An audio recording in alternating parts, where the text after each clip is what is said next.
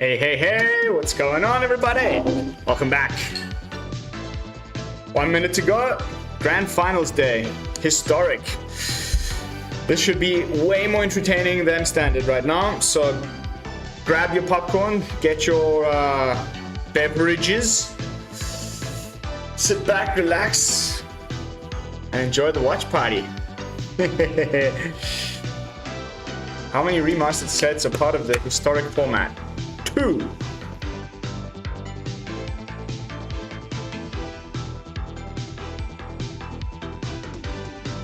Final answer.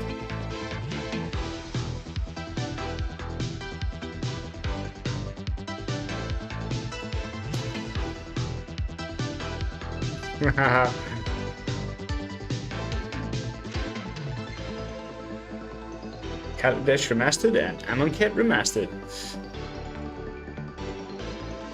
Oh, I'm doing very good, Mason. Thank you.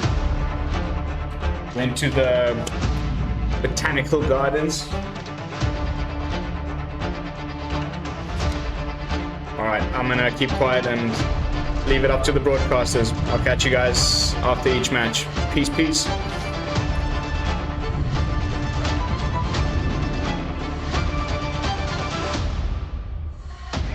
It is pretty risky here.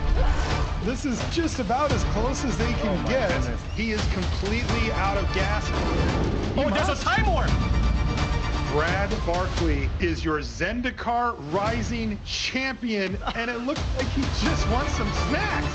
Unbelievable performance by Arnett Kushenbeth. Look at that! Sam Hardy is your Strixhaven Championship winner. From 03 to 10-0, Yuta Takahashi is your world champion.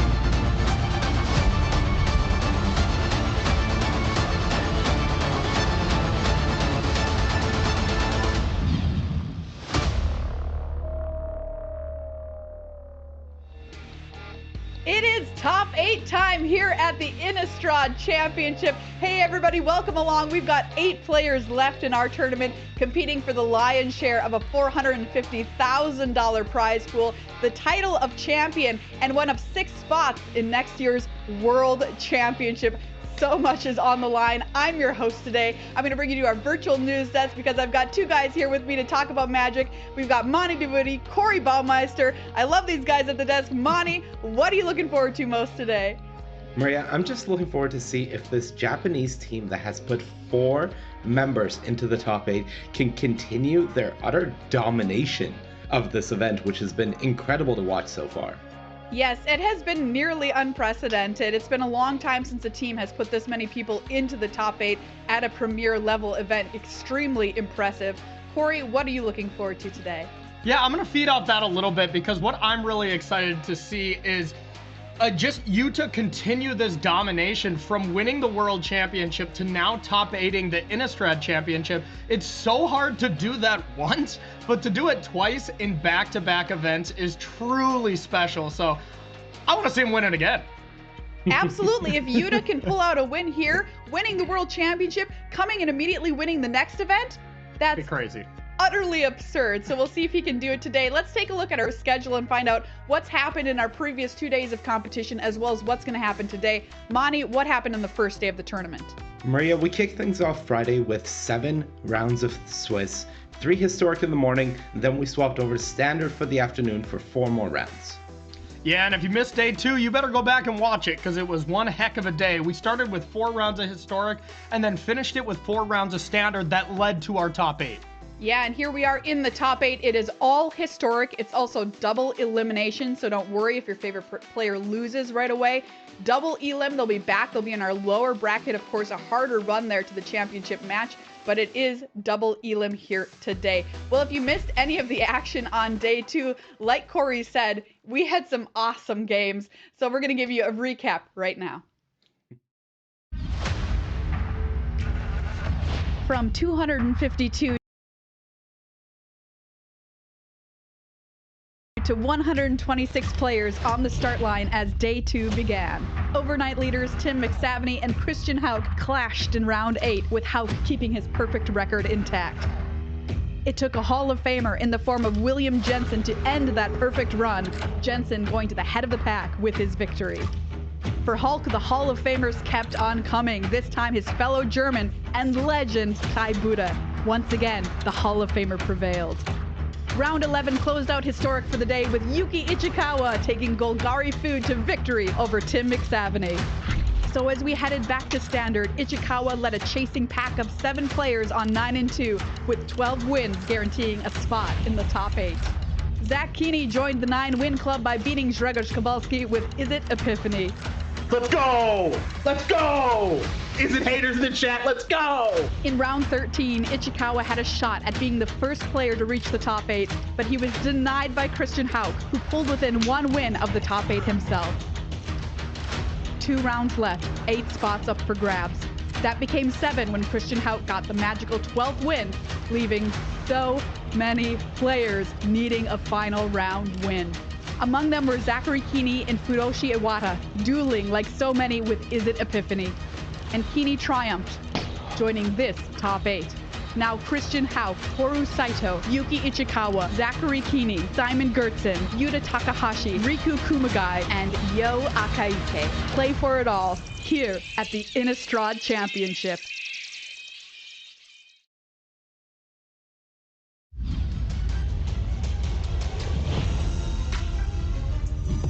Christian Hauck, Germany, Selesnya Humans.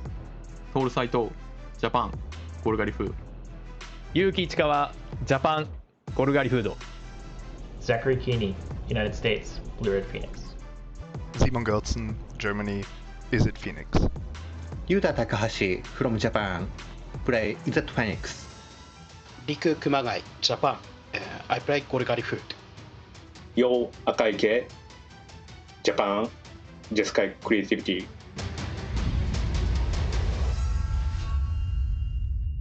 And those are your top 8 players here at the Innistrad Championship. Some awesome stuff there. And like I said at the top of the show, besides awarding a champion today, we're also going to send 6 people to the World Championship. We've got 31 spots to fill yet, Monty. Yeah, we sure do. And it's 31 because we have Yuta Takahashi already qualified. He's our reigning world champion. He's going back to defend his title at the next World Championship, and we need 31 players to join him there.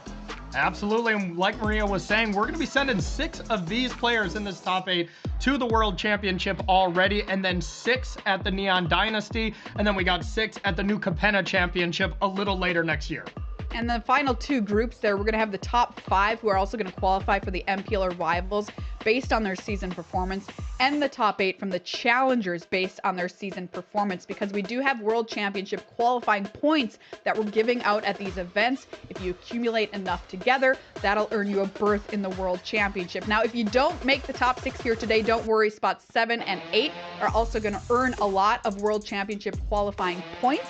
So those players are not going to go home completely empty-handed here when it comes to qualifying for the World Championship. So we've got 6 spots to award for the World Championship today. They're all blank here because we're going to put them all in there today. We'll fill it out as it happens here at the Innistrad Championship. This is so cool to send so many people so early in the season. Take a look. Here is our bracket. Here is how they are getting there, indeed, to the Innistrad Championship title match, and of course to the World Championship. Take a look at the upper quarterfinals. We've got Christian Hauck on Selesnya Humans versus Yo Akaike on Jeskai Creativity. Zachary Keeney and Simon Gertzen are playing a mirror match with Is It Phoenix. Yuki Ichikawa and Yuta Takahashi, that's Golgari Food, versus Is It Phoenix. Now, Yuta Takahashi is part of that Japanese testing team that sent 4 people here to the top 8, but he decided to go his own way in Historic, bring in Is It Phoenix. The rest of the team settled on Golgari Food, and you can see that there in Toru Saito and Riku Kumagai, both playing Golgari Food. That's a look at the upper quarterfinals. This is double elimination. Remember, let's take a look at our main feature match. Yuki Ichikawa versus Yuta Takahashi, Golgari Food versus Is It Phoenix. Yuki Ichikawa top-8'd 2 Pro Tours back-to-back in the 2013-2014 season. By the way, both of those Pro Tours, he started out 2 and 3 and managed to top 8 both of them. Also 9 Grand Prix top 8s and 4 wins to his name. Yuta Takahashi, your current reigning world champion. Let's take a look at Yuki Ichikawa's road here to get to the top 8. Went 6-1 in historic and had a 9-match win streak there in rounds 4 through 11, which is pretty incredible. Let's take a look at his interview with Corey last night and hear from him ahead of the top 8. All right, I am here with top 8 competitor Yuki Ichikawa. First of all, congratulations. What an accomplishment. So, first question is, how does it feel to make the top 8 with 3 other of your testing partners and friends? はい、すごい、不思議な気持ちです。もちろん調整はしてきたんですけれども、今回、ゴルガリフードと、EZAP ハニーっていう別にスペシャルなデッキではなかったので、こんなに、チームメイトを含めて自分も含めて、こんなに勝つとは思ってなかったです。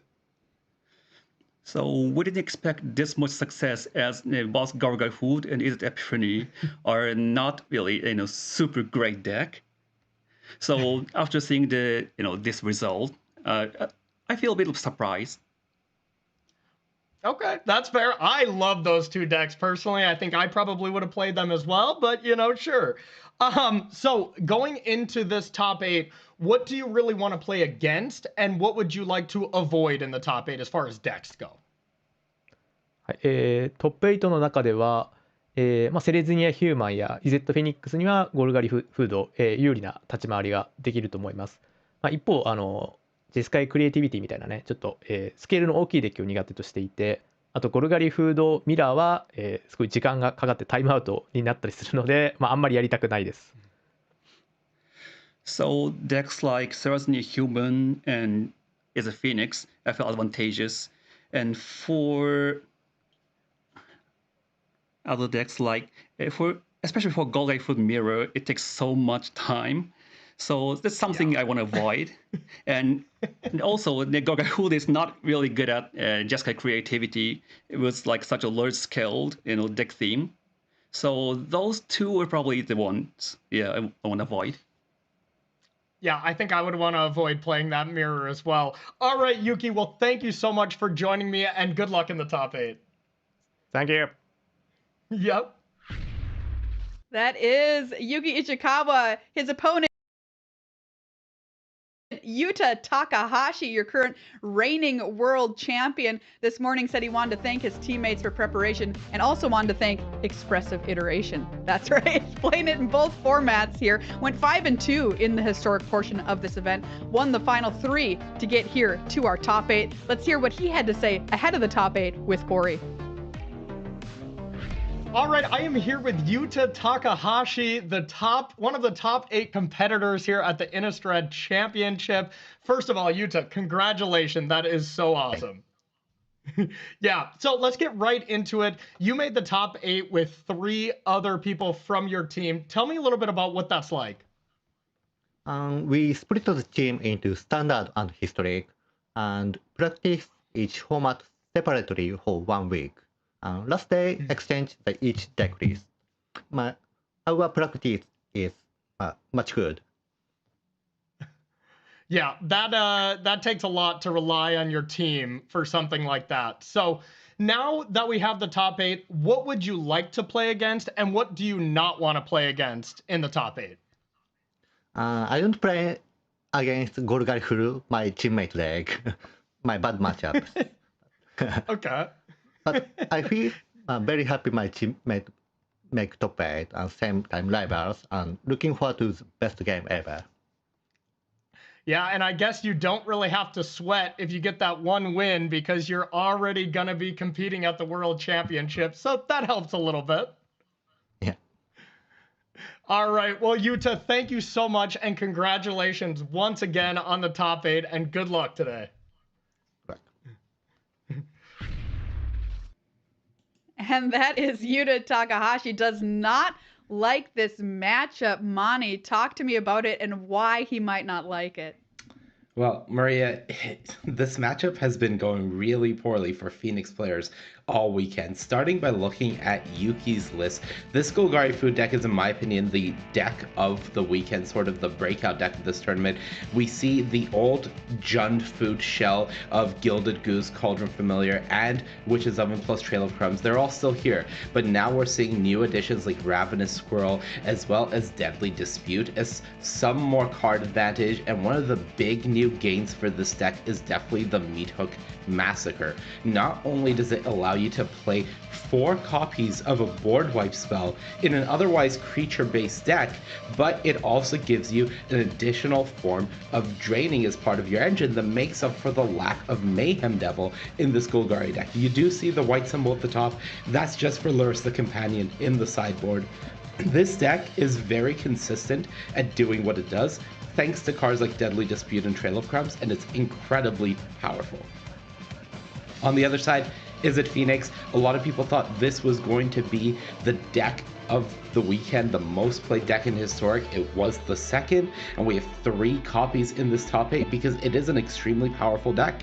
Dragon's Raid Chandler, the new standout 1-drop for this deck, really re-enables your entire game plan, allowing you to just get incremental advantage with every spell you're casting. And of course, Phoenix is the name of the game. You're trying to put those Arclight Phoenixes into the graveyard and then set up those big explosive thorns. As Zachary Keeney said yesterday, this deck is just more powerful than every other deck in the format, so it's a good place to be.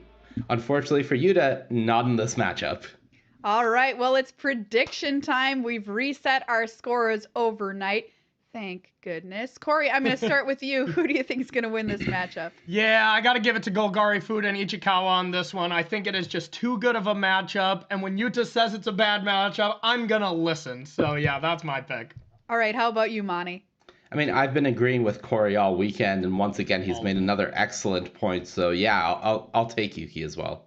All right, well, I picked Yuta Takahashi to win the whole tournament. No big deal, doing pretty good here, made the top 8. So I'm picking him again. Come on, Yuta. I know it's a bad matchup, but I believe. All right, so we'll see who wins. Let's take a look at the other casters who will be hanging out with you all day today throughout the top 8, giving you all the action from the feature match area. We've got Ailey Loney, Paul Cheon, Cedric Phillips, and Marshall Sutcliffe in the booth to bring you every turn from the games we show. Marshall, Cedric, Ailey, and Paul. I'm going to throw it over to Ailey and Cedric right now for the upper quarterfinals. Thank you very much, Maria. Welcome to the upper quarterfinals of the Innistrad Championship. I'm Ailey Loney alongside Cedric Phillips, and we are going to put someone into the World Championship right after this game, Cedric. Well, match, I should say. But I am looking forward to it. I cannot wait. Absolutely love this Golgari deck. But it's up against another powerful contender in the hands of the reigning world champion. What do you think of this matchup? It is more or less, I think, what everybody has said leading into this. I wish I had something kind of fun to say, no, Izzet Phoenix is going to win. This is what's going to happen. This is so hard for Izzet Phoenix. It really, really is. This Golgari Food deck that has been brought to this tournament has been dominant in the matchups it's supposed to be dominant in. And assuming good hands and great gameplay, which are things I would expect from Ishikawa, I think this should be advantageous for him. But stranger things have happened on the Sunday stage. They sure have. Let's take a look at the opening hands here. And just to give you an idea of how bad this matchup is, or is it, Golgari Food has a 71% win rate over it this weekend. That is quite a number. That's a lot. That's a very large number. Very, very large number. So, you don't want to think about that before the matchup, but, that's got to be in the back of these players' minds. They know that this is not going to be an easy fight. As we get things underway, Dragon's Rage Chandler down on the battlefield. We've got that little plant token, and now a goose. So the powerful 0-powered creatures have they've hit the battlefield. Yeah, the thing that's really nice about this Golgari Food deck is that a lot of its spells are just really, really cheap. And so that means you get to take a lot of game actions per turn. Just a couple of 1-drops to start the game off there. Of course, we see the Meat Hook Massacre, which is a thing that you can dump a ton of mana into if you'd like to. And of course, when a lot of your spells are cheap, that allows you to play an extremely powerful card like Lurrus of the Dream Den.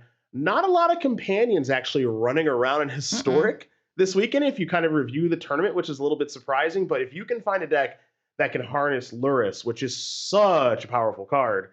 You got to be really happy about that, and Ishikawa does have one. I love that this deck has just been streamlined from the Jund Sacrifice shell that we've seen previously. It's just, no, we don't really need that. We don't need the Mayhem Devil, which was the main appeal to it, as well as Claim the Firstborn in certain instances. As we see, Spikefield has it take care of that Shambling Ghost, so no -1/-1, and no treasure either, as it's going to get exiled. I like this attack here. Like, do I actually want to block? All right, well.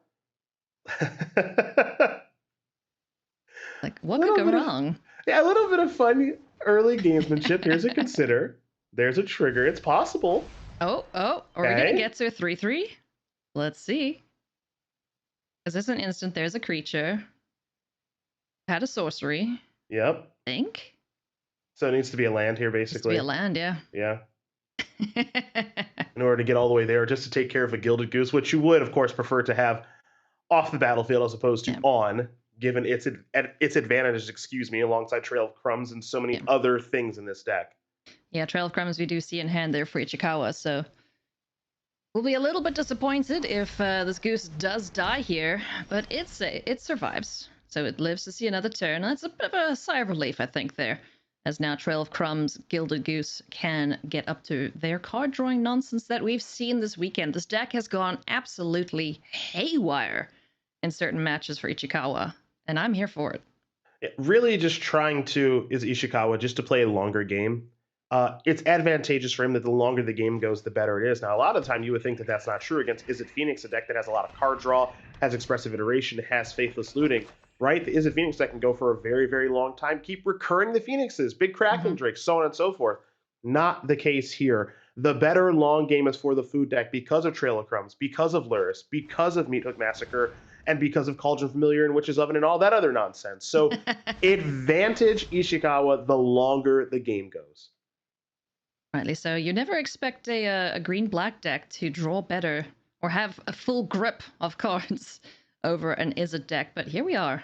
Expressive Iteration is going to do its best for the reigning world champion.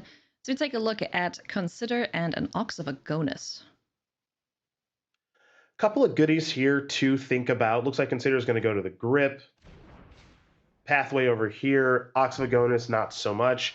One thing that I was thinking about as I was kind of analyzing the deck lists last night and early this morning was, naturally, if you're going to be on the Izzet side of things, you have to think to yourself, okay, look, the matchup is bad, but how can I win? What's my game plan to maybe steal a game? Is it an early Arclight Phoenix, Faithless Looting, like double Phoenix draw, and things don't come together for my opponent? Okay, maybe. But another way to do it is Crackling Drake because it's so big. Yeah. And it puts a lot of stress on Ishikawa having Gilded Goose to chump block or Fatal Push to actually kill. As you're going to see Consider actually turn on this Dragon Rage Chandler. And now perhaps this Fatal Push is going to go that way. And that's one less Fatal Push that takes care of the aforementioned Crackling Drake that can steal a game because it hits for so much damage so quickly. So as we watch these games unfold, thinking about how Takahashi can maybe steal a game, I do think it revolves around Crackling Drake being extremely large. That's what we're going to be working towards for Yuta Takahashi, as we'll see the Goose on the end step sacrifice the food, generating that mana, take a look at the top, and find a Blooming Marsh as well as a Shambling Ghost. So let's grab the Ghost. There's another Fatal Push. So that is very, very good now for Yuki Ichikawa. He's setting himself up excellently in this matchup. And now, one thing that this deck doesn't do, like you mentioned, is it doesn't close things out quickly. You know, it's a slow burn. It's like a couple little pecks here and there, some life gain and drain, whereas on the other side of things, Yuta Takahashi can't kill you in one turn. It just takes a bit of setup to get that graveyard nice and full and get those birds flying. Yeah, both these decks do have some assembly required, which is what I like to say, but one of the things that's so compelling and so powerful about this Golgari food deck is it does just kind of grind you down and gets to a point where it's inevitable that it will win through its engines, through its Trail of Crumb engine, which is so incredibly difficult to overcome and beat. If you think about the decks coming into this event that we expected to do well, yeah, maybe there's a Mayhem Devil deck out there. We knew Selesnya Humans was going to be big. We knew, of course, that Izzet Phoenix was going to be big. And when you think about that, you think of a bunch of decks that don't really rely on an enchantment like Trail of Crumbs. So a lot of players really aren't prepared to beat it, which makes a lot of sense. Right, so as we're going to see, this big old crackling drake hit the battlefield here, draws a card. And unfortunately, it's going to meet its doom. As we see an activation here of Trail of Crumbs. Could have gone for the Fatal Push there, but more interested in getting the Soul Guide Lantern off the top of the library. And that's the other key card I wanted to mention in the matchup. Soul Guide Lantern is very impactful against Izzet Phoenix. Breaking news, I know, but that's why I'm here. Faithless Looting, of course, you can manage that. You can take care of Arclight Phoenixes and stuff. Now, it's not always going to be an A+, but it's more often than not going to be like a B-. Like, it's got a high ceiling, but it's also got a high floor, right? And at the very worst, it cantrips. You can bring it back with Lurrus, yada, yada, yada. Really, really nice card to have around. Finding that card to kind of contain things, but you don't have to break it right away is really, really nice. And now you've also got Crackling Drake managed with the second copy of Push. So again, Ishikawa just kind of settling in. Not in a rush, just slowly building an advantage. That's all that's happening here. Dragon's Rage Channeler is the draw here for Yuta Takahashi. The 7-4 can effectively... It's managed. It does have that annoying text on it that it does look at cards in exile too, so it won't get tiny. But it will make the Dragon's Rage Channelers 1/1s yet again, and yeah, can't get rid of any Phoenixes if they are hanging out in the bin there. And if you think about this particular turn that's taking place, so an expressive iteration got cast, and I don't know if our wonderful viewers, noticed, but Ishikawa with just an affirming head nod, which is sure. And the reason I mention this is because it is very rare that expressive iteration doesn't matter, that you don't care because the card is so powerful. But as Ishikawa is developing this battlefield and working towards this inevitability, take a look at a couple of cards. I've got Trail of Crumbs going. It's not going anywhere. My draw engine is better than your draw engine. I've got your Graveyard managed. I've got your Crackling Drake managed. And if anything gets a little too hairy, I've got this Meathook Massacre. And oh, by the way, Lurrus is also at the ready. So he's comfortable in the situation he's in, and with very good reason. Firmly in control at this point in the matchup. What does Takahashi have to string together here to swing that advantage bar in his favor, Cedric? And that's a great question, and that's a tough question to answer right now, right? Because Soul Guide Lantern's got Phoenix on lock. Looks like we're going to get a little chump block here, perhaps. See an activation of the Goose, maybe a sacking of the food in the push. We'll see, of course, because we could just see a simple chump block. Lurrus gets the Goose back, whatever. Yeah, exactly. So what does Takahashi need? Maybe another Crackling Drake. Phoenix draws aren't going to be great right now. DRCs are just okay, but they're managed because of the Soul Guide Lantern. So this is a tough question that you asked me early this morning. I'm sorry. It really is. Coffee before we get... it's a tough question. Yeah, because I'm looking at Takahashi's hand and I'm just like, okay, well, Dragon's Rage Channeler, sure, cool. It can filter off the top of the library for you. It's not going to be very impactful on the battlefield, though. As you mentioned, the graveyard is in check. We have an insurance policy for Yuki Ichikawa with that Soul Guide Lantern. That's like, okay, I guess I just try hit you, keep Lurrus in check, kill your geese. Because there are answers for Lurrus and Goose. Well, what I find to be so compelling, right, is you try to pick apart what Ishikawa is doing, right? I can answer Goose, I can answer Lurrus, I can answer a lot of your creatures. Izzet Phoenix does that very well, and Takahashi's build of Izzet Phoenix does that very well. But what's the one thing that he can't answer? Enchantments. Trail Crumbs, yeah. Trail Crumbs. Nothing clean. Gust temporary. That's it. Even then, so if you gust it comes back, you get a food again. Yeah, so it's like, it's a temporary answer to a very real problem. Here comes the powerful little companion, Kitty Cat. Oh, my Lurrus favorite. Of the Dream Den. My favorite. Yes. Sorry, don't leave home without it. I'm glad you and I agree there. Goose is going to come back, or at least attempt to, and Ether Gust is going to say, nope. Back to hand you go. You can still cast it, though. Interesting choice here. Well, Gus is going to put it right back on top. Oh, right back of on the deck. top, excuse me, yes. Here's the garden, make the plant. And Lurrus is managed. And one thing I'm sure Ishikawa knows in this matchup, of course, is that Lurrus is not going to stick around for long. We're looking at a deck here from Takahashi that has... let's run it down, shall we? 3 Flame Blessed Bolts, 4 Unholy Heat, as ways to just cleanly kill that card for 1 mana. So Lurrus is never really going to stick around too long in these games. But it would like to bring something back along the way. Yeah, so that Gust just coming up the top of the library and not getting any value really off of Lurrus. Faithless looting. Let's have a look-see on the top of the library here. There's an opt into the graveyard. Can we find some other goodies? Remember, no real reason right now for Ishikawa to make a move with Soul Guide Lantern. Can just sit there with that.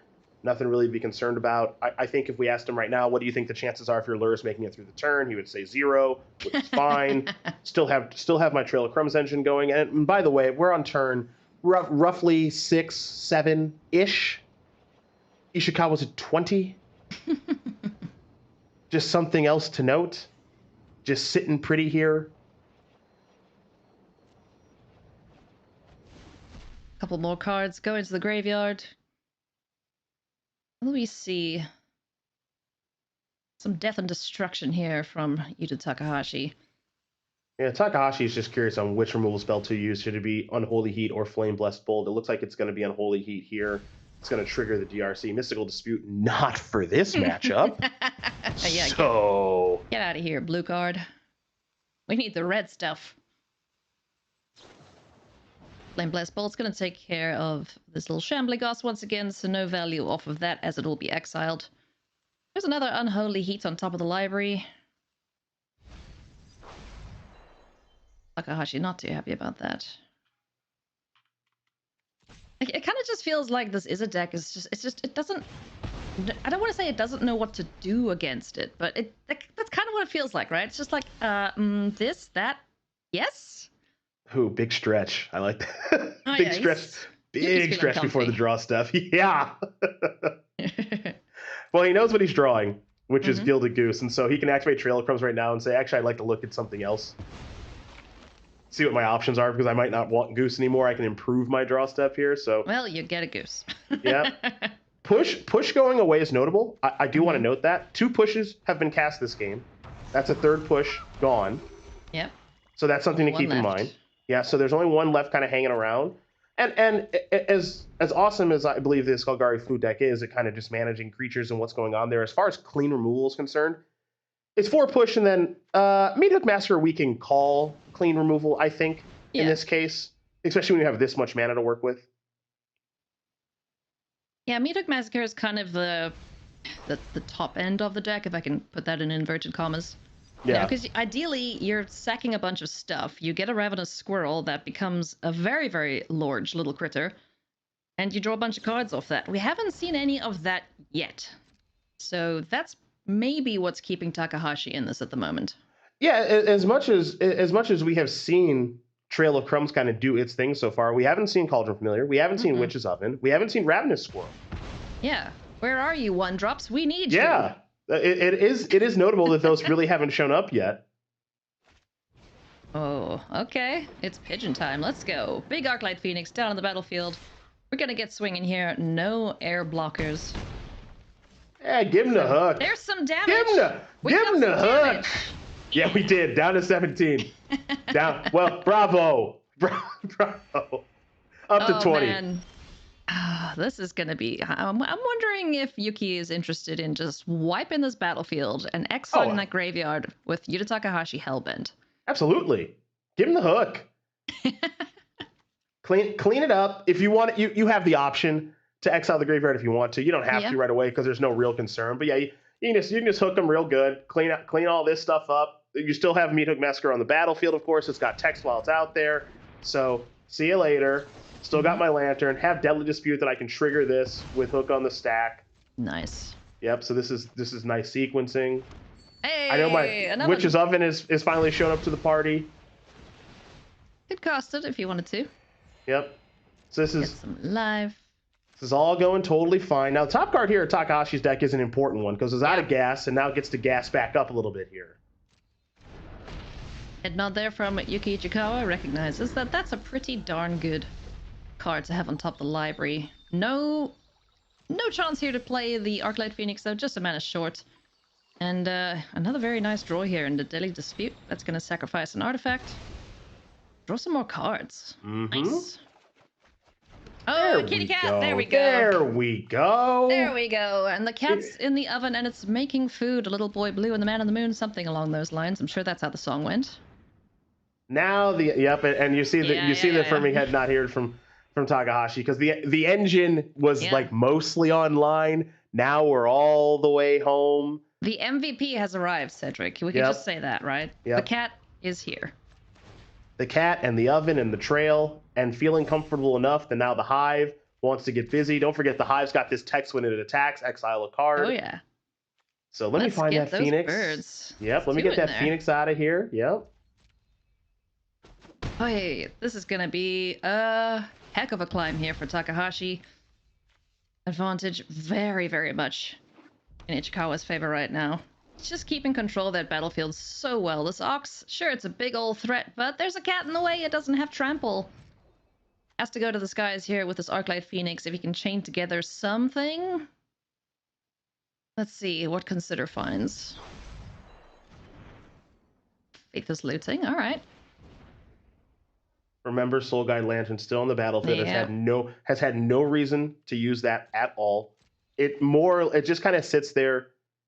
I guess I'm going to call it like an enchantment in some respects. Yeah. It's just like, I'm just whatever. Just an insurance policy. In case anything gets a little too out of control. Now, Crackling Drake is a pretty nice draw. If there wasn't another Meat Hook Massacre. If there was another hook over there, I would agree. Because again, as we're going to watch these games unfold, I do think that Crackling Drake trying to steal a game with a couple of big blows is something to look towards. Mm-hmm. But I realistically, if Ishikawa's deck is functioning as intended, I just don't think that's ever going to happen. Yeah, it's enormous. It's exactly what it needs to be. It's not hasty, though. That's the problem, Cedric. Yes. No haste. This Arclight Phoenix trigger, Ishikawa can say, do I care? I'm going to go with not really. He's sitting at a healthy 23. 23? I don't think he cares much. I'm gonna clean that out along with the rest of the stuff that's on your battlefield, so that's fine. Ox of Agonis doesn't really get to do much work in this instance, of course, because Call to Familiar plus Witch's Oven. Oh no, so many things are gonna die. And here we get to do cat shenanigans. There's the Mayhem Devil-esque effect with Meat Hook Massacre pinging every single time. And let's just wipe this battlefield, shall we? Let's see how quickly Takahashi concedes here, or if he thinks that there's still a glimmer of hope. Yeah. Yep. It's like, yep, well, that's pretty much game over. Hey, and we got a ravenous squirrel. Yeah, Awesome maybe the only piece of the puzzle that was missing, because now, if there's anything I like this early in the morning, it's triggers. Oh yeah. And there's a lot of them. So here we go. Oh my god. Cat oven, found another oven, trail of crumbs, ravenous squirrel trigger, sacrifice this, got meat hook triggers. Oh yeah, let's just get it going. Yeah, that's what I like to see. This is my cup of tea. I love the style of deck, and I'm so glad it's doing this well this weekend. Got another cat, got another oven, got another squirrel trigger. Got I don't know, what clears this entire battlefield, Cedric? What's a magic card that just murders everything? Because he's gonna need it at this rate. Yeah. Ooh. You can make up a card. I don't know. Obliterate? Yes. That's an oldie but a goodie. Okay, Ox of Agonis, how you doing? Okay. Well, that's probably one of the best draws that Takahashi could find. Oh, hey now. Okay, I don't think it's gonna matter, but those are pretty darn good draws. Okay. You are excited. I mean, I'm trying to just give him a little bit of, you got this, buddy. It's probably not going to pay off here. But yeah, that's damn good. If you had some more life, I would say, okay, cool, he's in this. But he's at 5. Yeah, he's at 5 and is going to get drained out, and he knows that. And so we are all set here. This matchup... When the game goes, so I was gonna say when the game goes like that, Takahashi can't win. That's very obvious. The problem is the game's gonna go like that a lot, unless some real changes take place in the sideboard. that are impactful. And Takahashi even said it in the interview that he had with Corey. He said, this is about as bad as it gets for me. Yeah. And you saw exactly why over the course of that game, because we didn't see Oven plus Cat early. No. We didn't see Ravenous Squirrel early. We just saw Trail do its thing, timely removal with Fatal Push in the Meat Hook Massacre, using your life total as a resource, never panicking with Soul Guide Lantern, and eventually, inevitably, Ishikawa knows, I've got the better of this in this matchup in every way as long as my deck cooperates. And it did in that first game. Now, looking at the sideboard plan here for both players, what's come in, what's gone out, and like I still think Ichikawa just has the better game post board. I mean, there's not all that much that Takahashi can bring in. Sure, you know, there's a couple of negates, there's a braid, there's Prismari Command, but even then, it doesn't feel as powerful. Yeah, and the cards that Takahashi's bringing, they're all fine. You know, Negate is timely, Gus can be timely, Narset is relevant. Same thing can be said for a Braid to manage something like a Witch's Oven. Prismari Command going to try to do that. Chandra is a card advantage engine. So all of these cards, they're fine. But they're not making the matchup appreciably better in my estimation.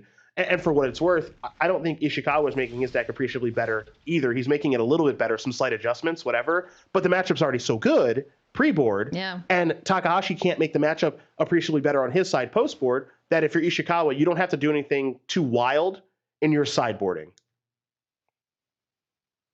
This is an interesting hand here, I will say, for both players, because Takahashi's kind of slow out of the gate here with a lot of these Sulfur Falls, Spikefield Hazard, a Braid, very reactive cards, and then a Thoughtseize is going to kind of unveil exactly what's going on in Takahashi's hand.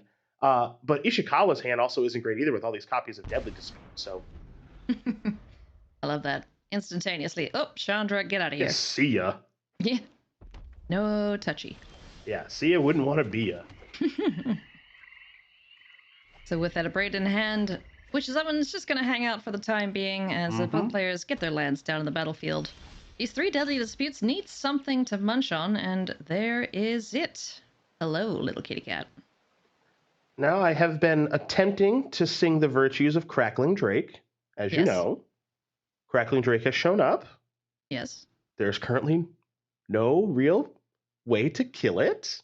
No, so it could be Takahashi is off to a decent start. Meat Hook Massacres, plural, did get sideboarded out. There's one left in. Now, Maelstrom Pulse came in.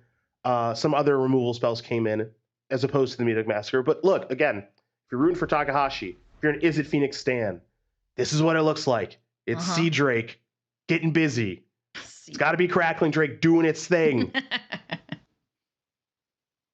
Oh man, that negate as well. So I'll be interested to see if he's just going to run it out and hope for the best, or if we'll see it played on a turn 6 to protect it with a negate. Yep. Ah, it's so tempting to kill this cat.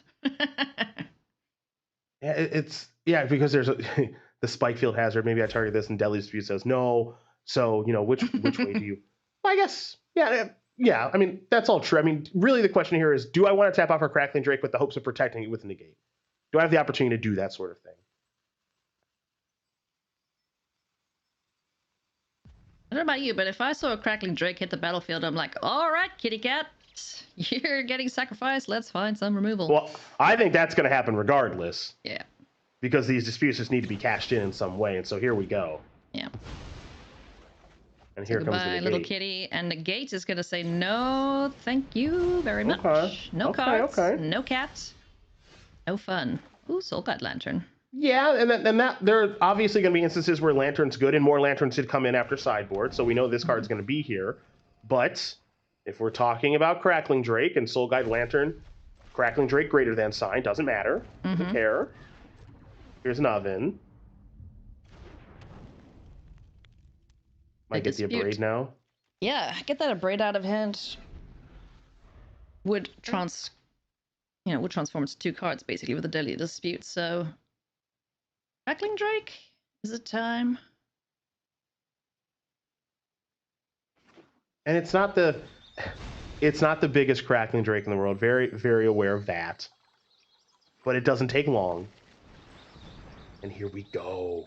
Just a baby, Let's but do can it. grow It's up a fast. itty bitty little baby. It's just a 1/4. Okay, Prismari Command, another very useful card off the sideboard here for Yuta Takahashi. Now, curious to see if Ichikawa wants to cash in one of these deadly disputes. Yeah, I think he needs to find some answers here for this Drake, otherwise it's gonna kill him very quickly.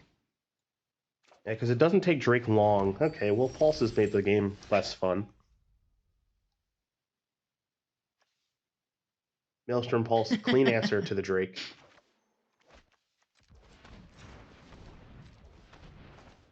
It's gonna be fired off right away. While the shields are down for Takahashi, no way that he can respond to this. That was kind of the hope. Can I untap with Drake? Do you not have removal spell for Drake here? Squirrel now. So we've seen this before, Ailey. The engine is starting to come online. There's no Trail of Crumbs this game, but the engine is starting to get churning a little bit here. Yeah. Spikefield Hazard, so tempting to fire off here on the squirrel. But Yuki Ichikawa would just be able to sacrifice that treasure. I mean, he could use the mana, he could not. But it would make it a 2/2. Mm-hmm.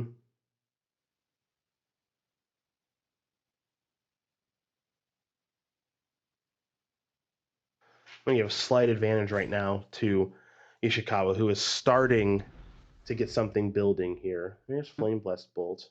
So a lot of reactive elements right now for Takahashi. Unfortunately for him, no great way to get proactive and start damage racing. No Phoenix, no Drake. Dragon's Rage Chandlers have been sideboarded out, so... Prismari Command would do a decent job of filtering through the top of the library. See which way current reigning world champion goes. Plenty of reactive spells, like you mentioned. Flame Blessed Bolt, Spikefield Hazard, Abrade, Prismari Command. All of these hit stuff. And you might have to cash in a couple of them to deal with one threat.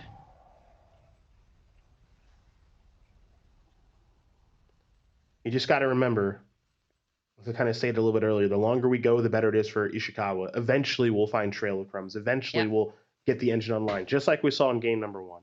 Yeah. Well, we could see if Takahashi pulls the trigger here and tries to kill the squirrel. Is, okay, you do Spikefield Hazard.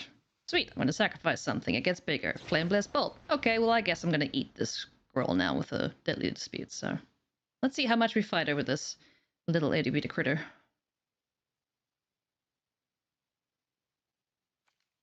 To battle we go.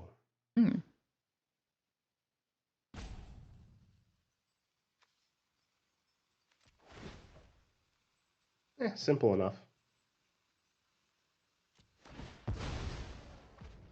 Squirrel gets sacrificed, creates a food token, and that will allow the cat to jump back out the graveyard and keep this engine going.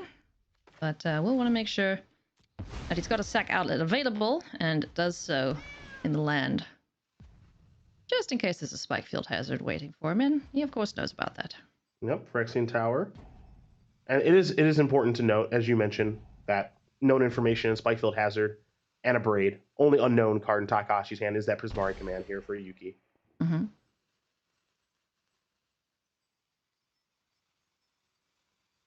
It's always so tricky to catch this cat. I don't know if you've ever tried to catch a cat, Cedric.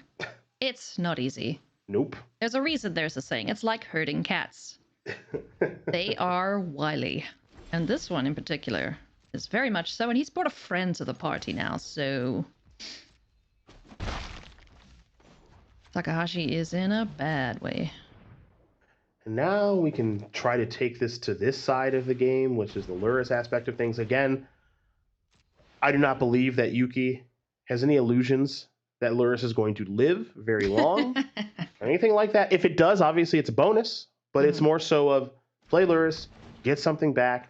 Yep. You have to kill Lurrus, and then you have to kill my Ravenous Squirrel if that is the card that does come back. Because you can't let Lurrus hang around for very obvious reasons. So Lurrus is like the glorified grave digger or raise dead type card, which is fine because it's free. It's free. It just hangs out. It's there when you need it. bring back one of your engine pieces, and the squirrel is a good target for it. There's Unholy Heat off the top of the library, so like you said, very, very reactive hand here for Yuta Takahashi. So we're gonna do some more sacking. I'm curious to see how Takahashi is going to use these reactive elements. You know, this Spike Field Hazard, it's going to have some difficulty really getting much of anything done over the course of this game, it appears. The Abrade, are you going to use that for the creature land, or do you prefer to use that on the Witch's Oven? Well, you're saving the Abrade for the creature land, I guess I'll say, especially when Abrade is known information. Prismari Command is unknown. What are the goals with that card over the course of this game? Is it going to be the treasure mode is almost certainly out, but are we going to do the old draw 2, discard 2, blow up an artifact, that sort of thing? Is it reserved for this particular card? Lurrus is a must-answer threat. It hits the battlefield. It needs to be dead almost immediately. But before you get a chance to respond, Yuta Takahashi has to see this Ravenous Squirrel come back from the graveyard, and then we'll be able to take care of the little itty-bitty kitty. Nice. So 2 damage and the destruction of the Witch's Oven. Yep. Now the oven can get another sack in before it dies, and there's a Deadly Dispute ready and waiting to cash in on that. Turn that oven into 2 cards. Why not? Yeah, it's more the question right now is you see Ishikawa, I think, thinking about a couple of things. 1, do I want to use the oven? Looks like the answer is yes. 2, do I want to use Deadly Dispute? If I do want to, how do I want to go about casting it? That sort of thing right now. So oven sacrificing Lurrus, I think, is the most simplistic of plays in response to this Prismari command, which has now blown up that oven. But just, how do you want to use those cards? Food token off the Lurrus, and now the 3/1/1s. They're just 1/1s. They're not even that 1/1s. They're not even that big of a deal. No, but they'll just kill you in a couple turns. Braid, Unholy Heat, and Spikefield Hazard doing their best to keep control of this battlefield for Yuta Takahashi. Tell you what, I'm gonna keep bringing it up. People are gonna get tired of me saying it. Yes. I don't care. Crackling Drake, where are you? Yes. I need you. Come hither. Yeah, that's how I can steal it. Steam Vents, not a Crackling Drake. Takahashi still just on damage control.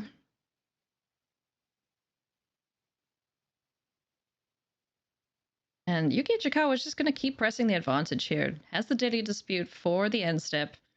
Can bring it back with the food. Has now an extra draw engine in this Ravenous Squirrel, so it's looking pretty good. Yeah, it's time to respond in kind here, I think. Maybe sacrifice this to the tower.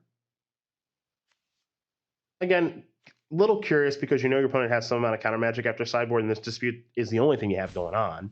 So you just want to make sure that you actually do time this in a meaningful way. Yeah. So first things first.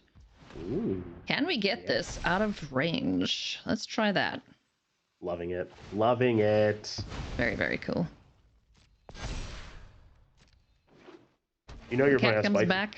Yeah, I like this because your opponent has Spikefield Hazard, so you're just kind of going like, okay, I'm gonna sack some stuff, do some things. Now my thing's a 4/4. Okay, so your braid resolves. Next game action. Actually, you might just respond now. Okay, I can understand this too, which is do this while Braid's still on the stack. Turn my creature into a 5/5, so that I know your hand is a Braid plus Spikefield Hazard, and that's not going to get it done in this instance. Yeah, it's gonna have to be every single removal spell in Takahashi's hand if he wants to kill this squirrel, and I don't even know if that gets it done. Oh gosh, and now it's drawing cards. Look at this. Look at this squirrel. All in response to an Abrade. That's what you call a how about no? I guess now I'll say Abrade resolves. Yes. Yeah, there's nothing else you can do, so Unholy Heat. Okay, hold on. 3, 4. Are we short? Let me see.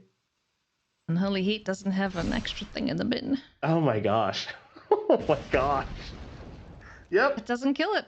Can only deal 6. Oh boy. Boy. Yeah. Oh man. Oh my goodness. Oh Look man. what that means to Ichikawa.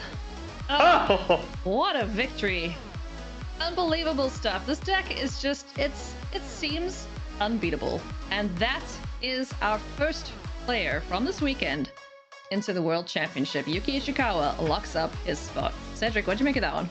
Boy, I would not want to play against Yuki because that's, I mean, just that sequence, right? It seems so minor, right? But it's, you and I were kind of joking a little bit, right? It's just 3/1/1s, and now to 7/7. Yeah. Based off of based off of essentially nothing, but knowing exactly how to sequence everything. You cast into Braid, that's a mistake. One moment. Respond. 7/7, your entire hand's useless and you can't beat this or anything else I have going on. He's locked in.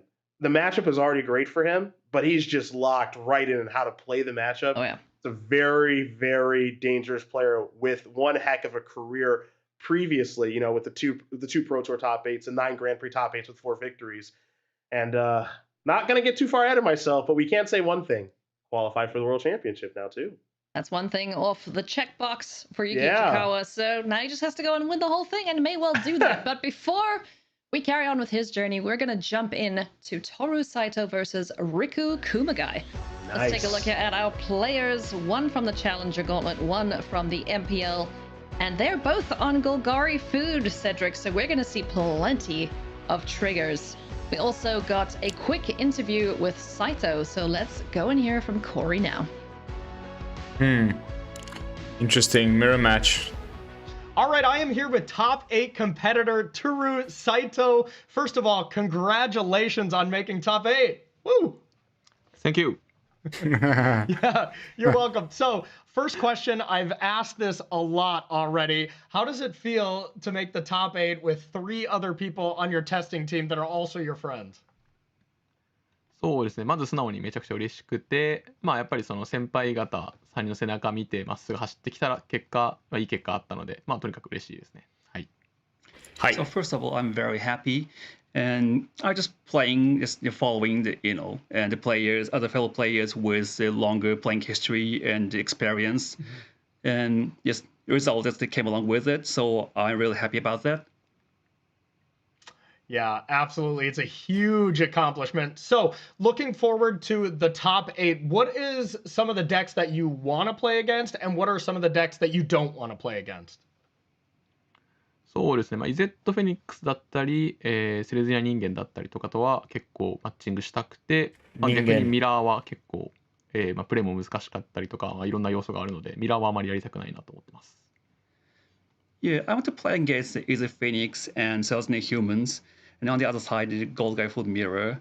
That takes a lot of time, and also it's difficult to play against, so that's a deck I don't play against. Yeah, it seems like to be the common theme of what people don't want to play is that mirror match, that's for sure. So, all right, well, congratulations on making the top 8 and good luck in the rest of the rounds. Thank you. Thank you. Saito's opponent is Riku Kumagai, also playing Golgari Food. Let's see what he has to say about the top 8. I am here joined by top 8 competitor Riku Kumagai. First of all, Riku, congratulations on the top 8. Thank you. That is so awesome. Okay, so how does it feel to make the top 8 with the rest of your testing team, with 3 other people from your testing team, and your friends? まあ、いいデッキができたと自信はあったんですけれども、まあ予想外でしたね、さすがに。Yeah, I did have a confidence that we built a good decks, but the result we see here is surprising. Yeah, I've been getting that answer a lot from everyone on your team, despite you all absolutely crushing it. So that's pretty interesting. So for the matchups in the top 8, what are some decks that you are looking to play against, and what are some decks that you're looking to avoid? まあ、一番、嫌なのはミラーマッチ、ゴルガリフードミラーはとても長いゲームになるので、まあ、ちょっと勘弁してもらいたいですね。まあ、それ以外だったら何でも OK です。The worst and I want to avoid is the Goggle Food Mirror match, as it takes so long. For other ones, yeah, that's okay, except Golgari Food Mirror match. Yeah, those Golgari food mirror matches are always extremely tough to play against. That is for sure. So, all right, Riku Kumagai, thank you so much for joining me, and good luck in the top 8. Thank you. Well, I hope you like Cat's food and triggers, because we're about to see that in this mirror match here between these two teammates. So let's jump straight in. I can tell you we're joining in game number 2. This one's gonna be crazy. Game number 1 took a staggering All right, guys. 35 minutes, Cedric. 35. Yeah. Good grief. We may be here for a while, and that's okay with me. Now, one thing I really do enjoy, as we've heard from these players, right, is, you know, we're really happy with our deck. We think we have really good matchup in these various spots. All great and clearly all accurate. Yeah. But one of the things that I think does happen sometimes when you are doing some format break-in is how much do you test against the mirror with your teammates, right? And how well do you know what matters and what doesn't matter in the mirror match? That type of thing, because this mirror, frankly, it's a mess. It's a total mess. There's so much going on, but sometimes things can be more simpler than they appear. And what I mean by that is Toru has taken a mulligan, well, quite a few here in game 2. Hasn't found a green source yet, but does have a cat, has a squirrel, now just needs to find a land to unlock that deadly dispute at the very least. Finds a Kelny Garden, so that'll enter tapped. There is the little plant token that comes along with it, but still okay for the time being. We know how quickly this deck can refill the hand, especially with that Trail of Crumbs. On the other side of things, Ravenous Squirrel, Outland Liberator, as well as now a plant token and a Witch's Oven, so Kumagai a little bit advantaged at this point. Yeah, Kumagai has a very, very nice setup at this stage of things. You can see the potency and power of Outland Liberator in this matchup. We've mentioned Trail of Crumbs so much. Don't forget about Witch's Oven and just some of those permanents that Outland Liberator, does destroy. So a really good card for these players to have access to. Yeah, both players do have them. Toru Saito's is still in hand, though. So let's see where we go to first for our player who needs to catch up here. Riku Kumagai is up a game, so I can't imagine how many clicks per second they were doing in the previous one if it took 35 minutes. We see there's 10 minutes left on Toru Saito's clock, so he's got some work to do. Yeah, and you beat me to it because this is so grindy, because it's such a mess, because there's so many game actions going on. The clock is a real factor, so you might get a little bit more aggressive than you normally would in a lot of instances. Now you're seeing Ravenous Swirl say, yeah, let's get in the red zone right now. Quick block with that plant token, sacrifice it to Witch's Oven. And I think one thing that may happen, this is the first of what is potentially many Golgari food mirrors, is we may see these players play at a very accelerated pace because of how grindy and how game action heavy, this matchup can be. Yeah. We're going to do our best to keep up with him, as Toru Saito is just flying through his decisions here. Outland Liberator is going to hit the battlefield. It can take care of one of those enchantment or artifact on that side of the battlefield. So it is going to be Trail of Crumbs. Goodbye for the time being. We do see that Mystic Repeal in hand for Kumagai, who can also get rid of Trail of Crumbs. But block and a sack here, most likely from the Outland Liberator. So no more Trail of Crumbs. It all got eaten up. Yep. It's important to manage that resource on both sides of the battlefield because it can run away with the match all by itself. So the players have put a huge priority on having cards that can take care of that. Now we might see this game become about Luris, as it's being added to Kumagai's hand. Yeah. Could play it, but don't want to lose that Ravenous Squirrel, so Kumagai is just going to pass the turn back here. And we're going to see another sacrifice, so one thing that these players don't have is an answer to the Phyrexian Towers, so there will be at least a sacrifice outlet still going. The squirrel, of course, is a source of card draw. That cat's not getting through, so let's munch on it, let's find a card. Let's see if we can find a goose or something that creates food tokens to get this cat out of the bin.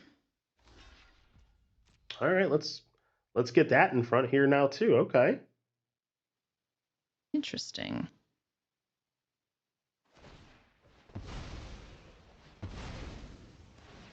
Alrighty. Yeah, new card. It's another chump blocker there in the garden. Yep, and with Luris in hand, can easily get that back and get the counters going again.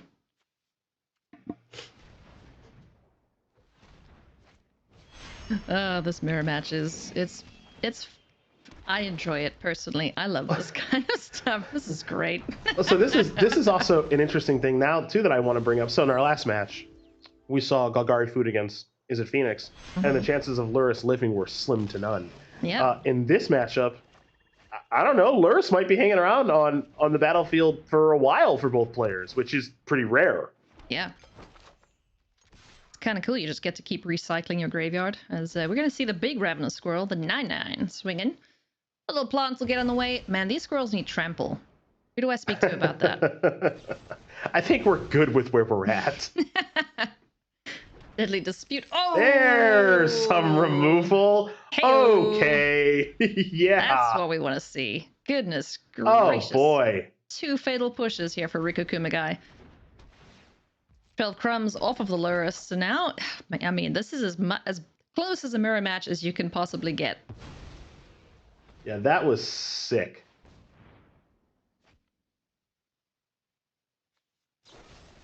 And both players now less than 11 minutes on the clock. Fatal Push is going to take care of Luris.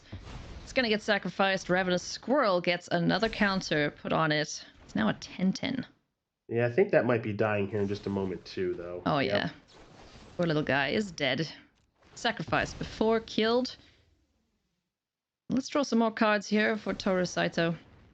And Mystic Repeal is going to get rid of that enchantment. So no more Trail of Crumbs on the battlefield for Toru Saito. No more Luris. So advantage Riku Kumagai. He is going to try and get this game closed out as quick as he possibly can. Yeah, Kumagai's got the better battlefield, and that's pretty much underselling it, right? You've got Trail, you've got Luris, you've got Oven, and we might have, well, I think maybe a concession there, yeah, but Needs to get it to nighttime. Yeah, considering still playing it out. I mean, Liberator can kill the Trail, but that's also just a temporary answer because, of course, Luris will say, hey, I'll bring it back, and that sort of thing. Yeah, so this is yikes. This is a bit of a yikes here. Yeah, let's push that advantage bar up a little bit because Riku Kumagai is firmly in the driver's seat at this point. Has all the gas, has the engine running, has the Luris on the battlefield. And another Trail of Crumbs drawn off the top. As is the case. They always come in pairs. Plenty of mana to work with. Squirrel, Luris, Trail, Oven. I guess, in theory, missing Cat and a land is not going to help. That's going to do it. Riku Kumagai with an overwhelming battlefield is the next player that we are going to put into the World Championship, Cedric. That must be a good feeling, right? It's like you're only you've just started your top 8 day, and all of a sardine, you are the World Championship. I mean, right off the jump, right? There's a lot of pressure on the match in front of you. You win this one, and it's a very, very big deal, qualifying for the most important tournament that's going to be taking place in the near future. So congratulations to Riku on a big W. And I got to say as well, he's really, really starting to make a name for himself as far as not only excellent play, but the decks that are being brought to these tournaments and the domination by him and the teammates. This is becoming very notable now. You know, it kind of started off kind of small a little bit. I remember the mono black aggro deck that he played with Rotting Regisaur and stuff, and it was like, okay, you know, like I know you've got some accomplishments and stuff like that, but like this is a runner-up finish now, and now it's like, okay, you're just a consistent fixture on day 3 now is what's going on, and your decks are awesome. They are. Yeah. I was a big fan of Riku Kumagai. As soon as we saw that mono black deck, everyone was rooting for him. And it's just so great to see him at every single event so far, making a name for himself and rightfully deserves a spot in the World Championship. So congratulations, Riku and your team. I mean, they need to get one more person into the World Championship and they're good. I think so. Just crushing it. Haven't seen a tournament like this, like pure dominance. I've got to go through my historical archives and brain. It's been a minute since I've seen something like this. This is really impressive. We're going to jump into another upper semifinal. Sure, let's go. Let's go. It's Christian Hulk versus Yo Akaike. Let's jump in here. Selesnya Humans versus Jeskai Creativity. Christian Hulk absolutely dominant throughout this tournament so far. And Yo Akaike, haven't got to see much of them so far, so let's jump in and see what is cracking here. Akaike is up a game thus far, doing shenanigans with Sarah's Emissary. We saw those cards be an absolute pain in the backside yesterday for a lot of players. So Hulk has a lot of work to do here. Well, as we lean into this game, we are walking into what appears to be a bit of a bloodbath as Hauk has a ton of creatures on the battlefield. But Jeskai Creativity can get very creative in getting themselves out of this situation. So we take a look at Yo's hand, and they have a Creativity, an Emissary, a Magma Opus, Prismari Command, a Riverglide Pathway, Crab hanging out, some treasures, a clue. So there's some things going on here. This one isn't as over as it may appear as we walked into this one. Yeah, as soon as we walked in, I was like, oh, but wait. Yo's got indomitable creativity. There's many things on the battlefield. What's the hesitation to fire off that spell? That's a good question. Maybe it's just not a game winner at this stage. I'm not quite sure because there is a known giant killer, more importantly, a known chop down hanging out over there. So maybe that's what's working itself into the equation this exact moment. 11 is a lot of 11's not a bad amount of life. I was going to say a lot, but it's not a bad amount of life for Yo to have right now. But whenever we do jump directly into a game, trying to assess the situation can be somewhat difficult and complicated, but it is an interesting one nonetheless right now. So Redain does tax more expensive spells. So ideally that gets off the battlefield before Yo starts firing off their combo. I like killing the Aspirant here. Let's Prismari Command, let's draw some cards. Esper Sentinel is only a 1/1, so Yo is able to pay that tax. Smack, swing. Just get in there and... I presume. You gotta get Yo dead, Christian. That seems like everybody trigger Adeline, make a 1/1. Okay, so 6 power. You got to block the 6/4, I think, right? 6. You don't block that. You take 6, 7, 8, 9, 10, 11. Yeah, so you have to block there, I believe. Yeah, I'm missing something. Has to be Adeline that's blocked here. And I don't think Yo is going to be too interested in cashing in treasures here. Oh, yeah, no. That'll be deadness. Okay. Let's block that guy. I've been wrong before. I will be wrong again. So. Down to 5 goes Yo. Does have another land in hand and a hard evidence to get another creature down on the battlefield, but I mean, it's go time or dead time, basically, right? Is there enough white mana to... Oh, no, you don't want to hard cast Terrace Emissary. That'll just get chopped down. Yep. Let's do this really quick. Looks like, yeah, there's going to be a trigger for the Sentinel. Yeah, not going to pay that.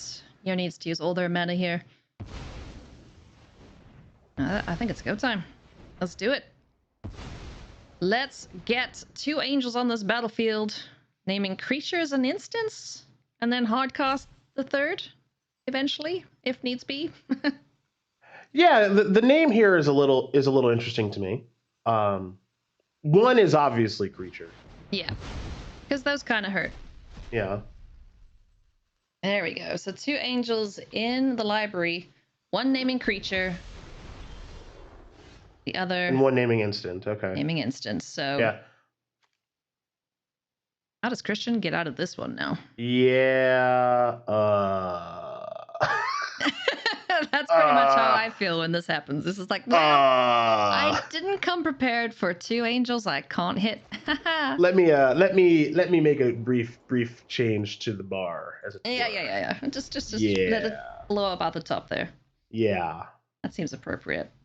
So the chop down aspect of Giant Killer would normally help here, but because instant is being named, that's not a thing. You're clear for takeoff with the attacks, and this is a reason to bring Jeskai Creativity to this event. Yeah. It's like the aggro decks aren't a problem if you don't ever get hurt by them, you know? Thraben and Spectre off the top of the library for Hauk. You can dig a little deeper into the deck, but I don't think there's anything that he sideboarded in that'll help him here against Yo Akaike. It looks to be poised here for a clean 2-0 and a spot in the World Championship. But they got to be feeling pretty darn good about that. A good game from Christian Hauk, and that is going to be it. Yo Akaike earning their spots in the next World Championship. Heck yeah, this is a great morning. Look how many people we've sent onto the World Championship.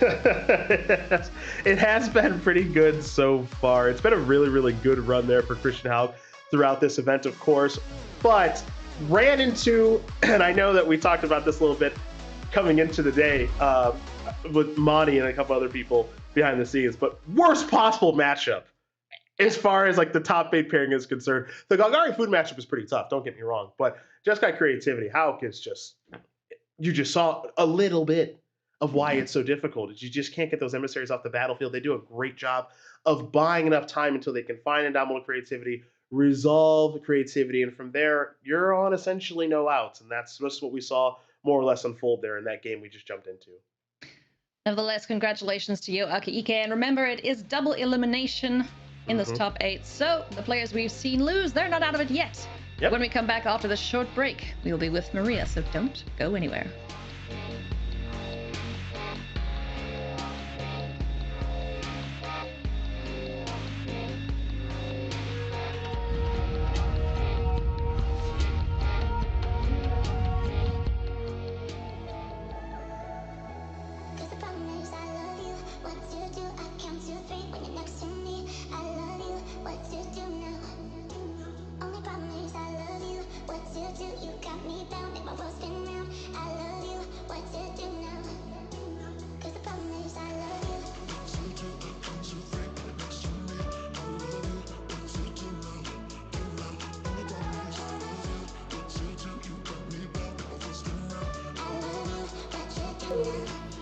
Hey, welcome, Darren. Good to have you, brother. I think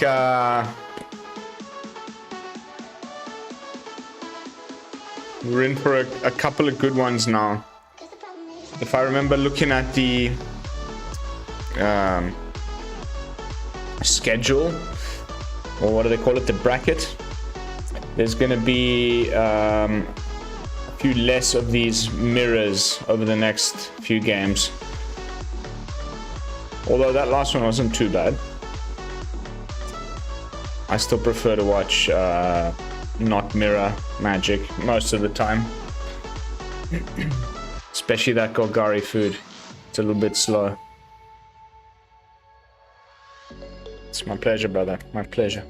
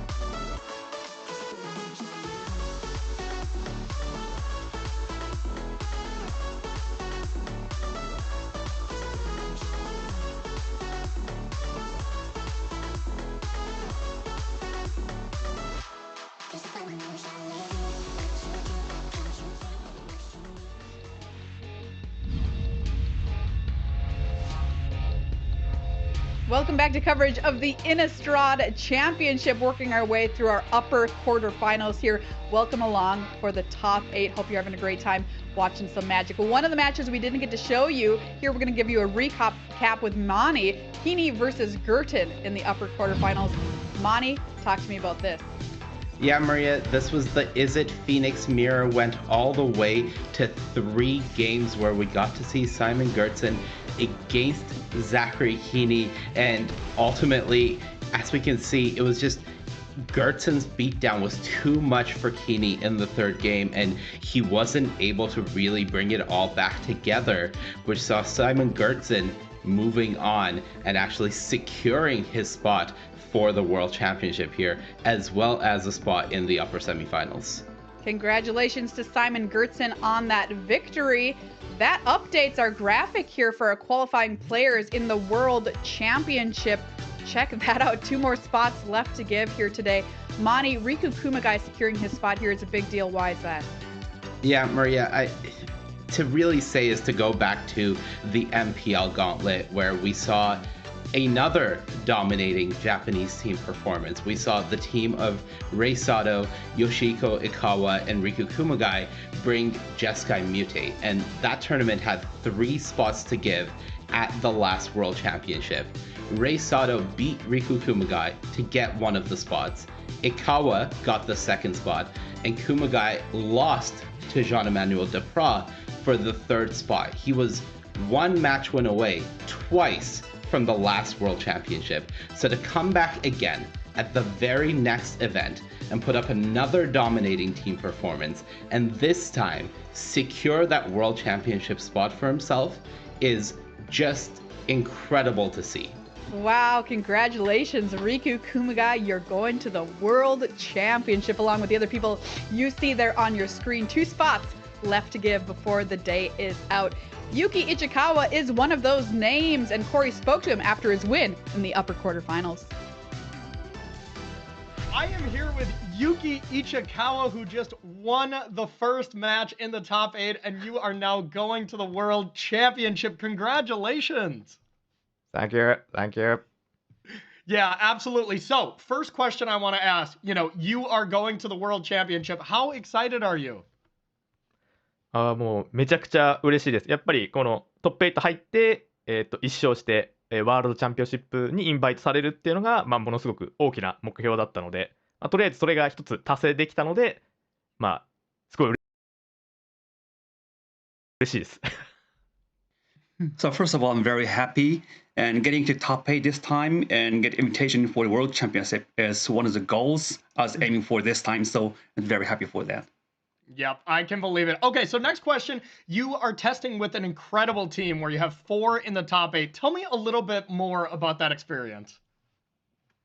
そうですね。前回のストリークセイブンチャンピオンシップの頃から一応一緒にチームメイトとやってるんですけれども、なんか本当に楽しくやってて、なんかこう変なデッキ回したりとか、変な雑談とかもしながらやってて、ただその中でこういうふうに毎回デッキが強く組めていて、本当に幸せですね。楽しくマジックができて強いデッキができてと、かなりいいサイクルになってるんじゃないかなと思ってます。So we've been playing as a team since the Strixhaven World Championship. So we're having a good time playing weird decks, having weird chat. At the same time, building a nice deck for the win. So I think it's making a good cycle with better wins. Yeah, makes sense to me. All right, so you're through to the upper semifinals. What do you think your chances are to win the whole event? はい。アッパーブラケットに入ったことで、イゼットフェニックスやセレズニアヒューマンに対しては有利なデッキだと思っているので、当たり方にもよると思うんですけれども、優勝を目指して頑張りたいです。はい。So we got into the upper bracket, and Golgaifu is a good matchup against the Is It Phoenix Healthy Humans. So it depends on the matchups and stuff, but I'm doing my best to make it to the title. All right, Yuki. Well, thank you so much, and good luck to you. Thank you.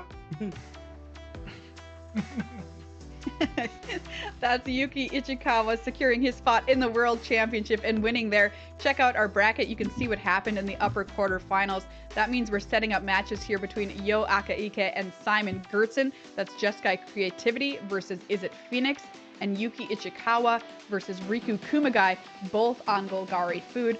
both members of the Japanese testing team, sending 4 people to this top 8, which is just incredible. Well, we're going to continue on with the upper semis here. So let's check out our feature match that we're going to show you here from the upper semis as we work our way towards finding our champion here at the Innistrad Championship. Simon Gertzen versus Yo Akaike. Is it Phoenix versus Jeskai Creativity? 3 top finishes for Gertzen, 1 for Akaike. Take a look at Simon Gertzen's road here to the top 8. Played Mono Black Zombies in Standard, by the way, which I just want to point out. 5-2 in Historic, the record there. Lost to Akaike in round 2, so a bit of a rematch here in Historic. 5 wins to close out the tournament for Gertzen, securing his spot here in this top 8. Talk to Mani before today. I am here with Innistrad Championship top 8 competitor Simon Gertzen. Simon, congratulations on making the top 8. Thanks a lot. Okay, so as of now, you are 1 match win away from making it to the World Championship. What would that mean to you? Yeah, I'm just realizing that I've made top 8, and then Worlds being on the line is really crazy to me. Like these kind of Worlds I've never played, so it would be a really nice milestone on my long resume of many years of playing Magic. Yeah, absolutely. Feels good to one more achievement, right, on the list of all you've already accomplished. Okay, so you're battling with Is It Phoenix in Historic. Tell me, what's the matchup you most want to face in that top 8? So I have actually had pretty good experiences playing against the Heliod Company decks. I think that Is It Phoenix is pretty well set up to beat them. It's probably even better than playing against Green White Humans, somewhat surprisingly. But so that would be the deck that I feel very comfortable with. Okay, what would be the worst matchup for you to see in that first round?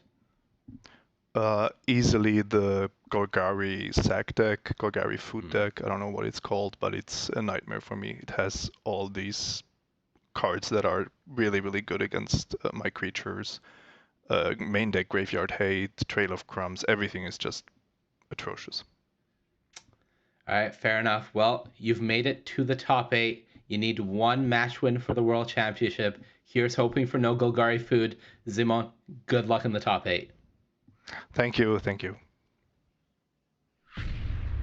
There's Simon Gertzen, my former coverage partner. Really happy to see him here in this top 8. He has gone 0-3 versus the other competitors in this top 8, though, so he does have his work cut out for him. Let's take a look at Yo Akaike's road here to get to the top 8.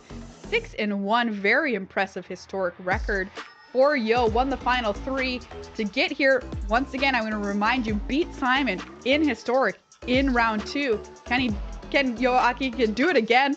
They talked to Corey before today. Let's take a listen. All right, I am here with top 8 competitor Yo Akaike. First of all, congratulations. Congrats on that. And so my first question is, how does it feel to make your first top 8 in a premier event? プレミアイベントに、そうですね、初めてのプレミアイベントのトップ8がまさか、チャンピオンシップだとは思っていなかったので、自分でも驚いています。すごく嬉しいです。So we are pretty much surprised to get into top 8 in this such a good and big event like in championship. So we are very much surprised, and at the same time we're very happy. Okay, fair. Yep, it is a huge accomplishment to already make it to the top 8. Now, next step is making it to that top 6 for the World Championship. What would it mean to have a seat at that World Championship? What would it mean to you? そうですね、世界選手権はもちろんずっとマジックをやってきて目指すべきところがこう初めて見えたので、思い切りやれるだけ挑戦したいと、そこに行けるように挑戦したいと思っています。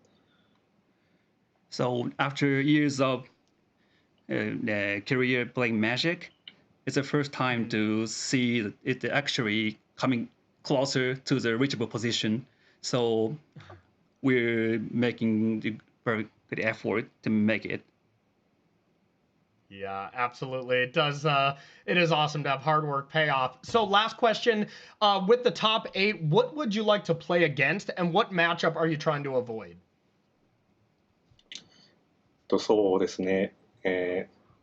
みんな強いので誰にも当たりたくないのが本音ですけど、一番当たりたくないのは、セレズニア・ヒューマン当たりますけど、で当たりたいのはイゼット・フェニックスですね。So every other player is very strong. So to tell the truth now, I don't want to play against any of them. But yeah, if we are to pick up one to play against is Celestial Humans, and yeah, it's at Phoenix. It's yeah, good matchup. Okay, perfect. Well, that's a very honest answer. I love it. Okay, well, thank you so much for joining me, and good luck in the top 8. And that is an introduction of our players, but what about the decks they're bringing? A little bit different here, Monty. Walk us through it. A little bit different indeed. Now, Simon has brought Is It Phoenix. This was, again, the second most played deck in Historic, and definitely one of the scariest decks that we have seen in this format.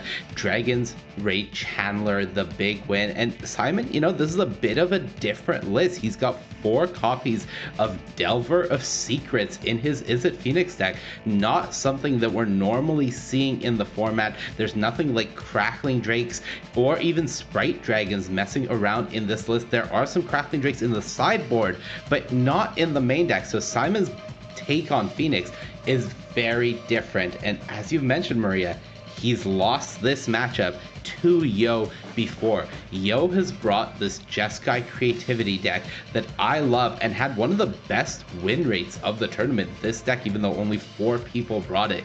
This is a bit of a combo control deck. You're trying to get tokens onto the battlefield using cards like Hard Evidence, Unexpected Windfall, Prismari Command, and then you're trying to target your own tokens with Indomitable Creativity to go get Sarah's Emissary from your graveyard.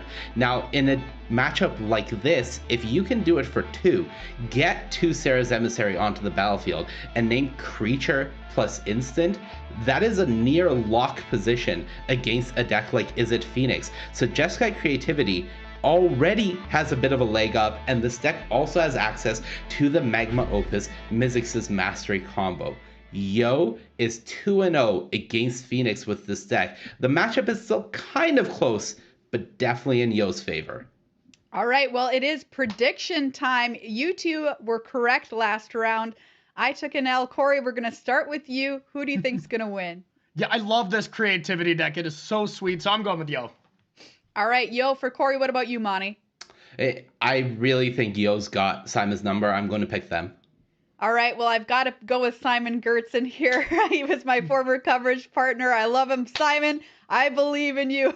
I'm always picking the underdog in these matchups. I believe in you. Maria's last words. Yeah, famous last words. Come on, I believe in you. Well, we'll find out what happens coming up. After this break, we've got the upper semifinals here from the Innistrad Championship. Players getting ready to do battle. We'll be back in just a couple minutes.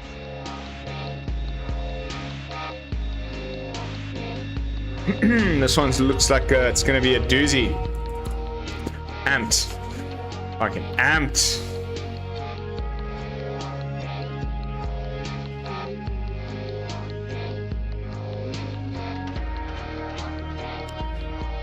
Wow, this...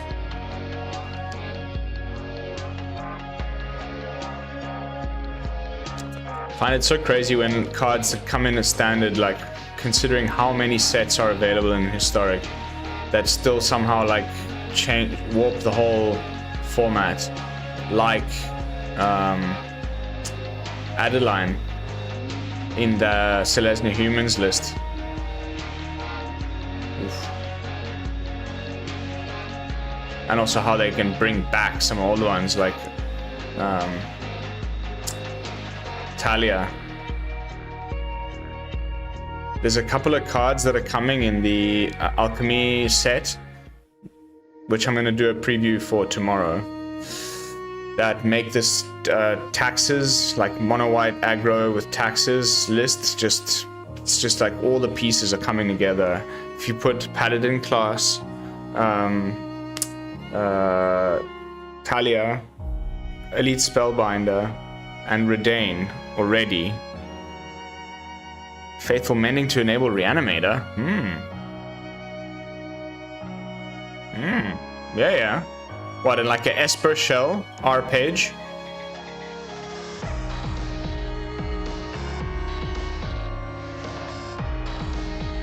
It's Faithful, you're talking about the new Azorius card with flashback. Draw 2, discard 2, gain 2 life. Is that the one you mean?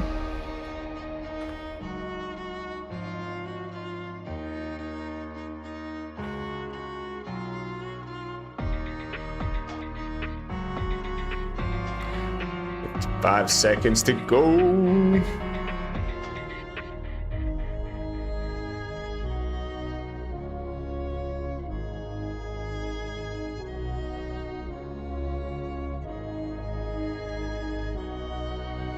Thanks, Mason. we YouTubers live off of likes. The little thumbs coming my way. So my predictions for this next match, I want to say probably the Jeskai deck will do it. I'm gonna go with the Jeskai player.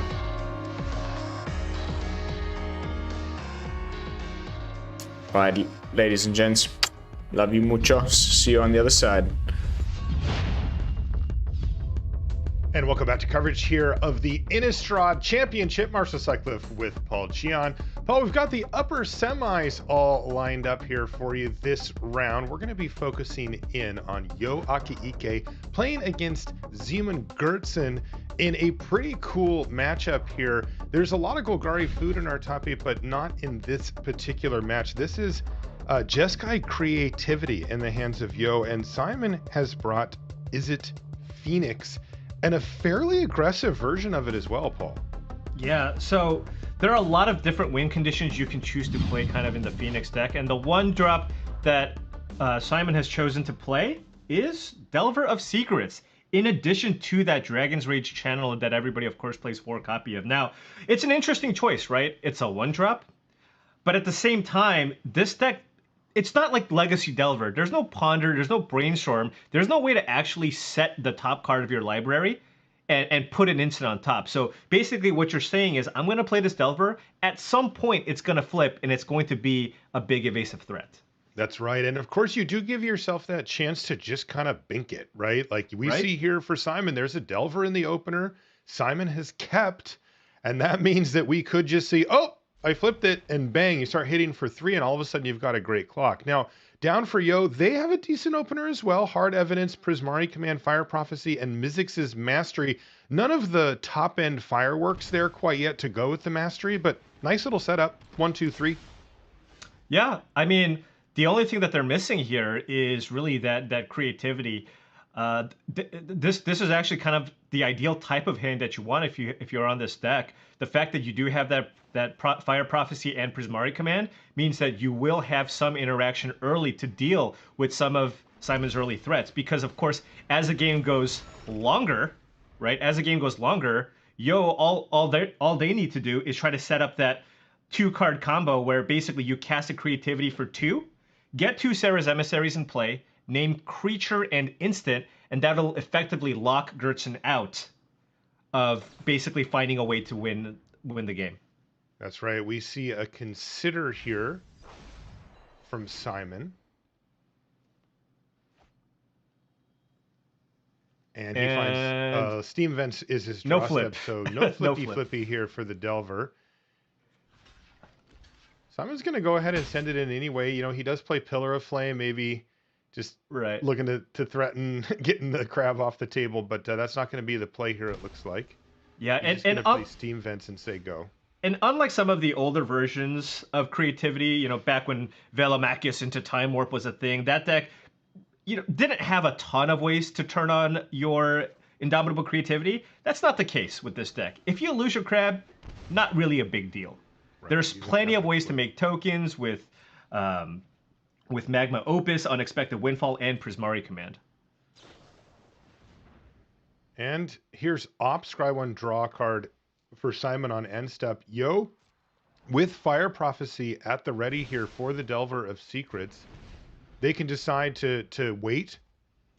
And it looks like that's what they're going to do as we see the Delver trigger go on the stack. It's another land, though, in the hand here for Simon. And now we mentioned it, with no way to manipulate the top card of your library, you're kind of at the mercy of it. And what are you, 40% or something like that to hit it? Yeah, it's not very... Oh, and Simon needed a really good looting here, and this was the worst possible. Yeah, he'll be thrilled that those lands aren't on top of his library, but goodness sakes. Just flooding out here. Yeah, and the key here for Simon is to have that clock, and just doesn't have it here. So a lot of time here for Yo to really try to put together their combo. Yeah, the only damage that Yo's taken from steam vents. All right, Delver of Secrets is going to smash into that crab one more time. Are we going to see Fire Prophecy to just take that threat off the battlefield? Yes, we are. And one of the Mizzix's Mastery can go in the graveyard, no problem. And land off the top, though, for Yo means that they're also flooding a little here. Perhaps some flood protection with Raugrin Triumph, though, off the top of the library. Yeah, you see the Triumph. And you also, of course, have the Prismari Command, right? I think a common mode here is just loot to find your combo, and also make an additional token for an extra target for Indomitable Creativity. Yeah, you mentioned it before. There's finally an Arclight Phoenix, though. Well, we're pretty far away from. Yeah, we're pretty far away from 3 spells. I wonder if you are even considering maybe just casting the Phoenix. Yeah, that does look to be the case here, as Simon's gonna ditch the Ox of Agonis and just to try to fill up the graveyard enough, because that would be totally fine here. Looks like 8 cards total in the yard right now, so there'll need to be one more, but getting rid of these redundant lands for Gertson probably seems just fine. And Yo's gonna get to digging here. Yeah, so they're gonna draw 2, discard 2, and make a treasure as you described, Paul. And it's land and expressive iteration there for Yo. Not bad. Just continuing to filter and dig. Gonna get to see 4 cards on their turn here. Simon having a very, very bad draw so far this game.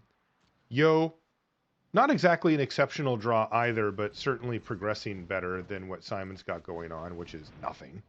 Yeah. Ooh, there's some business. Indomitable Creativity and a Pact of Negation to perhaps protect the combo. Yeah, and against the Phoenix deck, I don't know. Do you even need the Pact for anything? You don't. Well, not they game don't run one. Counters, right? No, yeah, not game one. Some decks play 1 copy of Mystical Dispute. I believe Takahashi might have had one in his main. But after sideboard is where the Pact is more relevant, where the Phoenix decks can then bring in some numbers of negates and Mystical Disputes and stuff like that. But I think Yo basically has this, right? Simon has no interaction, and we're going to see a creativity here for...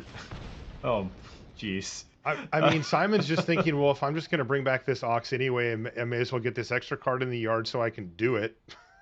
Right, and if Simon can find 2 spells even, you get to get in for 3 here with the Phoenix, but I mean, Yo's still just only going down to 11 here.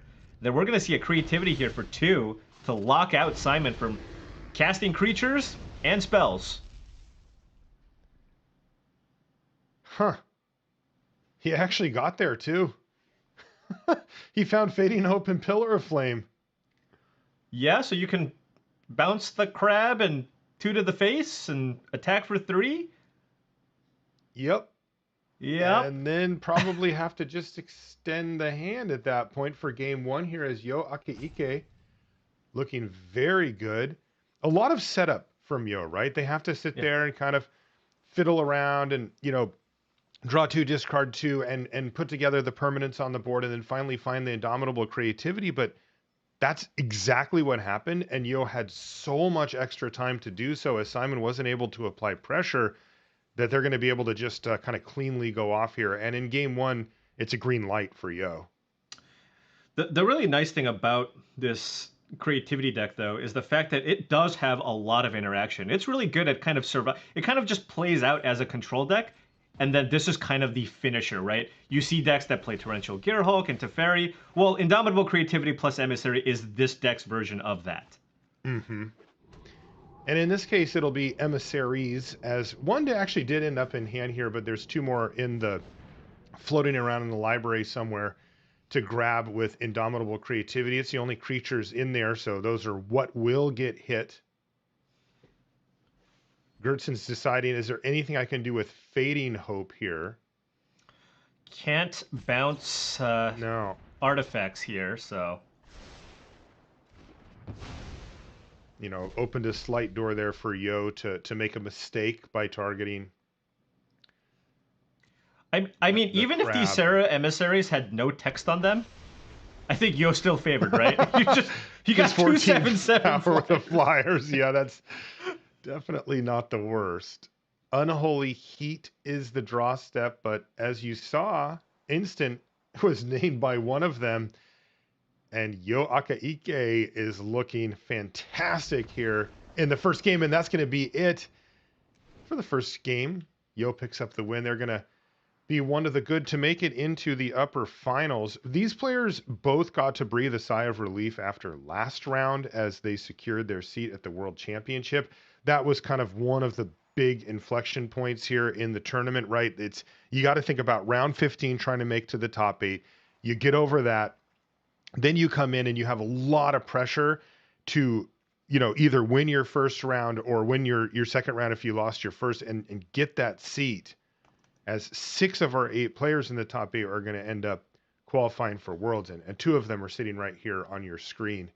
So they've got to breathe a sigh of relief, but then, you know, there's a competitive edge that you need to have to kind of get back on the horse and say, no, I am not done here. I've accomplished a lot, but, you know, there's still a tournament to win, and really regain your focus. You know, it can be hard to have that edge when you kind of feel like you've accomplished so much already. Yeah, absolutely. I mean, you know, the number one thing once you kind of make the top 8 for them was to pick up that one win, right? That one win, lock your seat into Worlds. But at the same time, too, I mean, Simon's done it before, right? He's a former Pro Tour champion, but sure would look nice to have a second trophy to kind of add to your mantle here. Yeah, Simon, quite famously, won in San Diego in 2010. He won with Jund. That kind of gave me an early look at Simon's personality before I ever met him, but he's the sledgehammer, right? He's just a workhorse. You and I had the pleasure of working with Simon on the coverage team for a number of years, and he is awesome. Really, really great guy to work with. Really good at commentary as well. He understands the underpinnings of the game. Not just the surface level stuff like, hey, this card's better than this one, or here's the choice you want to make, but he knows why. Like, he can explain to you, you know, what's really happening kind of at the game mechanical level. I think that just gives him a big advantage when it comes to situations like this. Yeah, I mean, the way that he was able to break stuff down and explain things would make me feel very dumb. Let's just put it that way. He would say something and I'd go, oh, wow, yeah. Yeah, you said it way better than I ever would have. Like, actually, that makes a lot of sense. Wow. Yeah. Good point, Simon. You're very smart. Yeah. Yeah. One thing to note here in this matchup is Simon has already faced Yo before in this matchup, and Yo came out ahead 2-1 in the matchup. Now, again, after sideboard, things get a lot better. You can see there, right? You see a Braid, you see multiple Brazen Borrowers, and the counter spells. So those are all ways to try to break apart the combo. If you go for Indomitable Creativity on a token and you respond by killing the token or bouncing the token with Petty Theft, well, that's one less copy of Serra's Emissary. So, Yo, to play around that, is going to want to set up a creativity for 2 or 3 to try to play around Disruption. Yeah, you see the sideboard plan coming in for Yo as well, as they've brought in Rest in Peace and had one in the opener, perfect, and then drew another one, perhaps a little less perfect. But with a Dragon's Rage Channeler to kick things off, yes, that card gets a lot better if you have your graveyard, as it can become a 3/3 flyer, but you still get the static ability. It's not the worst. Filter through your draw steps. Yeah. There has to be some way to like track your win rate when you run at Dragon's Rage Channeler. I mean, this card is just so incredible, and it does everything that you would want out of this deck. It's incredible that you get that for for yard. for 1 mana. You get all that. It's insane. Yeah, confirmed. It comes in for 1. And, Insanity confirmed. Insanity confirmed. Down to 19 falls Yo. And they're going to run out Rest in Peace here, so that's going to change things at least a bit. But we will also note the Crackling Drake in hand here for Simon. He's going to be able to sidestep that Rest in Peace. It doesn't care where the cards are at, exile or graveyard, and it could be a massive threat as well. Yeah, but this Rest in Peace will still be pretty effective. It'll prevent Simon from getting Delirium for the Dragon's Rage Channeler, so that really slows down the clock. And then, of course, Arclight Phoenix, right? You don't have to worry about that just coming into play and attacking in for a ton of damage from the graveyard as well. So really effective card, but as you mentioned, there is that other angle of attack here. You see basically kind of the evolution of this Jeskai Phoenix deck really just slowly ticking up more and more copies of this Crackling Drake as more and more people have started to put graveyard hate into their decks. Yeah, Simon's got to be happy about this. He's brought 3 in from the sideboard, and he's already drawn 2 of them over the course of this game. And that is a type of card that if you can set your opponent off balance even a little, we've seen Crackling Drakes this weekend be, over 20 power. Yeah.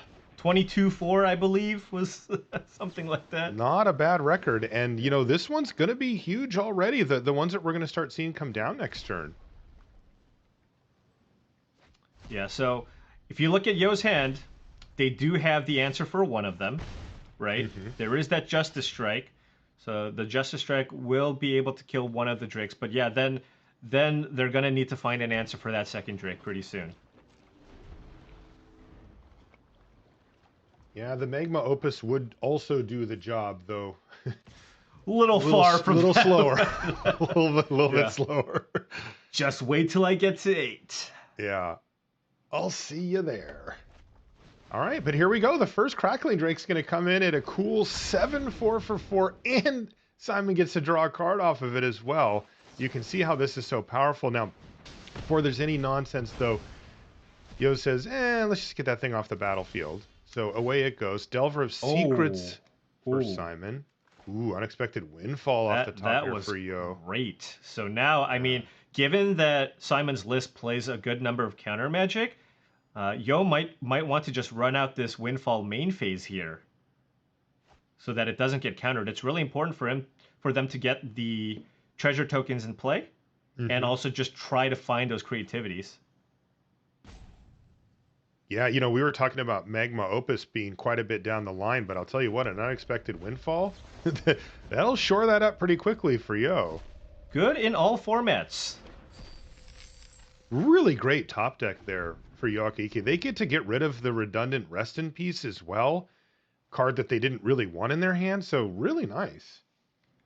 And hey, check it out here now. We were kind of making fun, but we're 2 lands away from hardcasting that Magma Opus. That's what I was saying. I mean, we're almost right there. Great turn here, though, for Simon. He can pick a 1-drop of his choice and even pair it with a Crackling Drake as well to just add a nice bit of power. Oh, but it looks like he's going to go for Faithless Looting instead. Oh. Yeah, really interesting. I think Simon is really concerned about the combo here and wants to find some way to disrupt the Indomitable creativity. So looking for Ether Gust, Mystical Dispute, cards of that sort. This is one of the things that you get by playing the deck that Yo chose, right? They chose this combo deck, and look, they've got nothing going on with the combo. Magma Opus, Spikefield Hazard, 2 lands. Simon could have added like 8 or 9 power to the board this turn, But Simon has to respect the possibility of just, oops, I lose, and is going to pump the brakes and allow Yo quite a bit of extra time here. And Simon was able to find at least one card to kind of break apart the creativity for 2 here, right? That's right. Simon's got the Abrade for one of the tokens. But again, I mean, this Rest in Peace doing work. I mean, you have to imagine this Dragon's Rage Channeler would have been a 3/3 at this point, right? Oh, I mean, yeah, Simon's had a great draw. He's been able to just load up the theoretical graveyard. Ooh, there's Brazen Borrower. So now Abrade plus Brazen Borrower does give you protection, but there's one little ingredient missing here, Paul, and it's a clock. The 2 power from the Dragon Rage Channelers just isn't getting it done. And it's really awkward because if Simon continues to respect the fact that Yo might have creativity in hand, he's not going to play that Crackling Drake anytime soon, right? Mm-hmm. If he found a land here, that would have been great because then he would have been able to play Crackling Drake and still keep up Petty Theft or Abrade. Well, but he there's a wasn't, land. so. He can keep the smashing. Just play that one. Can play the smashing, but I can't imagine. Oh, but no land off the iter. Oh, that's tough. Yeah, so that if Simon wants to, he can put it into his hand. I don't think he can play it as a land from exile, though, right? You can. Oh, you can. Okay, You so can, he's you good can. then. Yeah. So then he'll yeah. be able to leave up Petty Theft and Abrade. Right, and just continue to get in for 1, but won't be playing the Crackling Drake here just yet. And that Mystical Dispute was a really, really big find here, because now you can counter Magma Opus for just a single blue. Right. So Simon, as far as shields up goes, is looking quite strong here, right? He's spent the last 2 turns crafting his hand and has done so effectively. There's Mystical Dispute, Abrade, and Petty Theft now to kind of break up any nonsense. It's just the clock that's missing. The 2 from the Channelers is adding up a little bit. Is it Spikefield time? Probably prefer to use that on a Delver, but you can't just take 2 forever. Yeah, I mean, also just the fact that having the Channelers in play just means that Simon can make sure that he continues to find action on top, right? If there's a land, he can just bin it, and then he can just continue finding more counterspells, more Abrades, more Brazen Borrowers.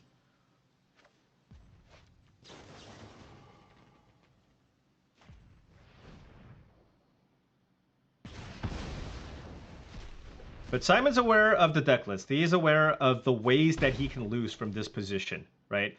And the 2 cards that he's probably thinking about are Magma Opus and Indomitable Creativity. So just needs to make sure that he's aware that those are cards that Yo can play. Boy, this Delver of Secrets was nice. He finally got Yo to use up the Spikefield Hazard and then immediately played the Delver of Secrets. If that thing can transform, now there's a real clock here for Simon. And interestingly enough, Yo has really nothing going on still outside of the Magma Opus, which is likely to gobble up a Mystical Dispute. We just haven't seen Indomitable Creativity in hand here for Yo. They just can't seem to find it. Yeah, and taking a look, can Yo get to a point where they can maybe play around the Dispute? We're looking at 9 mana, so still 2 turns away. Because this Izzet Phoenix deck really doesn't play a whole lot of hard counters. A lot of it's going to be on this right here, and it is going to transform into Insectile Aberration. I think that was the difference, Paul. If the Insectile Aberration wasn't transformed, then Yo's taking 1. Now it's going to be 3 instead, and that's going to be a clock that really must be dealt with.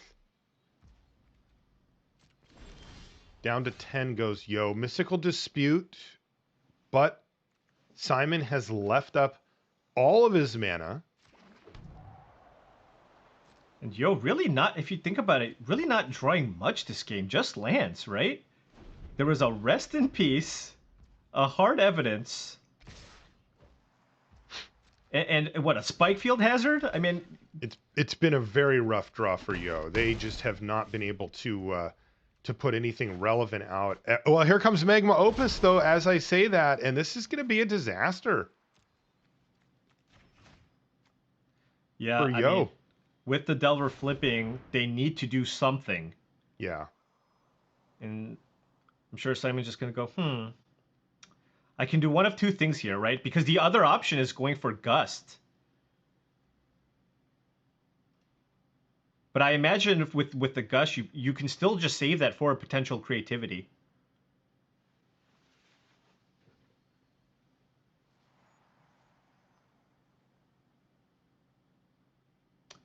Simon's going to counter this. It's just a matter of which counter he chooses to go for here. Do you Gust or do you Dispute? Additionally, could also choose... Simon's client might have frozen on him. Oh. Okay. Yeah, I noticed that there was no animation going, so I think Simon's going to do a quick restart of his client is going to be my assumption here.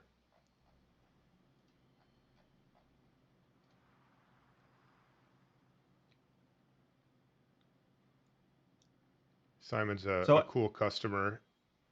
So as we wait for Simon to reload here, after the counterspell, the other thing that he can potentially do here is run out the Brazen Borrower. Although that still won't be lethal, right? Because the Crab does block the Dragon's Rage Channeler. Could get Yo down to 1, and I don't think Simon has any burn spells.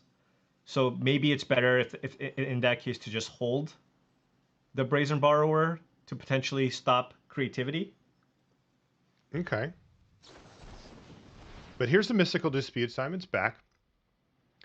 And that'll take care of the most pressing issue here, which is that Magma Opus on the stack from Yo. Oh, yeah, and this should seal it up here. What was it? Oh, he hit a negate? That's a negate on top here for Simon Gertzen. Oh, that Spikefield Hazard a little late. Now it can't take out the Insectal Aberration, and that's the real clock here.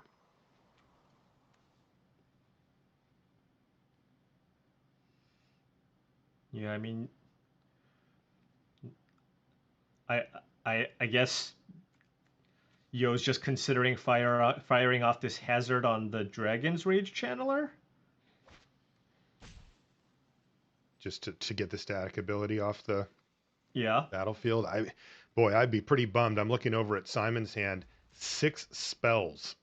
Didn't play a land last turn. It's just like, and let's just add a 7th. Look at that hand from Gertzen. It's incredible. And also just playing it so patiently here. Of course, us as viewers, we knew that Yo didn't have anything, but Simon just had that Crackling Drake in hand the entire time. There's an Anger of the Gods off the top for Yo. Now they're just going to throw it on the stack, but Simon has answers. Ooh, this is tough if you're Simon. Do you just go with the counter, or do you just let this resolve just to make sure that Yo can't combo off this turn, and then just maybe try to go with an end-of-turn Brazen Borrower with negate backup? If that happens, Yo does have a Spikefield Hazard for the Borrower. It's also not lethal, right? Like Yo sitting at 4, there would be a whole nother untap step in there. But look at this. Simon is going to allow that to happen. It's 3-1 time. Let's see what happens. Simon's going to play Petty Theft on Rest in Peace. But is he going to run out the Borrower here? Yes. And there is a good answer in hand here. For Yo, they've got the Spikefield Hazard to take it down. There's no more pressure now from Simon. How are we thinking about this, Paul? Ooh, Arclight Phoenix. Oh, would have been lethal too. And so this is also the turn after Rest in Peace was bounced. True. So Simon could potentially go for a Faithless Looting here and try to string something together. Oh, if you can find a second Phoenix here from the iteration, then discard it. This could be lethal. Right, he could get 2 copies of Phoenix down. I'm assuming the Pillar of Flames aren't in the list anymore for Simon. I don't know that for sure. I can't imagine, as it's just the 2 damage burn spell that goes to the face in this matchup. So he didn't hit off the iteration, but remember, there's still a Faithless Looting. Things start to get a little sketchy now for Simon. Yeah, well, the big thing here is Simon really wants to have both Gust and Negate available to play around combo plus dispute backup or something along those Right, lines. And if you go for the opt here, there is a land exiled. There is a land exiled, so still could at least play one of the 1-mana spells. Okay, then Faithless Looting goes on the stack. That would, in the worst case, leave Simon with 4 mana back. And if he can hit a Phoenix here, he could just seal the deal. Could, but what's really interesting is if he doesn't hit a second Phoenix, does he play an opt and only allow himself 1 counter? Oh, he hit a second Phoenix, Paul. He hit it. I guess that makes that opt play a lot easier, doesn't it? Now, is there a way that this backfires, though, on Simon? Well, no, because there's just Mystical Dispute here from Yo. Well, we know that. I'm saying it's from Simon's seat. Does he have to play around anything? Well, I mean, Yo would have to have a removal spell. Okay. And this is interesting. Simon's going to get more aggressive here. Go for a Braid to make it so that Yo doesn't have 2 targets to hit, even if there were an Indomitable Creativity coming. And by the way, going to also present 2 lethal flyers, and that is going to be game number 2 going to Simon Gertzen. Wow, what a performance from him. Remember when we were talking earlier in the game about the power level of those Crackling Drakes, and he drew 2 of them, he played one of them early. The other one never left his hand. He kept up counter magic and interaction for the duration of the game. And I got to say, big props to Delver of Secrets there, right? It transformed on the first time after he played it, and it was really the difference maker in getting that clock up to speed. Yeah, absolutely. And that's a big advantage of playing a win condition like that, right? Because it allows you to just run it out, the low cost of 1 mana, meaning, at even outside of turn 1, you draw at turn 5 or 6, you're playing against a combo deck, you really can't afford to tap out and cast a Crackling Drake at that point, right? But with Delver, you can run it out and still make sure you have all those forms of disruption available, and then at some point, it's gonna flip, and then it's gonna start clocking the opponent. What an interesting game too, because if you look back, Yo had nothing going on. They just had a horrible draw. The first really relevant spell was Magma Opus going on the stack. And if Simon could have seen Yo's hand, that game would have been over a long, long time ago. But the threat of the combo is very real. If you leave your shields down, from Simon's perspective, you can just be locked out of the game in 1 turn. Yeah. And that's also some of the tricky thing about being in Simon's position there is, you do need to make sure you have a clock, right? So if you have nothing, you do need to kind of put yourself in a situation where you do have to play the Drake, you have to play all these cards, and a lot of times in this matchup, it comes down to how much mana your opponent has available, thinking about all the different ways they can disrupt what you're trying to do, and then fighting through all of that, right? And because Simon's the deck with all the creatures, there could be an instance where, Yo finds kind of that window to try to go off when Simon has to play a threat. Simon's got an interesting decision here. He's got a 1-lander with a Delver and an Opt, and then effectively 3 2-mana spells. It's pretty tempting to keep it. You got to keep He's also this. on the draw, so he's going to keep it. And let's see how this goes. Raugrin Triumph will kick things off for Yoaki-Ike as they pass their turn back over to Simon, who finds, a red card, Dragon Rage Channeler. Here's Delver of Secrets. Turn 1 Delver. Turn 1 Delver, but there's a Rest in Peace. Now, that's not going to affect the Delver particularly, but it could certainly affect the rest of the hand here, especially the Arclight Phoenix that Simon has. But this is big. A, is it a land, and B, does it transform Delver? I guess a creature would probably be the worst case here. Yeah, that looks like it's a Mystical Dispute, which is a pretty good card in the matchup.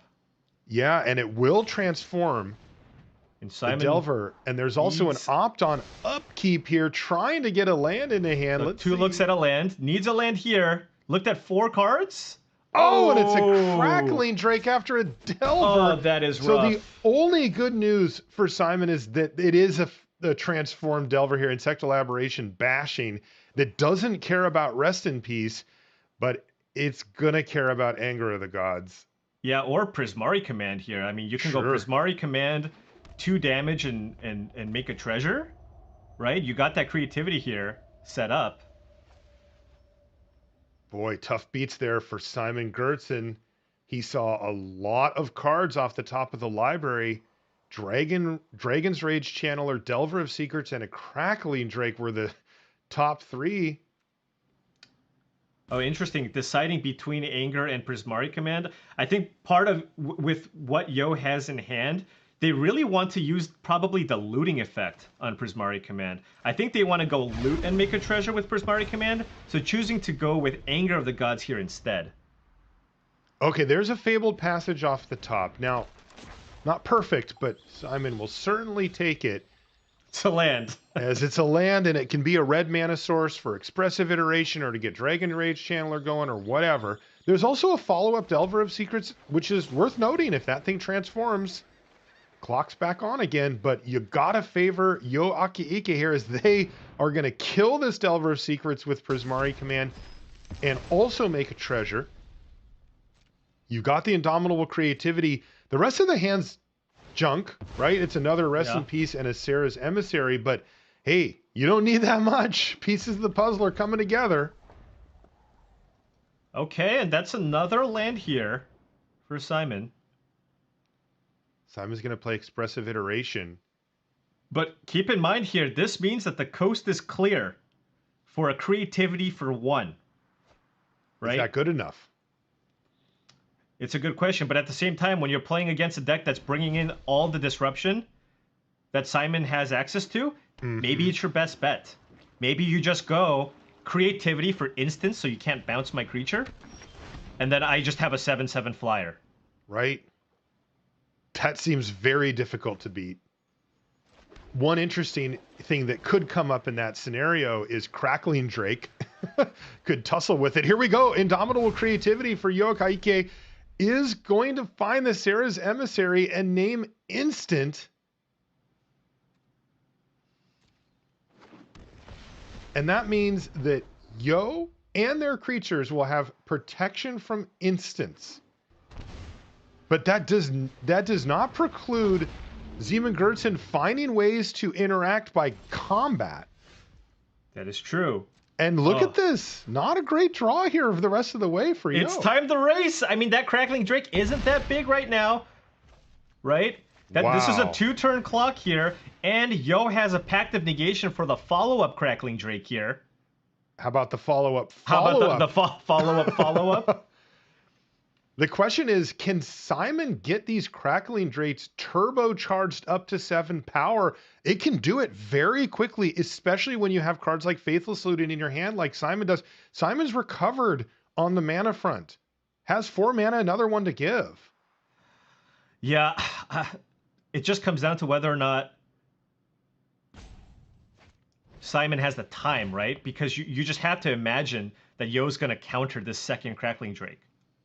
I think Simon might have the time. Because if this one gets countered, Simon could even chump block and then just cast another one. Again, it needs to be 7 power. Like 6 isn't going to do it. It's got to get up to 7 power. But, you know, with cards like Faithless Looting, you can do it. Yeah. Also keep in mind, though, if you're on Yo's side, you're 2 lands away from just playing out the other Emissary, right? And that should do it if that locks it up. Yeah. Lots of pressure on Simon Gertzen here. Also an interesting draw there off the Faithless Looting, Paul. He had another Delver. That could be a chump blocker for a turn. Yeah, and with the Sarah's Emissary in play, you just have to be a bit more proactive here, right? You just play stuff at this point, or you're going to die to that 7/7 that's on the battlefield. Right, but look at the scenario now. Pact of Negation is going to eat up all the mana for Yo, and Zeman Gertzen has another Crackling Drake to play next turn, and he'll have 2 4/4s versus a 7/7, and he'll actually be stable. Precariously stable, I will say. Yeah. Yo's got a lot of cards. Yeah, I wouldn't say that puts Simon in a good position to win, but it means he's not just dead next turn.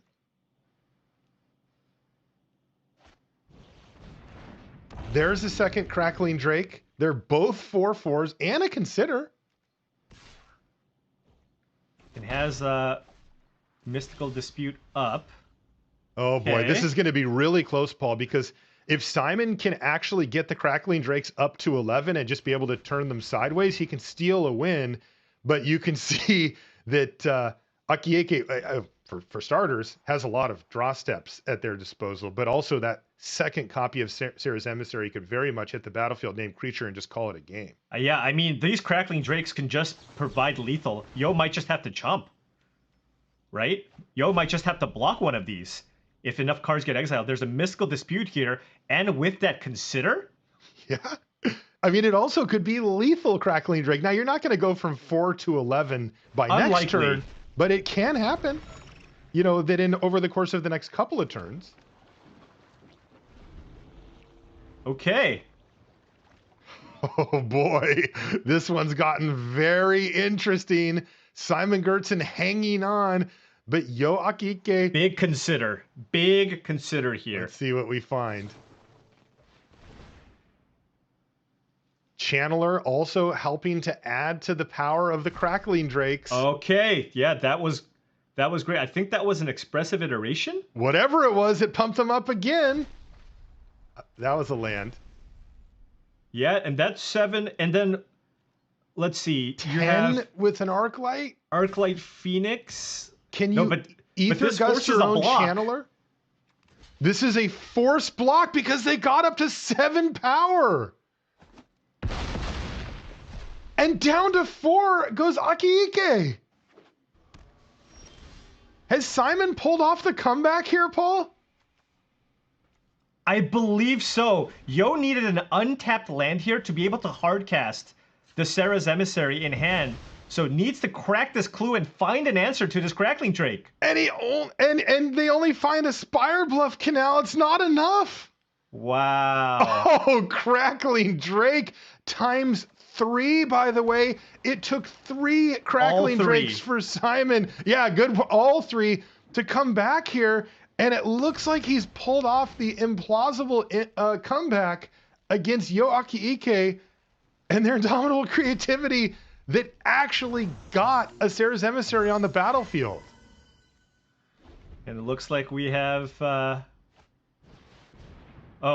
Arclight Phoenix adds an additional lethal threat here, as it plus the Dragon's Rage Channeler would be enough if even the Crackling Drake were to die. Yo says, I'm done here, and Simon Gertzen pulls off the victory. What a comeback for Simon.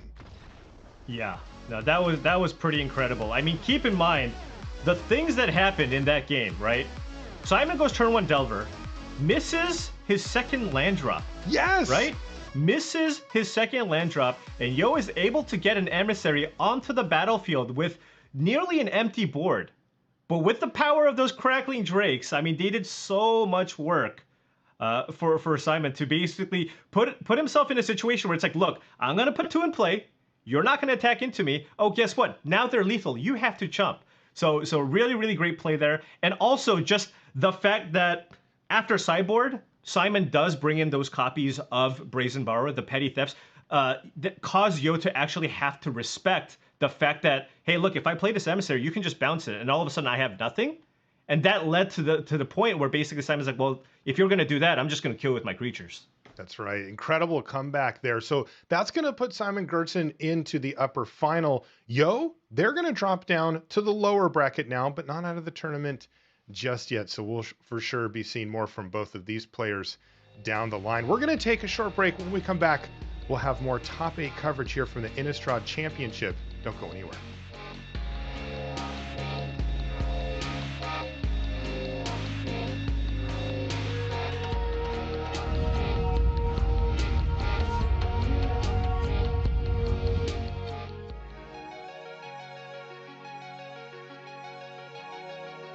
Hey guys, sorry. I was just, nappy changes, that sort of stuff. 2-year-olds, you know what you got to do. Dad mode. Brew dad mode. But I had my headphones on the whole time, so I was listening. Sounded like a pretty freaking ridiculous match.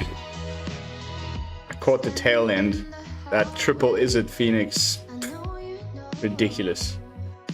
Sorry, not the Phoenix, the They call it the Drake.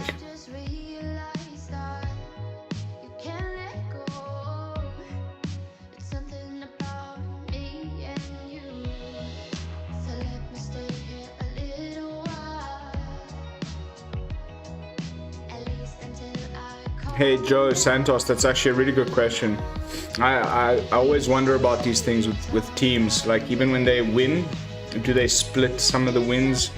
How do they allocate victories and that sort of stuff?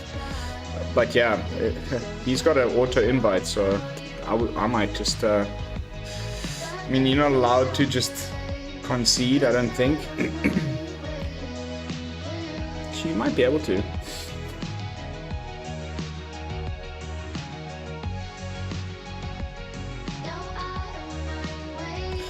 So who's next? Drops down to the low bracket. Might start showing us some low bracket games now.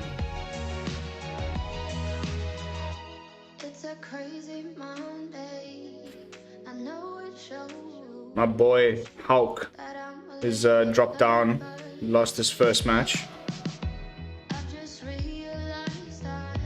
But I think Selesnya Humans is pretty damn good. He just needs to play, get some luck.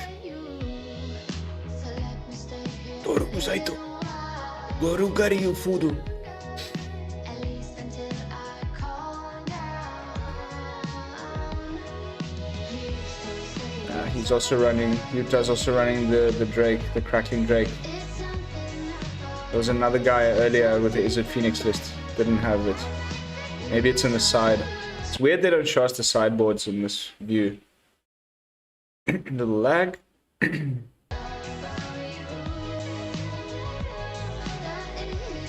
Yeah, exactly. Arpege. Thanks for clearing that. I think it's even in the rules, honestly.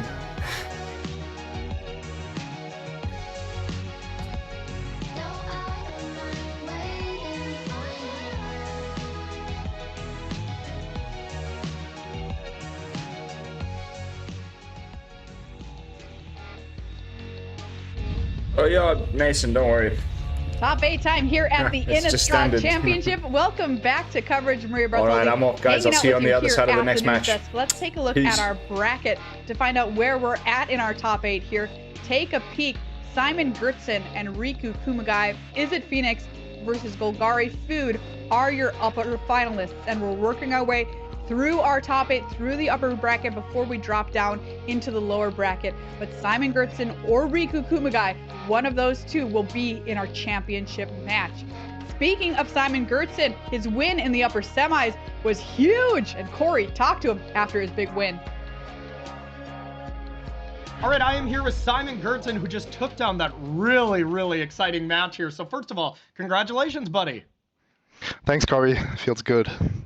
Yeah. Okay. So now you are through to the upper finals. How do you feel your chances are to just be holding, well, your second major trophy? I'm looking at that one over your shoulder there.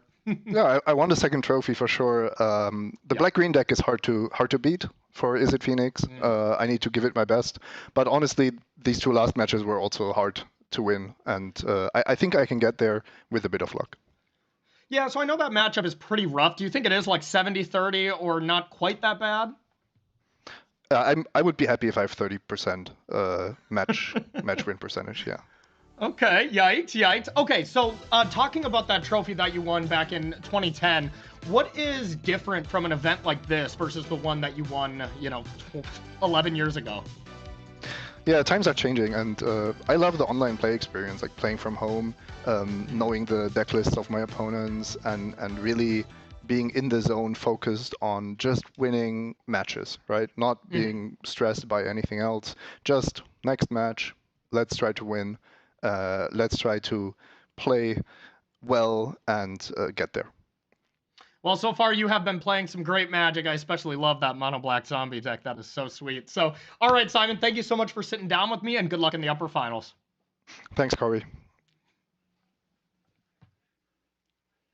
And that is Simon heading to the upper finals here at the Innistrad Championship. Maria Bartholdi, Mani Devuti, and Corey Baumeister here at the news desk. What an incredible win there for Simon. Mani, I've got to say, we've come to a question I want to ask you. You like doing coverage with us here at the News Desk. That's right, Monty? I love it. Yeah. Okay. But you also like doing commentary in the booth, right? Yeah, it's true. I do like to get in the booth every once in a while, do a little bit of commentary. Okay, great. That's what I wanted to know, because how would you feel about casting a matchup for us right now? Yeah, that sounds fun. Do you know what game I'm going to be doing? Okay, great. I'm so excited for this to happen. Yeah, this is Kumagai versus Saito, the Golgari Food Mirror. We're going to start in game 1, about 30 minutes into it. Good luck, Monty. Okay. So it looks like we're coming in on Saito's turn. Oh, both players have 4 Witches Ovens. There's a Meat Hook Massacre, 2 Trail of Crumbs. These are some large squirrels. Okay. God. So, all right. So I think we are seeing Kumagai right now return a cauldron. Okay, that's a lot of triggers. Okay, so each familiar is triggering squirrels, and then is triggering Trail of Crumbs, and then your Meat Hook Massacre and the opponent's Meat Hook. Okay, this is really fast. The opponent's Meat Hook Massacre. So I think with every iteration, it is life neutral on the Meat Hook, +/- 1 life from the cat. The squirrels get 1 bigger. Okay, Riku has the bigger squirrels. Okay. All right, pro move from Saito, just tapping all the lands just so they don't get priority from the lands. Now they're going to be using up some of their triggers. Okay, so this is Saito's end step. Riku is going for the sacrifice of the cat. Okay, Okay, so somebody's going to win this game, right? I just don't see how somebody wins this game. I guess minor advantage to Riku because he has 1 Trail of Crumbs out to Saito's 2, so he has 1 less trigger to manage on the stack each time. All right, here we go again. Cat sack, Meat Hook, squirrel, opponent's Meat Hook, oven. All right. Now the other side, cat, Trail of Crumbs. Maria, I am not a play-by-play caster, and there is nothing to analyze here. I'm done. I can't do it. I'm sorry. I can't do it. Get me out of here, please. I'm good. I'm done. I'm done. No. For the record, I don't want to do that. Okay, in case we were wondering. No, okay. Never again. Yeah. No more. Kumagai was the one who came out on top in that match, which I was able to suss out because I used to be a play-by-play caster. So, right. Manu, we'll give you some more time. Maybe you'll get better. I need more practice. Yeah, you just need more practice. It's fine. But yeah, that's why these players might not want to play this Golgari Food Mirror. I mean, can you believe it? At this level of play, too, nobody's making mistakes, and they're your teammates. I mean, the layers of why you don't want to play that match. It's like a 7-layer bar right there. That was unbelievable what we just witnessed on our screens there. Thank you, Monty. Thank you for being a good sport and playing along with us there. So I got cool. baited. Very good. Yeah, you got baited. Let's take a look at our upper final. We're going to preview that match coming up. Simon Gertzen versus Riku Kumagai. Is it Phoenix versus Golgari Food? 3 top finishes for both of these competitors, Rivals and MPL respectively. Here's a look at Simon Gertzen here, who's running Is It Phoenix, 77.8% historic win percentage, which is great. Your Pro Tour San Diego champion in 2010. Simon, they said it in the booth, he's just one of the smartest guys. If you talk to him, you just feel dumb because he's just that much smarter than you. Here's Riku Kumagai. Check out that number of arena games played. Almost 18,000, 67.1% historic win rate for him. Got second at the Players Tour Finals in 2020, playing mono black in a field of Teamer Reclamation. Made him the darling of the Magic community almost overnight running that deck. It was really, really fun to see. Speaking of decks, let's talk about these decks and let's talk about this matchup, Bonnie. Yeah, Maria, over on side, we are seeing once again his innovative build of Izzet Phoenix. He didn't bring the Crackling Drakes in the main. We see the 4 copies of Delver of Secrets, but the core of the deck, the Dragon's Ray Chandler, Arclight Phoenix, Faithless Looting, it's all there. And you know, there's a reason we have 3 copies of this deck in the top 8. It is incredibly powerful. Again, I go back to what Zach Keeney said in an interview yesterday. My deck is just stronger than the other decks in the field. Of course, it has its weak matchups though. And you know, one of the weakest is Golgari Food in the hands of Riku. We've heard all of the players on Golgari Food say, I don't want to face the Golgari Food matchup. You know why that is? It's not because there's some nuances. It's you saw the mess we just saw. The reason is that Phoenix doesn't want to play against this Golgari Food deck. There's too much card advantage. There's too many triggers. There's too many cards being drawn. There's too much life being gained. It is a nightmare for the Izzet Phoenix deck. They do not have an easy time with the Trail of Crumbs. They do not have an easy time with the Meat Hook Massacre. And they certainly do not love main deck Soul Guide Lantern. All right, well, it's prediction time. Let's find out where we're at with our scores here at the news desk. Ooh, we're all tied up at 1-1. Corey, who are you going with this round? You know, when I was chatting with Simon, he was saying that it could be even worse than a 30-70 matchup. And when Simon's going to tell me that, I am going to believe it. So I'm taking Riku here. All right, you're taking Riku. That does not sound good for Simon. Mani, what do you think? Maria, this morning we had Izzet Phoenix on one side of the bracket, Golgari Food on one side. They finally clashed, and I think Food is going to come out on top. All right, so you're taking Kumagai as well. Well, I got to stick with Simon. I picked him last time, and I'm going to pick him again. Maybe I'm a glutton for punishment here, but I believe, Simon, I believe. Famous last words, right? Well, it wasn't last time, but we'll see if it is this time. In fact, we've got the upper finals here from the Innistrad Championship coming up in just a couple of minutes. We're going to find our first finalist, everybody. This is exciting stuff. Don't move. We'll be right back.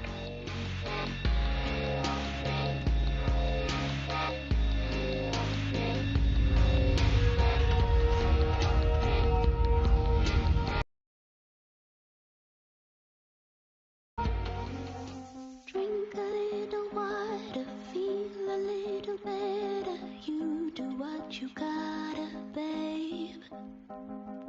Breathe a little better. Bring life into your muscles, instinct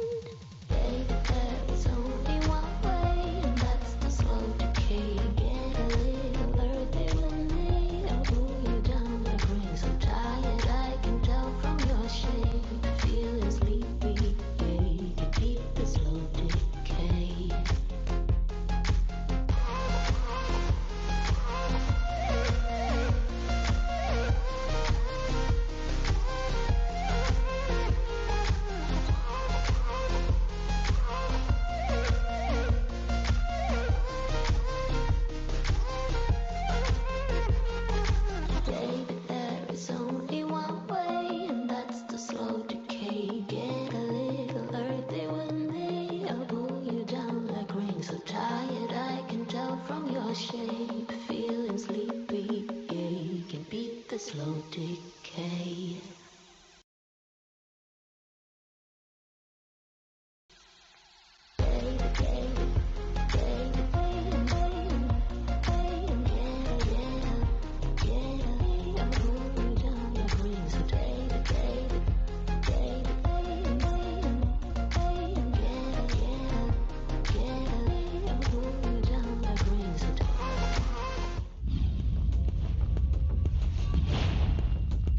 Welcome back to coverage of the Innistrad Championship. We're going to get right into the upper finals. Ailey Loney alongside Cedric Phillips.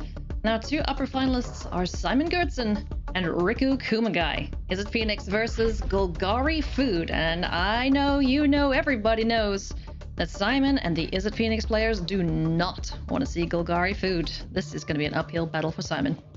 It's bad news for Simon, who, of course, does coverage from time to time, more focusing on competitive play right now for him, and that focus has generated wins as it oftentimes does with him, However, a win is going to be difficult to come by here because this matchup is extremely, extremely difficult. Gonna need Kumagai to stumble and fumble, and Simon's going to have to hit the ceiling of his draws. It's not impossible, simply improbable, and we'll see what happens. Taking a look at these opening hands, I must say I very much prefer Simon's at this point, as Riku's going to take a mulligan. Wasn't too happy with that opening hand, as there was no black source. Did have the Trail of Crumbs, but it was a bit of a clunker. So this one, it looks a teeny tiny bit better. There is the Goose. We can make black mana off of that, but still not amazing. Yeah, it's not significantly better. I don't think that he's thrilled with this hand as Kumagai, but it is good enough to keep, apparently, so we will keep it, and we'll be underway here in a moment. Yeah. This should be good. This should be good, I hope, because Simon is bringing a different build of this Is It Phoenix strategy to the battlefield with Delvers, Finale of Promise, and stuff like that. So I would say non-traditional. Oh, certainly. We've seen Is It Phoenix take very many different shapes and sizes, and with the introduction of Delver of Secrets and Dragon's Rage Channeler, you know, it's delivers quite the punch pretty darn quickly. So ideally for Simon, you know, Delver of Secrets, if that's his turn 1 play, hopefully that flips on turn 2 and gets to smacking. 3 points of damage on turn 2. Sounds like a good plan. Well, how do we want to kick it off? Do we want to start with Dragon Rage Channeler or Delver of Secrets? Whatever this pathway yields will answer that question. It is going to be old DRC. Dragon's Rage Channeler allowing Simon to control the top of the library with each non-creature spell that's cast. The Spiral of Canal is the draw. I'm going to play that as the land for turn here, potentially. Let's do the easy thing first. Let's swing here with Dragon's Rage Channeler. This little plant, unlikely to jump in the way here. And we're going to see the Delver of Secrets, Unholy Heat. Likely to be played on the end step, as there's another oven, and that's not what Kumagai wants to see. Now, it's not like Kumagai needs a lot here to get going. It's really just kind of an untapped black source, ideally, to get rolling, because one of the benefits to the strategies that he's playing this weekend in Golgari Food is that so many of his cards are cheap, so he doesn't need a lot of mana to work with. He can operate pretty well off of just 2 lands, you know? If he's able to find an untapped land, ideally a black source, it's an oven and a cat, and you buying time. Now, things start to get a little bit more difficult, however, because Pillar of Flame, the reveal to transform the Delver into Insectile Aberration. And now, truth be told, the race is on, and this is what it's got to look like here for Gertzen. I love it. Just being able to take care of that Goose. And this is the kind of situation that Simon needs to find himself in up against the Golgari Food deck in the hands of Riku Kumagai. He needs this deck to stumble because it can just get rolling so gosh darn quickly with Cat Oven, with the Goose, with the Trail of Crumbs. And this is a very aggressive use of Pillar of Flame, unquestionably. But right now it's like, okay, you're fumbling around, you're stumbling around, you bricked again. He doesn't know that yet, but he will. And it's like, I just got to get this game over with as fast as I can. It's the same thing I said when we covered non-traditional, I guess I would say, but given how the matchup plays out, it's the kind of thing you have to do. Yep. Clear the way, get to the life total, and whittle it down to 0 as quick as possible. Ravenous Squirrel is the sole cast here for Riku Kumagai, As now we're gonna get to doing some fun stuff here. Faithless Looting was the draw. Opt is going to go into the graveyard. Let's get some extra cards. Expressive Iteration is a great find here for Simon. And we're cooking on all cylinders at this point. Yeah, looks like the Island and the Finale of Promise are going to go into the graveyard. Unholy Heat's going to take care of the Squirrel. Going to get the trigger here. Iteration. We'll see. I wouldn't be surprised to see that go away as well, and it's going to. So again, it's just clearing the way so that DRC can get more points of damage in. And there finally is an untapped land, but it's going to hurt. We're going to go down to 9 here for Riku Kumagai if he wants to double spell this turn, and I can't imagine that he wouldn't want to. It is going to hurt. The question is now, is it too little too late? Overgrown Tomb almost certainly has to enter the battlefield untapped, bringing Kumagai down to 9.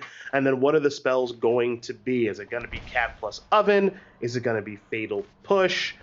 What's the plan right now? Oven is, I think, the easy part. The other one's a little bit more difficult. Maybe it's easy to just say you're just going to push the Insectile Aberration, and that solves that problem, the main clock that Simon has going. So there you go. Fatal Push is going to go after the Dragon's Rage Channeler instead. Didn't see that one coming, did you? I did not. DRC definitely has what I would say is a higher ceiling as far as its impact on the game. Expressive Iteration going to be fired off here. 2 Steam Vents, plus an additional copy of Expressive Iteration is the find for Simon. Where are these Phoenixes? There you are. Asking you shall find. Yeah, now, the question is, do you want to keep it? The answer is yes. Yeah, with the Faithless Looting in the graveyard. Maybe you can string together a couple of spells next turn. There's another Fatal Push, though, for Riku Kumagai. Can he stabilize? Even the old Hardcast here is probably of interest as well. That was interesting, that push on that DRC. Because DRC has a really, really high ceiling, so I understand where we're coming from there. Fatal Push will take care of Insectile Aberration. Unholy Heat off the top of the library. Will we see the Arclight Phoenix hardcast? Yes, indeed. Yes, we will. Just keep swinging, swinging, swinging. Hey, there's land number 3. Okay, now, as it stands, we have a land. There's an cat, there is Trail of Crumbs, there's food out.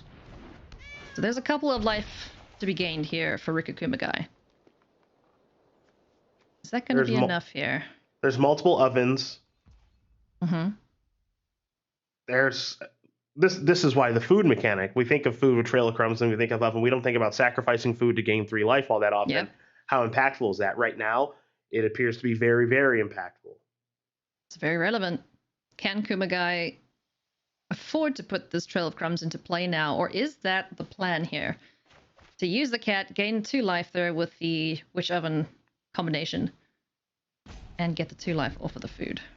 Excuse me, the 3 life. I think that's what he's going to go for here. Okay, so we're just going to leave the mana available. Simon's going to go to Expressive Iteration. This is big for him. Ooh, it's not okay. Great. Looting clearly the best of the bunch. Yeah. All right, let's get to looting. Let's see what we can find here. Can Simon string together some more lethal threats? It's a high ceiling when looting and Arclight Phoenix are involved. Okay. There's another looting. All right. Come on, looting. Yep. You're rooting for Simon. Now is the time to bring forth 2 Arclight Phoenixes. No, you didn't root hard enough. So, yeah, Riku's happy about that. We're getting a little bit of a smile there. React. Yeah. That was wonderful. That is how big that was. We got a smile out of Riku Kumagai, which you don't often see. So he is very pleased about that, and the game could very well shift back in his favor at this point. So now up to 4. And remember, this is a game, and this shows how difficult this matchup is for Simon, right? Simon's start was ideal, or pretty close to it. A Dragon's Rage Channeler wasn't a 3/3, so that's about the only thing that was missing from the equation, right? But Kumagai missed a couple of land drops, had to keep a shaky 1-lander where the first land entered the battlefield tapped. Simon had to get very aggressive with his spot removal to just clear the way to let the damage keep coming through. And even through all of that, It's okay. This is looking like it's getting away from Simon, which is pretty wild to think about how the first handful of turns played out.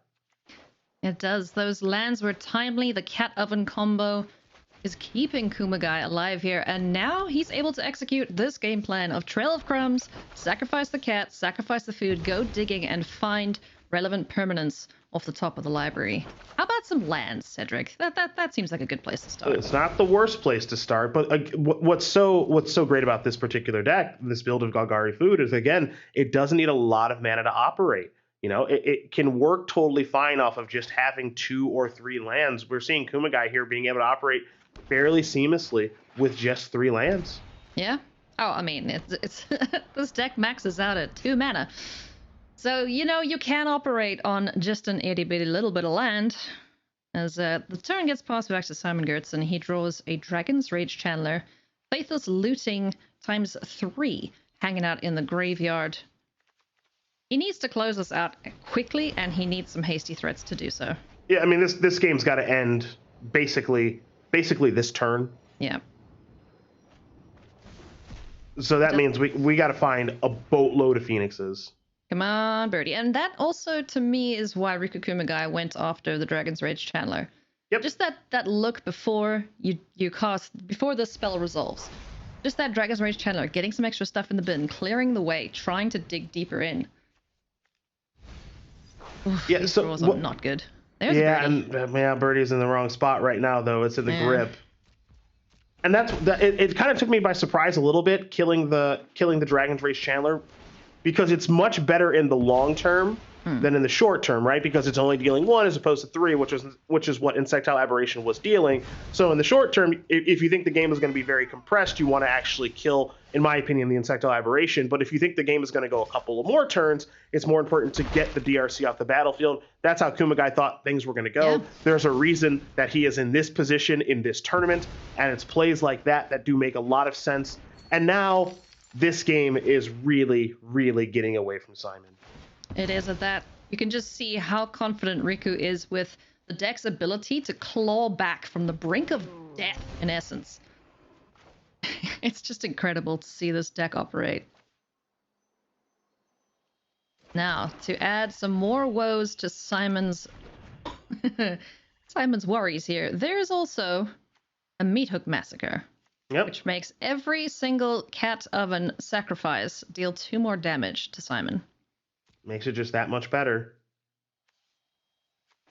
And so while Riku is getting back into this game, stabilizing in this game, also working on the opponent's life total, which is cutting the number of draw steps that Simon has to actually get back into this game. So simultaneously coming back while starting to win as well.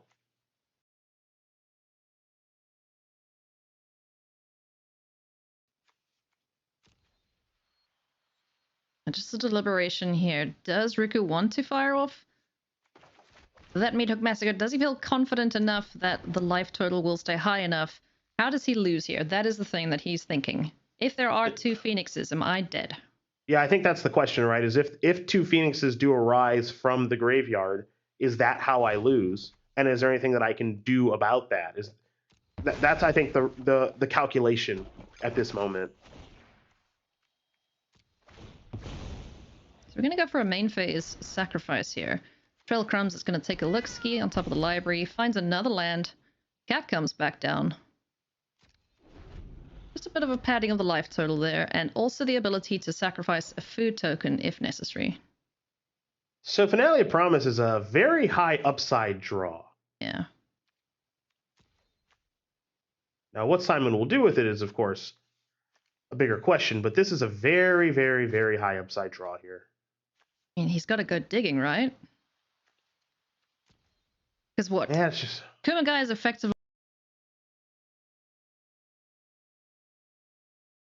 at 10 if the cat is sacrificed and the food is eaten. Mm-hmm. So he needs to find 2 Phoenixes and a Go Face spell. Also going to start with Faithless Looting being flashback, which is something Kumagai expected. Delver and Fading Hope aptly named.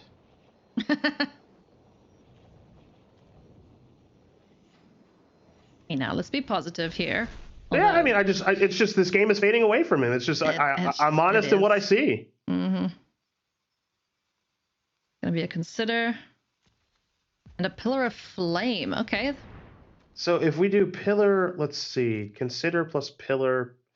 Pillar is going to be going to the dome, so that's going to bring down to 5. Consider So needs to mill over a phoenix. it has to be a phoenix.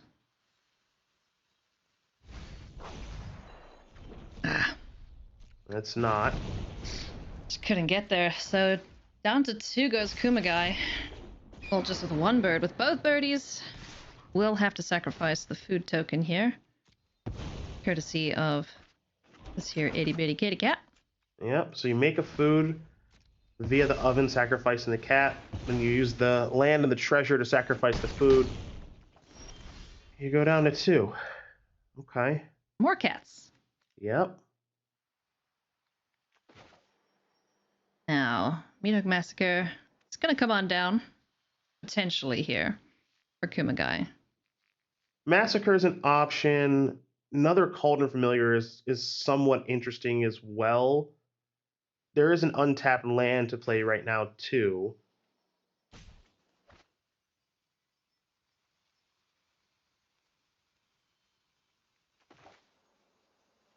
Big thank you for Kumagai. Yeah, the majority of the turns this game for Kumagai have been crucial. I don't want to undersell them, the prior ones. Yeah. But this one does require a little bit of a think, too, on the best way to use Massacre and these familiars. And just basically, you want to get yourself up to... You want to get yourself up to about 7. You want to get yourself up to about 7. Yeah. If you can. Just to feel a little more comfortable. I think he should be operating with the expectation that phoenixes are going to come back. Yeah. Right, at least 2, because there's a Faithless Looting in the graveyard. You assume your opponent probably has at least 1 other spell in hand, so the phoenixes that have gone away are probably going to come back to the battlefield. Do or die time here for Simon. So this is spell 1. With the permanence on the battlefield, you've got to think that Kumagai, if he gets another turn, he could pretty easily wrap it up next. After this. So, bye-bye DRC.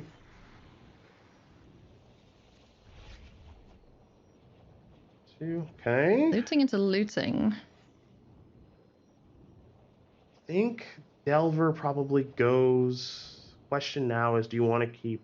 I don't know if you can keep Expressive Iteration. I think you might have to keep the cheapies. Yeah. Yeah, keep the looting and the Fading Hope. Draw. Yeah, I think you just. Hopefully I think you find just the have to other bird. keep. Yeah, I think you just have to keep the 1 mana spells. Yeah. Loot one more time with feeling. Can Yeah, we I think- find another Phoenix? I think it's got to be this turn for Simon, and Yeah. Kumagai is okay. He's sweating a little bit over there. He's like, yeah, okay, this isn't great. DRC's helping.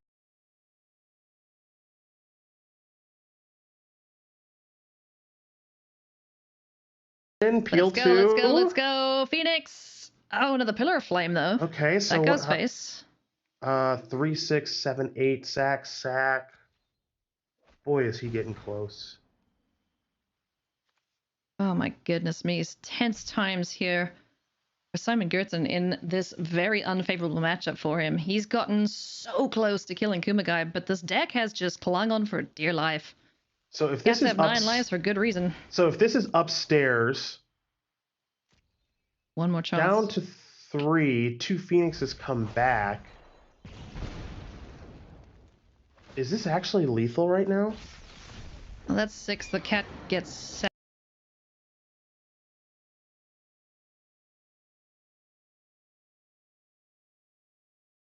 sacked. Doesn't have enough to eat the food. I think he's got it. No, wait, with a Meatok Massacre as well? Yeah, that's it. Oh, yeah, wow. that's So it's Pillar of Flame or another Phoenix in that instance that gets the job done. And Simon able to come all the way back. Hang on. Was he considering Meatok Massacre there? So Meatok Massacre, when you sacrifice stuff, they lose life. They lose life. Right. So Yeah, their it's stuff when needs their rise. stuff dies. It's when their stuff dies. Yeah, he you was gain exactly life. dead. Yeah. Because oh wow, that Pillar of Flame, I like it. I've seen Simon board that card out against this matchup. Maybe we should keep it in. Maybe. That was tense. Good grief. It's those burn spells that that really helped Simon just kind of keep going and keep going. And Riku was getting very close to stabilizing. There's a flashpoint and a threshold as far as the number is concerned where Simon was not ever going to be able to come back. But he just kind of kept whittling away and finding enough spells to bring those Phoenixes back. So kudos to Simon. Really, really well navigated game. But that also kind of goes to show you just how hard it is. It's tough. For Izzet Phoenix to beat this deck. Just how hard. I mean, and a one-lander to start without any Black Source? Like, there was a big handicap on Riku's start. Yeah. So if he operates efficiently how the deck wants to, 1 drop, 2 drop, 3 drop, go, engine online, it's going to be a very different ballgame. Absolutely. Now, for Simon, if you're rooting for him and his unique build on Izzet Phoenix, that's a huge W. That's a huge W, because if we get ourselves to a third game, that means he'll be on the play for the third game. So that's a huge, huge victory if we're looking ahead a little bit. If you're rooting for Riku, it's pretty easy. And this is why I think he's so calm. He's like, well, one lander, a lot of things went wrong there, and I almost won, and now here we go again. Are we looking at game 1? He had 3 monkey massacres in hand the last time. Well, this hand is significantly better. Yes, this hand, I very much like this one. So this is going to be a little bit more of a struggle. Well, not that the first game wasn't, but a little bit more so this time around for Simon Gertsen. So what are we sending back? It looks like it's going to be a massacre. Maybe. Or, you could just play that out on turn 2, because why not? Nope.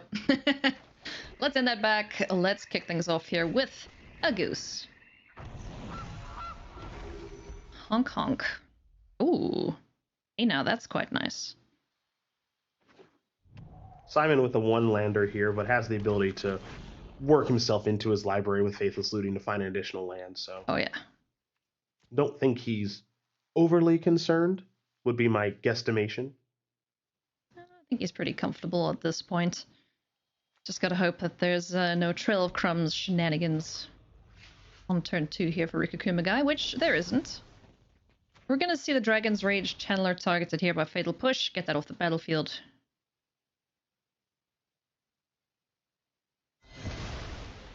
And get some kitty cats going here. So just starting to kind of slowly but surely get some things online. Maelstrom Pulse is a clean answer to things. Good draw there from Simon with an island and Deadly Dispute. That'll work itself into the equation eventually. That's a pretty good draw step because you don't have to looting for lands here in this instance. You're just kind of like, okay, I've kind of just got my stuff. Yeah. So Grim Lavamancer is going to be the first thing on the battlefield, allowing Simon to keep up a Fading Hope, as well as an opt for the end step, if there is no removal to worry about. Lavamancer is a pretty nice card in this instance. Yeah, just another way to deal some extra damage. Uh-huh. It's like, I have all these cards in my bin, so I'm going to throw them at you now. Yep, can manage Gilded Goose. Those are not ideal draw steps in those couple of lands. There's no Trail of Crumbs here right now, so for Kumagai, things are not coming together all that well in this exact moment. So I'm going to add Lures to the grip, okay.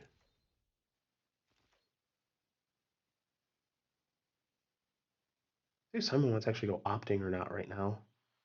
Might be interested in turn 3 Arclight Phoenix. Yeah, this is a little bit interesting on if he should actually cast anything. That's why you're seeing him pause right now. Yeah. Looks like he is going to opt. I don't think he wants a Delver. Expressive Iteration, not too shabby. Okay, There's the land. Now he's got a question on what he wants to do on this turn because depending on how the Faithless Looting goes, it's a high ceiling turn. Or you could take a more conservative route with Expressive Iteration this turn, which is of course the look at the couple of cards. One of them ideally is a land, so that takes care of itself. Yada yada yada. So this is a lot more conservative. Yeah. Can he afford to be conservative though? I'm gonna weirdly say yes to that, and here's my reason why. Kumagai's last turn was get Luris. Yeah. That is a sign of weakness, not strength. Yeah. That's I have nothing else to do, so come here.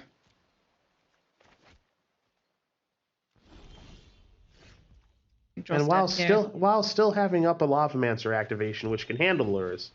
So I can't believe I'm gonna say it. Mm-hmm. Simon's looking okay right now. He's looking okay.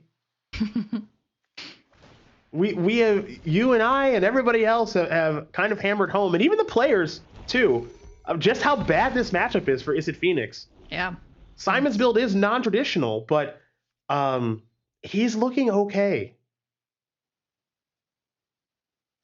Grim Lavamancer is able to get that goose off the battlefield, so there's the food producer taken care of for the time being. Luris and Maelstrom Pulse in hand, a couple of lands, and the cat hanging out in the graveyard for Kumagai. Simon could go ham this turn. He could. This turn has an extremely high ceiling. Well, let's see what he wants to do. Opt is going to kick things off here.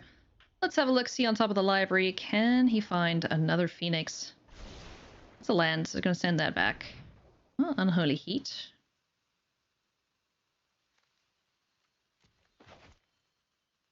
Fading Hope can also scry. Uh-huh. I mean, just how... Ugh, boy. He's just like, nah, I'm just going to smack you. Let's just get these things off the battlefield. How's that? Kind of interesting. This maybe a Delver follow-up or something? Let's see. Nothing at all. Okay. Okay, Fatal Push. Some more setup. I guess this is also a turn where you're leaving up Unholy Heat because you're saying, I do want to make sure that when Luris shows up, it just dies. Yeah. So the way that I... Continue, sorry. Oh, I was going to say, because now Kumagai is incentivized to kill this Grim Lavamancer and then hopefully force a reaction out of Simon, but I don't think he'll be too sad to see this die.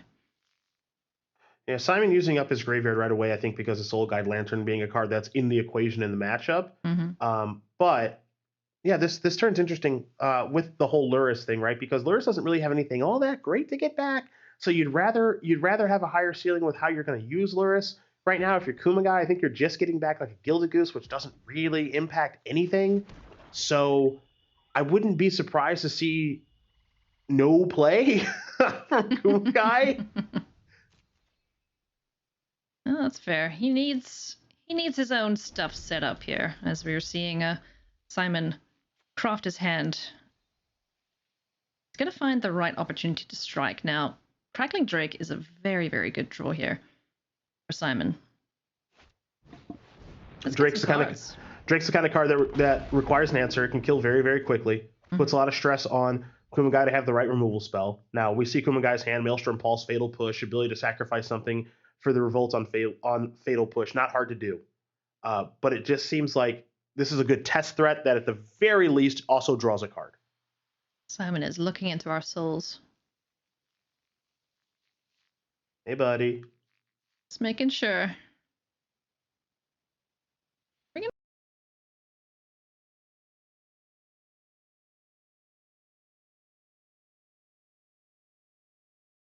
Let me get an attack in here.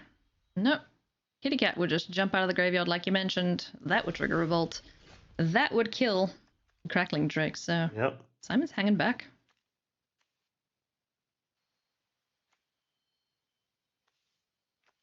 I was there in 2010 when Simon won that Pro Tour in San Diego with Jund. Mm-hmm. He was very, very, very impressive that weekend. Really solidified himself as one of the best players in the game at that time. His play continues to impress. Can't believe I'm going to say this. 11 years later. Maelstrom Pulse takes care of the Crackling Drake. No further play here from Kumagai, and this is going to be great news for Simon. Seeing that Maelstrom Pulse dealt with, gotta think, okay, maybe now we can look at getting multiple copies of our birds out. Hey, you see, One thing Simon is a lot when he plays, he's very patient. Yeah. So I think some players would have probably fired off Faithless Lootings. Yeah. At least one by now. I'm fidgeting wanting to cast Yeah, one. yeah, Or yeah. like a Delver or a something. And he's Yeah. just being extremely patient. Maybe he's trying to play around, Meat Hook Massacre or something, but he's being extremely, extremely patient right now. And now by finding nice a negate, that's the kind of card that might change the equation for him on how active he wants to get on this turn, because he has some reactive permission that can protect himself. See, this is why they're there and we're not. It's because we just want to jam stuff, but now it makes so much more sense because, hey, cool, we can still get the Phoenix out, but now we have a way to protect it. Yeah, how high is Simon valuing the Delver of Secrets that he's had? Clearly that question has just been answered. He's letting that go. Now he's going to opt. Don't need that one. You can do better than a land. Oh, the Crackling Drake. Okay. Does he want to cast Looting before playing the land? It looks like the answer to that question is yes. Okay. It's kind of a meh there on the Looting. Couple more lands. Grim Lavamancer is going to love this turn, though. Just like, Yes. oh, for me? Look at all the things I can kill. Nice. Okay, so only the one Phoenix after all this time. Just the one birdie. Yeah, not the most impressive. Lavamancer's still going to hang back for the reasons that you mentioned last turn with the Cauldron Familiar kind of poking in out of nowhere, whatever. So, yep, another bad draw step. And Kumagai needs to find some of his engine pieces. This isn't going very well. Yeah, this negate that Simon has found is kind of the nuts right now. It's the ultimate. It's the ultimate protection spell. That's really obvious thing to say. But basically, the way I'm looking at this negate right now is this negate is more or less reserved for Trail of Crumbs. Yep. If you need to counter something else, you can. But I think that Simon might be thinking, I found a gate now. My opponent is doing essentially nothing. Yeah. So if Trail of Crumbs, I'm going to save this for Trail of Crumbs unless I have a reason to use it otherwise. Because he knows, he's seen, Kumagai is doing essentially nothing. He hasn't got his engine online. He's not applying any pressure. So, the world is his oyster at this point. Ooh, does this open up the gate, though, for him to kill something here? So they're going to kill the plant token with the Lavamancer activation. Shields down a little bit. Fading Hope is still at the ready. Yeah. But yeah, there's not going to be a move here from Kumagai. Unholy Heats aplenty, Faithless Looting, number 3 in the grip for Simon Gertson. Is going to go to the Faithless Looting in the graveyard. Let's find some more cards. Yeah. As a consider an expressive iteration. Another Faithless Looting is going to hit the bin potentially. He'd love to find another land. Yeah, land wouldn't be so bad. I mean, it's kind of interesting how he's starting off this turn. You could make an argument for just attacking first. He wants to start things off with the looting because that may influence how he wants to play the rest of the turn, which could be finding another copy of Arclight Phoenix. But Simon, again, is being extremely, extremely conservative. There's Trail of Crumbs. I don't think so. Get out of here. No, no, no, no, no. What Ricky would have loved to have seen. Under no circumstance is that happening. But in this circumstance, Lyra says, hey, now that's mine. Stop touching. So now things get interesting because now that Trail of Crumbs is here, we already know Simon has an answer to Lyris, right? We see the Unholy Heat. Great. So now that Trail of Crumbs is here, now I think Simon has to maybe turn up the heat a little bit and get a little bit more proactive because he's been very cautious, slow, building, working, all this other stuff. Now the Trail's here, you might have to actually get rolling. You saw him sit up in his seat, Cedric. It's go time. Yeah. It's go time. Come on, let's get a big old crackling Drake out here, Simon. And I'm curious to see how Simon wants to get rolling because you can go the Drake route, you can go the Faithless Looting route, maybe start your turn off with Expressive Iteration. There's a lot of pathways here as far as options are concerned. Crackling Drake is very large. Hey, I like pedal to the metal. Make Kumagai have an answer for this, or he's dead, effectively, next turn. It's also worth noting that Trail of Crumbs, it finds permanence. Yep. Right? So it doesn't find Fatal Push or any of the spot removal spells, to be able to take care of Crackling Drake really. If Massacre's left in, that's a thing it can find. It's another cute little aspect of the deck building with the deck. Cute. Golgari is not cute. Okay, well, hater in the house. They're fearsome and grotesque. And there's a cat, so it's cute. But yeah, we're gonna see Cauldron Familiar come back in. Trail of Crumbs is going to go digging on top of the library. What can Kumagai find? And he finds the Massacre. You found the Massacre. Okay. Woo-hoo-hoo. Okay. He ain't out of it yet. Let's go. Cauldron Familiar back on the battlefield. Meathook Massacre in hand. Let's kill some stuff. 1, 2. Okay, so now how's Simon going to respond? Could Fading Hope Yeah. something of his own? Let's do that. And if you look at it that way, you save your Drake. You don't care if your Phoenix dies, realistically, because there's no Soul Guide Lantern on the battlefield right now. So you're kind of just losing a Lavamancer in this exchange. Mm-hmm. Some triggers from the Meathook Massacre. We don't want to undersell those. Ding, ding, ding, ding, ding. That just keeps the life total up. Ping Simon for 1. Okay, so... Okay. How Okay. much is that? 6? At least, if he wants it to be. Yeah. I still like just shoving with the Drake. You know, maybe hopefully find an answer or a protection spell for it. Let's see what Expressive Iteration has on top. It's 2 Considers plus the Steam Vents. Side. Okay. Consider. Are we considering what's on top of the library here? There's a land.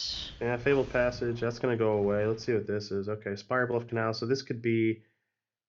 I'm really curious about how much Simon wants to turn up the heat here. If we can still go the Kraken Drake route if we want to. It looks like he's not going to.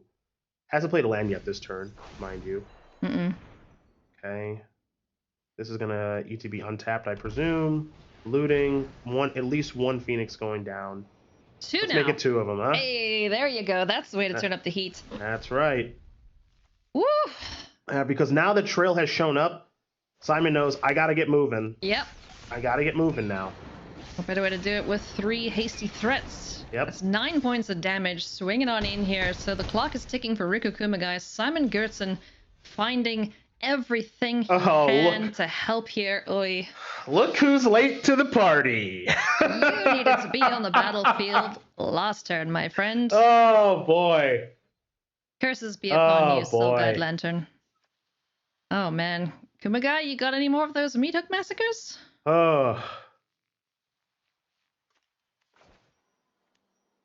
Because he's gonna need one now. It's gotta be... He can stabilize with the cat and the food. But yeah, I would be digging for a Meathook Massacre at this point. Get that battlefield clear. If there are still that many in the deck, because we have seen in this matchup where some players actually board out quite a few of these, and they bring in cards like Maelstrom Pulse and Bone Shards and stuff like that, and less focus on the Meathook Massacre in the sideboarded games. Yeah, Maelstrom Pulse would be perfect, but he's only got one and he's used it already. Yep, and of course Maelstrom Pulse being a temporary solution to the Phoenix problem. So here's the squirrel. He's got a squirrel. There's a bird. It's fine. It's not fine. Spoiler alert. Simon Gertzen is very, very close to victory here. Kumagai needs to navigate this so carefully to stay alive. Gonna press Simon's advantage a little bit more here. I have to imagine he likes his positioning. He does have some removal. Again, there's Trail of Crumbs engine online, the food engine being online. You can gain some life right now. Gain 3 of it and trigger the trail. So this life total is going to fluctuate quite a bit. It feels like 3 points at a time in some respects. Yeah. There is no oven here yet. That might be what Kumagai is searching for and hasn't found. Yep. Can also get the Ravenous Squirrel down to start sacrificing a couple of things. Might be a really good draw. Hey now, there's a hasty threat. It might just be a hard cast. Yeah. If not, why not? Unholy Heat can take care of the Gilded Goose, perhaps? Yep. Let's force the sack here on the Ravenous Squirrel. Mana available Go 2, 3. So sacrifice the goose to the tower. Okay, and it still leaves you with push mana available. Yep. Yeah, push and sack on the squirrel if he wants to go that route. Yeah, don't forget too that Fatal Push killing an Arclight Phoenix is actually going to gain Riku a life Mm-hmm. because of the Meathook Massacre. So that may matter. Also, Squirrel sacrificing something gets you a life, and now have found a copy of Witch's Oven. So it's getting interesting. This is going to be 12 points of damage. Yeah, but Push is going to kill something, and you're going to gain a life. So I believe Kumagai is going to make it out of this turn. Yep. Squawk, squawk. Here comes the pigeons, the Arclight Phoenixes, Phoenices, whatever you want to call them. Fatal Push will take care of one of them. Gain a life, down to 3. And here comes the Delver of Secrets. All right, well, let's see. We have a game here, friends. Start chowing on some things. So the other thing that you kind of have to think about too, just a little. I'm not saying this is likely, but Simon's at 12. There's a Ravenous Squirrel. There's a Cauldron Familiar. There's a Witch's Oven. There's a Meathook Massacre. There's a Trail of Crumbs. I'm mentioning all those things because there might just be like a backdoor weird way for Kumagai to kill Simon this turn. Mm-hmm. Well, if anybody would know, it would be him. Yeah. So. Soul Guide Lantern, let's do that. Step 1. I'm just wondering if we'll see like Hive of the Eye Tyrant going.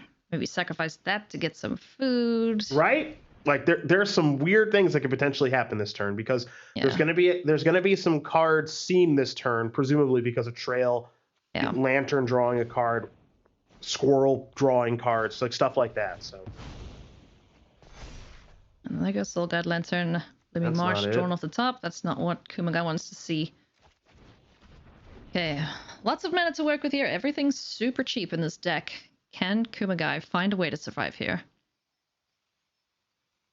It's a very uncomfortable feeling if you're Simon.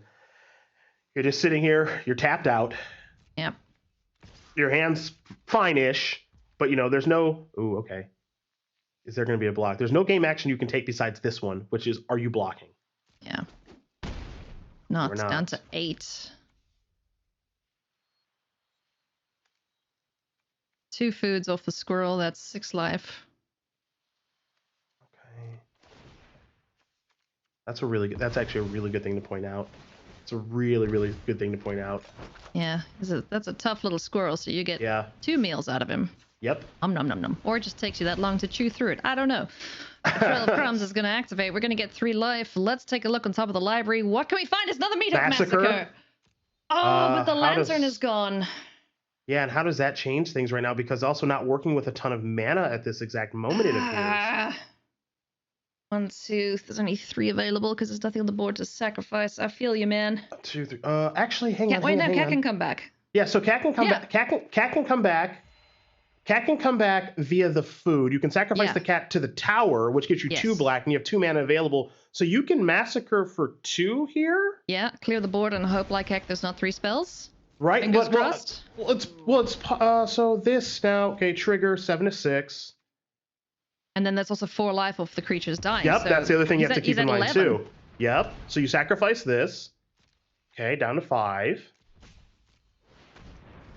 You play Massacre for 2, clean them. Gain the life. Yep, you get your 4 triggers. Trigger, trigger, trigger, trigger, trigger. Yay! Okay. So now, Simon, we have an iteration. We have Faithless Looting.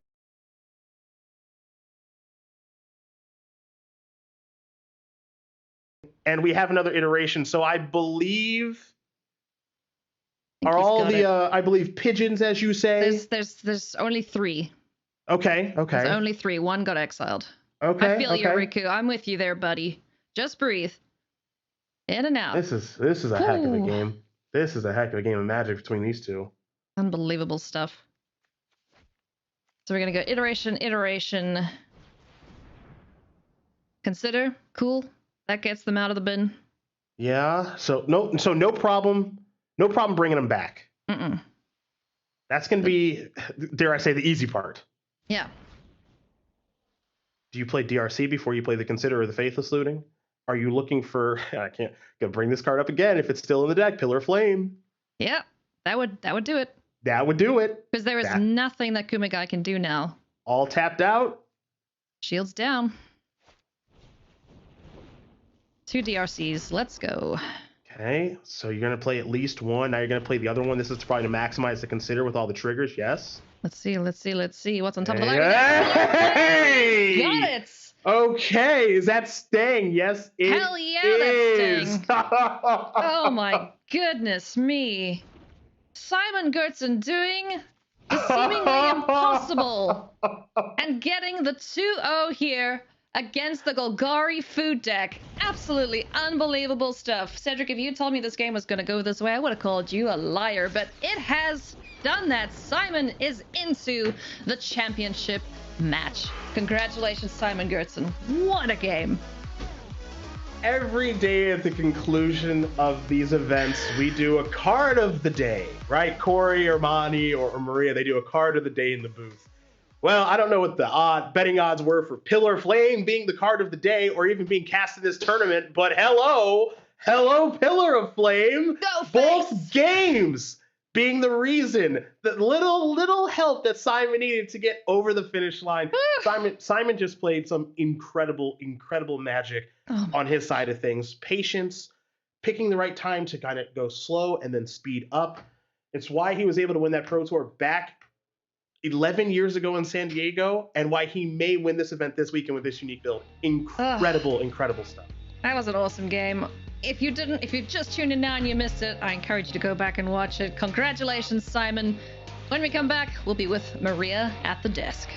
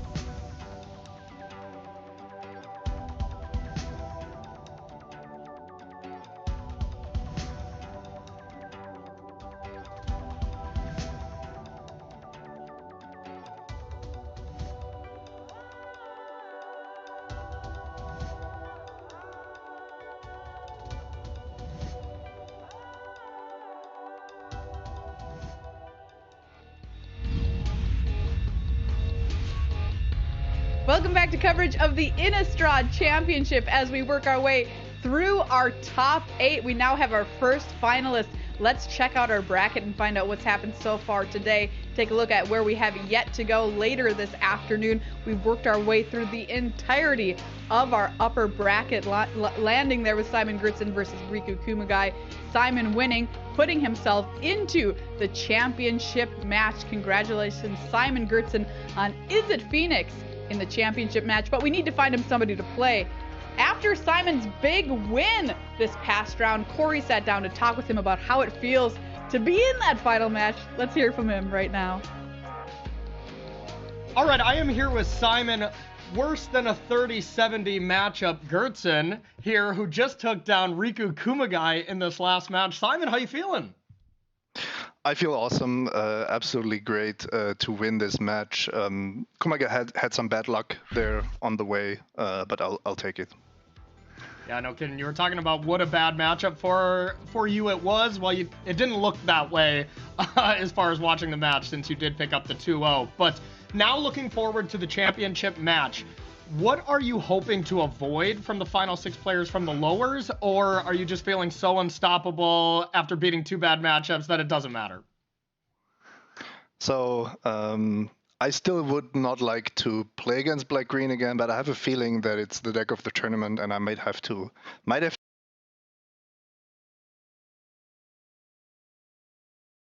do this twice, but I'm up for it. Yeah, deck of the tournament, unless, of course, you take it down with this Izzet Phoenix, then that'll be the deck of the tournament. So, all right, Simon, thanks so much for sitting down with me, and good luck in the championship match. Thanks, Corey. That's our first finalist, Simon Gertzen. I've got Mani Devuti and Corey Baumeister here with me at the virtual news desk as we watch our top 8. Simon qualifying for the World Championship next year as well. Let's take a look at how to qualify for that tournament. We've got 31 spots when we came into this weekend, Mani. Yeah, we did, because of the 32-player field, 1 spot was already taken up by our reigning world champion, Yuta Takahashi. He is going to be back to defend his title at World Championship 28, and our next big job was finding the 31 players that would be joining him there. Absolutely, and we already told 4 players to pack their bags to the World Championship next year. We got 2 more to give away this weekend at the Innistrad Championship, and then we got 12 more at the next 2 championships next year to give away those spots. And just in case you're not amongst those names, there's 2 more categories within you can fall. MPL or Rivals season performance, top 5 of those players, and the top 8 challengers based on season performance, because you're earning throughout these tournaments World Championship qualifying points that you can accumulate to build yourself a berth into the World Championship. Indeed, the 2 people who don't make our top 6 here in this top 8 get extra World Championship qualifying points for making this top 8, hopefully building themselves an invite through over multiple championships as the season continues. Let's check out our spots that we're trying to fill up here today. Like Corey said, we just have 2 more to go. Congratulations to these players for qualifying for the World Championship here as members of our top 8.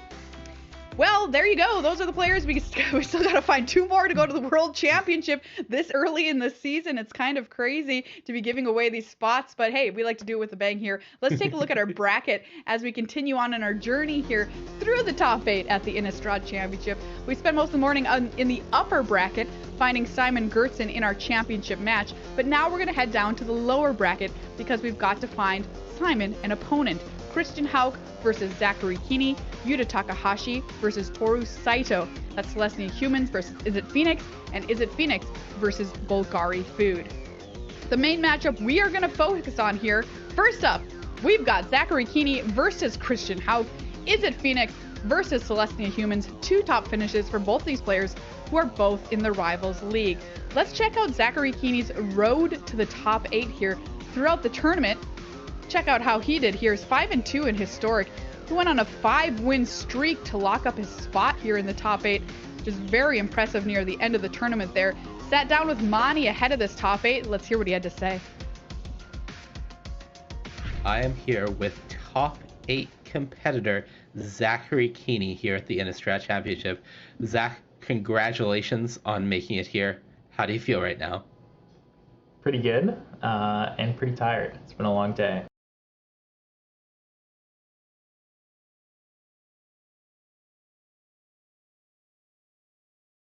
Lots of blue-red mirrors. Yeah, fair enough. Well, you are 1 match win away from making it to the World Championship. Double elimination here. So 1 match win gets you there. What would that mean to you? I've always wanted to compete in Worlds and just be able to battle among the best and fight for those really high stakes of the World Championship. That title is kind of worth more than and not any amount of money, but almost any amount of money. And also the chance to design your own card, that's really cool. So that's what's on the line for me. Yeah, fair enough. All right, you're playing Blue-Red Phoenix in Historic. What's the matchup you least want to face in the top 8? Probably Christian Hawk on Green-White Humans. He is the top seed for a reason, and that is because I assume he's been just crushing Blue-Red Phoenix all day. So. All right. Other side, what's the matchup you most want to face? The Mirror. We kind of built our deck for the Mirror, so that's what I'd like to face. There you go. That I love the confidence. Was the case in Historic and in Standard. Just expressive iteration all day. Yeah, it worked out for you well so far. I hope you get the Mirror. Zach, good luck in the top 8. Thank you.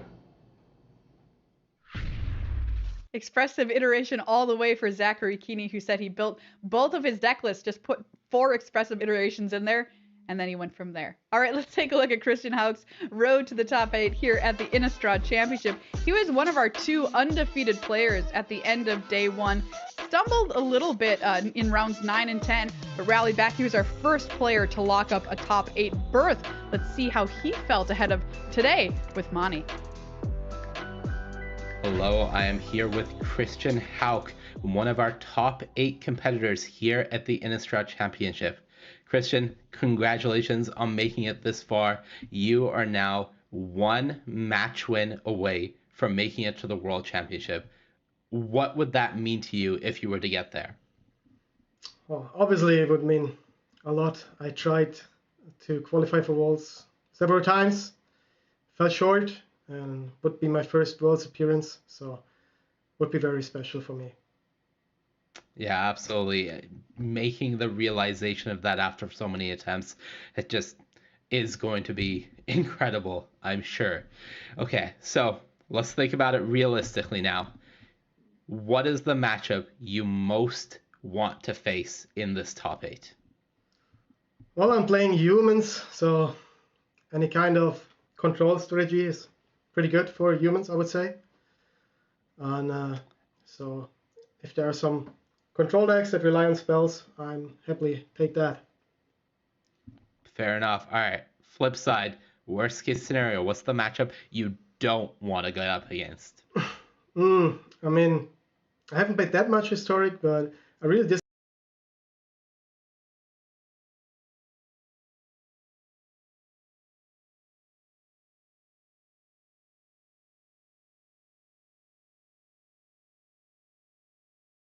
like the Heliod matchup, like green-white Heliod. It's really tough. Like they can pressure me way faster than I thought and even combo me out, and I don't have any instant speed. I can't kill the creatures at instant speed, so this would be a toughie for me. Fair enough. Well, here's hoping for no Heliod. Christian, congratulations again and good luck today. Thank you so much.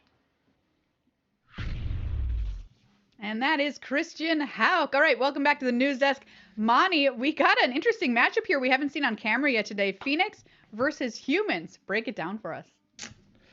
Yeah, so this is sort of the matchup of the 2 Titans coming into the weekend. These were our 2 most played decks in Historic, and Phoenix here from Zachary Keeney. This is a deck that we've talked about a lot. There's 3 copies in this top 8, and we just saw what this sort of archetype could do in the hands of Simon Gertzen. Slightly different build here. This is the more traditional build of the deck, as it were. We do see the copies of Sprite Dragon rather than Delver of Secrets in this deck, as well as Stormwing Entity, but the goal is the same. Early Dragon's Rage Channeler, Faithless Looting, get those Arclight Phoenixes in the graveyard, have those explosive turns.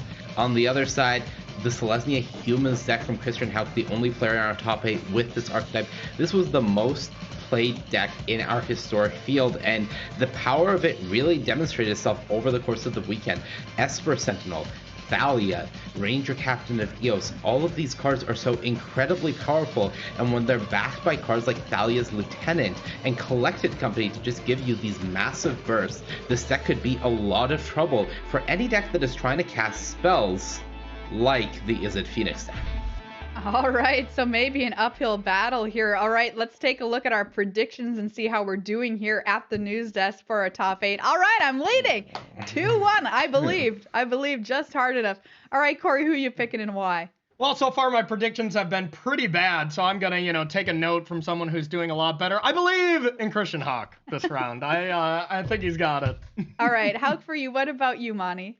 Well, I'm just going to keep going down with the Corey train, so I will also believe in the Hulkster. Yeah, when are you two gonna learn that I'm just getting it right today? I'm going with Keeney. Come on, these explosive turns with Phoenix, sometimes they just come out of nowhere, and if you're a creatures player, you're just dead before you know it. At least that's what I'm telling myself. All right, everybody, we've got lower round 1 heading into the lower bracket here. The players cannot lose anymore. They've got to be done losing. Simon Gertzen needs an opponent. We're going to find one for him in the lower bracket here. Lower round 1 coming up in just a couple of minutes. Don't move.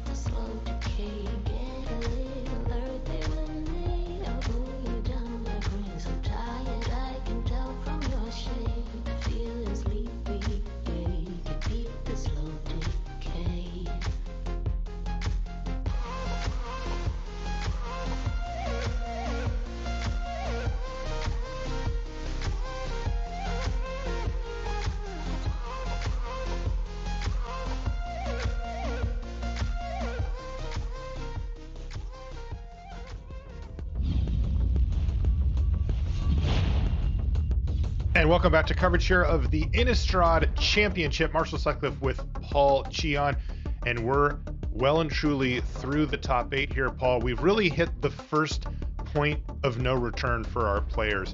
In the feature match in the lower round 1, we have Zachary Keeney playing Izzet Phoenix, and sitting across from him is Christian Hauck on Celestia Humans. But here's the thing, Paul. No more wiggle room. A loss here sends you home. And here's the other thing. A win for either of these players not only sends them further down through the lower bracket, it also sends them to the World Championship. Yeah, I know top 8, making the top 8 is a big deal, but this might be the biggest match for both of these players' careers, right? I mean, there's so much on the line for this one match. It's not just moving on, it's the fact that if you win, you're in Worlds. 100%. Really, the stakes don't get higher at this stage of a tournament, right? Until we get to Worlds, or till we're in the finals of one of these events. And let's see who's going to emerge. I think you saw Zachary Keeney take a very deep breath, gathering himself before embarking on his mission. Christian, on the other hand, looks very focused, right? Hand on chin, eagle eyes, he's ready to go. Let's see what happens between these two. Now, matchup-wise, Paul, very different approaches to the format. Christian's on Celestia Humans, looking for that low to the ground beatdown approach with the disruption kind of attached to the humans. On the other side is Zachary Keeney, heavily graveyard-based deck that is looking to basically just cast a whole ton of spells and they get a bunch of free Arclight Phoenix and such onto the battlefield. Who do you like in the matchup, especially now that there's a Thalia down for Christian? You know, I think this matchup is incredibly close, just kind of coming in. I think a lot of it comes down to the types of ways that Hao can maybe interact with what Keeney's trying to do, right? You have some of those tax creatures that are really, really powerful in the matchup. Cards like Esper Sentinel and Thalia.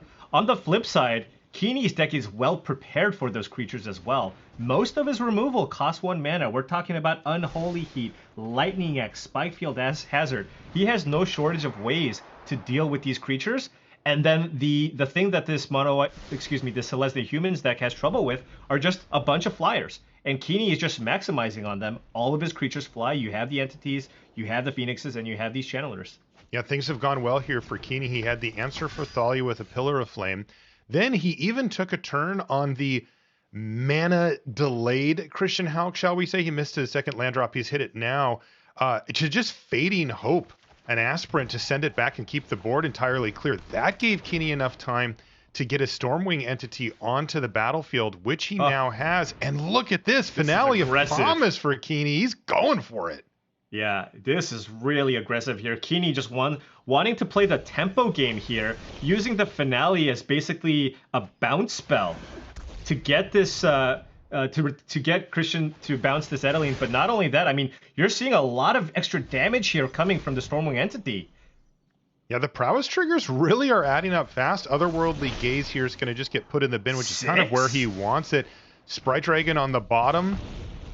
And the 2 damage, don't forget, from the Pillar. Remember, he got the sorcery and the instant there. Down to 12 goes Christian in 1 turn. Yeah, and I think this land really, really big here for Christian, as it allows him to maybe try to keep up here. Probably is going to need to find some Brutal Cathars here to get that Stormwing entity off the battlefield. Every time this deck falls behind, which isn't always, right? A lot of times it's 1, 2, 3, and the Celestia deck just sort of drops the hammer and never actually falls behind. But when it does, we're always talking about Collected Company into Brutal Cathar. It's just kind of the one way that you really have to come back. Yeah, I mean, I don't...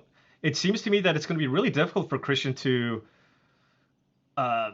win if he just plays the creatures out of his hand, right? I think it's just these flyers are going to be problematic. I mean, there's a good shot that this Channeler becomes a 3/3 flyer next turn.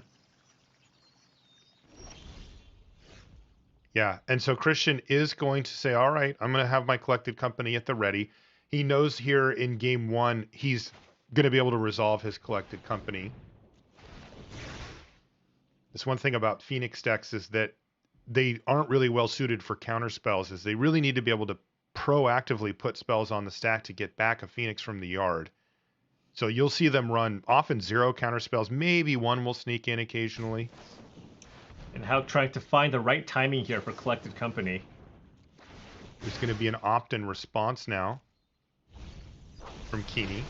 Keeney really wants to find an Unholy Heat here, an instant speed way potentially to kill a Brutal Cathar. Let's see if there is a Brutal Cathar coming. No, it's Esper Sentinel and Ranger Captain of Eos. A pretty mediocre hit here for Christian Hauck, and certainly not what he wanted to see. Yeah, no Thalia either, so if Keeney can find some spells here, can cast it here off that iteration. And Keeney really wants to try to find a way to get Delirium here, so we can get in for at least 8. This is Expressive Iteration resolving. Maybe the Consider could get him there. There's also Otherworldly Gaze. Yep. Okay, but he's going with He's got that in his yard. And keep in mind, I mean, it's not like Keeney has to win this turn, right? Right. If you get in for 8 or 9, and you're presenting 3 lethal attackers next turn, if you get Delirium here off the Channelers, that should get it done. And he's decided to keep Unholy Heat at the ready. That's going to get him in for 6 right now, down to 4 falls Christian Hauck, and he is under extreme assault. He doesn't find anything off the top, but he has collected company number 2 in hand, and it's really going to come down to that. He may need to hit 2 brutal Cathars too. Yeah, I think Christian thinking it's extremely unlikely that he's going to be able to block with those creatures. Right. Gets in, knocks Keeney down to 16. Yeah, but I mean, with this unholy heat that Keeney has, I mean, Cathar is also not going to do it here necessarily. I guess if Christian can find double Cathar and cast Collected Company, then he won't just die this turn. This is all, of course, assuming that the channelers become 3/3s. Right.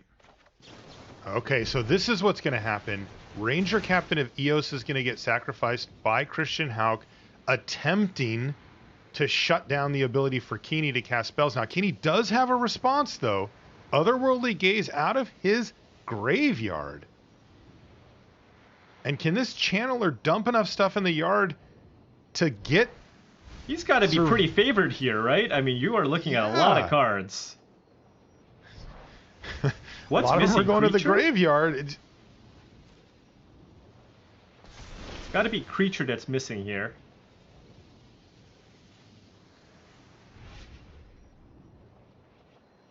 Okay. This is the Otherworldly Gaze resolving. It's not going to put a card in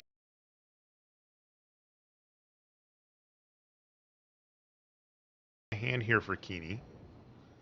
Yeah, it's a one of in his deck that just allows him to just play a card that could potentially just turbocharge and put a bunch of Phoenixes into the graveyard. He is going to get a Pillar of Flame, though.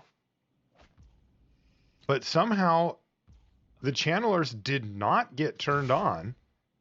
This is a lethal attack in the air with Stormwing Entity, though, and both channelers are attacking as well. And keep in mind, if Christian uses Chop Down onto Entity, I think that's going to be the missing piece here to turn those channelers into 3/3s.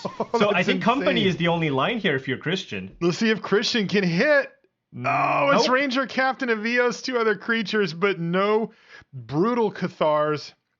He had a chance to hit off of 2 collected companies and couldn't find any of it. So the aggressive line from Keeney pays off here, and he's able to kind of slam the door before Christian could really get out from under all of that pressure. Christian had a great hand, you know, it was chock full of creatures.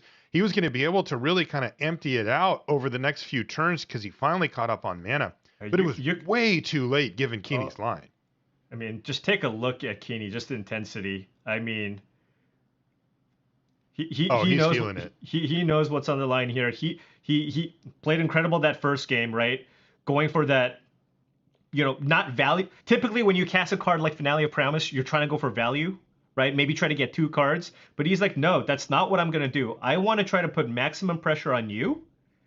Use this as basically a 3-mana unsummon and try to maximize my damage. And it paid off for him. You can really get vibes from Keeney. You can see he's closing his eyes and focusing. You know, sometimes people call that like centering yourself, right? Where you like take a deep breath, close your eyes, kind of feel your surroundings. That can kind of bring you back down when you're feeling that really big pressure. And I think that's what Keeney's doing. But I'll tell you, he's playing beautifully. He went for that really aggressive line, and it absolutely paid off. Let's get into game number 2 between these two in our lower final one, or excuse me, our lower round 1. Allenbach Escort kicks things off for Keeney's not going to be too thrilled about this. Have to lead out with the Storm-Carved land there, coast. But had he kept up the Riverglide pathway, could have been able to dual shot these 2 creatures. Oh, that would have been devastating. But now the Luminarch Aspirant has a counter on it, and it has an escort to protect it here as well. So this is a tough position already. It looks like Keeney's going to go for Dragon's Rage Channeler and just pass the turn back. He has Flame Blast Bolt at the ready. Yeah, excellent start here from Christian Hauk. I mean, so many huge threats that he needs to deal with. I mean, this is the ideal draw for if you're humans, right? 1, 2, 3, Company. So far, everything's still on the battlefield. Keeney's really his only option is to bolt the escort. or maybe just use the dual shot on the escort. You're probably just not going to get a 2-for-1 there. Good point. Yeah, he may as well. He might want to consider just sort of giving up on that.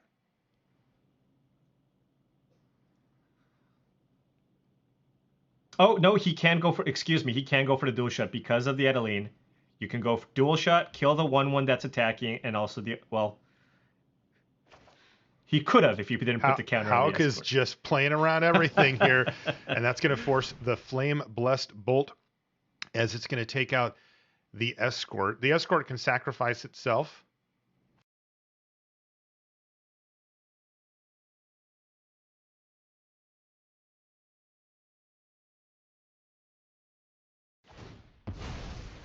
To give something per indestructible. Also gets lifelink, so that could matter here. You know, every little bit of damage can matter. So, and now the attack. Adeline grows now up to 3/4. Both of the creatures get in. Down to 16 goes Keeney. He is under extreme assault here. And Hauk, it's going to be a 1, 2, 3, 4 curve right into Collected Company for Hauk. Yeah, and I mean, what are we hoping for if you're Keeney here? I guess a whiff, right? I mean, even just with what's on the board, it's going to be pretty tough here for Zet. That's right. I think that part of the equation for Keeney is going to be a whiff from the Collected Company because, yes, he has both Dragon's Rage Channelers up in the air and attacking, and that's great, but he's not going to win this race, at least as it stands. Company time. Just run it out there, right? It grows Yeah. to Adeline, yeah. Ranger Captain Evios and Esper that is- Sentinel. That is not bad. Not the best. He hit not 2 bad. creatures. That's Yeah. pretty much. It wasn't a whiff. That's right. And now he gets to resolve the trigger here from Ranger Captain and see if there's anything in particular that he wants. He's going to get a second copy of Esper Sentinel. That's going to really punish Zachary Keeney because he knows, you know, Christian knows I'm forcing Zachary to do a whole bunch of stuff. So these Sentinels are going to do good work, and he's already got one on the battlefield. Yeah. And it's really interesting to see where Hauk is going to go with this counter. You might be tempted to put it on the Esper Sentinel, right? You turn that into a 2/2, all of a sudden, you know, that tax becomes really problematic. You can turn Aspirant into a 3/3 and just attack, right? And go, hey, look, I'm happy to trade my Aspirant for your Channeler. That minimizes the chance that I lose to your Flyers, and I still have action backup. Yeah, if he does go for that plan, it gets kind of interesting because then Dual Shot can take out, you know, 2 smaller creatures, and Adeline's shrunk down a bit from that point. Right? But He's going to go for the Luminarch Aspirant. Maximum aggression here from Christian Hauk. Beatdowns. I mean, you go for the trade here, you're still taking 8, right? Mm-hmm. And you, I mean, maybe you can try to take less damage and go for the dual shot, but then Christian draws a card. You do get a card, yeah. And you could take the Sentinel and a 1/1 out, or you could take the 2 1/1s out. They do make Adeline a lot smaller, and then with the block as well. But yeah, this is still going to hurt. There's really no clean way to get out of this for Keeney. Here comes Dual Shot, and it's going to be the Esper Sentinel. It's also going to be one of the 1/1s. Yeah, that if he was going to, card's going to go into hand. If he was going to do this, I like casting this before blocks because then you get to see what kind of removal spells you might have on top. To see if maybe you can actually just block the 1/1 with your Channeler and not the Aspirant. And what did Christian find? Just a land. He's just going to take out the other 1/1. So a lot of damage, those 7 damage coming across here, and it's getting towards miracle time here for Keeney. We get a lot of looks though. We have 2 Dragon's Rage Channelers, an Opt and a Faithless Looting. So there is some awesome sequences here we might see involving Arclight Phoenix here. A lot of them. Yeah, a lot of looks. Oh, that's one. There's one ball. Okay. That's stage 1. Spikefield Hazard, no great targets. Bright Dragon. No great targets, but it does cost 1, right? He has an Opt and a Spikefield Hazard. So he'll get at least that as Phoenix spells. back. Right, so you go with the Opt here first. Maybe you hit another Phoenix? Maybe. So far it's an island. I don't think you want that.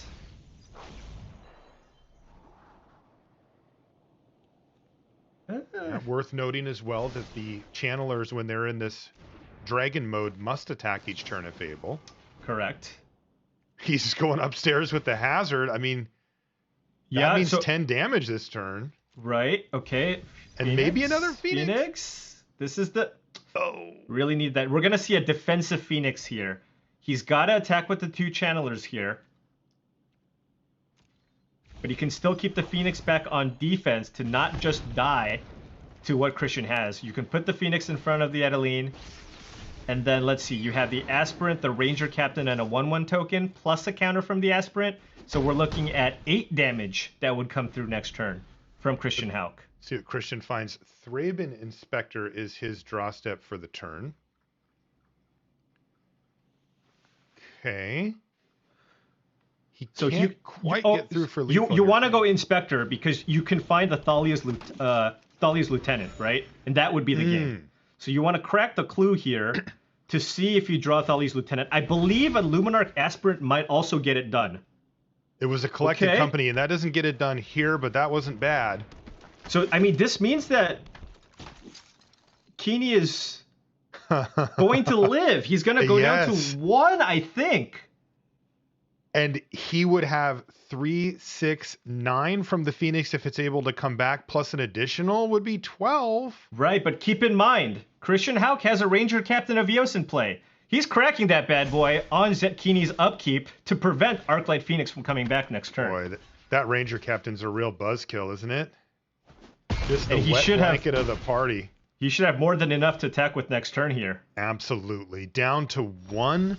The Ranger Captain should seal the deal here for Christian Hauk. He sacrifices it on upkeep, and Keeney can't even respond. Has no instance, draws an op for the turn, and that's going to be GG to Christian Hauk, able to capitalize off of a great start to the game there and continued his way through for the game win.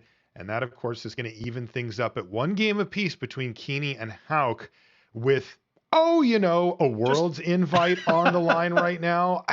The swing here is just incredible for 1 game of Magic. It's go home or keep your hopes alive to become a champion today and qualify for Worlds. Yeah, This would expect nothing less than to have this go to a game 3. And, you get to... Keeney needs to center himself. Remember, he's now on the play. Imagine how different the sequence of that game would have gone had Keeney gone first. He would have had the dual shot for the combination that Hauk had when he went 1-drop, 2-drop. So he's got to be feeling good here. But of course, so much on the line here. World Championship invites are, those are one of the biggest goals in any season, right? When you start, I think that, there's all the normal stuff. I'd love to win, a big tournament. I'd like to, but I think that if you asked most players like these two,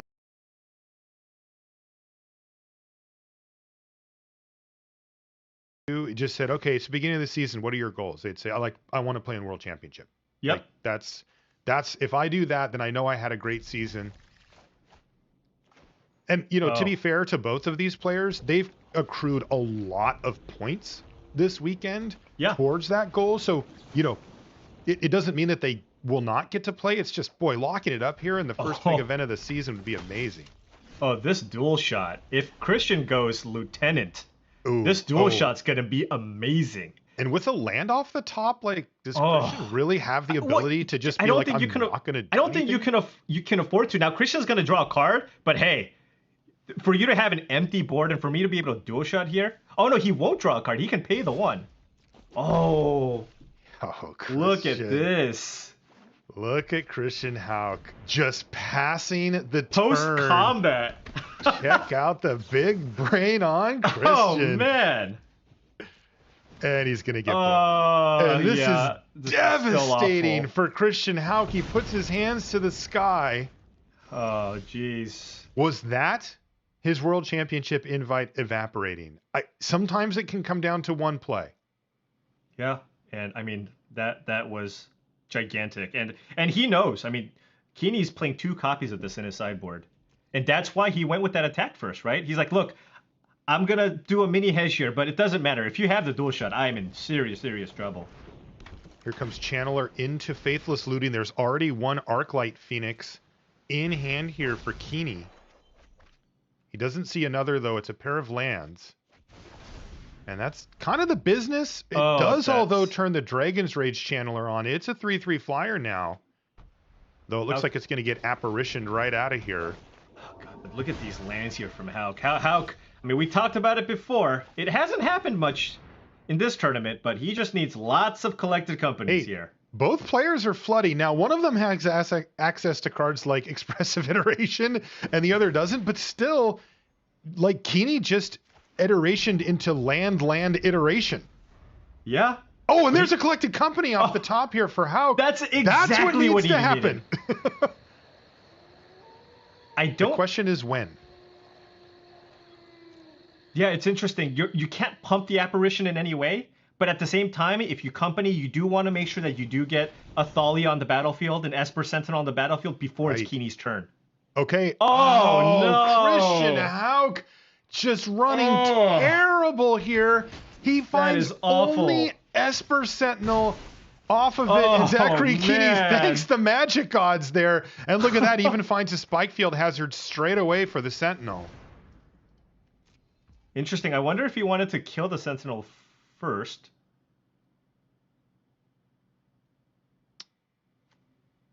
But now he's got a Stormwing Entity here. And Hauk just drew another land, by the way. Yeah. Off that Sentinel trigger. Hey, if Keeney wants to give him free cards and they're just a bunch of lands, he's going to be fine with that. There's Stormwing Entity hitting the battlefield now. Unholy Heat, Fading Hope. So lots of interaction Good now cards. for Keeney.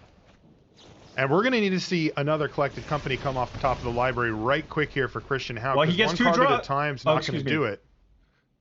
There's an Adeline. That's one of his most powerful options. Yeah, but can't attack. No. Not this turn. And there's Unholy Heat and a Fading Hope coming up as well for Zachary Keeney. He put that Unholy Heat on top of his library before. And Keeney does have Delirium, so he can kill this Adeline. Things looking really good for Zachary Keeney to secure a seat at the World Championship. Christian Hauk, this could not have gone worse for him in Game 3.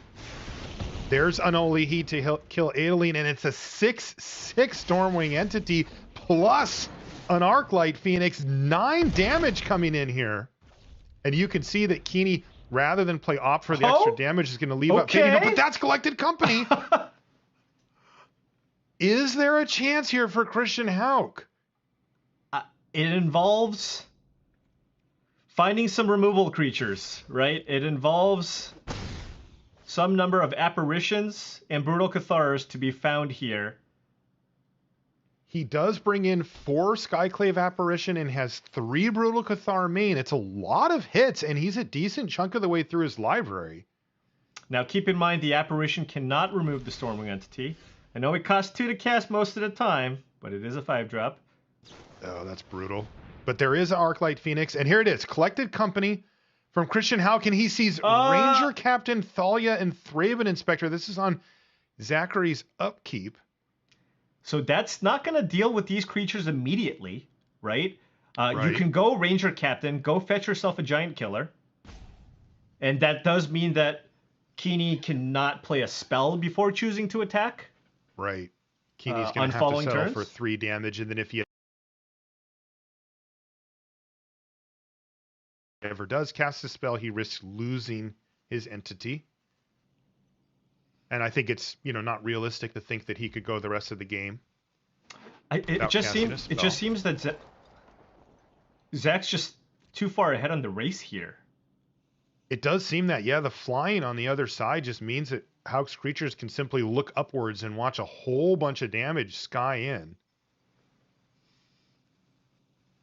Oh, no Giant Killer. Yeah, it looks like it's no Giant Killer here. Okay. So it's going to have to be Ullenbach Escort, Thraben Inspector, or if he'd like... Well, he's going to go with Thraben Inspector here. Right, and now, I mean, we're looking at if Zach can attack in for 2 more points of damage here, potentially, then we're looking at 3 lethal attackers next turn. Oh, excuse me. No longer has Delirium as the Phoenixes in play. Right. But he's close. He's going to go with Fading Hope to bounce Thalia. He sees Consider. He'll take that's that. more damage. Yeah, from not quite Stormwing free, but Entity. close as you're going to get to free. Here comes Opt. That'll get the Consider in hand. So we're now looking at 8 damage here. Boy, he's getting close, isn't he? 9 with the Consider. If he hits a Phoenix, no. Didn't hit. I guess you could still hit a Phoenix. No. It's going to be a land though. You could still hit a Phoenix. Now you could definitely still hit a Phoenix. Faithless Looting, he can just cast it to mill himself. It's already almost lethal It's here. 10 damage. If he hits a Phoenix here, it'll be over. And there's an Arclight Phoenix. He actually did it. Zachary Keeney is going to finish the match on this very turn. All Christian Hauck can do is simply look on as Zachary Keeney takes his seat at the World Championship. Congratulations to Zachary on an incredible run here. And as I mentioned, he's not done. There's still a tournament to win today. He just grabbed, though, a very, very important seat. Absolutely critical to pick that up for Keeney. Now, if you're a Christian Hauck fan at home, though, remember, I said this before, he still picked up a ton of points this weekend and a really great start to the season.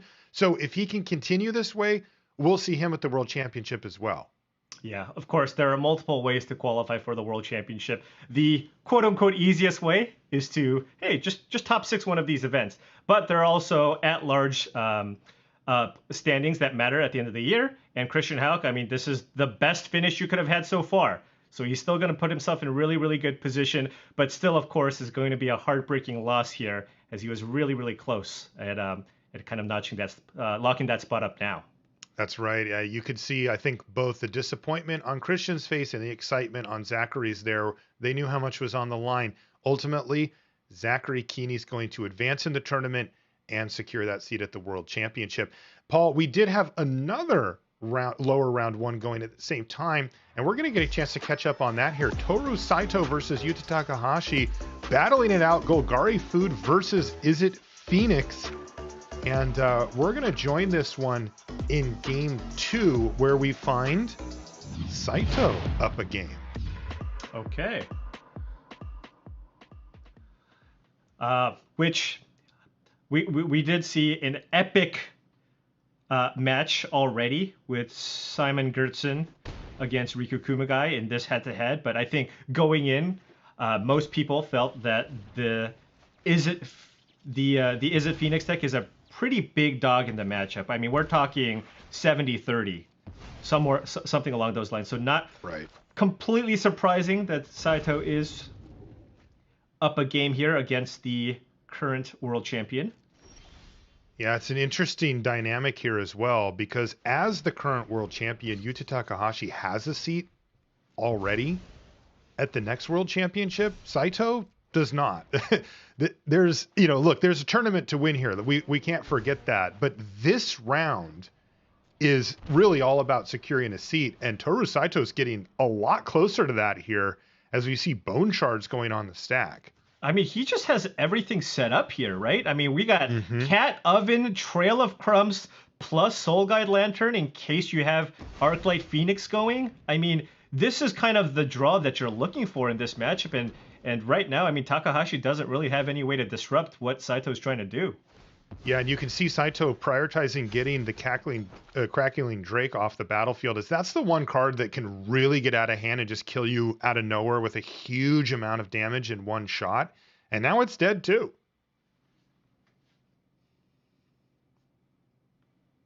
Yeah, I mean, this Golgari deck, it's just, you're never going to kind of grind out what the deck's trying to do. So what you really need to do is just kind of go to the skies and hope for the best. And, we do see that Dragon's Rage Channeler, but keep in mind, with that threat of an activation from the Soul Guide Lantern, or excuse me, at any given point Toru can activate the lantern, that means this Dragon's Rage Channeler can just get eaten by the squirrel that's in play, right? Because the text on Dragon's Rage Channeler says, you must attack if able.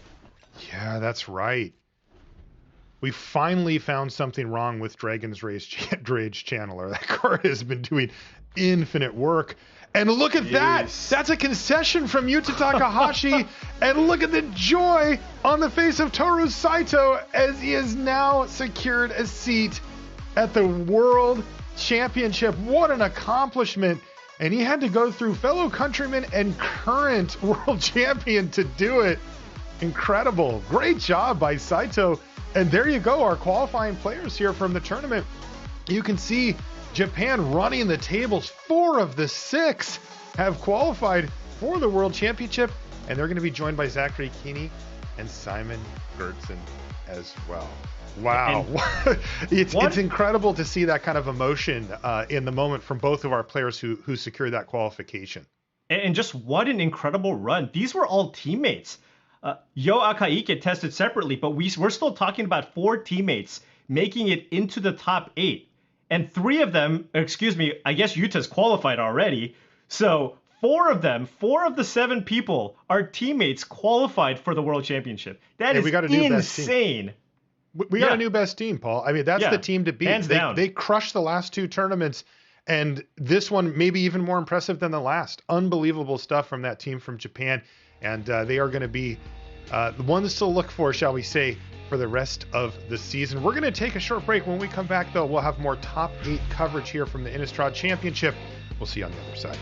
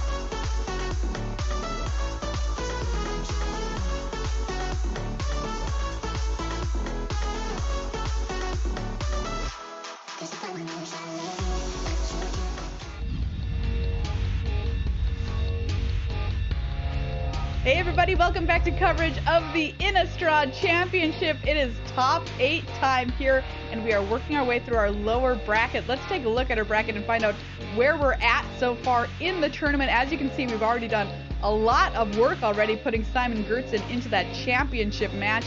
Now we are down in our lower bracket.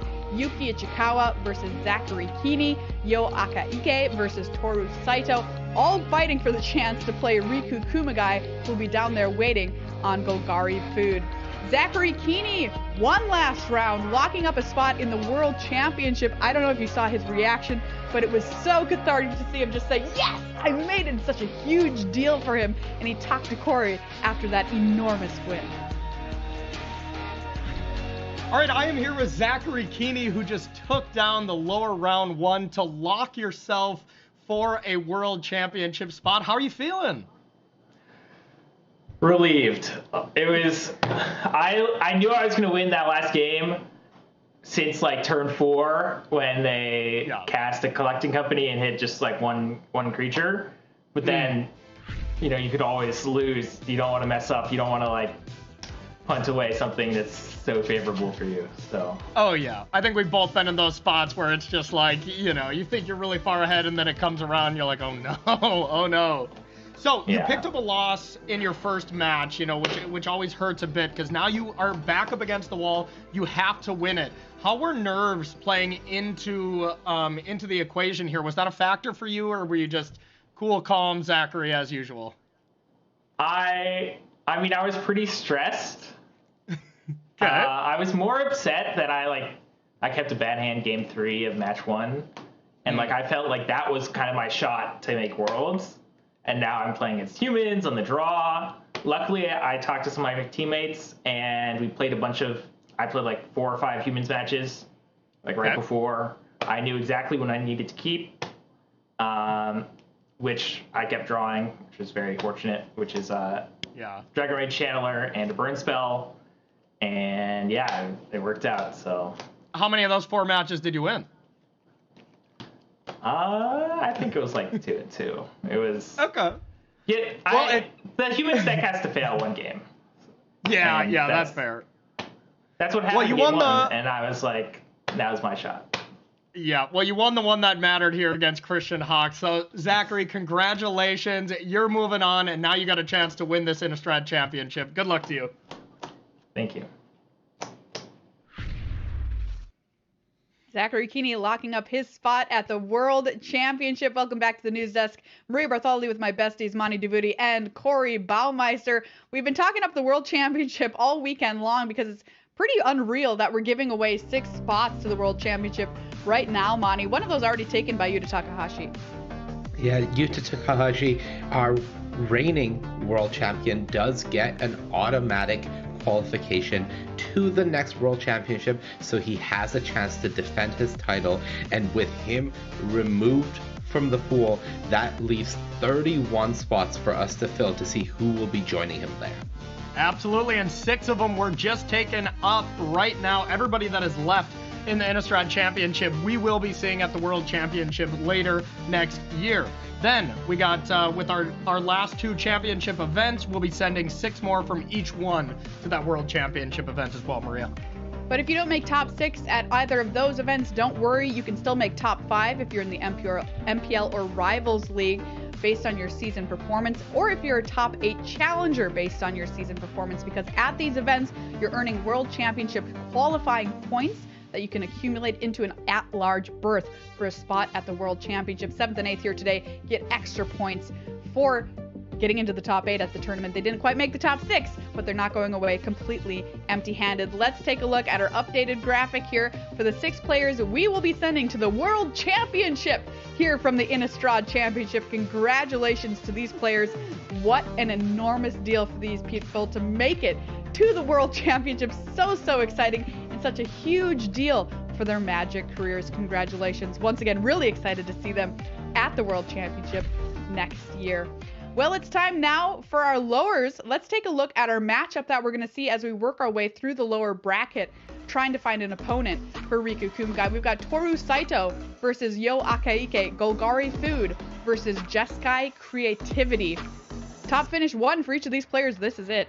Take a look. That's Toru Saito on your screen right now. Has been playing since 2015.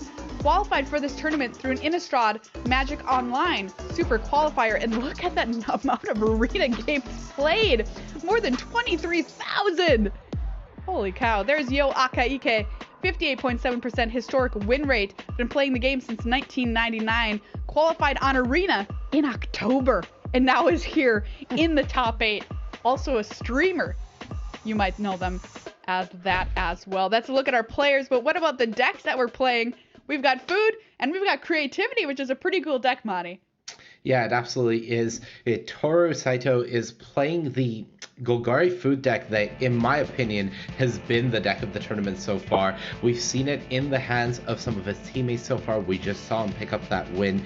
This mid-range deck is incredibly powerful. We've seen what a single Trail of Crumbs when paired with the Witch's Oven and Cauldron Familiar combo can do, but the addition of Ravenous Squirrel and the Meat Hook Massacre has really helped push this archetype over the top, and we've seen time and time again from just very precarious positions being able to mount a comeback due to the sheer amount of card advantage and sequences you can put together with this archetype.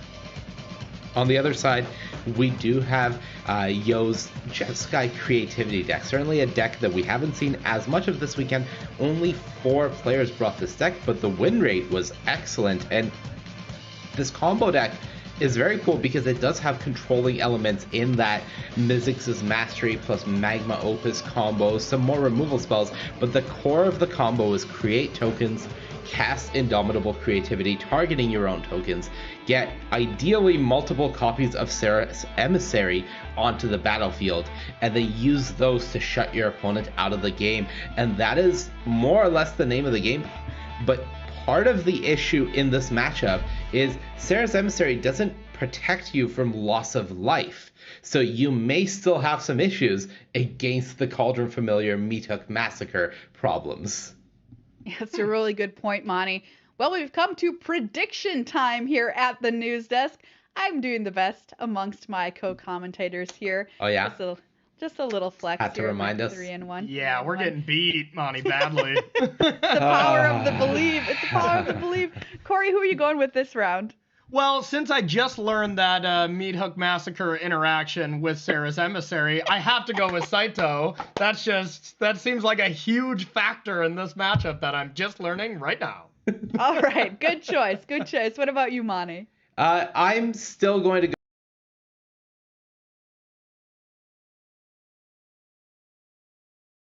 go with Yo Akaike. I do think this Jeskai Creativity deck is extremely powerful, and to their credit, they've already picked up 2 wins against Golgari Food this weekend so far. All right, yeah, I'm also going with Yo Akaike. I think this deck is terrifying as a creatures player. I know that's not necessarily food, but I'm just personally scared of it. So I'm going to vote for it here. Yo Akaike is my vote. We'll see what happens coming up here in lower round number 2 from the Innistrad Championships. Don't go anywhere. We'll be right back with more tournament action here in the top 8.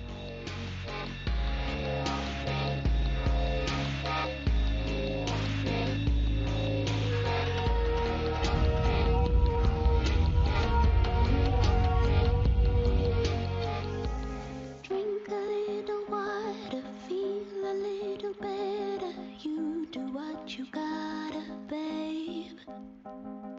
Breathe a little air. Bring life into your muscles, instinct for a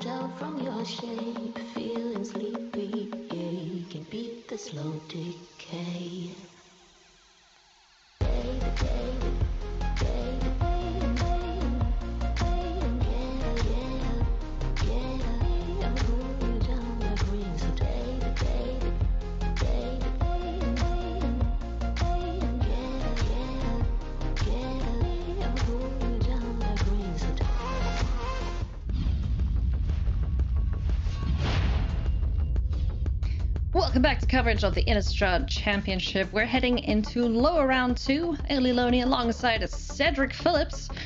And now, Cedric, we've given away all of our World Championship spots, so we have to find a champion.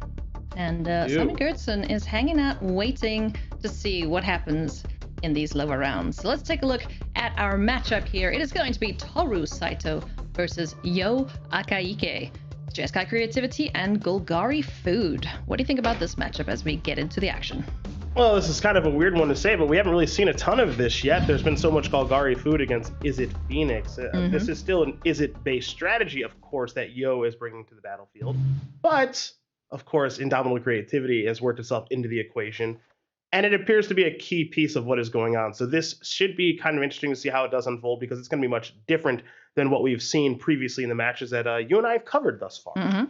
Hard to pick a winner here. I'm very curious to see how this matchup actually kind of does go more than anything. Personally, I don't feel like I have a great feel for it. I can understand why Creativity could win here, but I also understand why our fantastic folks at the desk were kind of split on their decisions. So let's just watch some good Magic. In terms of the win percentages for the weekend, Jeskai Creativity is 60% against Golgari Food, 40% obviously go the other way around. So it's pretty darn close, but there haven't been that many matches. So yeah, I wouldn't know which way to go, one or the other. But currently it's looking pretty good for Golgari with this awful mulligan from Yo Akaike. Oh boy. On the plus side, though, we're never drawing those emissaries. That's true. Always look on the bright side of life, Cedric. I try. Trail Crumbs down on the battlefield first and foremost for Toru Saito. So he's going to get things going here. Would love to find a kitty cat to sack to the Phyrexian Tower in hand. On the other side of things, Jeskai Creativity in the hands of Yo Akaike getting going. 2 hard evidences, so if the lands behave, we could see Indomitable Creativity pretty darn soon. Yeah, and I guess that's one thing, even though it is a double mulligan there for Yo, the good news is, when you're playing against this Golgari Food deck, they're not exactly fast out of the gate. You know, they do play a very long game. You're not being rushed like a Selesny Humans deck would do. So for Jeskai Creativity, time, weirdly, is on your side given what the opponent is playing. We're going to see a Gilded Goose hit the battlefield here. Get that little engine going, where Gilded Goose is able to sack a food, make that mana, and Trail Crumbs is going to start digging permanents out of the library. On the other side of things, Spikefield Hazard hits the battlefield as Spikefield Cave. Justice Strike ready and waiting to kill something. It's not going to have a target, though, because a lot of these creatures are powerless, essentially. Yeah. Justice Strike not at its absolute best in this matchup. Probably reserved for killing, I suppose, a large ravenous squirrel, if that works itself into the equation. Justice Squirrel Strike, that's what we're going to call it. Here comes Cauldron Familiar, another way to utilize the sacrificing of the food tokens to get Trail of Crumb triggers. Things looking pretty good here for Toru Saito as we get this lower round 2 match underway. So for Golgari Food fans, it's all about setup to get things started. You know, Trail of Crumbs is here, yes. Witch's Oven not here just yet. Luris, of course, always an option. And we haven't found a Ravenous Squirrel yet, as Toru, but still looking to just kind of get the whole shop set up, the whole house of cards, if you will. For Yo, weirdly, not that far from a Creativity for 1. And maybe just saying, you know what, I'm good with at least having 1 Sarah out on the battlefield. 2 tap lands, not great, but not the end of the world. Yeah, not the end of the world. Your mana's online. Still at 19, right? So everything's okay. At least they found lands, so... Yes, absolutely. I'm going to be pretty relieved about that. I'm curious if they're considering cycling that Triome.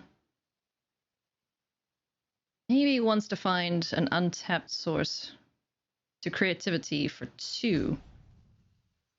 Which would be ideal. Yeah. I mean, heck, go 3. Let's go for all 3. You want to go max? You want to go to max, huh? 6 mana, let's go. I mean, they've got time. Well, yeah. And as you just mentioned, time very much on Yo's side right now, sitting at a healthy 19, some blockers, know what your opponent is playing, and so far as it's very much a setup deck. Now, the Meat Hook Massacre is somewhat interesting as a draw step. Yeah. It can clean out the crabs if you care to do so. It can be reserved for maybe something even larger than that.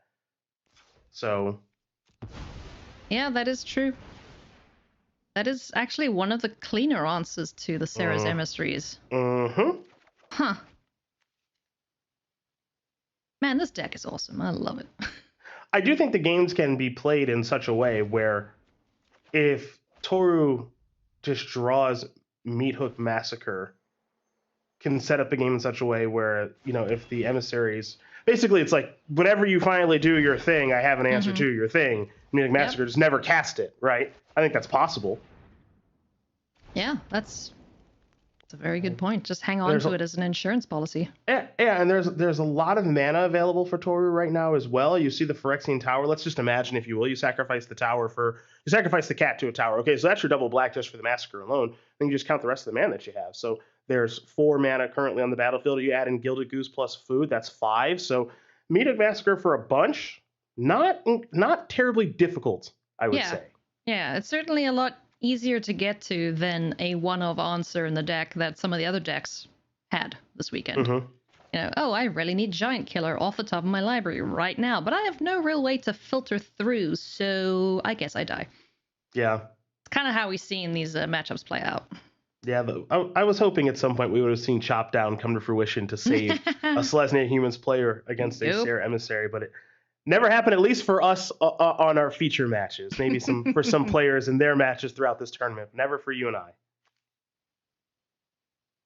Going to the end step here, Yo Akike seems interested in cycling this Rogern Triumph. There's also that other clue, but I don't think they'll be super happy losing another token on this battlefield, knowing that the likes of Meat Hook Massacre exist. Let's see. Can you find another land? There we go. Yep. Hey. Angel time? Yeah, it's interesting insofar as I'm gonna figure out the best way to say this. There's no pressure on the battlefield on Toru's side, but there is pressure on the battlefield because the pressure is, once I get my entire house of cards set up, what you do is more or less irrelevant. Right, so it's not pressure in the traditional sense of I'm at 19, I'm at 13, I'm at 7. It's more so of, okay, there's 2 Trail of Crumbs, there's food tokens, there's an active goose, Cauldron Familiar, and Witch's Ovens on the battlefield. Okay, you have 4 cards in your hand. All right, pressure's coming in unique ways now. So with all that in mind, Yo may be thinking to themselves, it's time. Yeah. Let's try and close this out. Let's get some inevitability on their side of things. One thing that, I don't know, it might be a bit of a saving grace, I guess. Not really. But Cauldron Familiar can still keep draining the life total, even with those emissaries on the battlefield. So it's kind of a cheeky little workaround. It's like, oh, cool. Yeah, I can't hit you with anything else, but here's some cats. So it looks like creativity for 2 is going to resolve to Sarah's Emissary. Order up. 2 angels on the board. Let's see what Yo goes for here. Creature.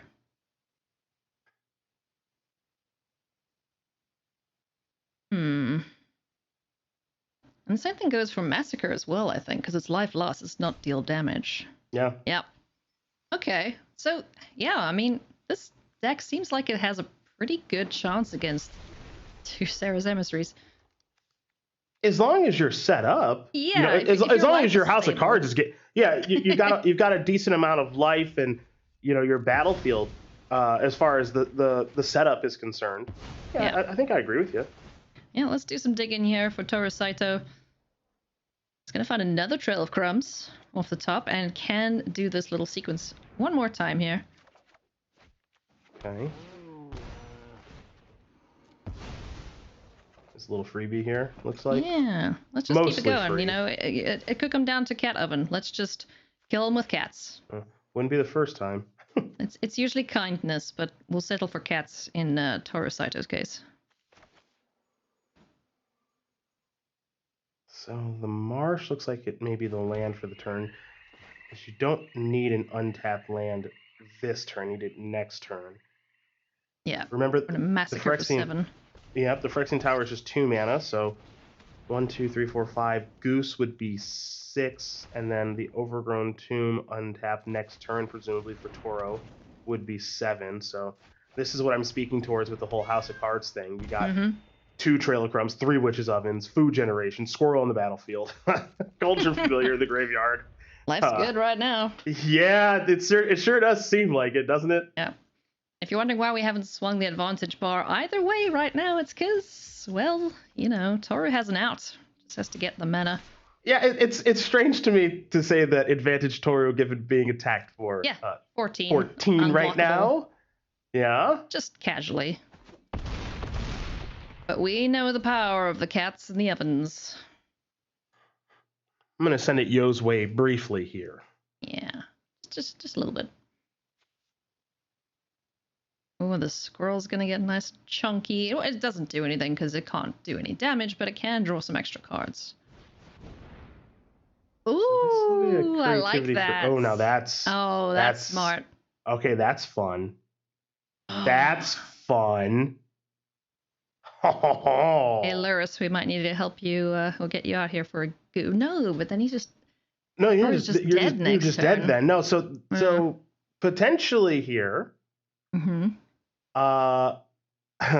this creativity that is going both ways. One of them is going to be a Sarah. The other one might need to be a Goose. No way. No way. No way. Heyo. Well. Hello. Geese come in a gaggle, no doubt. All right, let's go. Let's put some cats in ovens. Let's get this life total down here for Toru Saito. Unbelievable stuff. Kitty Cat's gonna get sacked once more. And we got some more pings to do here. This is 3 extra points of life being lost for Yo Akike. Yo's play, very smart. Yep.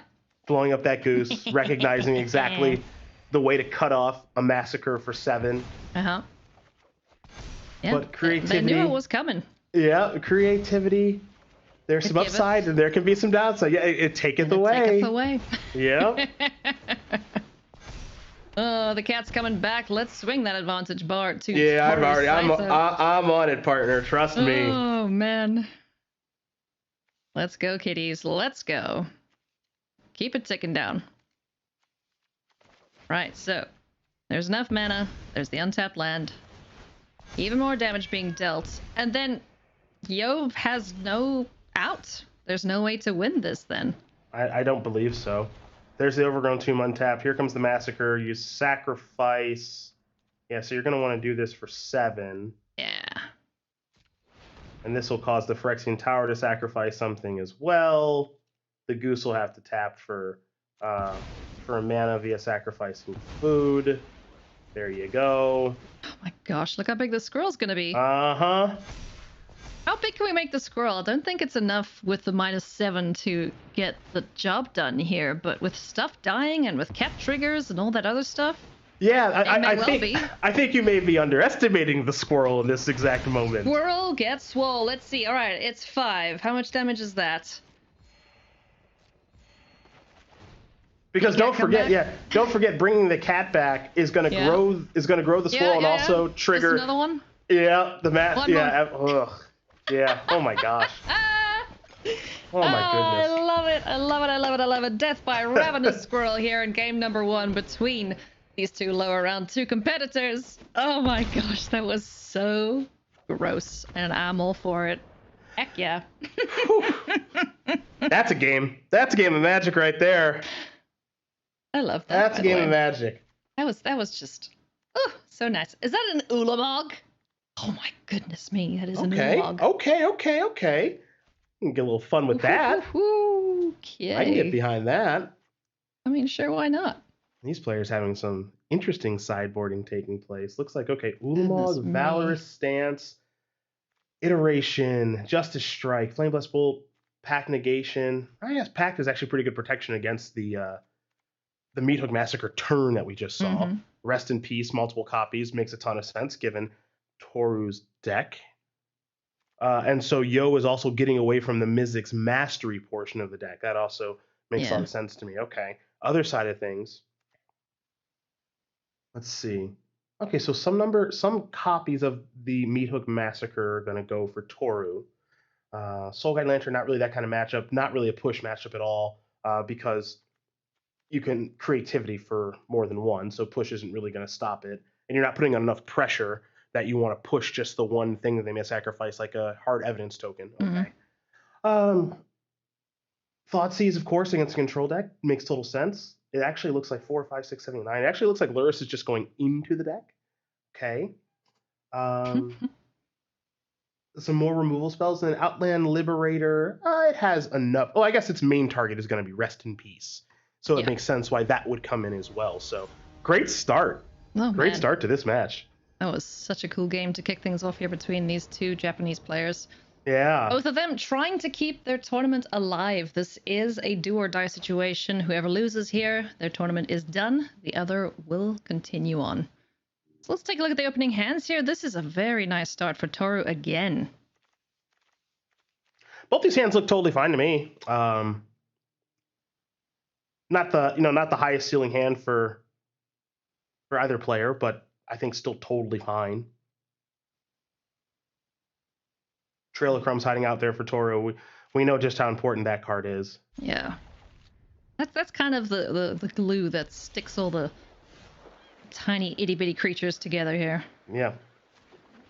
It's an incredible Magic card in this deck. It really is. Might be card... truth be told, might be card of the tournament. Well, let's see who makes it to the finals. Fair enough, fair enough.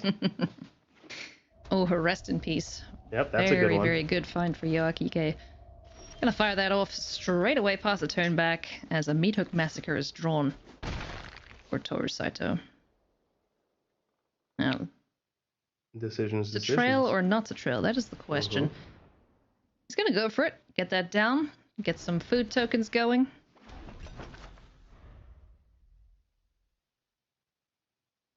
Turn gets passed back. Now, Prismari Command, really good at dealing with a Witch's Oven, but won't be able to hit that Trail of Crumbs. It can help Yo dig deeper into their library. Try and find, I don't know, some indubitable creativity, perhaps. Ooh, kitty cat. Yeah, that one's going to probably want to stay put in the hand for a little bit. Just because of the Rest in Peace that's on the battlefield. Yeah. The Toru's going to want to find that Outland Liberator to deal with the Rest in Peace. He does have Deadly Dispute and the Ghost to go dig in. Now, likely see that fired off here in response to this Prismari Command. Oh, never mind. We're making treasures, drawing cards, and discarding for Yo. So they really want to dig deeper into their library and find their key combo pieces. Oh yeah, also while accelerating a little bit. Okay, so an additional copy of Rest in Peace has been drawn for Yo. It's a little bit redundant, so away that's going to go. Yeah. Okay. Clear for takeoff to do this. Okay. Nom nom nom nom. Yeah. Nice. Clever using the token as the sacrifice. Gets another Trail of Crumbs triggered too. Ooh, and a Thoughtseize. Hey. Never unhappy to draw a Thoughtseize. That was real good. Here comes the hard evidence. There's a crab. There's a clue token. Just missing that indomitable creativity for Yo Akike. Ooh. Okay. Do you like your cards? Because I'm going to take your cards. Take a little look, Ski-Poo. Knocking out a card is nice. It's the information I think that's more important. Toru getting an idea of what Yo is working with and seeing what is not the strongest of hands. No. Now, but as we analyze it, Prismari Command, powerful modes, options. Yeah. Certainly a card worth considering with the Thoughtseize. Pact Negation, not great right now, but could be good in the future. And then Justice Strike, when you do have this copy of Ravenous Squirrel, it is an answer to that. But I think that Prismari Command is probably the best of the bunch to select just because of its flexibility. Yeah, for sure. So looks like that's what Toru decided as well. I'm curious if Toru's going to fire off the second Thoughtseize to just, eliminate the Justice Strike or the Pact of Negation. Pact is live currently. There is a treasure, so if Yo decides that it's worthwhile to cast, sure can. See, that one I would be surprised about it if the second Thoughtseize got fired off, because I want to use that as a way to open up the turn when I'm trying to set up for something else. Because right now, if I'm Toru, my thought process is your hand's not that strong. You're likely going to draw a card off of the clue. Okay, that's another card plus a draw step. Okay, and then maybe depending on what my draw step is the next turn, then I lead out with this Thoughtseize. But right now, not that scared, and the Justice Strike is going to predictably kill this Ravenous Squirrel, which is clearly an exchange that Toru is okay with, because otherwise the Thoughtseize probably would have taken the Justice Strike. Goodbye, little squirrel. We hardly knew ya. There's a Rogran Triumph for Yo. They can either run it out or cycle it to get a little bit deeper into the library. They do have the clue token that can help them do that as well.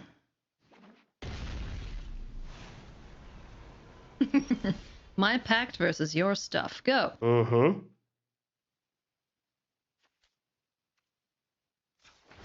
All right, let's dig some more, shall we? So double trail, double trigger, 2 mana available to go digging. Let's see if both get used here. Sure do. There's another cat. Would absolutely love to find that Outland Liberator to get this rest in peace off the battlefield.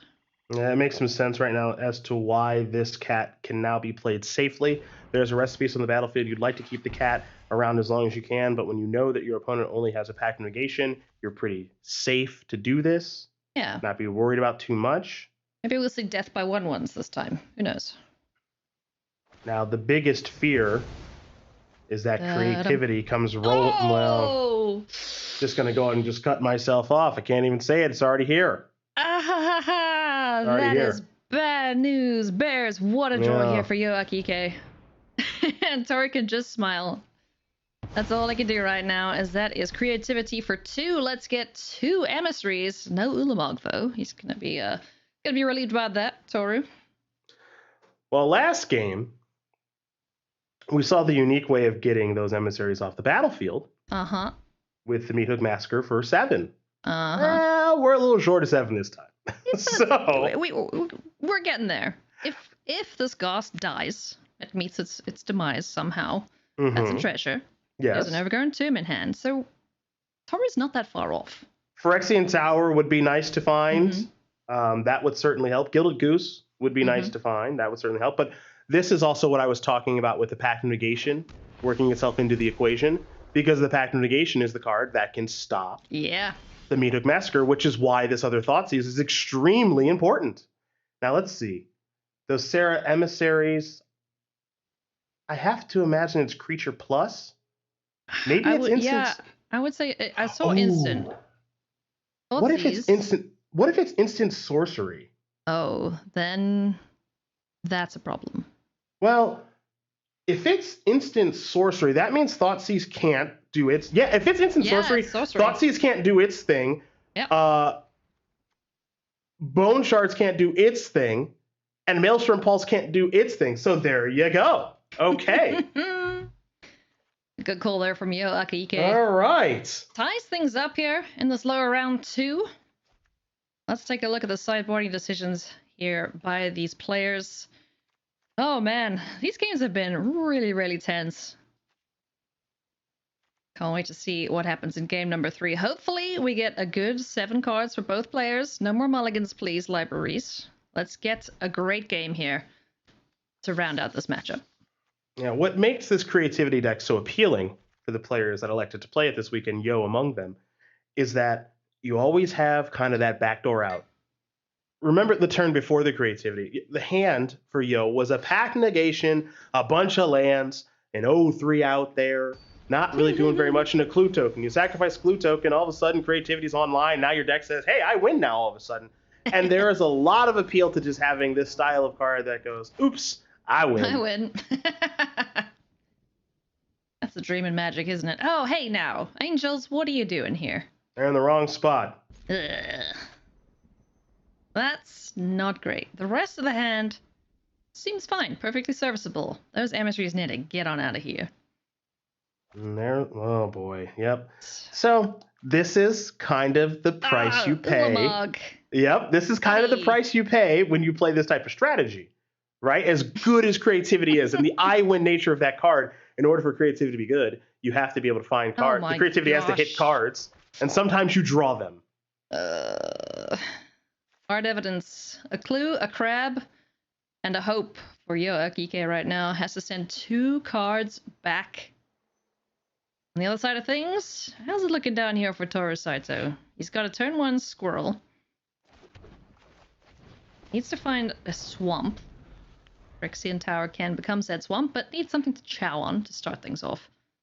It's not a bad start here. Oven, next turn, can go to trail, familiar, squirrel, all that stuff. So yeah, this is actually a pretty darn good hand. I think I jinxed Yo. It's like, hey, library, be nice. Not nice. Not nice. Well, the hand is still functional. Plenty of red sources, hard evidence, create the tokens that you need for creativity. You're 1 creativity away from being in this game. For sure. See if the top of the library behaves. It's another hard evidence. So Yo does have access to 2 clue tokens courtesy of that sorcery, so. And much like in the first game, nice. Plenty of time. Not going to be underneath a lot of pressure at all, as far as life total is concerned.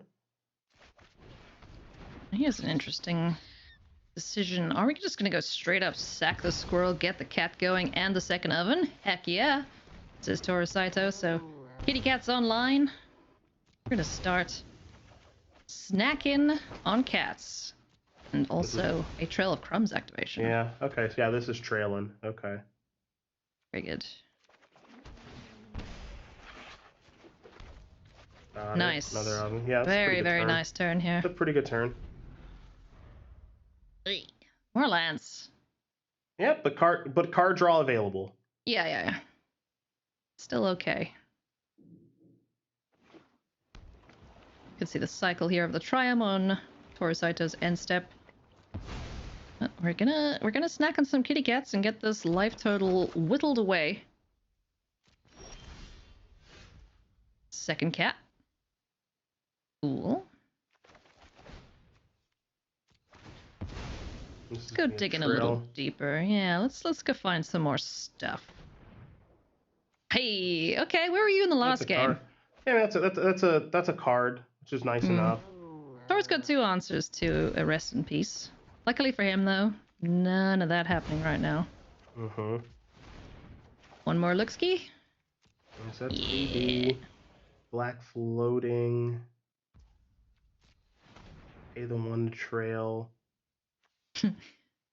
So awkward because like he doesn't want to reveal the meat hook massacre, so I'm just gonna take the swamp. Totally didn't see no meat hooks.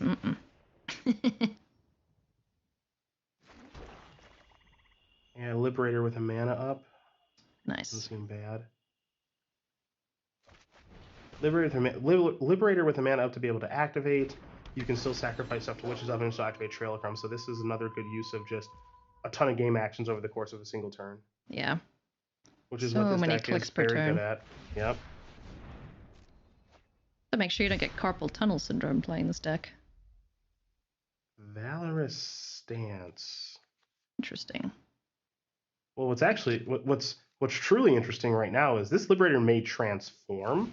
Yeah. And just start killing things by attacking. Yep. You know.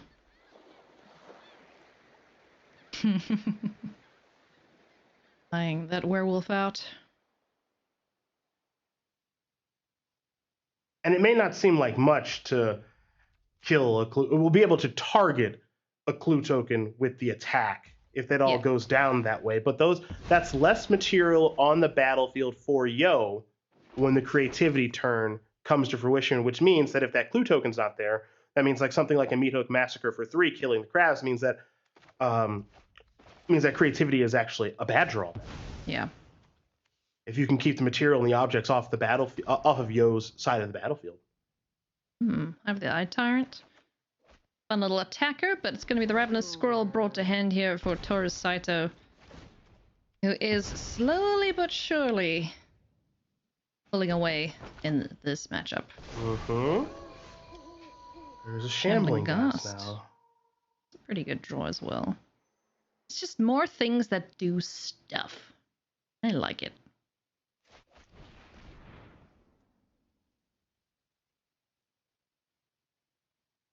Here comes the itty bitty squirrel. It gets pretty chunky pretty quickly though. As Valor Stance waits for it to hit that threshold. Frenzied Trap Baker. Trap Baker. Yeah. Make some nice wolf cakes. Gets rid of that clue token there, so no additional card draw. But it is sacked in response, and there's a Spikefield Hazard, so the best thing to find here for Yo at the moment. Another Gilded Goose and a Trail of Crumbs. Curious if we want to go multiples with the trails or not.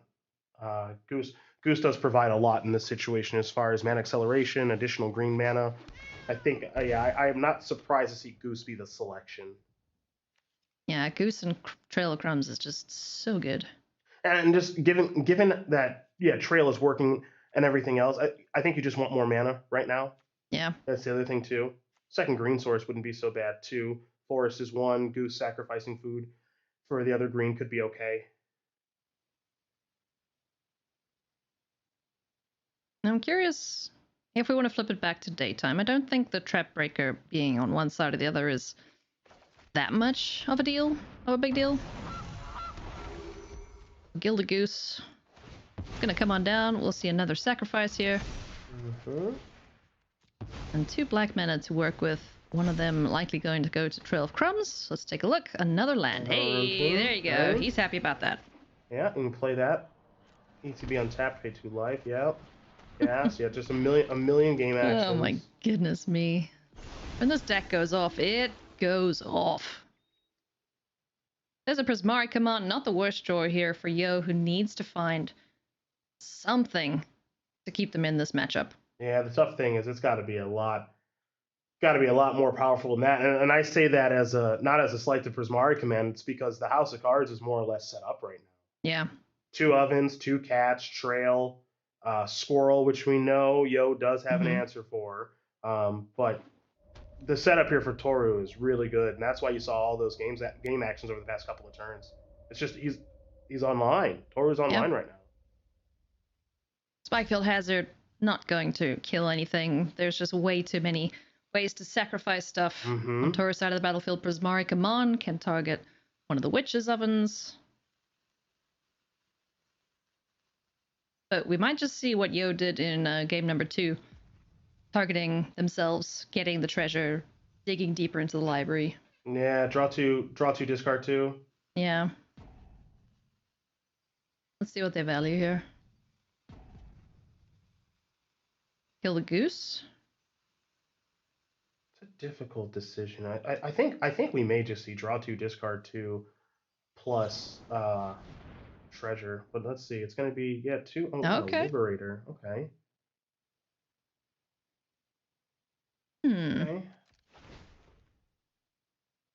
Sacrifice that to the oven. Yep. Another counter for the squirrel. Another food token for the cat. Justice Strike. Great pickup there.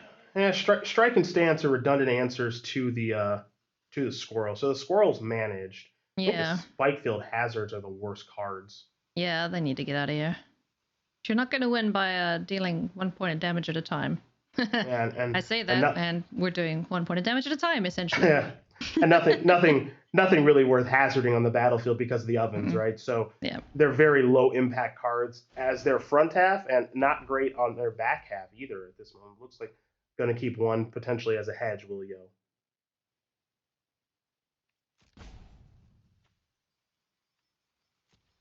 So as things stand, so work our way into the late mid game. We're gonna see the life total of Yoakike dwindle even further, as there's no answer for the graveyard shenanigans and this combo that's set up right now. Justice Strike will be able to take care of the squirrel, and no sacrifice outlet available at the moment, so bit of a loss there for Toru, but he's just gonna keep digging through, finds another Outland Liberator. Oh my gosh, 3 cats? Yep. 7, 6, 5, 4. Don't think it's lethal yet. It's getting extremely close. Very, very close indeed. And the reality of the situation now too is because Yo's life total is so low, creativity just might not. It's not going to cut it to save them. Yeah, especially because of with all the chip damage. Yeah, no rest in peace available for Yo. So that's what was keeping Toru at bay in the last game. Outland Liberator's going to hit the battlefield once again. Ready and waiting for that rest in peace. And let's just jam some cats. Cat jam. Now, if I did that right, there'll be cats dancing in chat. Noted. We'll see. No good What's the attacks. draw step here? Ugh, it's a Sarah and this ring. Can't even cast that right now. Oof. Can Yo survive another turn, or is Toru Saito going to wrap things up right here, right now? I think it's time to wrap it up. Yeah. I do. With all these triggers, challenge some you cats. do get to do some attacks. They're not the most beautiful attacks through these O3s, but they are attacks nonetheless. Yep. I mean, heck, Toru can just Mortality Spear one of these crabs out the way. Get some damage in and then clean it up with the cats. So yeah, advantage through the roof currently for Toru Saito. Nothing that Yo Akike can do right now, as it's all just a matter of clicking through these triggers to get this game over and done with. And another oven. Yep. Just Makes to add a it little soup. salt to the wound here.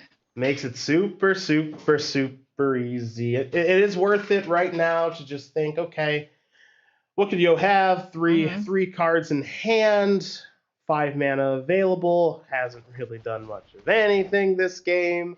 Maybe they've drawn Sarah Emissaries and Ulamog, some reactive Yeah. cards that aren't particularly Go Goose. good. Assert dominance. Yeah, go Goose. The goose is not getting loose. I hate to break it to you, partner. Oh, don't ruin our fun. Here we go, in for the swings. The 1/1s are gonna get it done, as this Witch's Oven combo will clean up this game here for Toru Saito. Golgari Food able to get the victory against Yo Akike on Jeskai Creativity, and he's gonna advance in this lower brackets. Yes, indeed. Golgari Food has very much flexed its muscles here this weekend. Oh yeah, big little flexes because they're small. At times, sure does feel big. That's for sure. This deck has been unbelievable. Just I love it. unbelievable. Absolutely love it. Golgari Food getting the job done here for Toru Saito, and he'll continue onwards. But consolation to Yo Akike, they're still going to the World Championship, and that is not a bad consolation prize. Fun match. Fun match, yeah. Lots of clicks. Yes. If you're into micro, this is the deck for you. A lot of clicking, but it's a very, very, very, very good deck, especially when you know how to harness it as well as these players have demonstrated here on all 3 days, but most frequently and most impressively here on the Sunday stage. So congratulations to Toru. Condolences to Yo, but a great tournament for both players. Toru moves on. Yo, we know we'll see them at least one more tournament this year. Yes, indeed. We're gonna now catch up with Zachary Keating and Yuki Ichikawa as we need to determine the last player standing here in lower finals. Let's jump in. It's Is It Phoenix versus Golgari Food. And we know, Cedric, that Golgari food should be favored here. And as Heavily Ichikawa- advantaged. Ichikawa's up 1-0 as we're going to join them here. So Zachary Keeney's got a bit of a mountain to climb. Does not come as much of a surprise that Ishikawa is up a game. The matchup is extremely good for the Golgari food players. Simon Gertzen really the only one who's been able to challenge them in a meaningful way, which is why he is waiting in the finals at this exact moment. He is hanging out, waiting to see which archetype and which opponent is going to be joining him. But you heard in his interview, his post-match interview, that he's ready. He's like, come on, bring it. Let's go. I'm ready for you. Cool, calm, collected, and I think most importantly, confident. Yep. Soul Guide Lantern's going to be the first thing on the battlefield here for Yuki Ichikawa. I'm going to see an opt in response from Zachary Keeney. Sees the land on top and does need it, as he did keep a one-lander. Get a couple more spells going. There's a Sprite Dragon. Yeah, let's get that out. Yeah, that's an aggressive element, yeah. Trail Crumbs is going to hit the battlefield here for Yuki. Got some food, got a cat in hand. Nice start here for both players. Well, I'll say what I've said all weekend long when it comes to this matchup. The longer we go, better it is for the Golgari food players. Sprite Dragon's going to try to cut some turns out of this game, as it should. It's what it needs to do. Doesn't that? That card can get very, very big very, very quickly. But let's see what Yuki does with this turn. He's got two cats. He has Deadly Dispute in hand to sacrifice if anything were to try and get this kitty cat off the battlefield.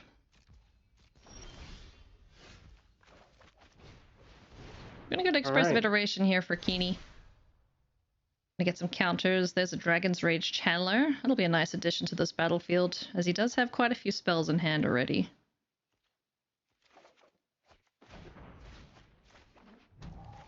There's the land, there's the Channeler. And Pillar of Flame in hand. That one's starting to get that one's starting to get pretty well known around the old historic circles now. Oh yeah, that card is great. It exiles stuff too, which is super good against the kitty cat, but unfortunately it is going to get sacrificed to Dispute. And Yuki Ichikawa will get a couple more cards, finds a Bone Shards, and another Miitoku Massacre. So the one way that Keeney can win this game, and hopefully the next one, is if he's able to keep his creatures growing, knowing that there is Monkey Massacre to deal with, or Miitoku Massacre. Now that Maelstrom Pulse, does he want to fire it off now? Yeah, is this the best use of that card? It's got high upside, but it is an expensive card in 3 mana. And also, truth be told, it looks like, okay, so here's Massacre. It's just going to wipe everything else. There you go. Problem solved. For now. Yeah. Pithing Needle, here's a card we don't see very often. Just made its way back into Standard. A couple of targets with this card. Soul Guide Lantern already on the battlefield, of course, which is often probably the more common name with Pithing Needle.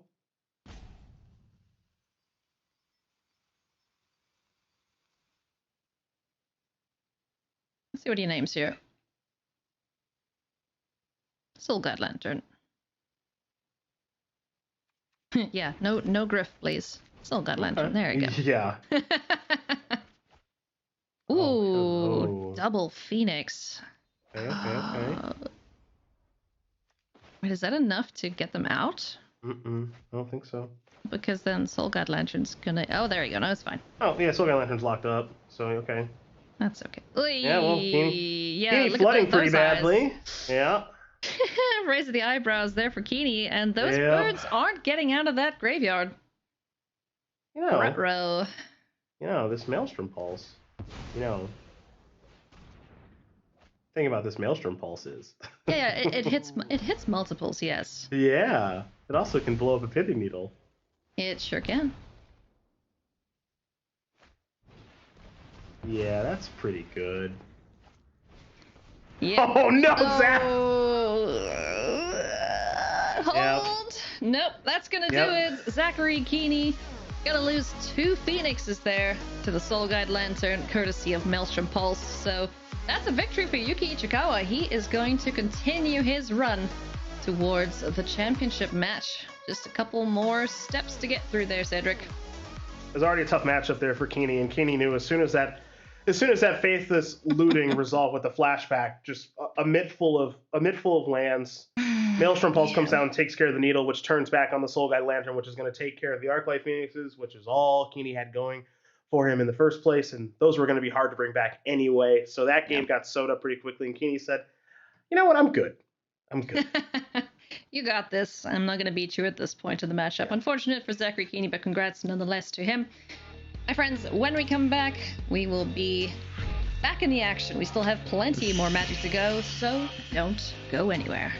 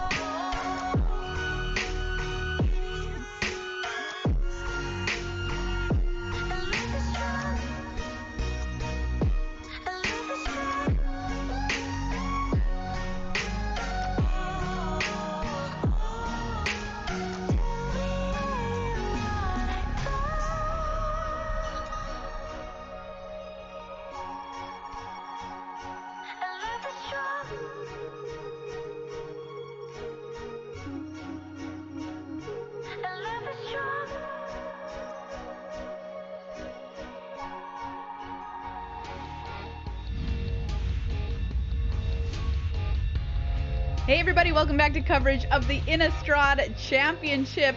We're in our top 8 right now and are ever closer to finding our champion. Let's take a look at our bracket and find out what's happened so far today and where we have yet to go in the tournament. Right now we're working our way through our lower bracket. These are the players that have already lost once, so they absolutely cannot lose again. And we've come to lower round number 3, Yuki Ichikawa versus Toru Saito on Golgari Food. These are teammates, part of the Japanese team that sent 4 players into our top 8. Incredible stuff. Playing for the right to play, Riku Kumagai, another one of their teammates, on Golgari food. Welcome back to the news desk, everybody, here at the Innistrad Championships. I've got Mani Devuti and Corey Baumeister. Now, when we started this tournament out, we had 252 players that qualified through all sorts of different means to get here and play today. We had pros, we had people who qualified via arena. Let's take a look now at our updated path to victory to find out how our players did as far as where they qualified from, getting here to our top 8. I'm going to start off with Mani. What stands out to you when you look at this? Well, there's no surprise that the leagues performed. 5 of our top 8 here are from the leagues, but to me the biggest surprise is only one person from Magic the Gathering Arena out of 96, the largest portion of our field, and only one was able to convert to the top 8. What about you, Corey? What stands out to you here?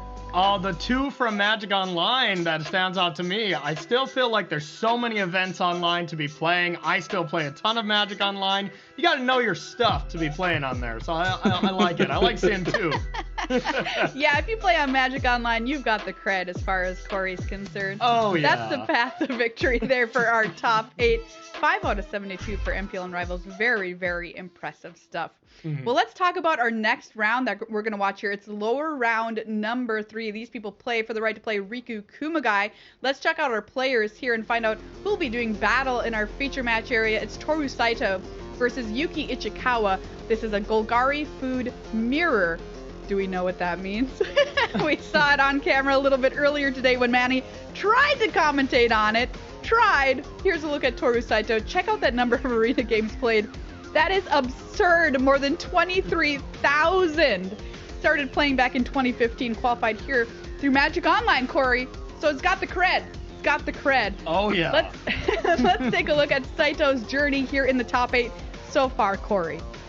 Yeah, let's take a look at this. Toru Saito had a rough start here. Played against teammate Riku Kumagai. You see Luris on the other side of the battle. You never want that to happen. Any formats, whatever format you're playing on Magic Online, Luris across the side is never good for you. So wasn't able to take that one down. Now gets bumped down to the lower round 1 where he's got to play against the reigning world champion, Yuta Takahashi, to be able to find himself at the World Championship with Yuta. Look at that, takes it down. You love to see that reaction, and it was all that Magic Online training that got him here. Yeah, that was an awesome reaction. Corey chalking it up all to MTGO.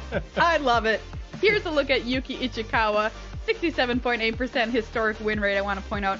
That's very, very good. I've been saying this all weekend, but it's so impressive. Top 8 at 2 Pro Tours back-to-back. In 2013, 2014, started 2 and 3 at both of those Pro Tours, by the way. So knows how to run it back. Let's take a look at Ichikawa's journey here in the top 8. Corey, let's do a little bit of reviewing in case anybody missed it.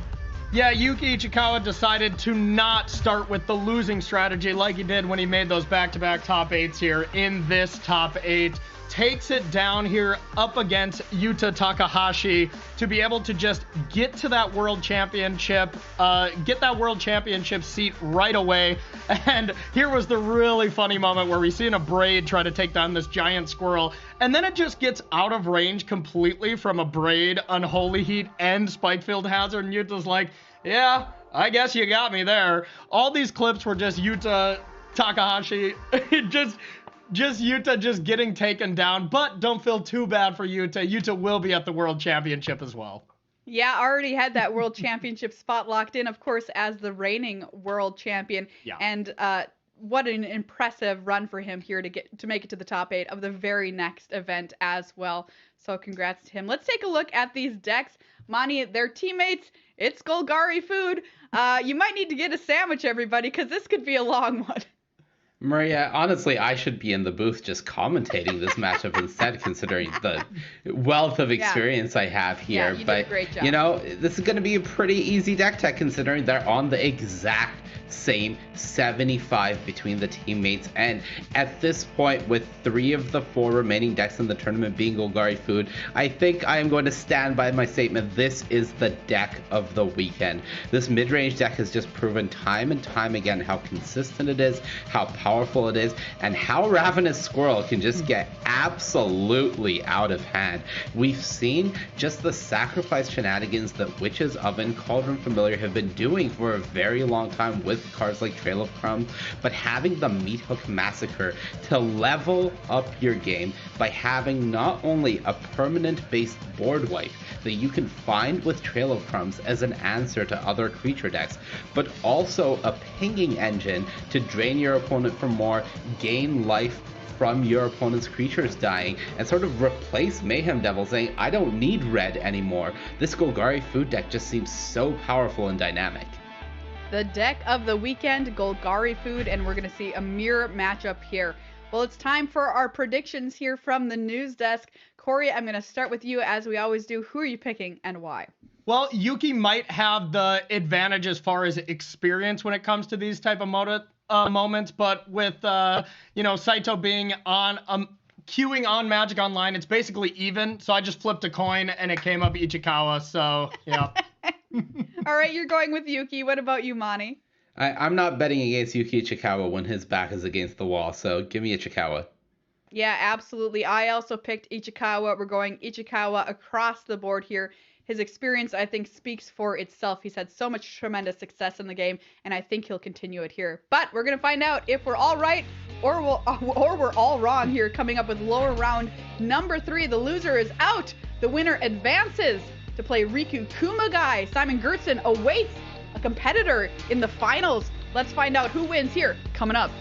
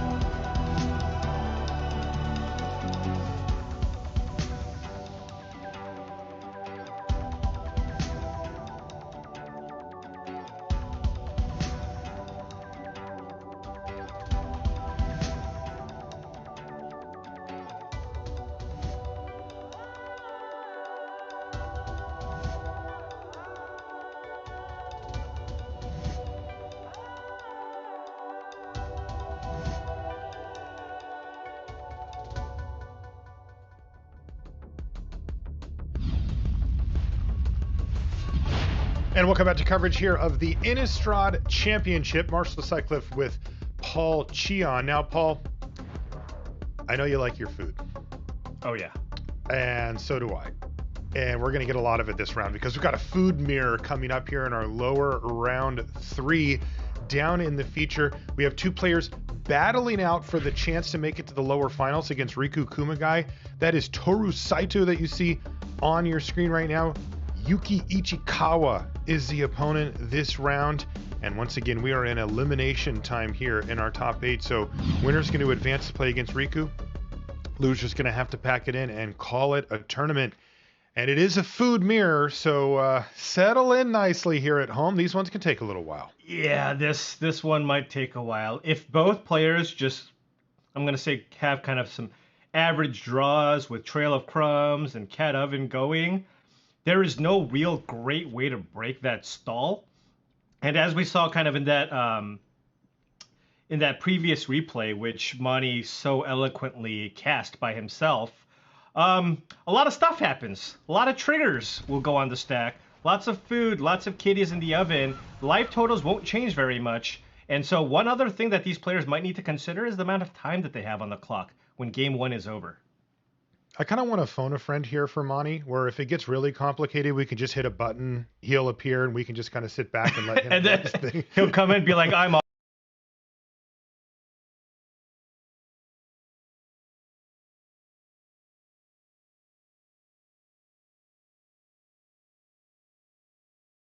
off this. I'll see you guys later. Yeah.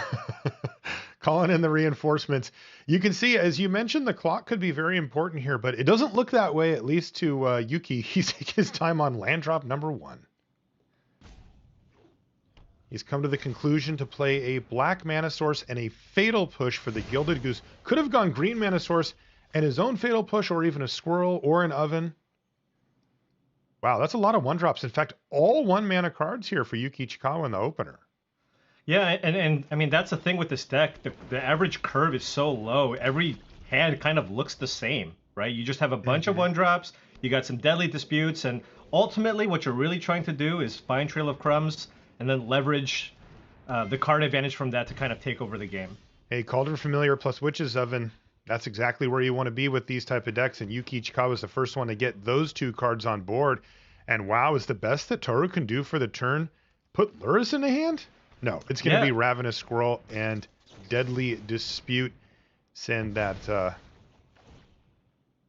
Shambling Ghast into the yard on the sacrifice. It's going to net a treasure token here for Toru as well. Finds, well,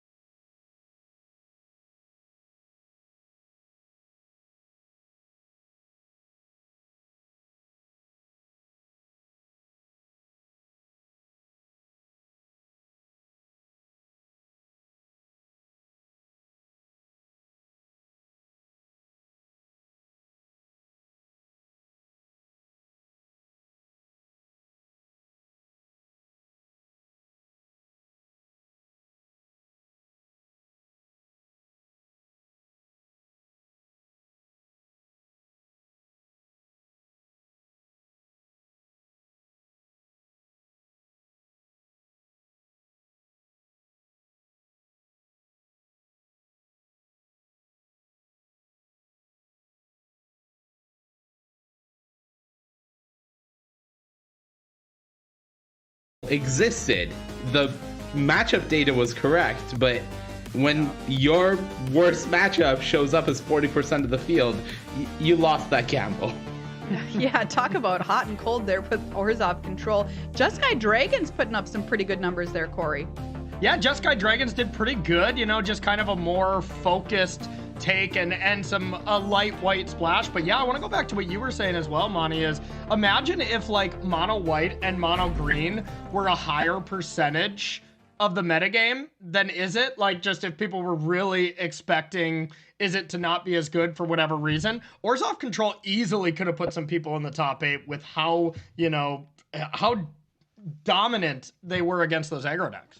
Yeah, Absolutely. Super interesting. Super interesting. Thank you so much, Corey, for that look at Standard. We're going to take a look at win rates of Historic coming up next round, so stay tuned for that. For now, though, we're heading into the lower finals. Let's take a look at our matchup here. Strap in, everybody. Here we go. Yuki Ichikawa versus Riku Kumagai, who's been waiting a while for an opponent down here in the lower finals. It's a Golgari food mirror once again.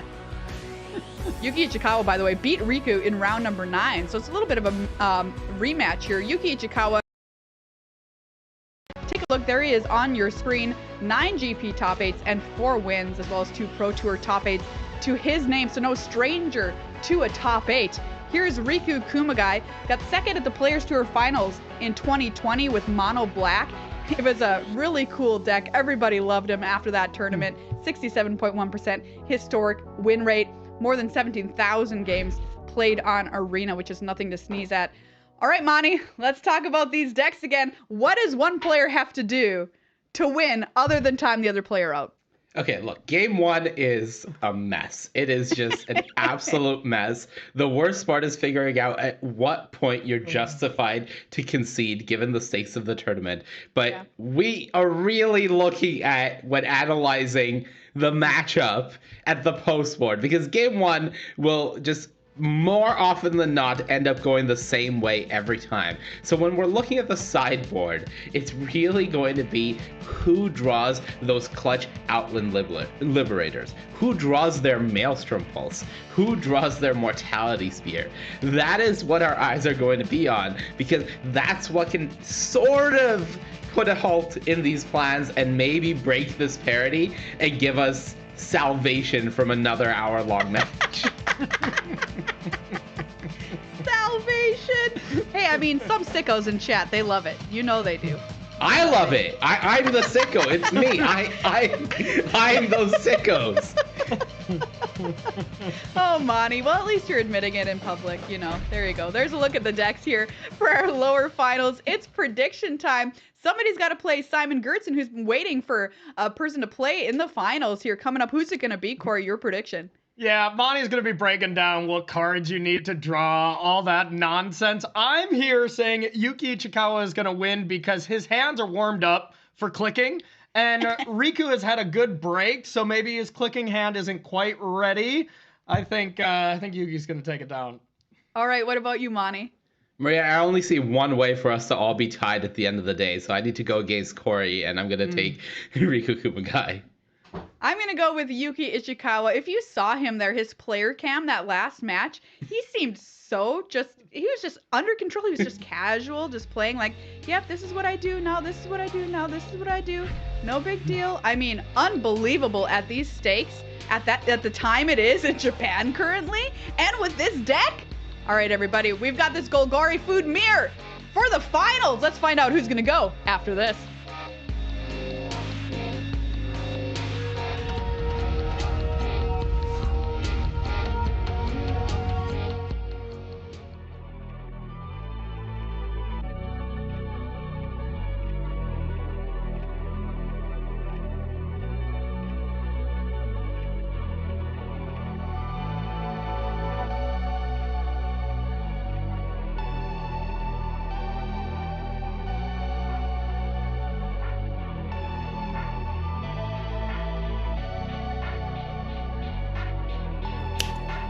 I made it back.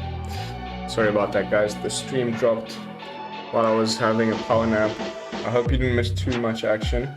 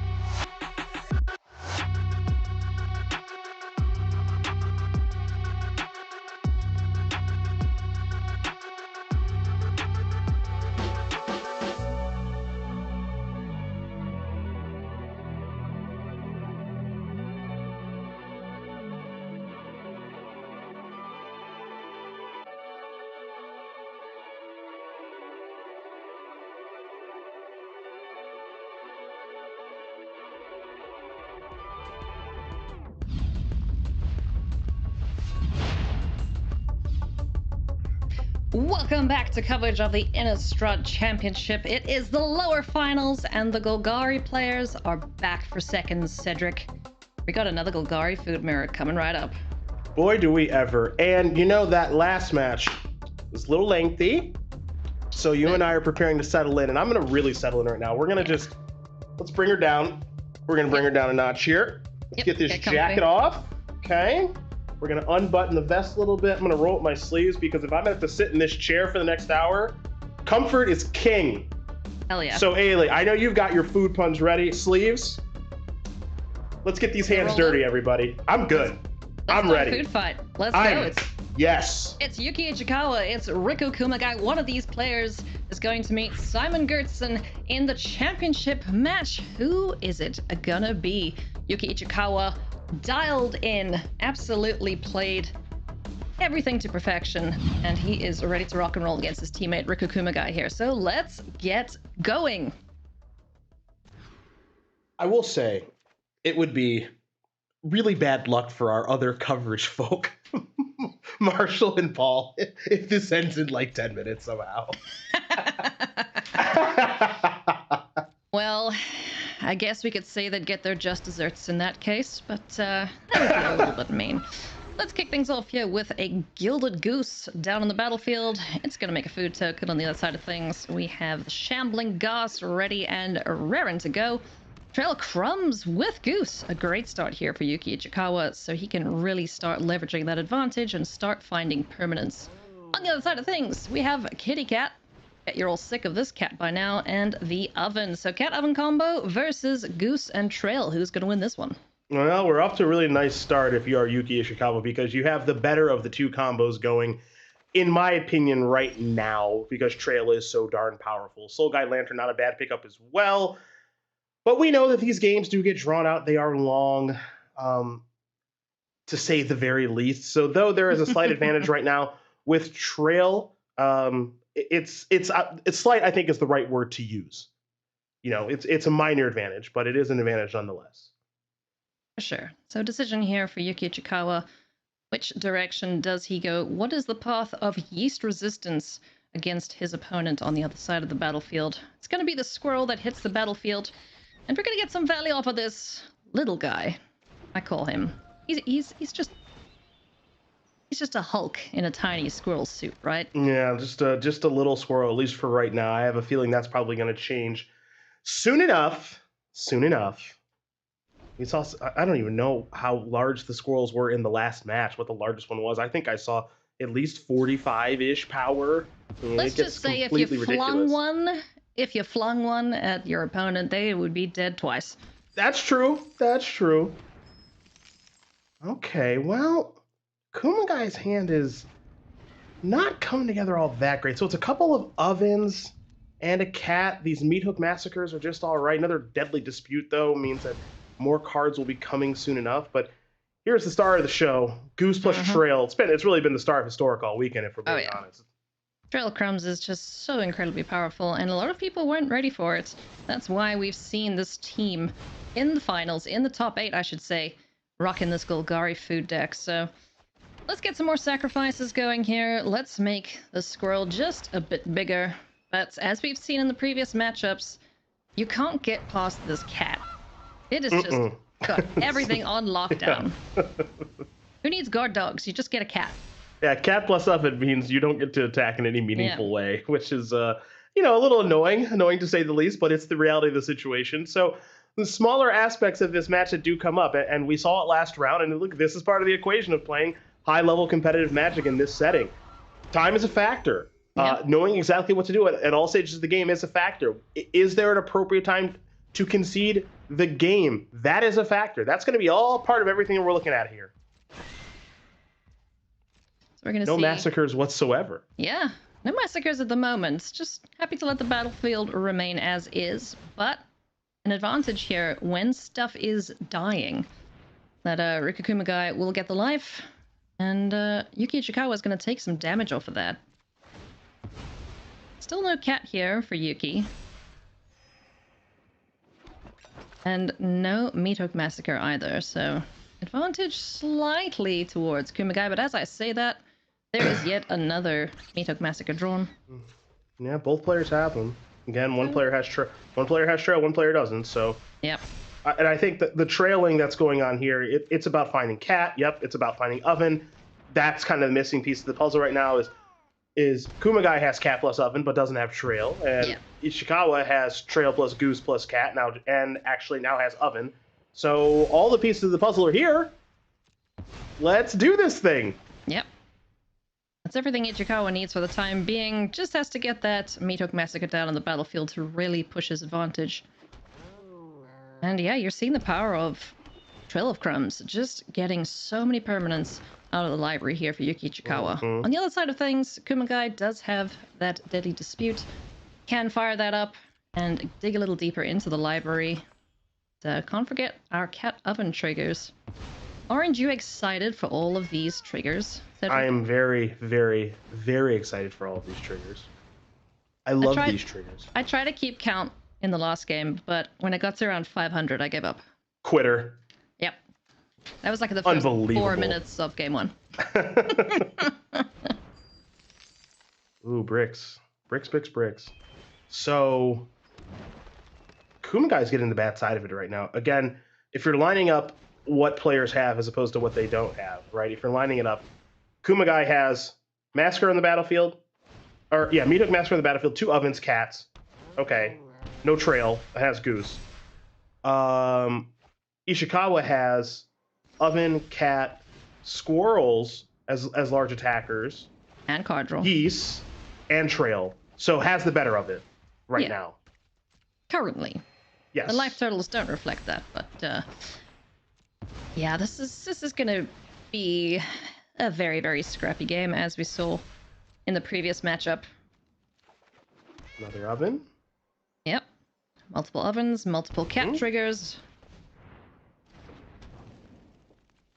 It's kind of like trying to kill your opponent with a pea shooter. You know? I'm just going to try and take out my enemy with a pea shooter. In some respects. Here's a Massacre. That's on the stack for 2. So now both players will have Meathook on the battlefield as well. So yeah, Kumagai is just the one that's in the most trouble right now because doesn't have I would say doesn't have multiple cats, doesn't have a single trail. So let's go. Let's go, Red Zone, let's go. Hey, at least the squirrels are attacking. I appreciate that. There's only 1 cat, so you're clear. Yeah. The little plant token is gonna meet its end. Let's see squirrels chip in here for no damage. But that does get 1 permanent off the battlefield. We'll see a couple triggers here. So the Meathook Massacres are essentially cancelling each other out. Can't get multiples of them down, as they are legendary. Kumagai is flooding badly. Where's Bastion of Remembrance when you need it? I know you can't play it because of Luris, but that would be pretty neat. Or Blood Artist. Where's Blood Artist? Yeah, all those triggers, those aristocrat-style decks that we saw at the early stages of last decade. Shout out Tom Martell. Things proceeding as we'd expect to see here between these 2 players. Luris of the Dream Den hits the battlefield. And now we'll be able to grab some stuff out of the graveyard, but for the time being, it's just happy hanging out. Triggers are plenty here. Yep, gonna get some. This will get you food. This will allow you to trigger trail. This will allow the squirrels to grow larger. Yep. Sure, take another trail. Okay, another trail, cool. Let's keep digging, let's keep finding answers. You know what would be nice? Some removal spells. Yeah, Fatal Push would be nice right now. Can't find it with trail, but that would be nice to just ensure Luris is gone. Yeah, let's try. Let's find that. Let's kill some stuff. Because once it gets to this point, it's almost impossible for a card like Soul Guide Lantern to have any meaningful effect on this. The war of attrition here between these players. Here comes another Meathook Massacre. Are we going to go for a bigger number? Yeah, I'm curious how much we're going to do this for, because this ensures that Luris gets off the battlefield, but you lose your geese by doing this. Yep. Now, I don't know how much you care about your geese anymore, because your trail engine's so online, you have so much mana to work with. Yeah. Let's see a second response from both players. Get some more food. all this is doing, for those of you who might be wondering at home, all this is doing is just clearing out blockers so that the squirrels can attack, because there's only one cat that can actually block right now. So that means that a squirrel should be able to get through for a sizable amount of damage.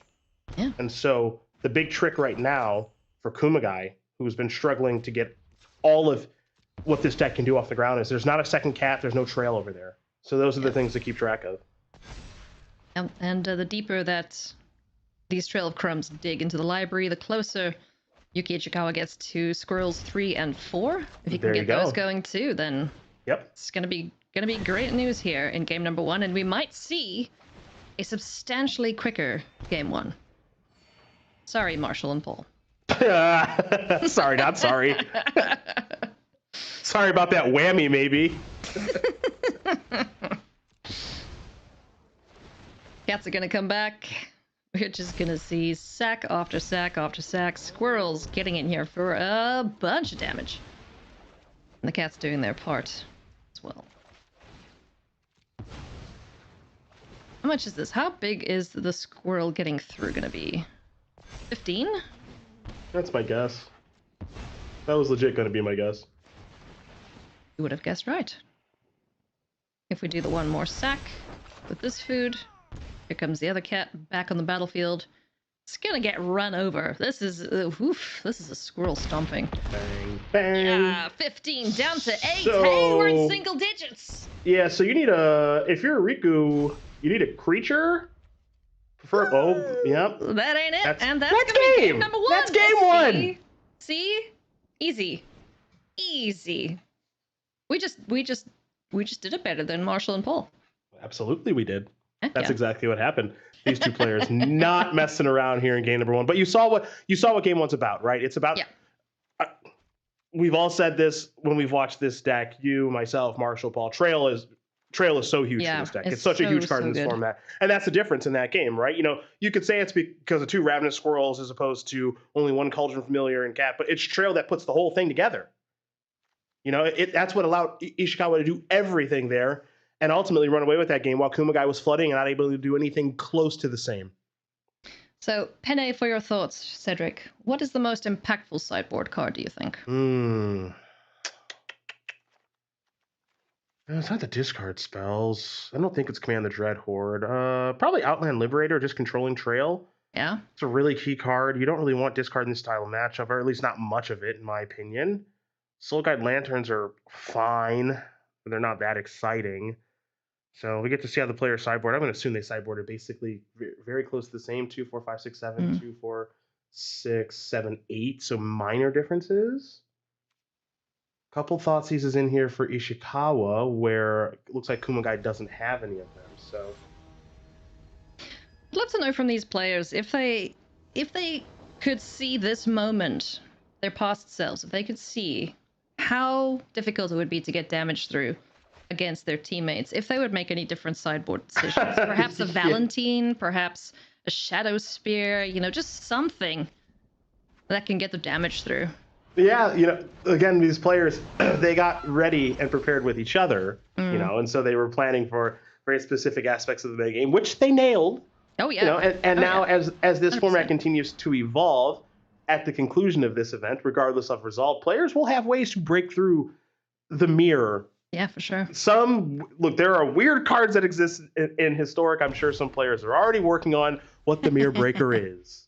Yeah, because I can almost guarantee that Historic in Arena is going to be flooded with Golgari food. So pack your sideboard appropriately, my friends.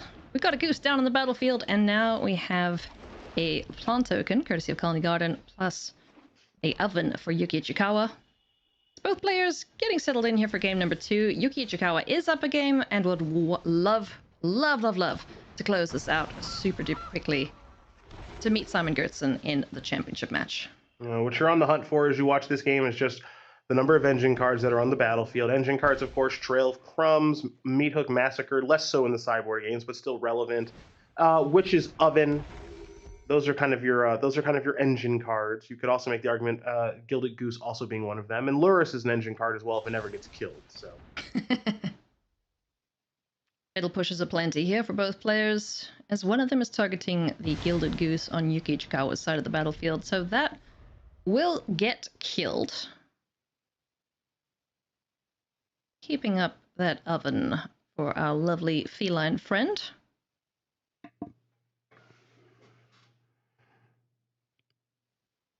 There's a sack outlet available, just in case. Yeah, with Luris already in Kumagai to just save this fatal push that you have, kill that powerful companion. But as we have seen Kumagai play over the course of the weekend, don't think that he's ever going to run out Luris until there's something relevant to return. Yep. In the same turn, so. Yeah, just in the tank a bit here, deciding how he wants to sequence his plays. There is the Maelstrom Pulse. It's not that great right now. Can get rid of the oven. It's not exciting, right? It seems like it can be higher impact. Okay, so we're actually going to jam it. Okay. There it comes. There's the Dream Den. It's going to hit the battlefield. Yeah, immediately sack. So now Revolt is on. Grabs a squirrel. That's okay. That's not bad. It's not bad.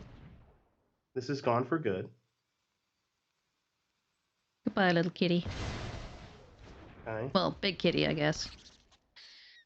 So the exchange there is my lures for your push. My lures for your push, but I'm left over with a squirrel. Yep. Okay. At least Luris left you with some leftovers, I guess we can call it squirrel. Mortality Spear for Ichikawa. Still no trail crumbs in hand, so is this match going to come down to whoever gets trail first? It is about that quite a bit. Spear looks like it's going to take care of this squirrel. Can't let that card advantage get online. It's not as powerful as Trail, of course, but you do want to address it. Yeah. Like that Yuki Ichikawa is keeping limber, getting those stretches in. Mm-hmm. Make sure to stretch, chat. Very important, especially if you've been sitting all day.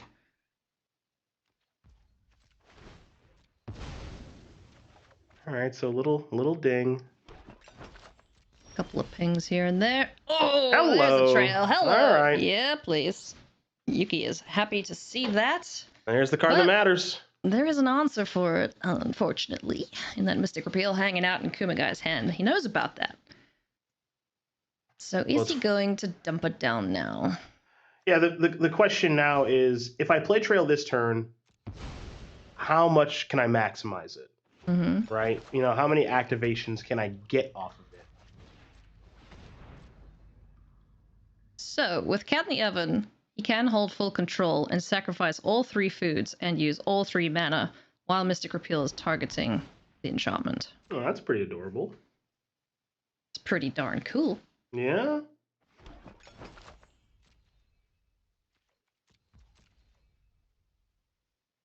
The Riku Kumagai has priority here. He's going to fire off the Mystic Repeal. Got full control mode. Yep, let's do some responding. Some snacking going on here. Yeah, I'm gonna pay the 1. Oh, hello. Massacre. There's a massacre. That's pretty nifty. Yep. There's another sacrifice. Another pay. Another look. There's a goose. Yep. And one more time with feeling. Let's find, I don't know, another land? I'm guessing? Or a trail. Yeah, Okay. just a land. Sorry, kind of jinxed you there, Yuki. But pretty neat. 3 cards off of that enchantment before it gets sent along its way with the Mystic Repeal. Yep. We'll hope to find another Trail Crumbs. That's what he was probably digging for there, hoping. Yeah, that's the big hope there. It's Yep. just chaining off into another trail. Didn't find one of those, but still that's able to nice. draw a handful of cards. And Deadly Dispute is not a bad draw step here. Yeah. All right, let's go. Another Trail Crumbs. Another Dispute. It's another Dispute. Let's get it. Let's see how much deeper Yuki Ichikawa can dig through this library. On the other side of things, Riku Kumagai, not looking too hot right now, doesn't have a draw engine, doesn't have cat oven combo, nothing going on here, so... Oh, and there's another Trail of Crumbs, so... Woof. and That's a we're not good we're not draw. gonna see Trail this turn probably, but it'll be much like what we saw the last turn, which is playing Trail with a bunch of mana up to be able to get as many activations from it as possible in case it's repealed or killed some other way. And Kumagai's hand is just so reactive. This is another game where he's been unable to find Trail at all, so his deck has been extremely unkind to him in this particular set of games, which is absolutely brutal. Yeah. Super unfortunate for Kumagai. Sees that another Goose is going to hit the battlefield here, and Trail of Crumbs plus Goose plus Cat equals winning, perhaps, for Yuki Ichikawa, because advantage is certainly in his court right now. And just remember, we're looking for engine cards and who's got more of them over the course of the game. Trail this on Ishikawa's side. Cat plus Oven, Ishikawa's side. Goose, other side in combination with Trail. And if you look at Kumagai's side, no engine cards whatsoever. Man, that is brutal for Riku Kumagai, but Yuki Ichikawa manages to get a very clean and very quick 2-0. So Pasta La Vista, unfortunately, to Riku Kumagai, but Yuki Ichikawa got the win. Ooh, I tell you, that Haley, that was long, drawn out. I'm gonna do a little stretching like we saw Ishikawa, because Marshall and Paul are never gonna talk to us after this. You know this, right? Been sitting here a long time, covering those games. Really grindy affair, but at the end of the day, whew, Ishikawa onto the finals. Man, Marshall, Paul. We love you. Paul lives in Washington like myself, and so Paul, if you can see this, you can hear this. I'm gonna place my order of DoorDash now. I can place yours if you want, and I can take care of it. Maybe set it for an hour's time if you can. Seems like it might be a while. Love you guys. A lot of fun. Obviously, Marshall and Paul are tagging in for the finals. This has been a great show. These matches have been amazing. Watching these players play all week long has been incredible. And regardless of result, which I'm very excited to watch, this Golgari food deck is it's a masterpiece. It is so good. So I'm very excited to watch Simon and Yuki. Hell yeah. It's going to be an awesome finals, friends. It is going to be Cedric and Paul with the call. We're going to take a very short break, and then we'll be right back. So don't go anywhere. We're going to crown a champion.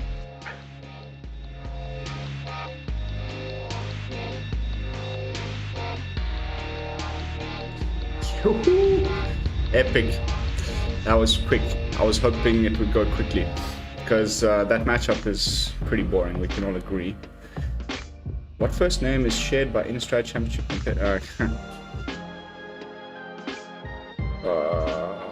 Chris. It's Chris. B is my final answer. Sorry about the stream in the middle there. I just fell asleep for a few hours. I'm hoping it wasn't down too long. I guess I'll find out tomorrow when I watch the replay.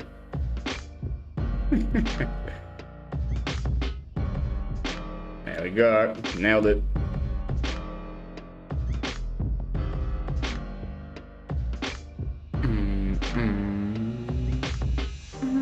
It's a pretty sweet final. Instead of being a mirror, we're ending up with at least a pretty sweet, diverse final, and I'm pretty happy that it's the German Simon and his is it Phoenix?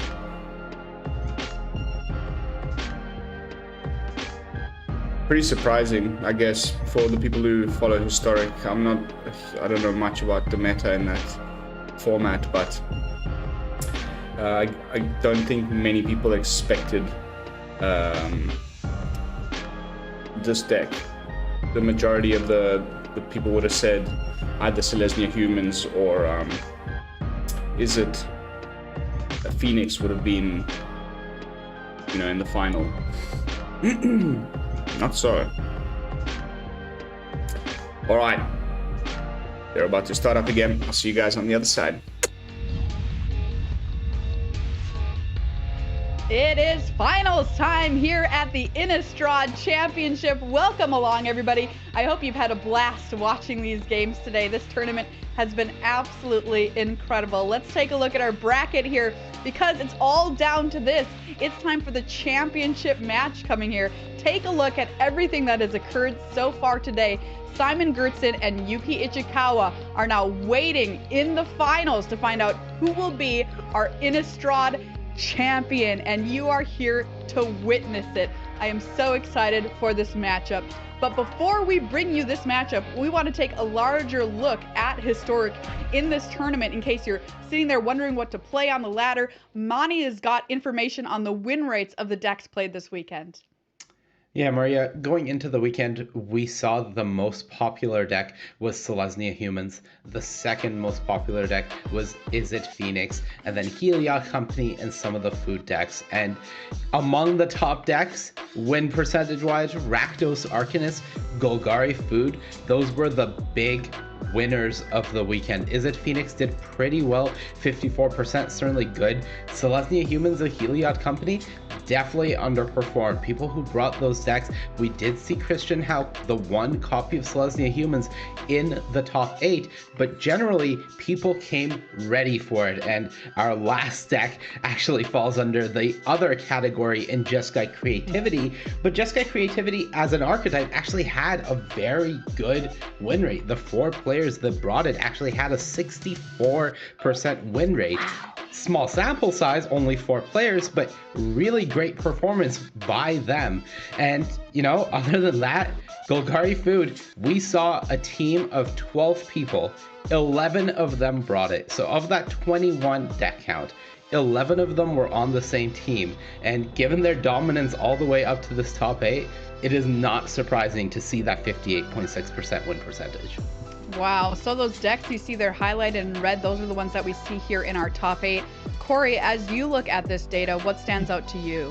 Well, I think the thing that stands out to me the most is there's a standard deck we just snuck in there with Izzet Epiphany at 52%. So I think that should be a little bit of a lesson to people that are playing standard right now. Just play the Izzet deck. It's so good. It put up a positive win percentage in Historic. I love that. There's not many cards that are different in that list, to be honest. So it's so funny. You know what? I want to know why Rakdos did so well here, Mani.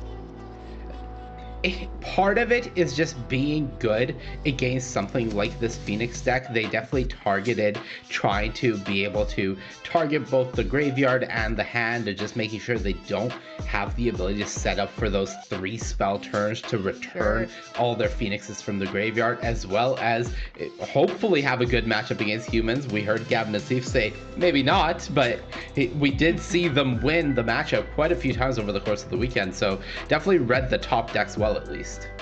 All right, that's a look at the historic win rates in the Innistrad Championship. Well, everybody, it is time for our championship match. It all comes down to this. Let's meet our players who will be doing battle in our feature match area for $20,000.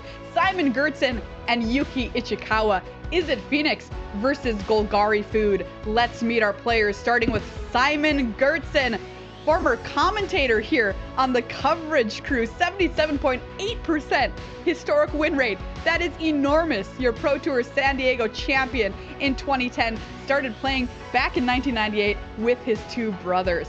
His opponent, Yuki Ichikawa, no stranger to a top 8. In fact, he top 8'd 2 Pro Tours back-to-back in 2013 and 2014, starting 2 and 3 at those Pro Tours as well, so knows how to battle back. He's got 9 Grand Prix top 8s and 4 wins as well. Also learned to play with his brother. This is a matchup of 2 giants of the game. I'm so excited about this. Talk to me about the decks and what we can expect to see here in this matchup, Mani. Yeah, we've seen this matchup a few times now in our top 8. This is the last one, the biggest one, and we're starting off with Simon Gertzen's unique build of Izzet Phoenix. What we saw is he has the core package, Dragon's Rage Chandler, Arclight Phoenix, Faithless Looting to set everything up, but there's 4 copies of Delver of Secrets in this deck rather than cards like Sprite Dragon, and we see the Crackling Drakes, but they're sitting in the sideboard. This is maybe the lowest to the ground build of Phoenix that we've seen, and it's done really well for Simon up to this point. But in his own words, he's described the matchup as worse than 30-70. Not in his favor. This is the Golgari Food deck from Yuki Ichikawa. We've seen it time and time again. Definitively, I believe this Japanese team broke the format with the decks they brought this weekend, known or unknown, and this deck is just extremely powerful at doing what it does. We see the main deck Graveyard Hate in 2 copies of Soul Guide Lantern, and you may be thinking 2 copies, well that's not that many, but when your deck has Trail of Crumbs and you are so proficient at finding permanents, well, Soul Guide Lantern is a permanent, and you are digging through, ripping through your deck to find those Soul Guide Lanterns and make this matchup the nightmare that it's supposed to be. Simon got Riku in the upper bracket, knocked him down, but he's up against it again here in the championship match. All right, well, it has come time to make our final predictions of the tournament, you guys. I'm going to start off with Corey. Who are you choosing and why? You know, I picked Simon the last 2 times and I was wrong both times, but now that it is best 2 out of 3, I just got to give it up to Yuki Ichikawa. I think having best 2 out of 3 matches is just a huge advantage here for Yuki. All right, you're going with Yuki. What about you, Mani? Give me Yuki. Yeah. You know what? I gotta say, you guys, you might ended up being right, but I've got to go with Simon here because I've been backing him since the start. And I used to do coverage with him. He's a good friend. Simon Gertzen, I believe! Oh no. Oh, it's we're locked done. up. We're done. It's locked Game. up. You know, when I say I believe, the person wins. All right, we got to have some big belief here for Simon. Best 2 out of 3 matches. It's championship match time. Don't go anywhere. This battle when we come right back.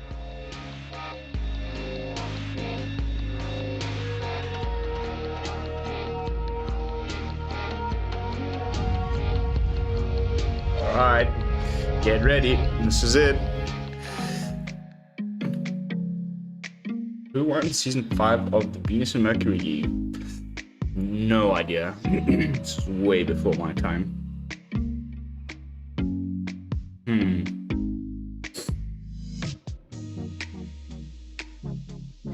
19 people on the stream.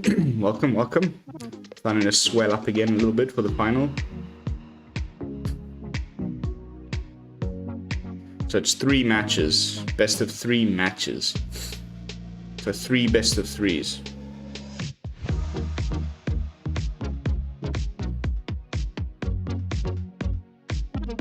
Okay, no idea who that is.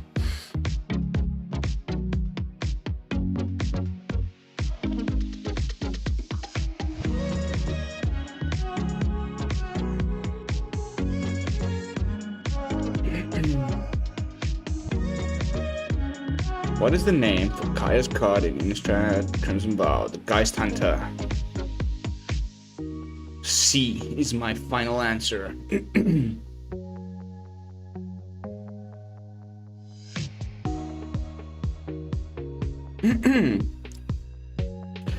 I wonder, I mean, he's done it once, and he beat the better player, in my opinion. I think Riku is better than this other guy that's in the final. But, you know, luck has a lot to do with it, of course. I didn't catch that match against Riku and Simon, but it must have been really close.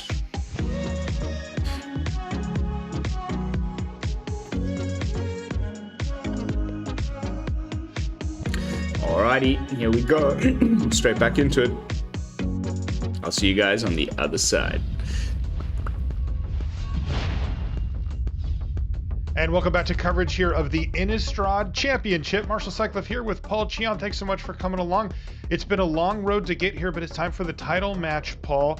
And Simon Gertzen has been waiting for a while, right? He ended up going through the upper part of the bracket with his Is It Phoenix deck, and he's just been kind of sitting, waiting, and saying, well, who's it going to be? Who's it going to be? And as it turns out, it's Yuki Ichikawa bringing, as we've known for a while now, Golgari Food to the table for the final. You know, the last 3 players were all playing this from the same team on the same list. And now it was ultimately Yuki who emerges as the champion of that team to fight Simon. And we had a brief talk with Simon a little earlier in the day here. He hates the matchup, Paul. He said it might be worse than 70-30. And, you know, a little bit of advice. When a player tells you that, it's often you'll ask the other player and they'll say something similar. Right. I don't think that's true here. I think Simon means it. I think this is a really tough matchup for him. Yeah, no, Simon definitely keeps it real. And even when I briefly spoke with him yesterday, he was just talking about how happy it was that most of the food decks were on the other side of the bracket. So, you know, ultimately, there was no way out of it. Once he was in the finals, there were 3 food decks remaining, and just had to wait for a bunch of teammates to kind of duke it out. One nice thing is he got a chance to really see, if he wasn't familiar with it before, he's probably extremely familiar with how the deck functions now. That's right. He did get a chance to play against Riku Kumagai in the upper final, and he squeaked by, and it looked tough. Honestly, it looked like Riku had pretty bad draws, and Simon, you know, decent, like not the absolute best, but pretty good draws, and he still barely won. Yeah. I mean, there was moments where, you know, there were like multiple land drops that were missed, and Simon was really sculpting his hand and had a really great start. And then there was basically like a 1 or 2 turn window where you're like, okay, it looks like Riku might come back here. And then Simon found the clutch Pillar of Flame in both games to be able to close it before Riku was able to turn it around. Yeah, just as you say that, Paul, we see a Pillar of Flame in hand here for Gertson. Really key in those games. We'll see if it ends up being important here. Where were you a turn ago, Delver of Secrets? Here's Opt. Is it too slow now for Simon? You know, this is one of the ways that Simon's differentiated his Is It Phoenix build. He's running 4 Delvers in the main.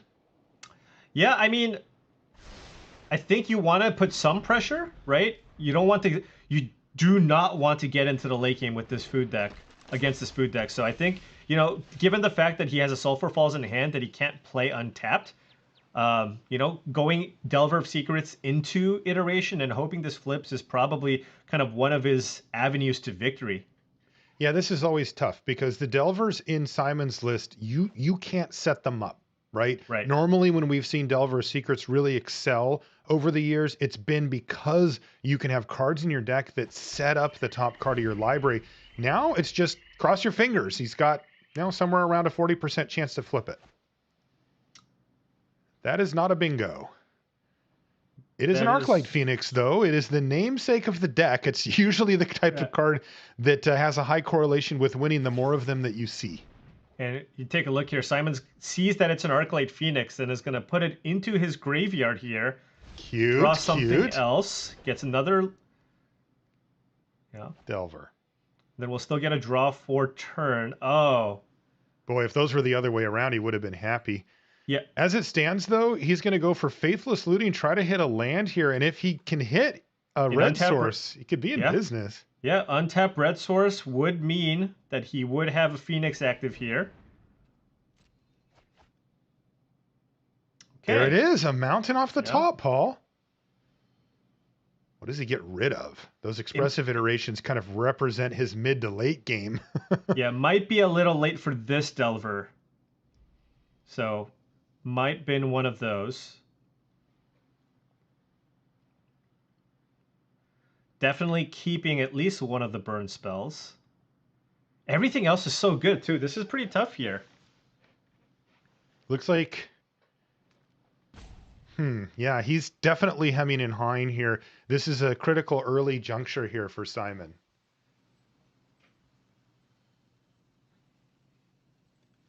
Yeah. I think it's Delver. The other one may be an iteration. Oh.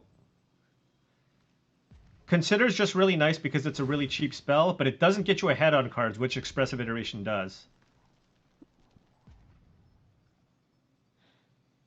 And you might see Pillar of Flame to the face here.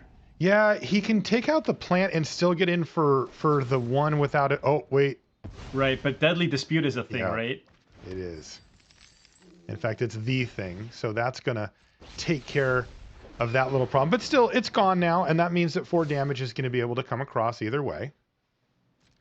And Yuki does have Fatal Push available, but No mana here. Oh, that was big. So now we can actually cast Meathook Massacre for 2 here, clear the board, force Simon to, I guess, cast 3 spells again next turn to get in with the Arclight Phoenix. So that is an option. That's a line that Yuki can take. Yeah, Simon's got to be happy with getting this Phoenix down so early, but his position does feel precarious. Yeah. I mean, it's not even clear that he's going to be able to cast 3 spells next turn, right? If, for example, this Meathook Massacre hits the battlefield. That's right. Let's see what Yuki goes for here. Well, he's going to go for Witch's Oven. And Gilded Goose. Slower. Okay, does this Delver transform? Nope, but it is a land off the top. Definitely not what Simon wanted here. He's got Expressive Iteration that's really good at finding lands anyway, and just finding a spell there would have been nice.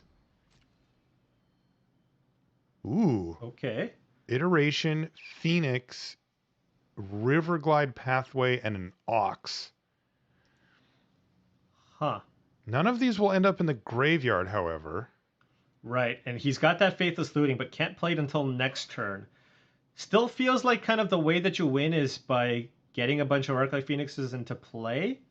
So that would require him putting it in his hand. Right, and then and then probably just exile the land here.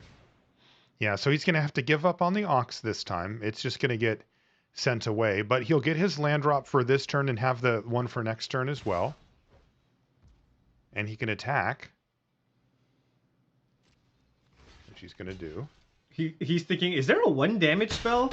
You have a Spikefield Hazard here. Should I not block with my Goose?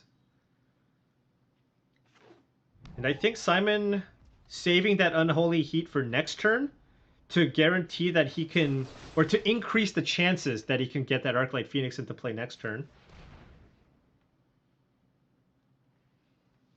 And Yuki's going to take the more piecemeal approach here. He's going to go for Fatal Push.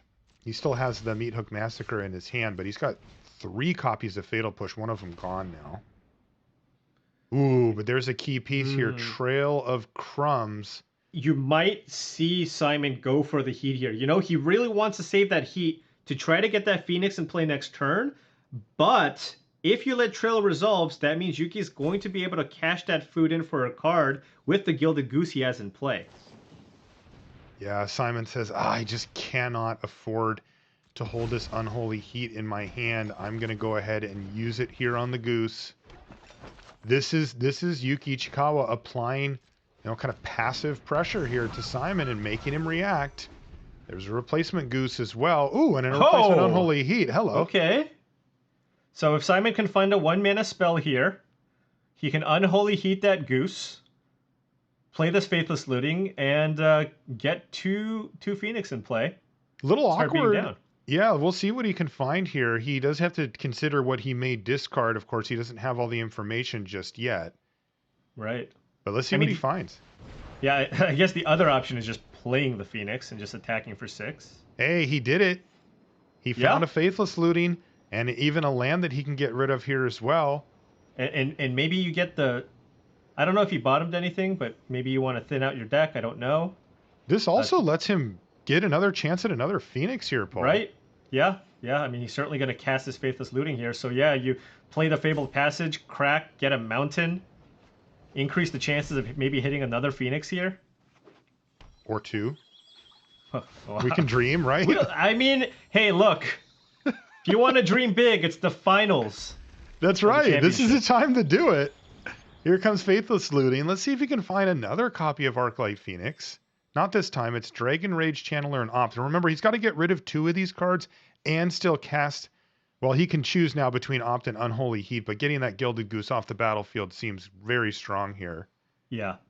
But he also just needs to be mindful that, hey, there's a decent chance that Meathook Massacre might come in next turn, right? And if that's the case, Expressive Iteration is the card that gives you the best chance of rebuilding. Yeah, I mean, it can be a 1-card way to get your Phoenixes back. Like, right. That's one of the few cards that does that. There's Is Yuki considering a fatal push here to keep his life total up? Yeah. He just really doesn't want to go down to 7 there. Right, and he also needed to hit a land drop to be able to massacre for 2, right? Right. Because the goose died. Right, but sacking the food is it's buying him a turn, right? That's 3 damage from the Phoenix, and he gets to find a land here. But that was his turn, right? That's it. That's all you did. Yeah, this is big here. Can Expressive Iteration earn that Phoenix back again and keep the pressure up? Ooh, Finale of Promise is the other way, usually, to get your Phoenix back out of 1 card. That's the old one-stop shop, right? You just need a single Finale to be able to cast 3 spells. He also sees Opt and Faithless Looting, so he's even able to do this the good old-fashioned way, Paul, with Expressive Iteration into Opt, into Faithless Looting. He will get it back and again have a chance to flip over another Arclight Phoenix. So very nice hit here. The question is, which one don't you want? Does he have to bail on the Finale? Finale is probably Finale is the one you keep. The question is, what do you keep between Opt and Faithless Looting? Because Finale, I mean, it's possible he doesn't even play the Finale this turn and tries to just find a different spell. No, okay, he's playing it this turn. And that'll guarantee that he gets the Arclight Phoenix back. He can play this for 1. Yeah, so you have Sorcery and Instant, and maybe you cast the Faithless Looting and try to hit another Phoenix? Definitely. And that's what's going to happen. He's going to order which one to cast first. It's going to be Faithless Looting second, and then consider first. That'll go into Yard. Yeah, I don't think he's going to want that one. He draws a Consider off of Consider, and no more Phoenixes here, but still a nice hand, and he's set up to get him back again next turn if the Massacre does come down. This is really good sequencing here from Gertz, and he gets in down to 7, falls Ichikawa in our opening game of our opening match here. But we're going to see probably Meat Massacre here for 2. That's going to put Yuki back up to 9. If the other thing that you could do is just pass, sack a food, and double Fatal Push, right? That means you save a tremendous amount of damage because there is no damage he's going to take this turn because he can't rebuild until the next turn. That's right. Yeah, taking advantage of the way that Arclight Phoenix works against Simon in that case. Yeah, and giving up a little bit of value too, because that is. Ooh, there's a Phoenix revealed with Consider.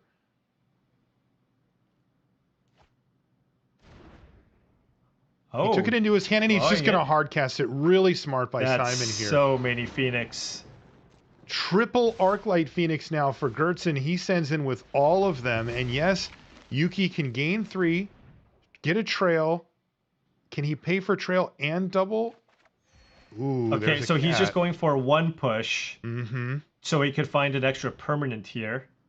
But this is going to put him down to 4. If he Massacres, that puts him to 6, and then he's going to die if Simon can find another spell to get these Phoenixes back, right? That's right. Wow. Interestingly, Simon playing a land there as well. He's got Faithless Looting in hand.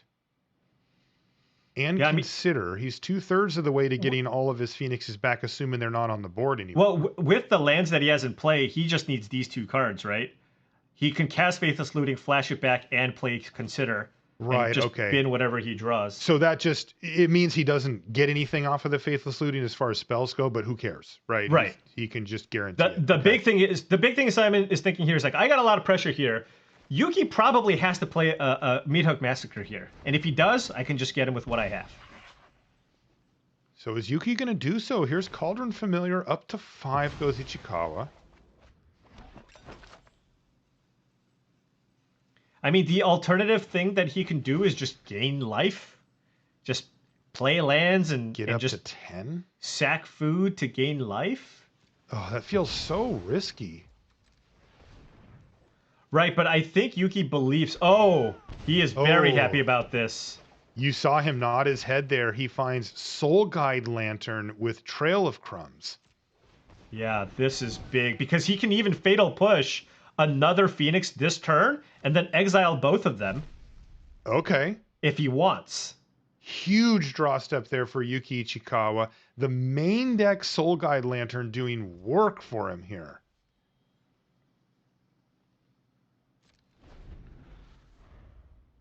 Simon draws Spire Bluff Canal for the turn. And he's going to survey the scene.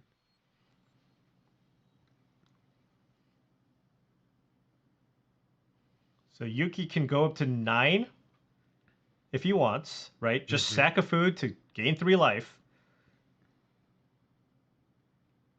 So Pillar of Flame is not an out this time. Another Phoenix would be very strong, right? Yeah, he would need to just draw it, though. He would need to draw the last Phoenix in his deck. Yeah, because if he puts it in the yard, it's vulnerable to Soul Guide Lantern, but he can just cast it. Right. I mean, you can consider and you can Faithless Looting. You can see with a lot of cards here, and after both of those, he'll still have the mana to cast the Phoenix. Right. Land is going to get binned, and he finds Fading Hope. Yeah, that doesn't That's do much. not All gonna right. do it. All right, Phoenix? Faithless Looting, maybe into a Phoenix? hard cast Phoenix. Oh, Phoenix! he hit it! It's a Phoenix! Arclight Is that Phoenix enough? off the top. That's 9 damage. You gain 3. I mean, I think this is Xaxes. I don't think Yuki has another way to gain life after sacrificing the food, right? You can Phoenix number 4 for Simon Gertzen? You can sack Soul Guide Lantern and Fatal Push, but that's still 6 damage and you won't have mana to sack food. And Yuki Ichikawa's looking. He puts his hand on his head. He says, really? The 4th one you found all of your Arclight Phoenix? The 4th Phoenix.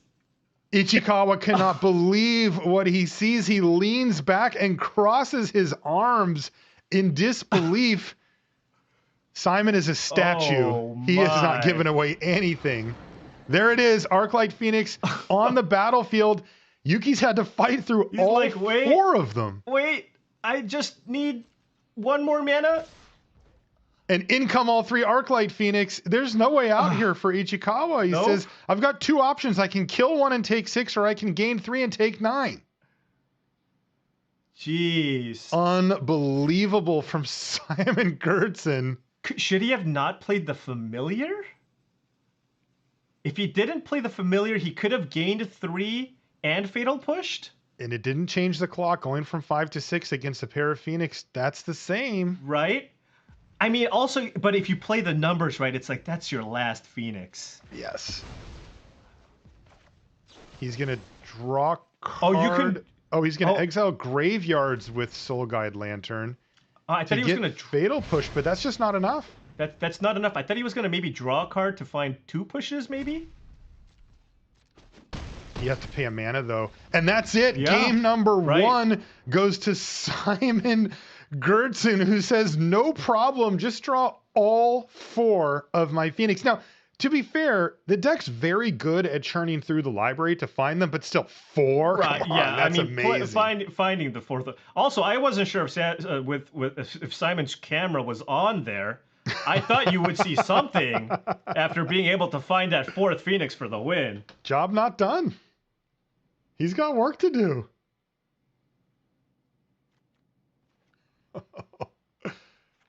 That was incredible stuff. Really, from both players, just trying to play the smallest edges possible, but ultimately, Simon Gertzen picks up the first game. God, that was impressive.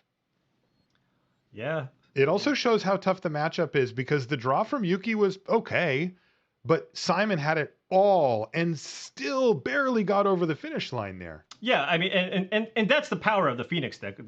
We don't call it Is It Dragon's Rage Channeler, right? We call it Is It Phoenix because so much of the strength of the deck is the fact that this deck is so resilient to removal, because look, you kill these hasty flyers, they're going to come back unless you find a way to exile those cards from play. And Yuki Ichikawa just found a Soul Guide Lantern a little too late there. But after sideboard, you're going up to the full 4 copies.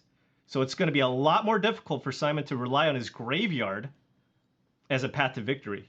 So brutal for Yuki, right? Because remember, he had the sweeper plus the lantern. He could get all the Phoenixes in the yard and get rid of all of them with that Soul Guide Lantern. He was that close. 1 life. I feel like every single one of these games Simon has played against the food deck, it's been one life. Yeah, that's why the Pillar Flame has been so critical, just to get every little bit. There is nothing to give from Simon's side. Let's see if Yuki can right the ship and get back on track here in game number 2 of our opening match. We were playing best 2 out of 3 matches, I'll remind you if you are just tuning in. Oh, this hand is it just needs one more land. This hand is so perfect here from Yuki, right? You've got almost everything. Yeah, just needs a cat and a land and he's good to go. He's going to start off, though, with a Goose of the Gilded variety. Nice hand for Simon here as well. Wow, Unholy Heat and also Delver. Do you need to take the turn to get rid of this Gilded Goose? Already a question. I mean, turn 2 Trail of Crumbs into Goose is pretty annoying. Well, looks like Simon is going to take it. And no land here. No land for Ichikawa. No land. Uh-oh. Now, of course, the next question becomes, is this Delver going to flip for Simon? That's one of the kind of main variance points, I guess you could call it. Right, but now Yuki has missed this land drop. Simon is firing off that Unholy Heat. Definitely, and Yuki says, please don't flip the Delver at least, and he does look like he's going to have that. It's interesting because Drake is a really good card in this matchup because it does a great job of fighting through Lanterns and Graveyard Hate. But maybe he wants more lands or more interaction. He does have a lot of card draw, though, in his hand. Jeez, it's been 2 turns, and Simon's already faced down some really tough decisions, right? Do you get the Delver down? Do you Unholy Heat? Went for the Delver. Now has to decide, am I okay getting this Crackling Drake into hand for the way later game? That is not going to be relevant for a while here when he has quite a bit to do in between. It's just such a good card for the late game. Okay, he wants to consider it away here. Okay, it's going to go in the bin, and a Pillar of Flame. There it is. No and flip. And a land off the top as well. Not going to be happy about this dead goose. And I suppose you use Unholy Heat here, Paul. The Pillar can go upstairs. Nope, it's going to be Pillar right now. Maybe saving Heat for the squirrel, but that was... Yuki needs to just string together some lands here. Land. Oh, it's another Trail of Crumbs. The only good news for Yuki is he has a answer here for the Delver of Secrets with Fatal Push. So he's not going to just get completely ran over even if it transforms on Simon's turn. But this is really tough for Ichikawa. He has run horrible here. Flip. And now it flips. So it's going to get in for 3. And, you know, this is just where the tax starts to add up, right? Yeah, he has the Fatal Push and he can kill the Insectal Aberration with it, but he has to. And that means he can't do other stuff in the meantime. Right. And now with that Soul Guide Lantern in play, likely going to see potentially a hard cast Phoenix here. Although, given that Yuki is missing land drops, there's a really good chance that he's just going to have to cycle that for a card. Yeah, I think that's why he played it out, just because he knows he'll get 2 shots at it next turn. Yep. Simon's like, okay, well, you know what? Hey, 4 mana, 3/2 Flying Haste. I'm down for that too. Yep. Sometimes you just do what you got to do. Land for Yuki. Yes, there is a land off the top of the library here for Ichikawa. It's a Hive of the Eye Tyrant. Is it too late is the question. And the answer is probably no, right? No. He's got some time. Yeah, I mean, this was the turn he really needed it. The great thing about this too is perhaps he doesn't need to sacrifice the Lantern. He can be a little bit more patient, although I imagine he still will cycle. It's so important for him not to miss his land drops here. Going forward, yeah. Yeah. So he can go Squirrel and Fatal Push this turn? Yeah, that's... There it is. That's what it looks like, yeah. The classic. Ooh, there's a Crackling Drake off the top of the library now for Simon. That could be a game changer. Yuki does not have an answer for this Crackling Drake. Yeah, and we've seen how big these Crackling Drakes get. They do not care about Soul Guide Lantern. So is it more important for Simon to get Arclight Phoenix on the battlefield? Or is it more important to set up Crackling Drake and then maybe Phoenix next turn? Yeah, I mean, this just seems like such a good time here to run out the Crackling Drake. But if you feel like Yuki likely has another Fatal Push here, and you want him to use a removal spell on something else, maybe it's the Phoenix. Mm-hmm. But if you go with Opt, you're not going to be putting pressure this turn, but Simon wants to maybe set up for future turns here. Fading Hope off of the Opt. Or does he just want to get Lantern off the battlefield and is potentially willing to risk losing a Phoenix? So the thought process being that it basically takes a card from Ichikawa. Right. If he has to use the Lantern, then he won't be able to draw a card now, off of it. Because now you can kill the squirrel if you want. Right? Yes. And then the trigger will come on the stack, and then Yuki has to decide whether or not he wants to... Yuki has to decide whether or not he wants to use the Lantern to remove the Phoenix, which is really tempting here. Interesting play here from Simon, because he's forcing Yuki now to basically give up a draw step down the line. There goes Arclight Phoenix. Yes, it's no longer in play, but he's going to pass the turn back, and it's a tap It's land. a land. Only It's garden. a land. Don't get picky. Don't get picky. It's a land. And you know, honestly, if you're Yuki, you're not too sad about what happened there, right? Mhm. There was pressure. You were afraid of a big flyer coming into play that turn, and you know, he has the backup Lantern here too. So Yeah, he took 0 damage for the turn. Simon spent a bunch of mana, was card neutral there, but didn't get any damage out of it, and no board presence either. So Yuki just needs to, as it stands, needs to just find an answer here for the Crackling Drake. Right, that's really the key. Consider is going to go into the graveyard. Ooh, and there's a Dragon's Rage Channeler as well. But here it comes. Crackling Drake already a 9/4. 9/4. Jeez. Fatal Push. Oh, another. Didn't he bottom one? He or did. No, he. Or put one in the graveyard or something. It's gone. Yeah, one of them's gone. He put it in the yard. He also has Fading Hope, which is interesting here. But yeah, 9/4 Crackling Drake plus a Dragon's Rage Channeler. No land this time for Ichikawa. He finds another Witch's Oven. Right. This is a desperation trail of crumbs. What can he even find at this point with trail? There's Meat Hook Massacre, but I mean, you need a lot more mana to be able to get that Crackling Drake off the battlefield. Goose buys you a turn. Can he play the Goose this turn? Uh, He can either get land or Goose, right? Yeah, you're right. He wants both. Yeah, he really would like to have both, but he can't. There's a chance that he dies here, right? Like, Crackling Drake plus Channeler, if it gets online, just as they sit, is 12. I guess at 18, he's not going to be dead. Or excuse me, Right. 17. Also, there's a Soul Guide Lantern in play, so it's unlikely that the Channeler will Channeler's be a 3/3. not going to be on. Right. Okay. So Ichikawa can have a sip as he watches Simon Gertzen not quite kill him. I mean, that being said, you have to deal with double You've got a Drake. lot on your plate. You have Double to deal with Crackling Drake. right. And in this situation, even if Yuki finds a Phyrexian Tower, he would still be 1 mana short here of killing both Drakes.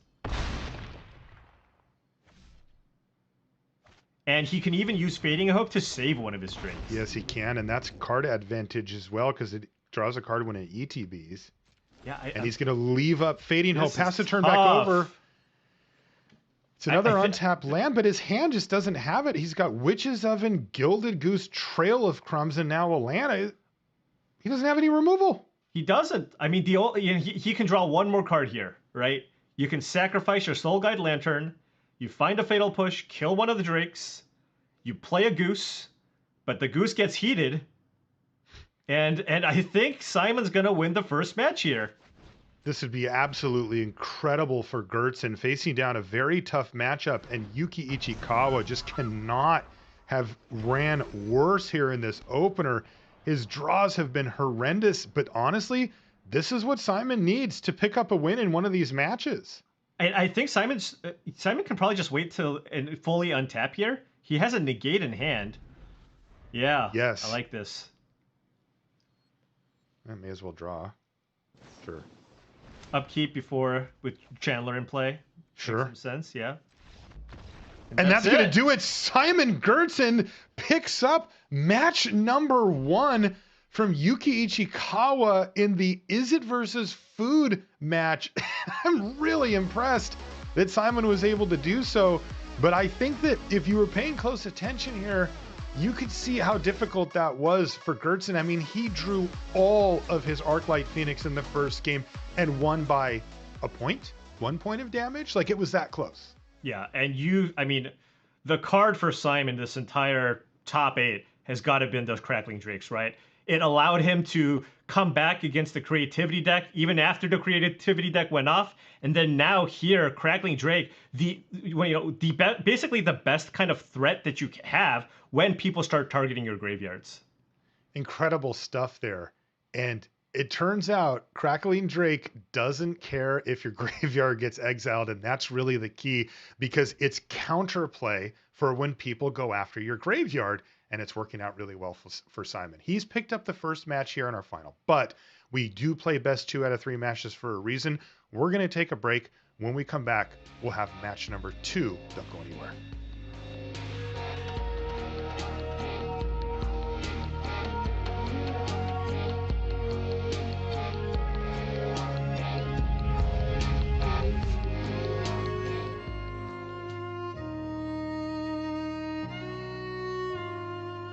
Yo, yo, yo. That was freaking epic. What a match. Holy crap. Simon is such a cool customer, man. That guy just doesn't blink an eye. Those draws, those top decks are just phenomenal. Which player from Japan qualified for the Innistrad Championship by winning season 1 of the Noriyuki Mori? No. Magic Online. Maybe Yuta. Oh, okay, Billy, no worries. Yuki, okay. Wow, he qualified from Magic Online. He's now in the final.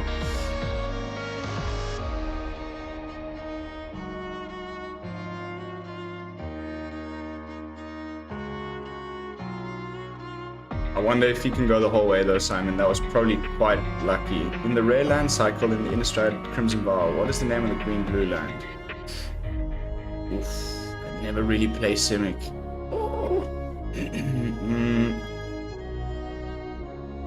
I want to say Shattered Sanctum. D. Yeah, it's D. I do know this one. Just from the process of elimination. I know it's not the other ones.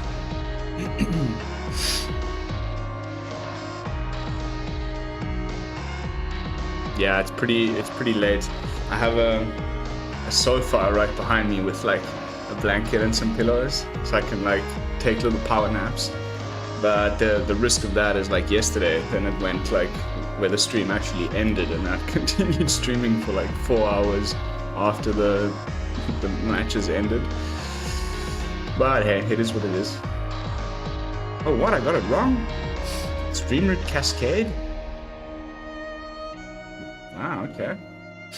Which Innistrad Champion competitor recently won Season 2 of the 2021 Magic Online? No idea. I don't follow Magic Online results, I'm afraid. Maybe it's... Man, the only name I recognize there is War Savage, but I don't think it's him.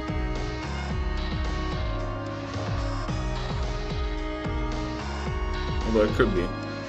He is that good.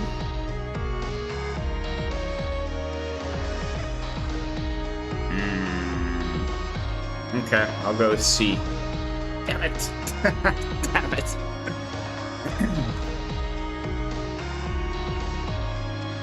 Well, we had 25 on the stream earlier. At 1 point for the final. Let's keep it going. We're about to jump back into the action. I'll see you guys on the other side. Peace.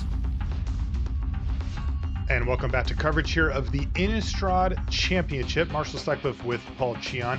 We are in the finals. If you're just joining us, we're playing a best 2 out of 3 matches between Simon Gertzen and Yuki Ichikawa. And as it stands, improbably, Simon has picked up the first match. It took about all the firepower he could muster there, Paul. All 4 Arclight Phoenix in the first game, and in the second game, it was 2 copies of Crackling Drake and some very serious mana issues there for Yuki that got the job done. So Yuki's got to shake this off and try to get back in because he's still favored in the matchup pretty heavily. Yeah, I mean, yeah, none of the Izzet decks wanted to run into the food decks, but Simon's got the lead. He's got to be feeling pretty good here. He's 2-0 on the day against these Golgari food decks, right? So right, that's right. What's the big deal? He says. Yeah, I got it. I thought this was a bad matchup, but he's got a tough decision here with Steam Vents, Delver, Fading Hope, Opt, Expressive Iteration, but double Finale of Promise. Oh, but that was already on 6, Paul, so that's a much easier decision. Right. And he's going to keep it and put one of the finales on the bottom of the library. Yuki. Now, is Yuki on 6? Is he on 5? No, he's on 6, but he's got a much better hand here. Turn 1 Goose into Trail of Crumbs, the classic 1-2, and Simon does not have the removal spell here for the Gilded Goose. So Yuki really going to have a pretty smooth start here. Feels good to play your second land on turn 2, doesn't it, yeah. Yuki? You should do that more often. There's Trail of Crumbs hitting the battlefield. Delver, is it going to flip? Big moments early, these Delvers flipping. It is. Yeah. There's an Opt yeah. revealed. And that's a clock. And Yeah. Ichikawa is okay. We got ourselves a game. Okay. Thought this one might be easy with the Goose into the trail, but Right. Insect Elaboration might have something else to say about it. He's like, come on, man. How many? He's probably looking up the deck list right now. How many spells you have in there? He's counting. Look, he's counting him up. This is he's getting ready for the angry Twitter post if he loses. He's like, Yeah. my opponent on the 35%er here. Yeah, hit the 40% 3 times in a row or whatever. Okay, Opt goes into hand here for Gertson. He's going to start off by just casting another one. Suppose finding a burn spell for the Goose would be nice at this point. Yeah. But it's a Steam Vents, which he also could kind of use. He's got a land drop for the turn, but no lands after Right. that. But I think he thinks he has a good shot at finding lands, given that he still has an Opt and an Iteration in his hand. Mm-hmm. He found Arclight Phoenix. It's now in his hand. And it looks like he's going to get aggressive here and Fading Hope the Gilded Goose to send it back. That's going to cut off mana and food production. But he does get to combo off here, as it were. He gets to sacrifice the food to the Goose to make a mana and then use the mana to pay for the trail. Ooh, there's an Unholy Heat. Yeah, and that's a way to kill either the Squirrel or the Goose here. And again, an interesting question on do you want to keep it? Yes, you would like to have an answer, but you know, those land drops do matter. Okay. Cat into hand. Cat in the hand, so Yuki just needs to find the oven here. That's right. First, he's going to play a Colony Garden. What else does he have? A Ravenous Squirrel. He's just playing everything here. Just going to dump his hand in the Gilded Goose as well. So this Unholy Heat is going to have to do some work for Gertson. He has to pick which one of the creatures to kill. Yeah, and he really wants to find a land here, and the best way to do that is the Expressive Iteration. I know. You want to Digs gamble? the deepest. It does, but if you miss, it's all you do for the turn. If you miss, it is very bad. So wants a land here. Okay. Finds an Expressive Iteration, and that means that he's going to have to settle for Unholy Heat. Right. And what do you go for? Okay, wants to slow down the card flow here that Yuki has. Yeah, that also keeps the damage flowing. Down to 12 goes Yuki, but he has 2 food in the pantry, so that 12 is really closer to 18, and let's make it 19 with the Cauldron Familiar hitting the battlefield as well. Yeah, and now Deadly Dispute. Is there going to be an oven in here? Oh, no, and that's a but push. really nice. Fatal Push plus land. And now, I mean, Yuki just has it all for at the moment. He has the card advantage engine here with the Trail of Crumbs. He's got the removal spell for the Insectile Aberration. He's got a clock now here with this Squirrel. This is how he drew it up. Yeah. And draws like this are the reason why you go, you know what? I don't like this matchup. Right.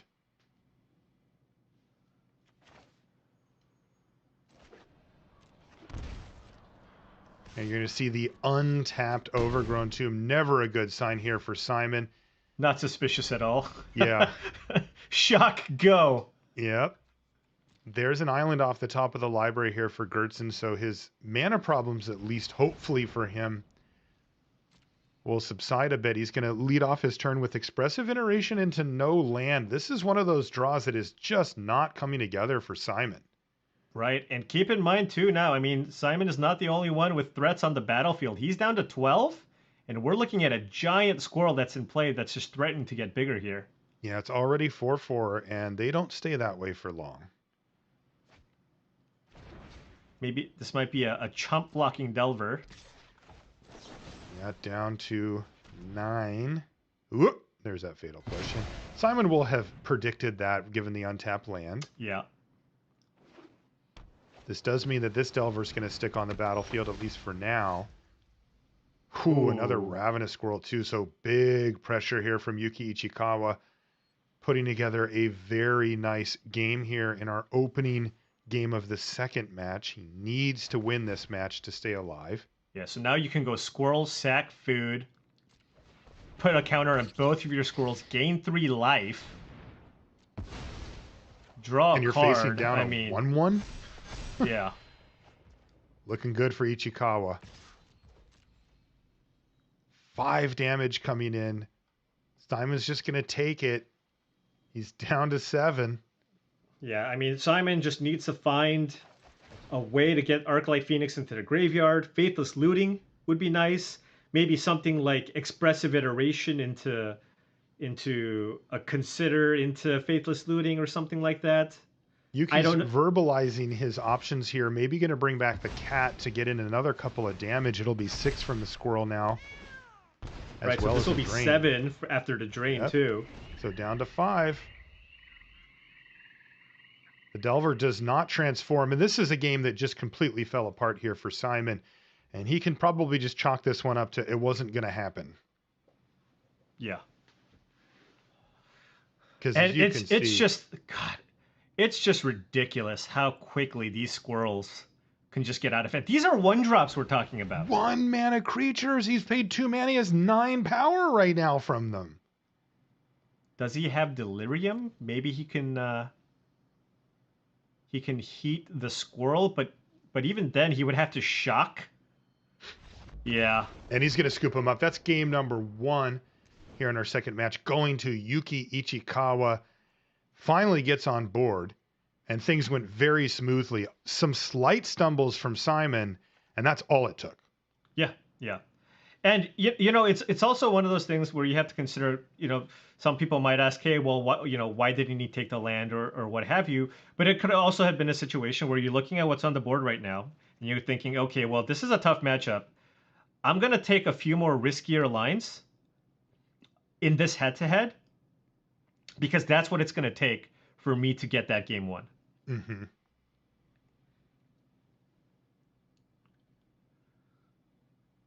Simon gets to consult the sideboard, but of course so does Yuki.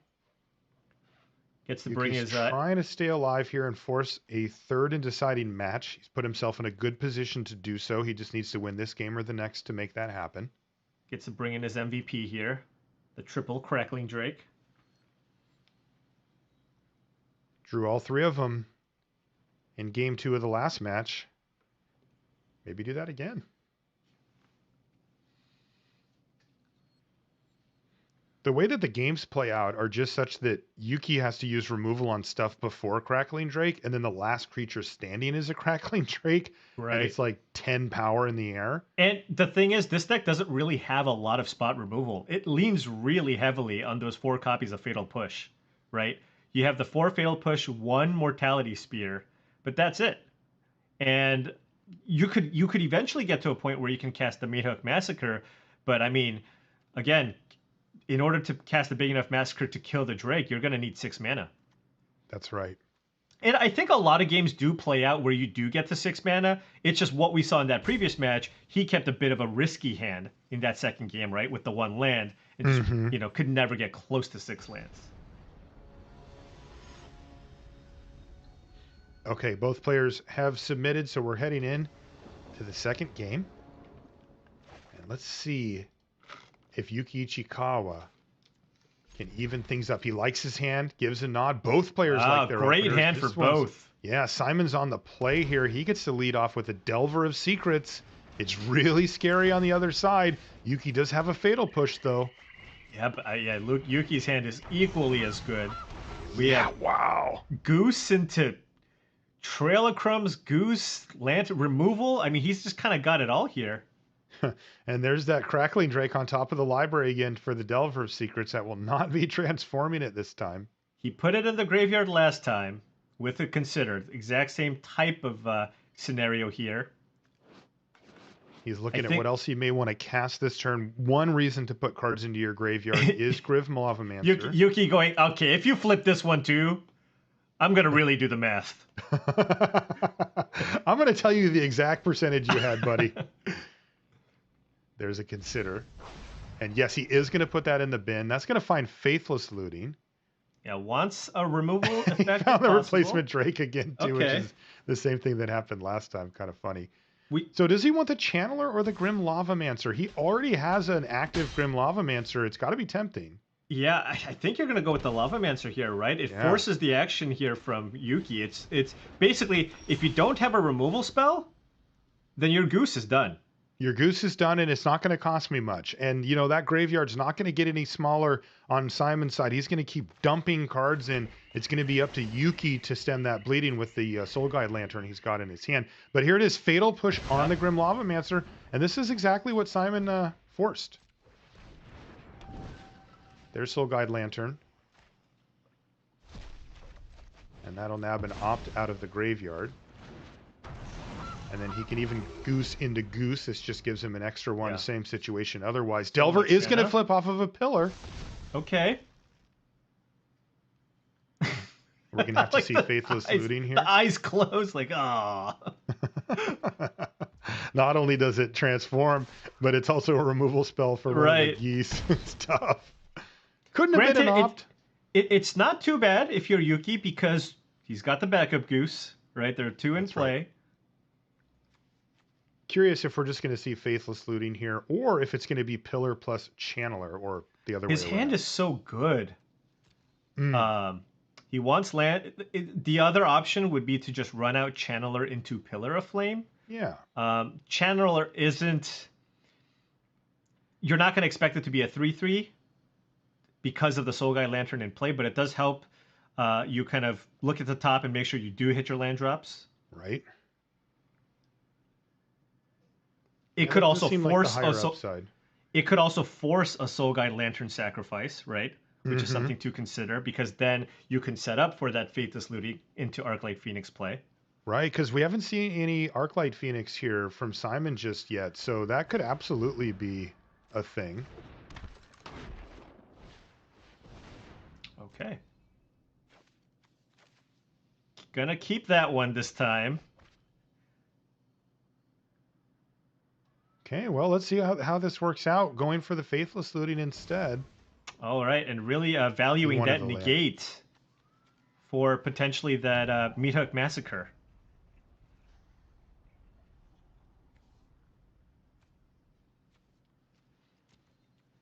Knowing that the spot removal spell it doesn't really do much given the redundant copies of Gilded Goose. There's a Trail of Crumbs. Yep, but now, I mean, we have... Yuki can look at the top 4 cards of his library and choose the best 2 permanents here.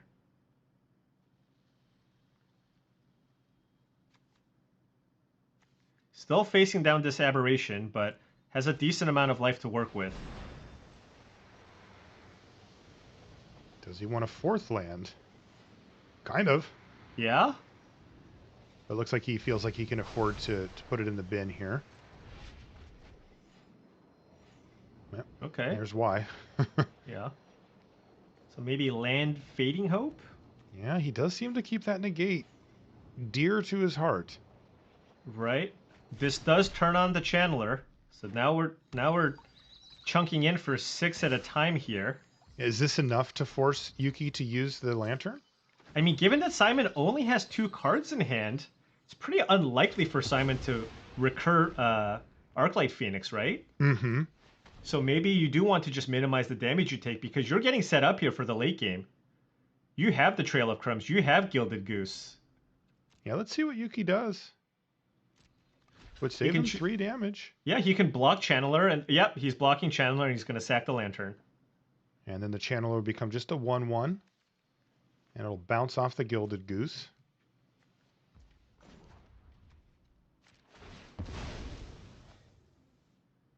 Okay, so that means, though, that from Simon's perspective, that one shot with the Soul Guide Lantern is gone. Now, he doesn't have a lot of hope to get Arclight Phoenix going with his particular hand, but it could open up that door down the line. Okay, in for 3. That's going to bring Ichikawa down to 14, but he's looking pretty stable with his Trail of Crumbs Gilded Goose combo going. Yeah, just slowly getting some cards here off the trail. Next turn, if he finds nothing, we might just see double food. Oh, okay. He found a spear. He found a spear, so that's going to be an answer for the Crackling Drake. Right. I feel like Yuki probably wants to just make 2 food this turn. Instead of killing the Delver. He's at a decent life total, and by making 2 food, I mean that's essentially 6 life on the table too if you need it. It is, and if you don't, you can split it up and go 3 life plus a card, or just get 2 cards, and it's going to be an avalanche, right? I mean, those Trail of Crumbs are going to be there, and they are going to provide huge advantage if Ichikawa can just be alive to take advantage. Right. Because on the following turn, he goes food, sack food, get a permanent off Trail of Crumbs, play a land. You can still cast your Mortality Spear for 2 mana because you gain life. Yeah, that's right. Land off the top here for Gertson. And Gertson, he's going to attack. This is one of those situations where there's not a lot of play to your hand. You just play your things, right? You go, okay, I'm gonna crack my Fabled Passage here. I'm gonna run out Crackling Drake, or play your land, what have you. Okay, here it is. Crackling Drake on the stack now for Gertson. This is going to need to find some serious action, though, because there's already a card in hand, and it's Shatterskull Smashing. Huh. That kills the geese. You know, as it sits right now, that would be good. But I think if I were Simon, you see the food production start to form here, and you can see, well, I'll say it, down the trail, things don't look so good. There's going to be a lot of extra cards in hand, even with the flooding here from Yuki. Yeah. My goodness, he found another land. Maybe he'll just find all lands. So what are some of the options here with the Goose? You can, for the first one, you can just sack it with the Goose's ability. This gives you more mana available. More mana available if you want to try to look for Cat Oven or anything like that, or perhaps even a Meat Hook Massacre. What do you think about a Soul Guide Lantern at this point? That's what he's looking at. Not ideal. That's a 2 mana cantrip, I guess. It'll cycle. I don't know what he's deciding between. That's the only one I can see. Well, yeah. I'm going to tell you, it's probably not a land. Maybe an oven. Second, unless it's like a second tower or something. I don't know.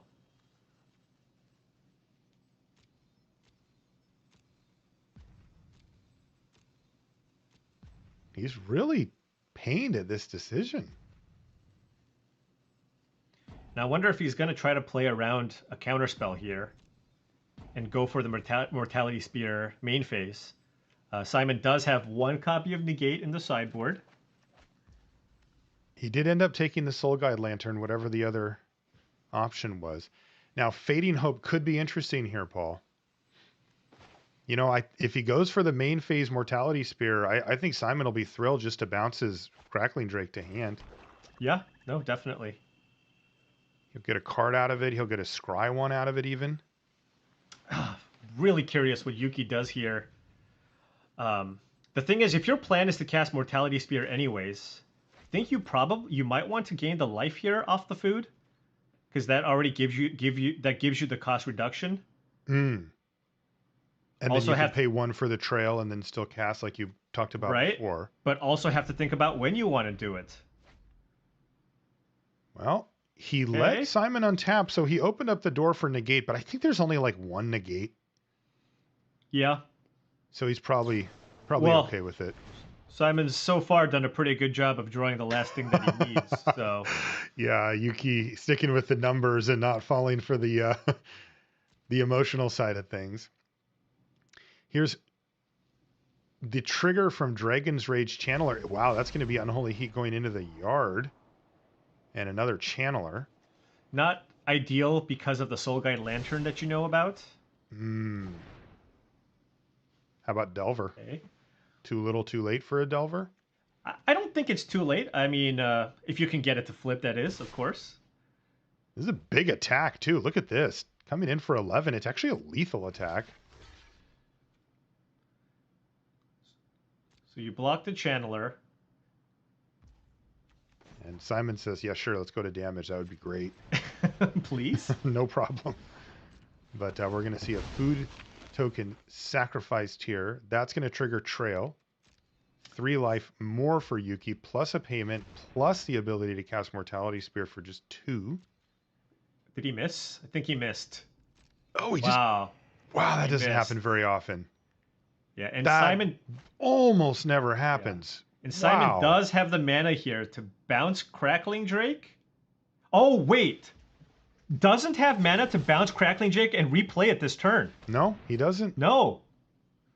Oh, that is rough. Yeah, he's going to have to settle That is rough. Delver. Has he played a land, actually? Yeah, he won't have double blue in any case. Just doesn't have it. He cast an opt, so that could have potentially cost him here, right? Going for that opt, because if you think Yuki Ichikawa is on Fatal Push or Removal Spell, which is the one Mortality Spear, yeah, then he could go he could Shatter Skull Smashing a Goose. yeah, these are things he can do, but it's not Sorry, replaying Crackling Drake. No, Yeah. totally. No, you're 100% right, Paul. I'm just thinking, well, where do we go from here if I'm in Simon's seat? But it is definitely not to Crackling Drake Town, and that's where you want to be. And it's going to be pretty sad. That's just a Delver of Secrets after the fact. Another land off Yuki the top is for still- Yuki. How can he? He is running still so whiffing. awful here. He whiffed on a trail and then found another land somehow. Are we? Oh, man, are we cycling now?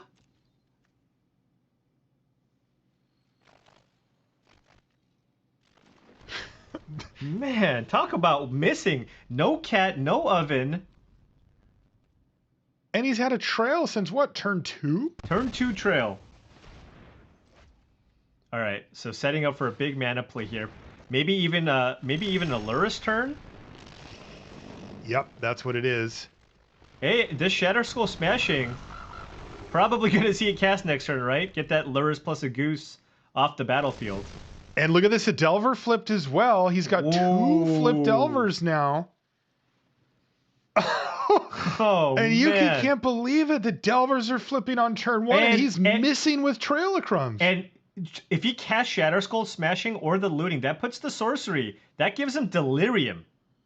Whoa. 3/6/9? That would put Yuki on life support here. Well, it looks like he's going to be content to just attack with the 2 Insect Elaborations. He kind of has to cast the Smashing here, right, Paul? I feel like you do. I mean, I think we've Given all that seen Lurrus letting... can attack and gain life, right? Right. I mean, we've all seen it. What happens when you let Lurrus stay on the battlefield? It is not pretty. Yeah, I'm wondering why you might not want to have cast that pre-combat, right? Because it would give you Delirium to attack with the Channeler. Yeah, if it gives you Delirium, you definitely want to. Maybe. Oh it no, doesn't. it's maybe it's a land. Maybe it's sorry. Perhaps it counts as a land. Now we'll never know because there's a Delver in there. Yeah. Makes it all confusing.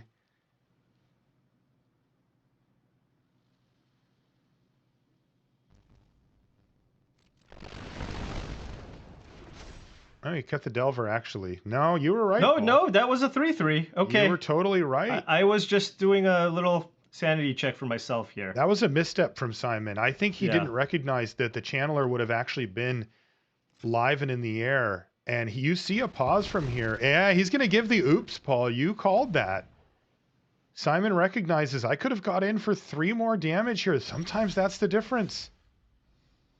Finally, an oven there. That's an oven, but we're Is talking. It too late? Is it way too late?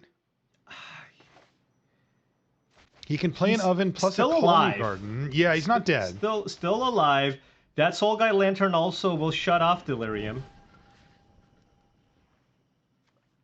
It might just be back down to Crackling Drake again. How many times have we seen this happen for Simon? Right. And if that's the case, then for Yuki, gonna really need to kind of try to find that Meat Hook Massacre. Right. He's got the mana for it already. I think just looking at the graveyard, how do I remove? What's the easiest way for me to remove Delirium here? So we got the Colony Garden. You can sack that for a food. We might need to be on life gain duties here. Gilded Goose can also make a food. He's got 4 mana to play with. Faithless Looting would turn on Delirium again if you discard the Delver of Secrets. However, again, active Soul Guide Lantern. Feels like there's just always one sitting over there. Well, yeah, I mean, they do board up to 4, right? So.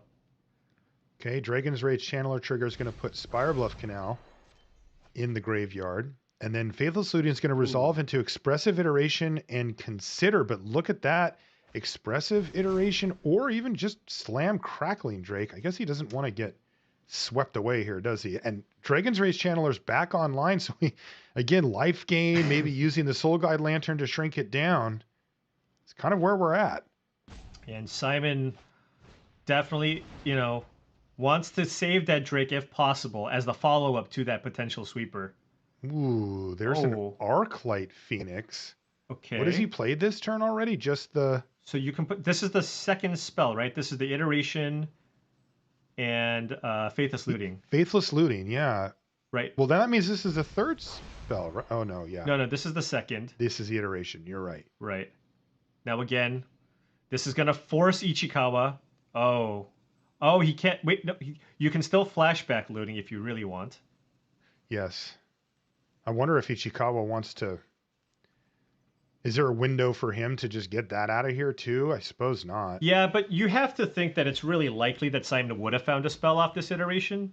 Mm-hmm. So, but even then, there's no interruption possibility here for Ichikawa. So here it is again, Faithless Looting, and another land goes in the graveyard off the Channeler. And there's another Phoenix. Does he put this one in the bin? No, he does not. He definitely does not.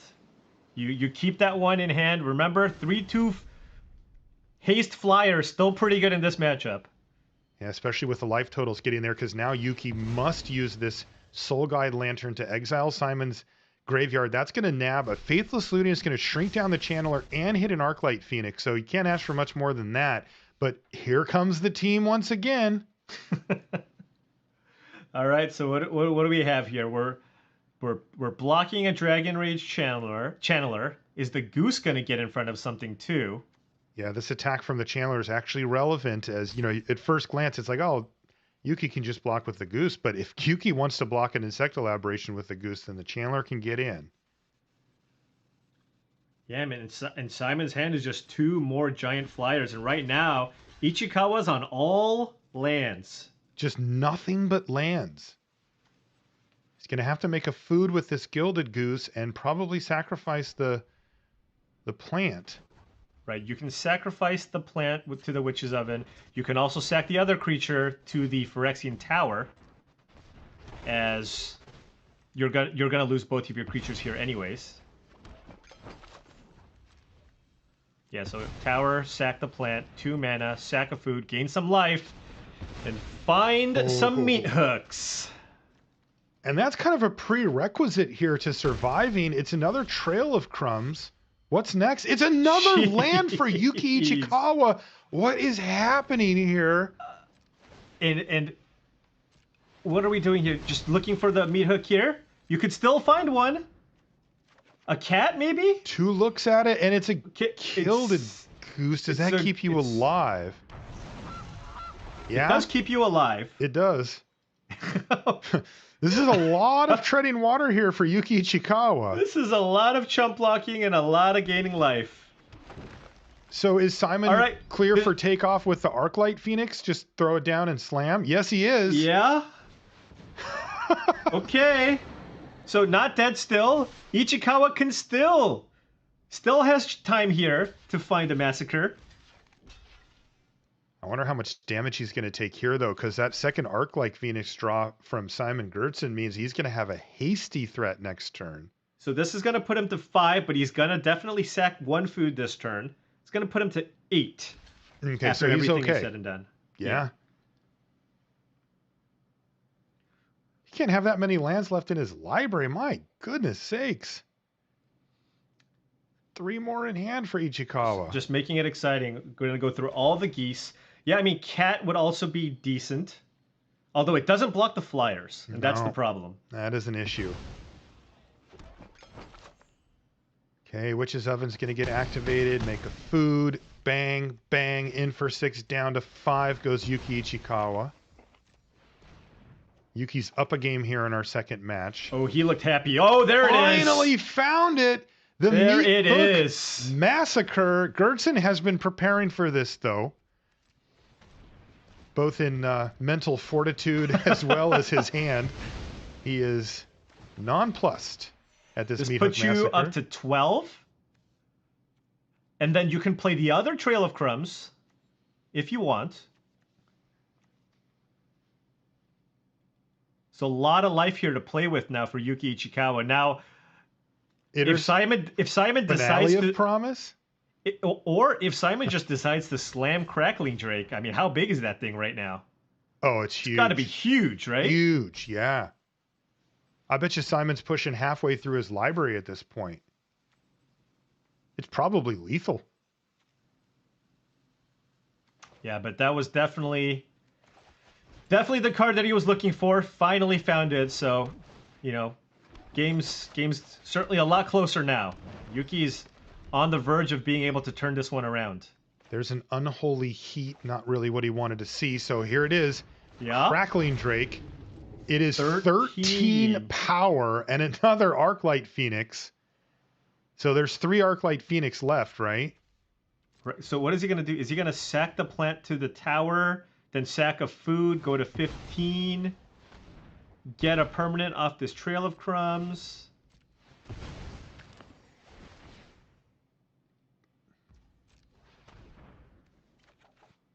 See what he finds. The Kilted Goose. Simon has the answer. Oh! That is a nice one of Bone Shards here for Yuki Ichikawa. He can play the Goose and Bone Shard. Curious to see if Simon will Unholy Heat with the food trigger on the stack. Because that is a sorcery, isn't it, Paul? I believe it is. Bone Shards is a sorcery. There's a very narrow window for Simon to use Unholy Heat, although with that cat in hand here, Yuki Ichikawa looks like he can get it done either way. Finding an answer for the Crackling Drake and scrapping back into this. And look at excuse me. Bone Shards, you can also just discard a card to cast it. Excuse me. Okay. So that But that look would at have this. also worked. Yuki's up to 19 life now. Yeah, and at this point, once you kill the Drake here, I don't even know if these Phoenixes will matter. Right? You have assembled everything that your deck is supposed to do. You've got double Crumbs, you have double Oven, you have Familiar, you've got the Massacre in play, and you've now killed the Crackling Drake. Huge sequence here for Yuki Ichikawa, turning this match around in his favor at the very last moment. It took him a lot of turns, but the life gain buffer from all that food absolutely took him to the point where he could find the Meat Hook Massacre and clear out the board. Yeah, we're so used to just talking about how you can use the food as a card advantage engine for the Trail of Crumbs, but guess what? Helps you live too. Helps you know what? survive. Just have a little lunch. Yeah. Opt off the top here for Gertzen. He finds Pillar of Flame. He has Unholy Heat. No way to get these Arclight Phoenix in the graveyard, though. Yeah, he's gonna just have to start running them out. But I mean, I just you just can't outrace what's happening at this point. No. The engine is just too strong. It has the ability to both gain life and get card advantage at the same time. You know, usually this is something that you have to choose one or the other, but it's not the case for Yuki Ichikawa, and looks like he's going to be able to pile on an avalanche of card advantage onto Simon Gertzen over the next couple of turns and clean up this mess. If he can finish it off, he will have won match number 2 and force that game, or excuse me, that match 3 decider for the whole thing. Yeah. Gonna tie it up here. Unless,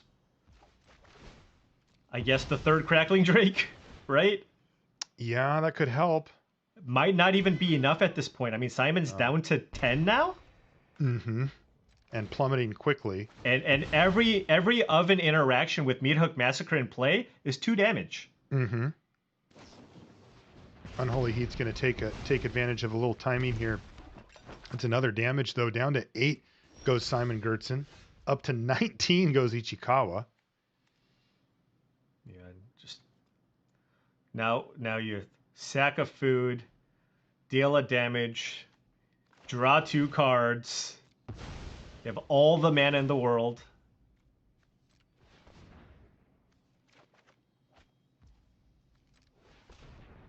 The graveyard has been shut off, so you can't expect Simon to somehow string together a bunch of Arclight Phoenix in the graveyard now. So he's got that angle covered too. Right, you see that Soul Guide Lantern in hand here for Ichikawa. He's going to be careful down the stretch, but really, this is his game now. Yeah, and he's got a... Whew. Is that a... Does he have a Hive of the Eye Tyrant in play too? So is that lethal, right? You activate Hive of the Eye Tyrant, attack in for 3, 2 cat rotations should be 4 damage. Right? That is enough.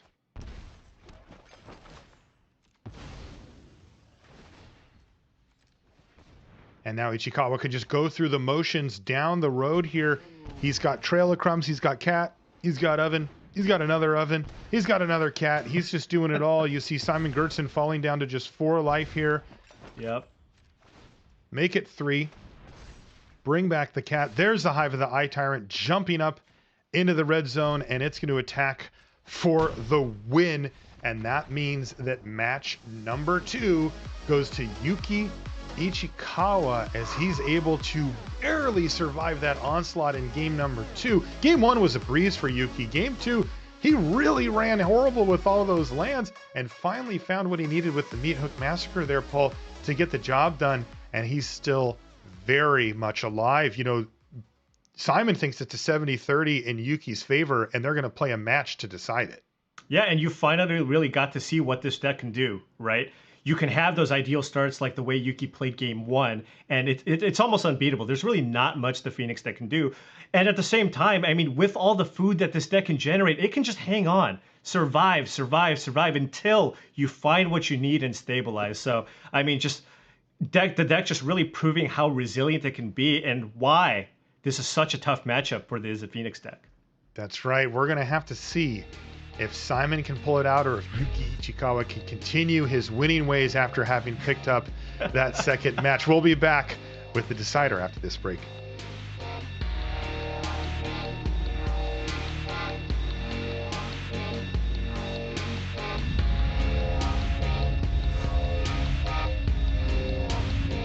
Well, that was pretty good.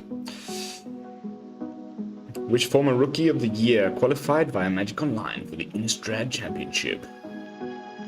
Oh, we knew this one. Didn't we already have this one? Rookie of the Year.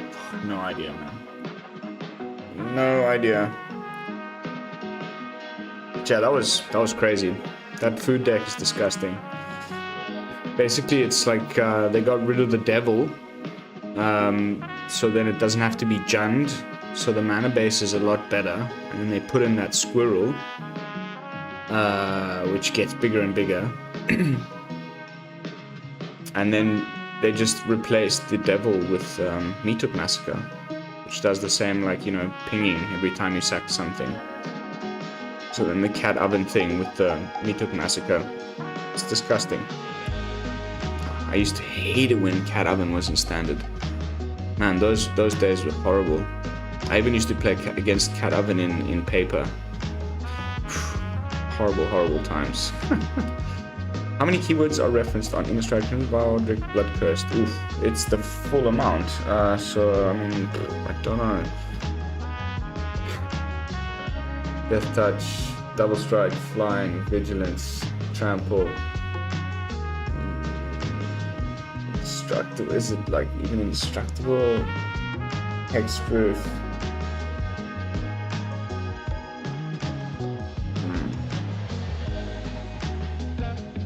What was the other ones?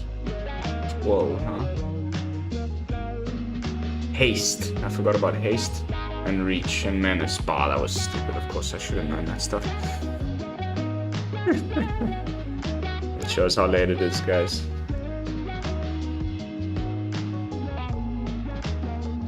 Oh, little stretch. Innistrad Championship qualifier. Lucas Duchow reached the top 8 of the Magic Online Championship in which year? Yeah, definitely know that one.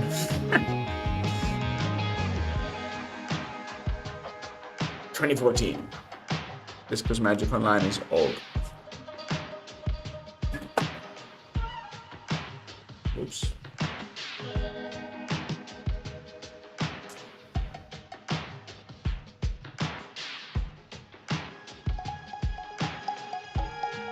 Oh! Missed it. Okay, so game 3 of match 2 out of a best of 3 matches. If Ikawa wins this one, we go to a third match. If he doesn't, it's Simon wins.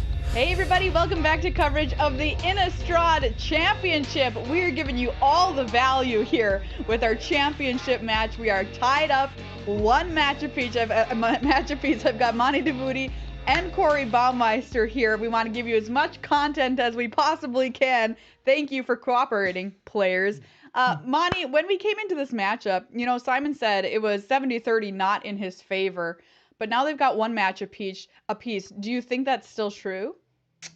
I definitely think numbers-wise that may have been a slight exaggeration, but not by much. What I've really been impressed with is just, obviously silly to say, but the caliber of play that we've seen from Simon across these matches, because he's navigating these tricky situations so well, and all of his wins aren't coming by miles. It's really slight margins. So time and time again, he's just showing that he's a master who can navigate these really tough situations. Yeah, the matchup being tough for him. I see him every turn having so many different options of what he can do as well.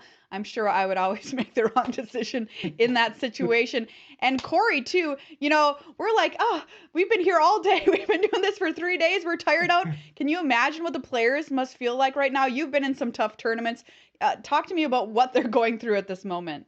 Yeah, absolutely. It is just a mental grind, that's for sure, especially when Simon had to wait so long after making it to this championship match. That's tough. But the one thing that I've been really impressed with from Simon is he's been able to recognize when he has to play a threat or when he has to kind of hold back and not get completely blown out by Meathook Massacre. So see him a lot play a Delver, play a Channeler as these early threats, then do a lot of setting up, and then maybe 1 Crackling Drake when, you kind of have that vibe that your opponent does not have. A Meathook Massacre, and try to play around just as much as you can without trying to overcommit to the battlefield. So Simon has navigated that quite well. But yeah, it's still going to be a tough match 3 for sure. So Monty, what will you be looking for here headed into match number 3? What will you have your eye on from both players? For Yuki, it's really going to be, especially in game 1, finding that Soul Guide Lantern. He only has 2 copies in the main deck, and that is the deciding point. If he doesn't find it early enough, then he may be in trouble, because we've seen Simon just time and time again set up these positions where by the time Yuki finds it, it is too late.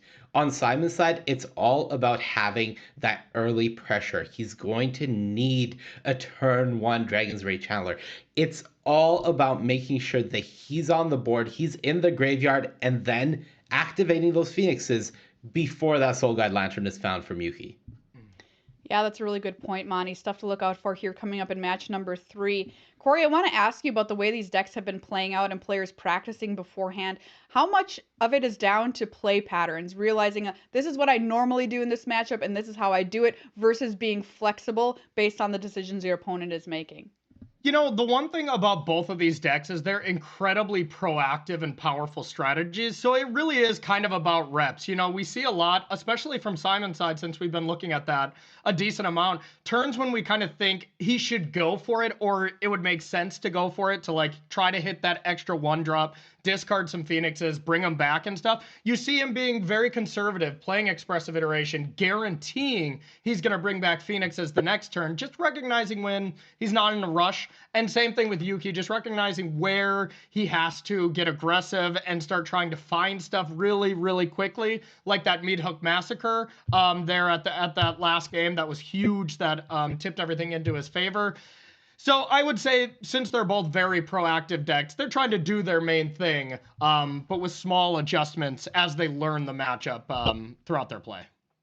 All right, here we go. We've got one more match to decide the champion of the Innistrad Championship. Here we go. Marshall and Paul, take it away. Thank you, Maria, and welcome back here to the booth, the virtual booth, as it were, for coverage here of the Innistrad Championship. I'm going to make this really simple for you.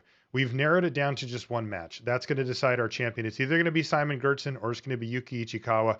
Whoever wins this match is walking away with the hardware and the money, and we get to decide it right here and right now. As we've mentioned, is it Phoenix versus Golgari Food? Very tough matchup here for Simon, but he's proven today multiple times that he can still beat it. You know, it's very rare in Magic that you find an unwinnable matchup. That isn't normally true. Even a really bad one might be a 70-30 or somewhere in that range. Hey, 30%'s a lot. Let's see if Simon can get the job done, or if it's going to be Yuki Ichikawa finishing for his team. They have crushed this tournament. You know, 4 people in the top 8 from that team. And this deck has to be considered the deck of the tournament here, the Golgari Food deck. Oh, absolutely. I can't.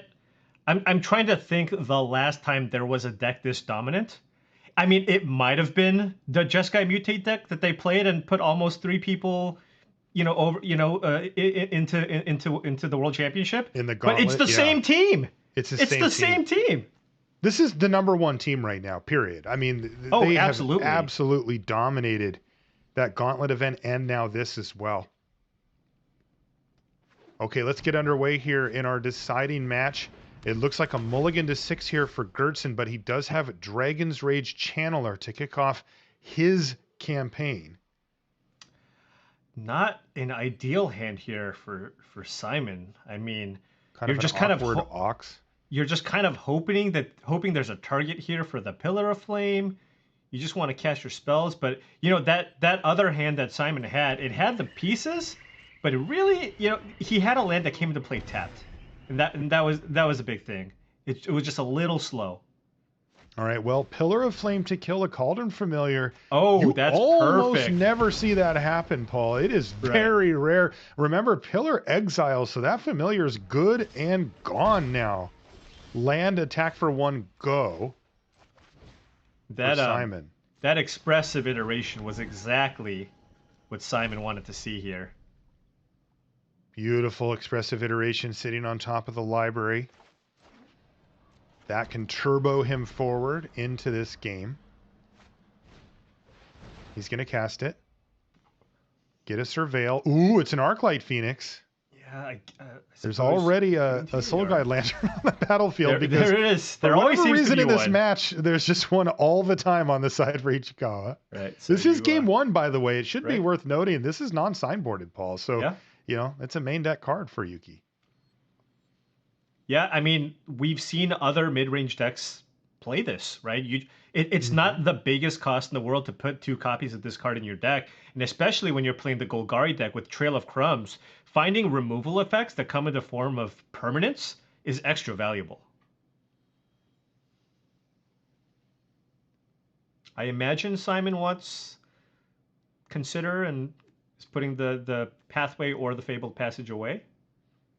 So is Simon just trying to force Ichikawa to use that Soul Guide Lantern at the earliest convenience here?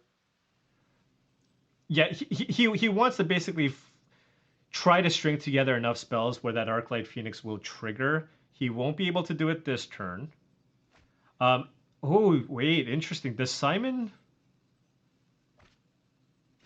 Okay. I'm just going to play Consider as well. Oh, it's Finale of Promise that is on a way top. to force Soul Guide Lantern. Don't think you necessarily need to do that. Yeah, he's going to put it in the graveyard here. Okay, Delver of Secrets ultimately into hand, but just 1 damage coming across. Yuki's going to fall down to 19. And Yuki's got a lot of removal here, but okay, that's what he needed. And he found it. Trail of Crumbs. Beautiful stuff here from Yuki Ichikawa, finding that Trail of Crumbs right on time. Yeah, and this, if Simon... Oh, excuse me, he's going for the Meat Hook Massacre here. Yeah, he's just going to wipe the board. These Ox of Agonis could be interesting, though. They could be. It's a little awkward that he drew both of them. Yeah, very awkward. But for Simon, I think your play is just beat down for 3. The good old-fashioned hard-cast Arclight Phoenix. It's going to get in 17 for Yuki Ichikawa, but he's got to be pretty happy with the way that this has gone. Oh, jeez. Yeah, I mean, he's slowly finding all the pieces. He actually had all the pieces. It's just that cat got exiled. Right. So, gonna want to find a cat or just any creature really to kind of get the ball rolling here. Of course, Trail of Crumbs by itself will help with that. Might have to take another hit from the Phoenix this turn. Doesn't really have a great way to sacrifice a permanent. I don't think he wants to. Sacrifice that Soul Guide Lantern. If possible, he wants to be able to put that Phoenix into the graveyard and then pop the Lantern. I wonder if he's considering playing the other Meat Hook Massacre here for 2 and then popping the Lantern. That's tempting, right? Getting 2 Phoenixes just out of the equation entirely. Well, he's going to take another 3 here. Yeah, not the biggest clock. He's already at 17, or still at 17. Oh, he can do this and then play Fatal Push with the... Having sacrificed the Soul Guide Lantern will actually kill the Phoenix and then exile. Oh yeah, really big heads-up sequencing there from Yuki. And this is just going to be now Ox we're of just down to Agonis. the Ox. Just slam it. And he finds Channeler, Faithless Looting, Unholy Heat. But here's Luris. And he just gets the Lantern back. That's really bad news here for Simon. Simon does have the removal spell. I imagine he's going to use the Unholy Heat here on Luris, running out the Channeler first, of course. Get that Surveil ability going.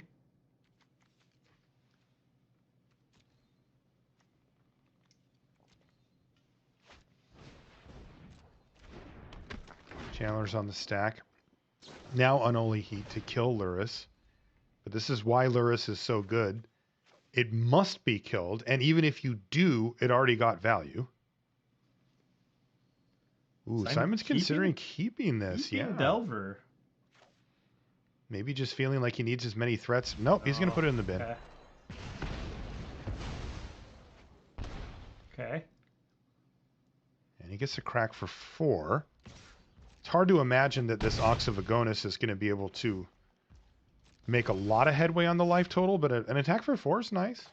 I mean, especially with Yuki having the other Meat Hook Massacre in his hand, right? Mm-hmm. The fact that he can play this one out for 2, wipe out the board, and Simon is basically on nothing, right? Especially with that Soul Guide Lantern back again, because normally you'd start to think that the Ox would be a factor, but no. Yeah, I don't think Simon has I think when they flashed over, I think it looked like he had 5 cards in his graveyard. So Yeah, because still a remember, while he's to go. already had his graveyard exiled once this game. Exactly. Tough. And Okay, Faithless Looting does find an Arclight Phoenix that Simon can just cast and start attacking again. I mean, you know, the way that Yuki Ichikawa has built his deck has really forced Simon to play an extremely fair take here. You know, underpowered for Historic for sure. yeah, I mean, the complexion of the game is so different when you do find that Lantern, right? We saw Simon able to win games where, yeah, Yuki just didn't have the Lantern and he just kept getting those Phoenixes back out of the graveyard. But now Simon can't play that way. Simon just has to play Phoenix and, you know, hope it gets the job done.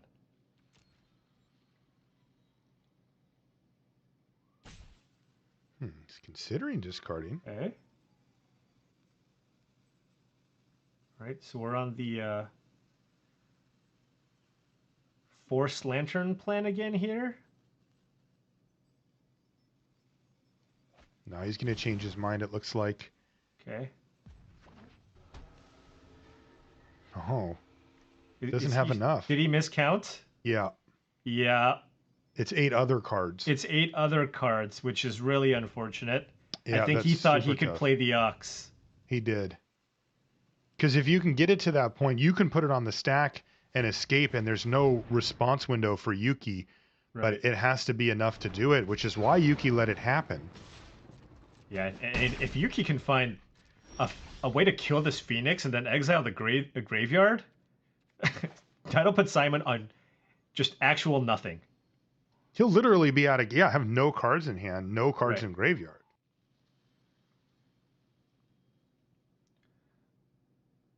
Now, Yuki does want to start developing his board. He's missed a few land drops here. He's got the Trail of Crumbs, but with the pressure that Simon has provided, hasn't really found an opportunity to cash in those food tokens into cards. You got to feel like Yuki's so close to just running away with this game. Trail of Crumbs, food. He's at 13 life, facing down a 3-2. Deadly Dispute is a nice way to really maximize your chance of finding a mana source. You can just sack the food here. Mm-hmm. That's what he's going to do. Okay. And he found a mana source. In fact, 2 of Found them. lands. And Yuki needs to be really mindful of that Ox, right? Simon is 1 card away from escaping that Ox of Agonis. Yeah, just the Faithless Looting would remove a card in the yard, but then replace it with 2 new ones. I wonder if you're just supposed to go for the Lantern now. Yeah, I think so. Yeah. And that's exactly what happens, and all that work from Simon the prior turn goes away. Wow, that's got to be the best draw for him, though. Expressive Iteration into another Arclight Phoenix. What? Okay, so now that's 6 in the air here. It is. Put that Channeler in your hand. Okay. That's what you wanted to see if you're Simon, and Iki Ichikawa's like, oh no. Really? Okay. I had all my bases covered, but not that one. Down to 7 he goes. Right, but you know, Yuki's done this dance before. You can sack a food, go up to 10, so not dead here. Probably wants to play a land. I don't know if he wants to play the oven. I think he wants to play a land and use both activations of the Trail of Crumbs here. Try to find another Meat Hook Massacre, maybe. Yeah, the oven's just not Goose. doing anything yet, and he can cast it next turn if it's going to. Right. Oh, and just might as well do it now. Okay. He found a Ravenous Squirrel, but that's still not good enough to get in the way of these 2 Arclight Phoenix. So a Phoenix off the top won't do it. Not quite. But this is a 2-turn clock here from Simon. That's right, and the Squirrel's not going to change that. Ooh, Unholy Heat. Okay, and that's... Does he get to get rid of the Squirrel with that? He does, doesn't he? He gets to kill the Squirrel too? And get a Surveil. Oh, and it's Pillar of Flame? That might be a turn difference in terms of clock. Yeah. That's a tough decision. So because if it's not relevant, it's going to be really not relevant, and if it is, it's going to win you the game. Because you put Yuki down to 4. Oh, he's keeping it. He's won with it before. He has. Now Yuki does have cat plus double oven, right? So that's it's a good amount of life and resources here. Oh man. And he has the Meat Hook Massacre as well, let's not forget. Oh jeez. So Simon's life total is going to start going down. This is so close, Paul. And he can't find a massacre and play it next turn. He's only at 5 life. He's facing down 7 power right now. So the Cauldron's Familiar is coming into play. He's going to go up to 6. You can play Witch's Oven, right? You can sack. You can block and sack the Familiar and go to 9. So I believe Simon is. He goes to short. 9. Oh, 1 short. Is there a way to? I don't think Simon has enough cards in graveyard to get Delirium here, right? We have. I would assume not. There's an Unholy Heat in the graveyard. Is that it? There's an Expressive Iteration too, I think. There is. So the pillar won't change that either way. Okay, in comes the team. So we're gonna see block, sack. This is so close. We're gonna see block, sack food, go to 9. Alternatively, if Yuki decides to just return Cauldron Familiar, Pillar of Flame will be lethal. Oh, it will be. Oh, and he's returning it for value, so this Pillar of Flame's gonna get it done. No way! Yes! He's only gonna be at 8 life? He's gonna be at 1! He goes to 1 and the Pillar of Flame finishes him off! Yuki Ichikawa cannot believe it!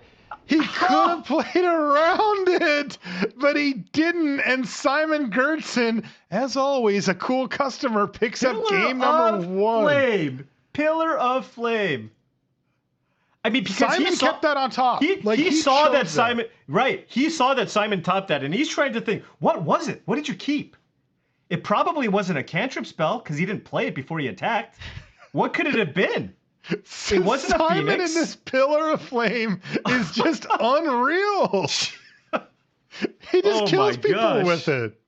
Yeah? Is it burn? There are other modes. I cannot believe he won that game. Yeah. So close for Ichikawa. I think Yuki just really wanted to kind of maximize the chance of finding another Massacre there, thinking, okay, really unlikely that there's another Pillar of Flame. There's only 2 in the deck. It was the last one. Yeah, it was there's 2 in the used... deck. There's 1, right? But then you also have to think, how can I lose this game?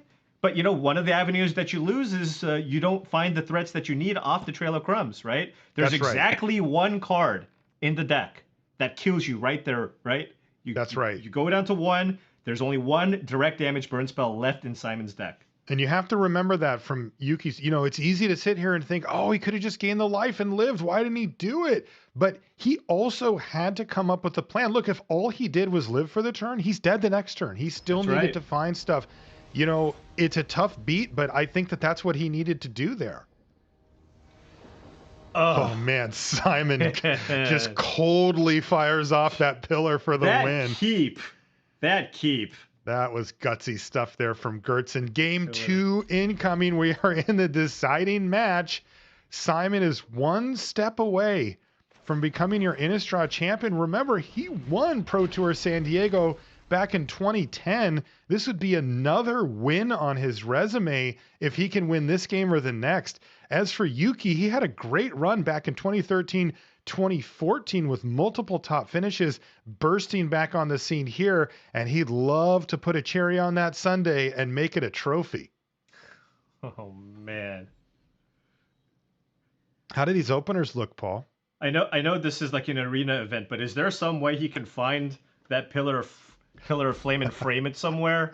Maybe take a screenshot, blow it up. I don't know. Never trade it. Yeah.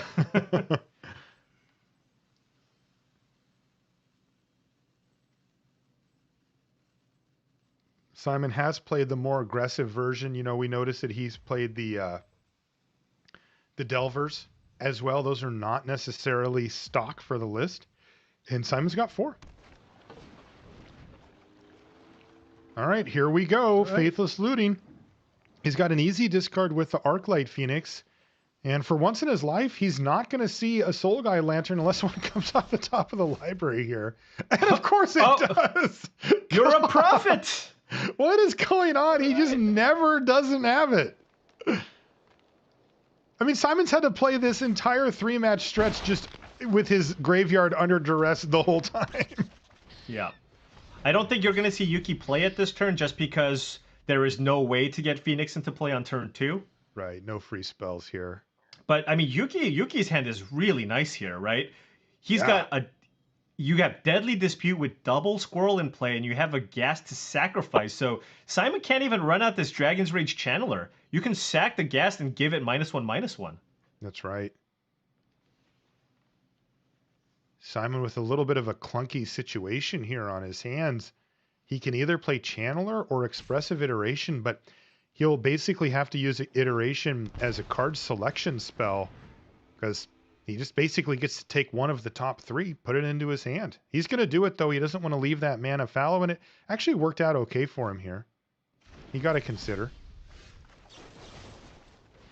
Ooh, Trail of Crumbs now as well for Ichikawa. Yeah, he's going to have to start off with Dispute, though, to get the mana. These squirrels are going to get out of hand. Yeah, they're going to be very huge. Quick. And he found the land and a cat. I mean, if he wants, he could attack for 10 this turn, right? There's 2 treasures. Well, there's 2 treasures and a Soul Guide Lantern. So he could just be like, all right, hit you for 10. Good luck. You know, Simon's deck is really not equipped for that, right? He's got Fading Hope. He can do a little bit, but once those squirrels get out of range from the burn spells. All right, so this is going to be +3/+3 for the Ravenous Squirrels here. Going to draw 2 more cards and going to get a treasure. Oh my goodness. This is insane. This feels like we're playing a different format here. It really does. Plays the Soul Guide Lantern. Jeez. Turn 3, take 12? Look at this. Simon Gerson just 14 says, if you nice. want. Hey, you know what? Could be 14. If you make it a 7/7, you can't even Unholy Heat it. That's true. It's actually tempting to do that. Puts you to 2.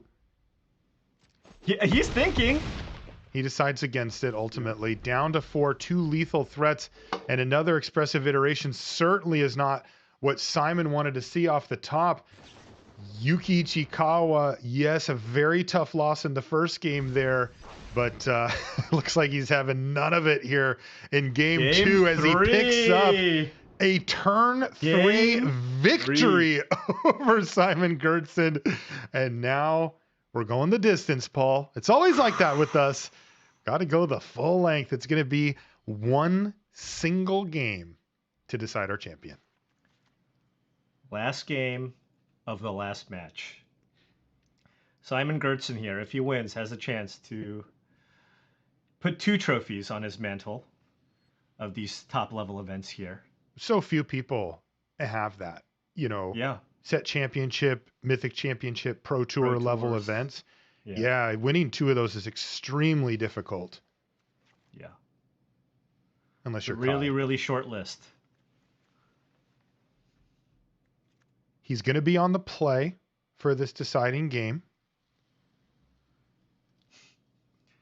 Yuki just needs to take a breath here. He's still. He's like, wow, this is stressful. It's like, oh, wow. We're playing for it all here, aren't we? This is it. This is it. Simon looks like he's going, oh, I forgot to mail in the light bill. Make sure I do that. Put my laundry in the dryer? Yeah. But that's just his demeanor. Believe me, you, inside, underneath that cool exterior, he's deadly focused on making the right play. That is what motivates Simon Gertson. I would say, Paul, it motivates him even more than money or trophies. He wants to play correctly. That's what interests him about games like Magic. All right. Don't think this is a keepable hand here for Simon. Delver into pillar and then Not just enough. cross your fingers. Boy, I would not want to put my tournament on that. Not enough action. You want iterations. You want cheap threats plus card draw. Oh, is he keeping this? He's thinking about he's going to keep it. And this is going to be a disaster. There's double fatal push there for Ichikawa. This Delver's not even going to make it to Simon's turn. Yeah, and Ichikawa's got a nice start here. Turn 1 Shambling Ghast into potentially a dispute, right? Especially if Simon's Delver doesn't flip. Oh, but he did transform it, and it was Perfect. the best possible expressive card. iteration off the top. That is what Simon needed to get back into this thing. And Pillar of Flame the Shambling Ghast. Whoa. Jeez. Huge swing there. That could have been it. Like land off the top, no flip, and it's a disaster. It's now just all of game a over sudden, almost. Simon gets to slam for 3. Now look, Yuki has the answer for the aberration. This thing's not going to go the distance. Oh no, this is just very much a game. But yes, but it was almost very much not a game though. Exactly. If he didn't find anything there. All right, now he can play expressive iteration and try to reload. Okay, not the best, but fine. Yep. You get his namesake Pillar of Flame. Yeah, you get to keep a removal spell, exile an island, play an opt, but that opt's gonna have to do a lot of work here.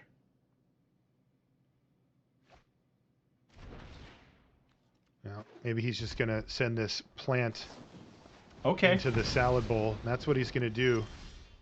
Yeah, fill up his graveyard with some various card types. Yeah, he's gonna get max value. Passes a turn back. Little plays like that can really add up, right? When your opponent's playing cards like Deadly Dispute, having an expendable creature around really matters. Yeah, you've seen Simon be very aggressive with his removal spells on any creature. That includes a plant token. Yeah, and it'll include a Ravenous Squirrel as well, though that's a much more juicy target, as it were.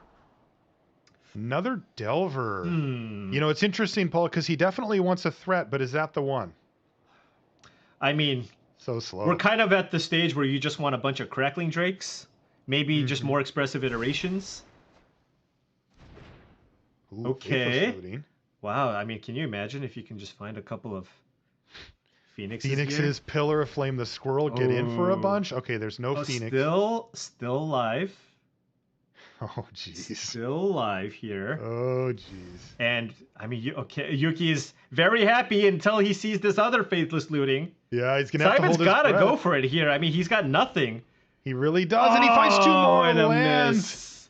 Disaster for Simon Yuki's Gerson. going to fist pump here. Yeah, he's like, don't put 2 Phoenixes in. He's going to be so relieved when he sees this, Paul. And look how long Simon's taking. Yuki can barely take it. What if there were 2 Phoenixes and he was doing this? Oh, that would be brutal.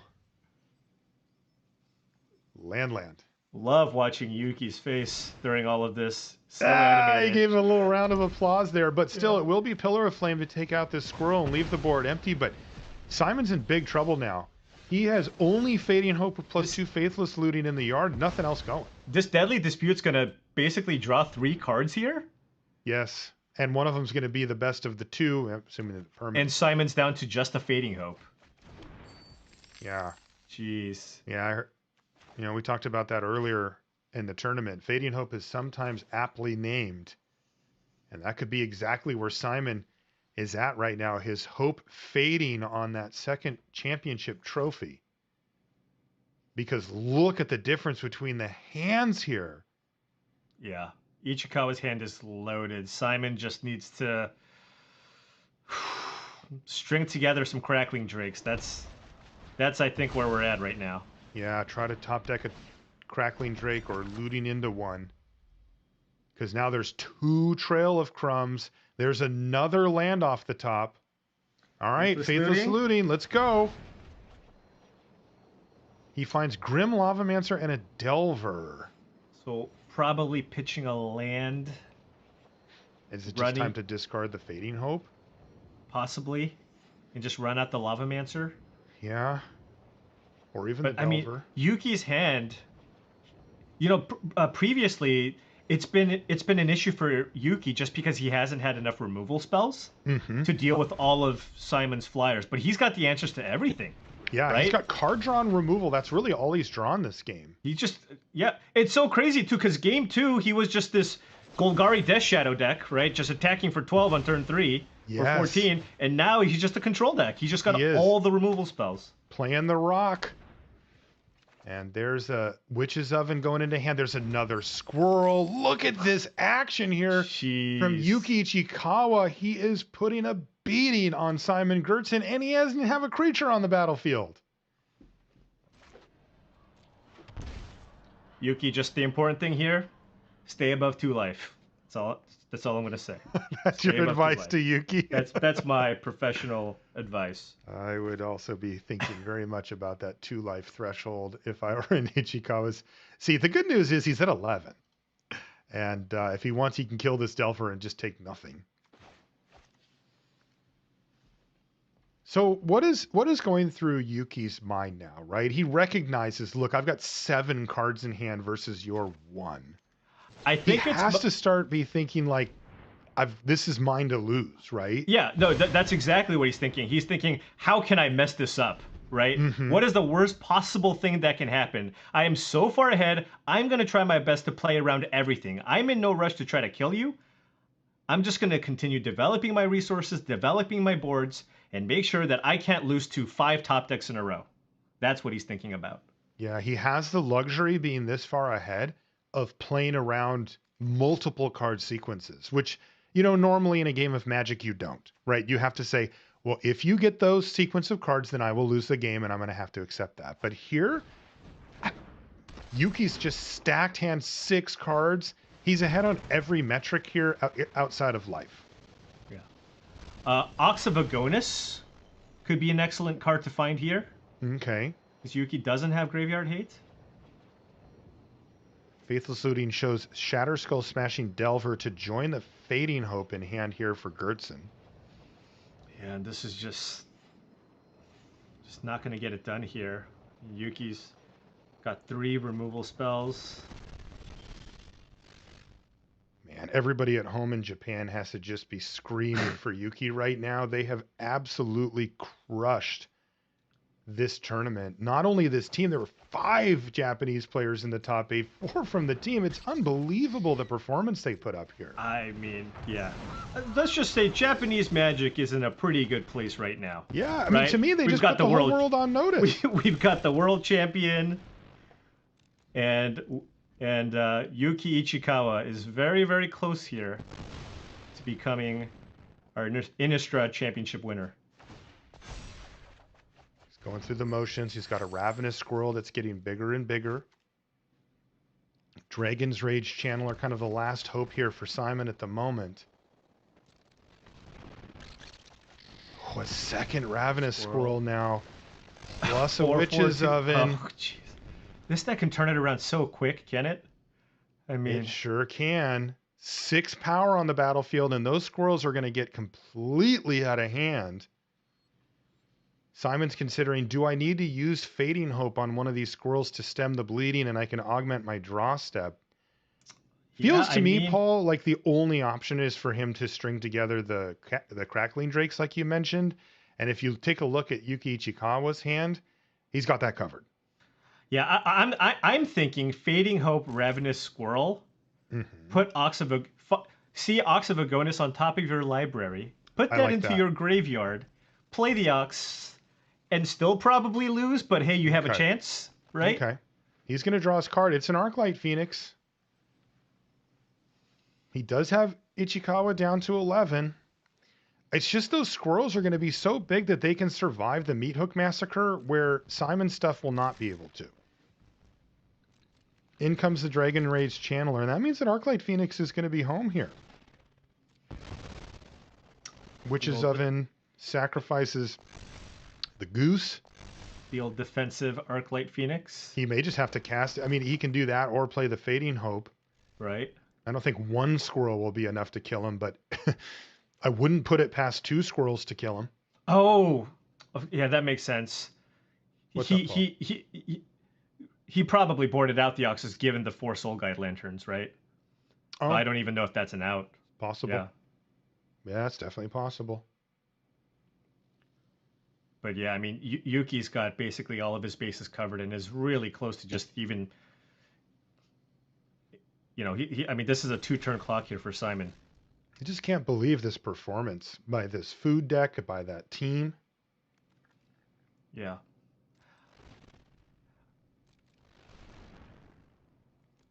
Yeah, I mean, they have put together an incredible, last 6 months of Magic, right? Yes. Starting from the gauntlets into the World Championship into this tournament. I mean, it's been domination. Like really, this team particularly, but Japan in general. I said it a minute ago. They put the world on notice. Yeah. We're on top. You got to come knock us off if you want to. And unless something insane happens here, Yuki Ichikawa is going to finish off Simon Gertzen in a few turns here and claim the title. Yeah. I mean, I think he might even just be doing math right now to see if he can kill him this turn. Of course, Simon's got the fading hope, but Yuki just trying to close it out this turn if possible. But he doesn't need to. He's at 14. He's going to play Bone Shards to discard one of the redundant copies of Meat Hook Massacre and destroy Dragon's Rage Channeler. Sure, Simon could save it, but is that where you want to be? You'd rather just bounce one of the squirrels. Right. He's going to do that in response. Well, he still has the Dragon's Rage Channeler on the board. He sees another one. That one immediately goes to the bin. Yeah, I mean, is there a way that... I mean, now that this Channeler is done, even if Simon somehow got all of his Phoenixes and put them into the yard? There's finally a Crackling Drake on top of the library.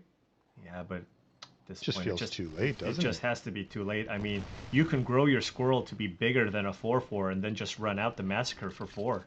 Yep. Ravenous Squirrel's going to hit again. There's Cauldron Familiar. The Witch's Oven is in play. The 2 copies of Trail of Crumbs are there. And he's going to get maximum damage from that unsummoning 6 squirrel right now by doing a Cauldron Familiar loop. Yeah, he gives up the Trail of Crumbs, but he gets in for 6, down to 10. Goes Simon Gertzen. He draws the Crackling Drake. All he can do is put it on the stack. He finds Unholy Heat, which would have been pretty nice. He actually has Delirium, but he doesn't have the mana for it. Let's see. Does Hive of the Eye Tyrant get it done? Right? You have to block the squirrel. You attack for 7. 7 and counting. 7 and counting. He can sacrifice the food and still fire up the Eye Tyrant. Right, and that drains you for 1. Gets you down to 9. And attack you for 8.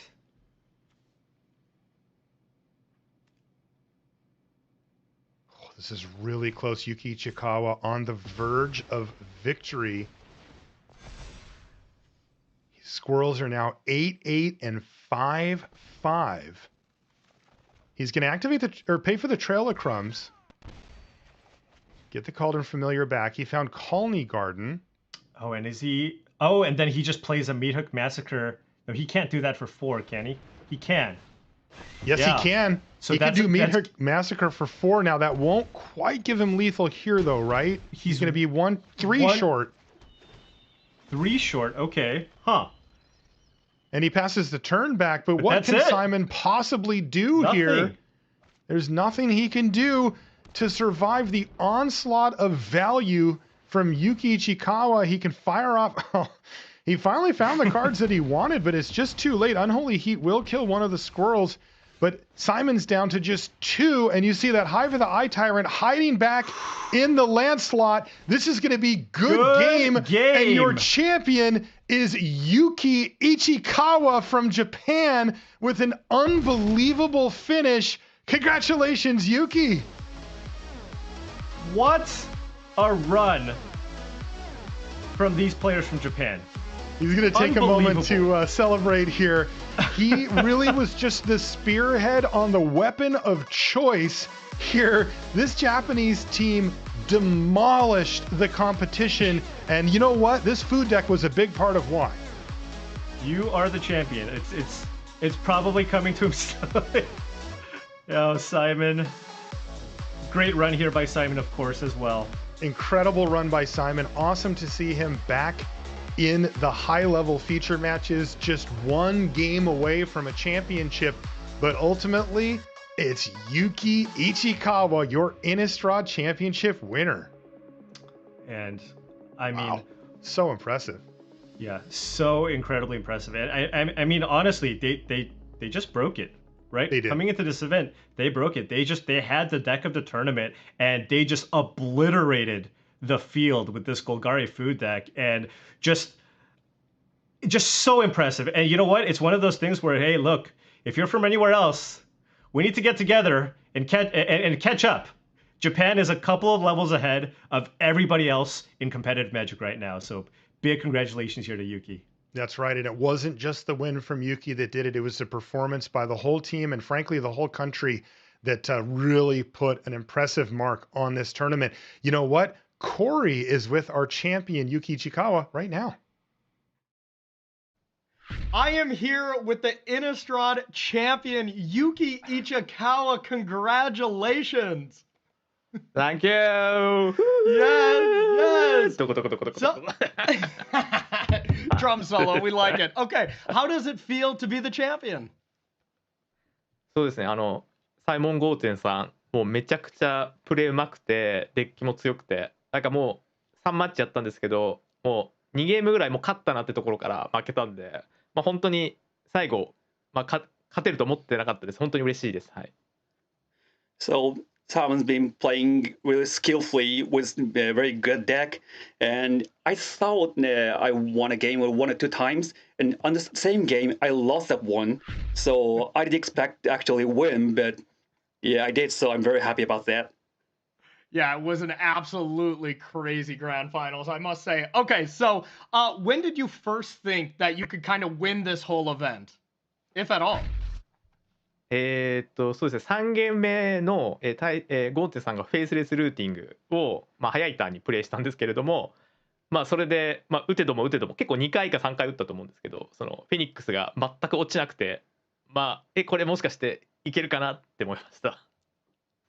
So it was a very last match when the Simon kept casting face-first looting for several times, and he didn't hit the Phoenix. And at this time, I felt like I could win this thing. Yeah, that was the time. Oh, love it. Love it. Okay, so now looking forward to the World Championship. Are you going to be testing with the same team that you tested for this event? そうですね、今回4人また、ワールドに出る予定なんですが、まあ僕はぜひ一緒にやりたいと思ってます。今回の結果を踏まえてすごいいいデッキもらえたんで、ただまあ他のチームメイトがどう思ってるか分かんないですけど、まあ僕はやりたいです。So considering the result of this time, I pretty much feel like playing with the same team, but it's all up to the teammates, I think. Smart. That's a good team to stay with, that's for sure. All right, everyone. Yuki Ichikawa, thank you so much for joining me. You are the Innistrad champion.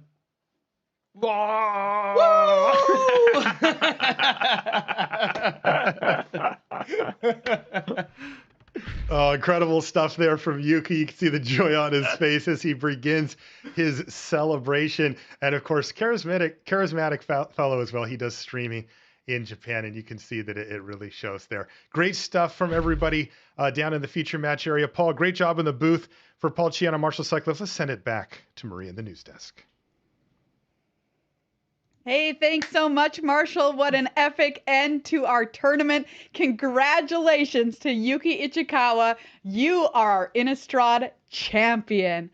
Wow, he really did it. And the team with him along the way really did it as well. Applause all around here from the news desk. Such huge congratulations to him. And of course, congratulations to Simon and Gertson as well for making the finals and doing it his own way, too. you guys, doing it his own way to his own build there of Phoenix, and also playing mono black zombies in standard. Excuse me? Yeah, I mean, come on. Okay, Monty, what is your big takeaway from this tournament? This Japanese team is on another level. One event is whatever. We are at 3 premier events in a row where they've come out on top. The MPL Gauntlet, the World Championship, now the Innistrad Championship. To dominate 3 events in a row like that is unheard of. People need to step it up to match them. This is insane. Yeah. Absolutely. And you know what? We were saying this already after they were doing so well at the first event. We were like, hey, Japan's stepping up here. And here they go, just really cementing their dominance of the field in a huge way. Corey, for you, what is your takeaway? Well, yeah, I think it's insane to dominate these single, deck formats. But when you have these 2 formats that you have to test for, the fact that they not only dominated in play, but they dominated in testing. They had half of their team testing standard and half testing historic. And then one day before decks are due, they just share and they're like, yeah, I trust these players. I submit that. Like, what? How can you do that as a team? That takes so much trust and so many good players to have that kind of close-knit network to be able to work with. And that part is just as incredible as the results that they put up as well. Absolutely. The testing team has figured it out in more ways than one. Well, thank you so much, Monty Davuti, Corey Baumeister, for hanging out with me at the news desk this weekend. It's been one heck of a ride. I want to say thank you to all the players who came here and played this weekend. You all put up an amazing fight and did an amazing job qualifying for this tournament in the first place. Thank all the crew behind the scenes for their tireless work, the Wizards staff, the rest of the commentary team, and of course you in chat. Thank you so much for watching. Put up your claps. Everyone put up your claps. Thank you so much for hanging out with us this weekend. It was so great to have you here. Cannot wait for the next one. This was truly an epic tournament. Congratulations once again to our winner, Yuki Ichikawa. Well, when we started this weekend, we had 252 players. It was a huge number. People qualifying from all over, battling in standard and historic. From well-known pros to first-time competitors, the field was fierce. With standout performances from Golgari Food and Is It Epiphany, the Japanese testing team put a remarkable 4 players into the top 8. Some truly astonishing work. And in the end, it was one of those team members, Yuki Ichikawa, who put enough cats in enough ovens enough times to secure a victory in 3 matches. This tournament also sees us send 6 of our top 8 to next year's World Championship. What an incredible way to kick off a new season of Magic. We'll see you at the Neon Dynasty Championship. Until then, be wary of any wedding invitations or suspicious ovens. See you all next time.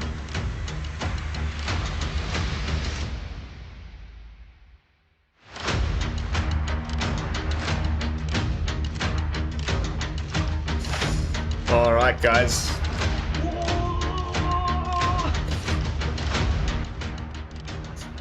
That's going to be it for this one. Another epic watch party done. Japan on top of the freaking world right now. But yeah, thanks so much for tuning in. I will be resuming normal content from tomorrow. We're getting back into spoilers for Alchemy and fresh brews, so don't forget to tune in for that. Yeah, don't forget to drop a like if you enjoyed this content, of course. Thank you. And until then, this is Lone Fox from the BrewLab, signing out. Peace, y'all.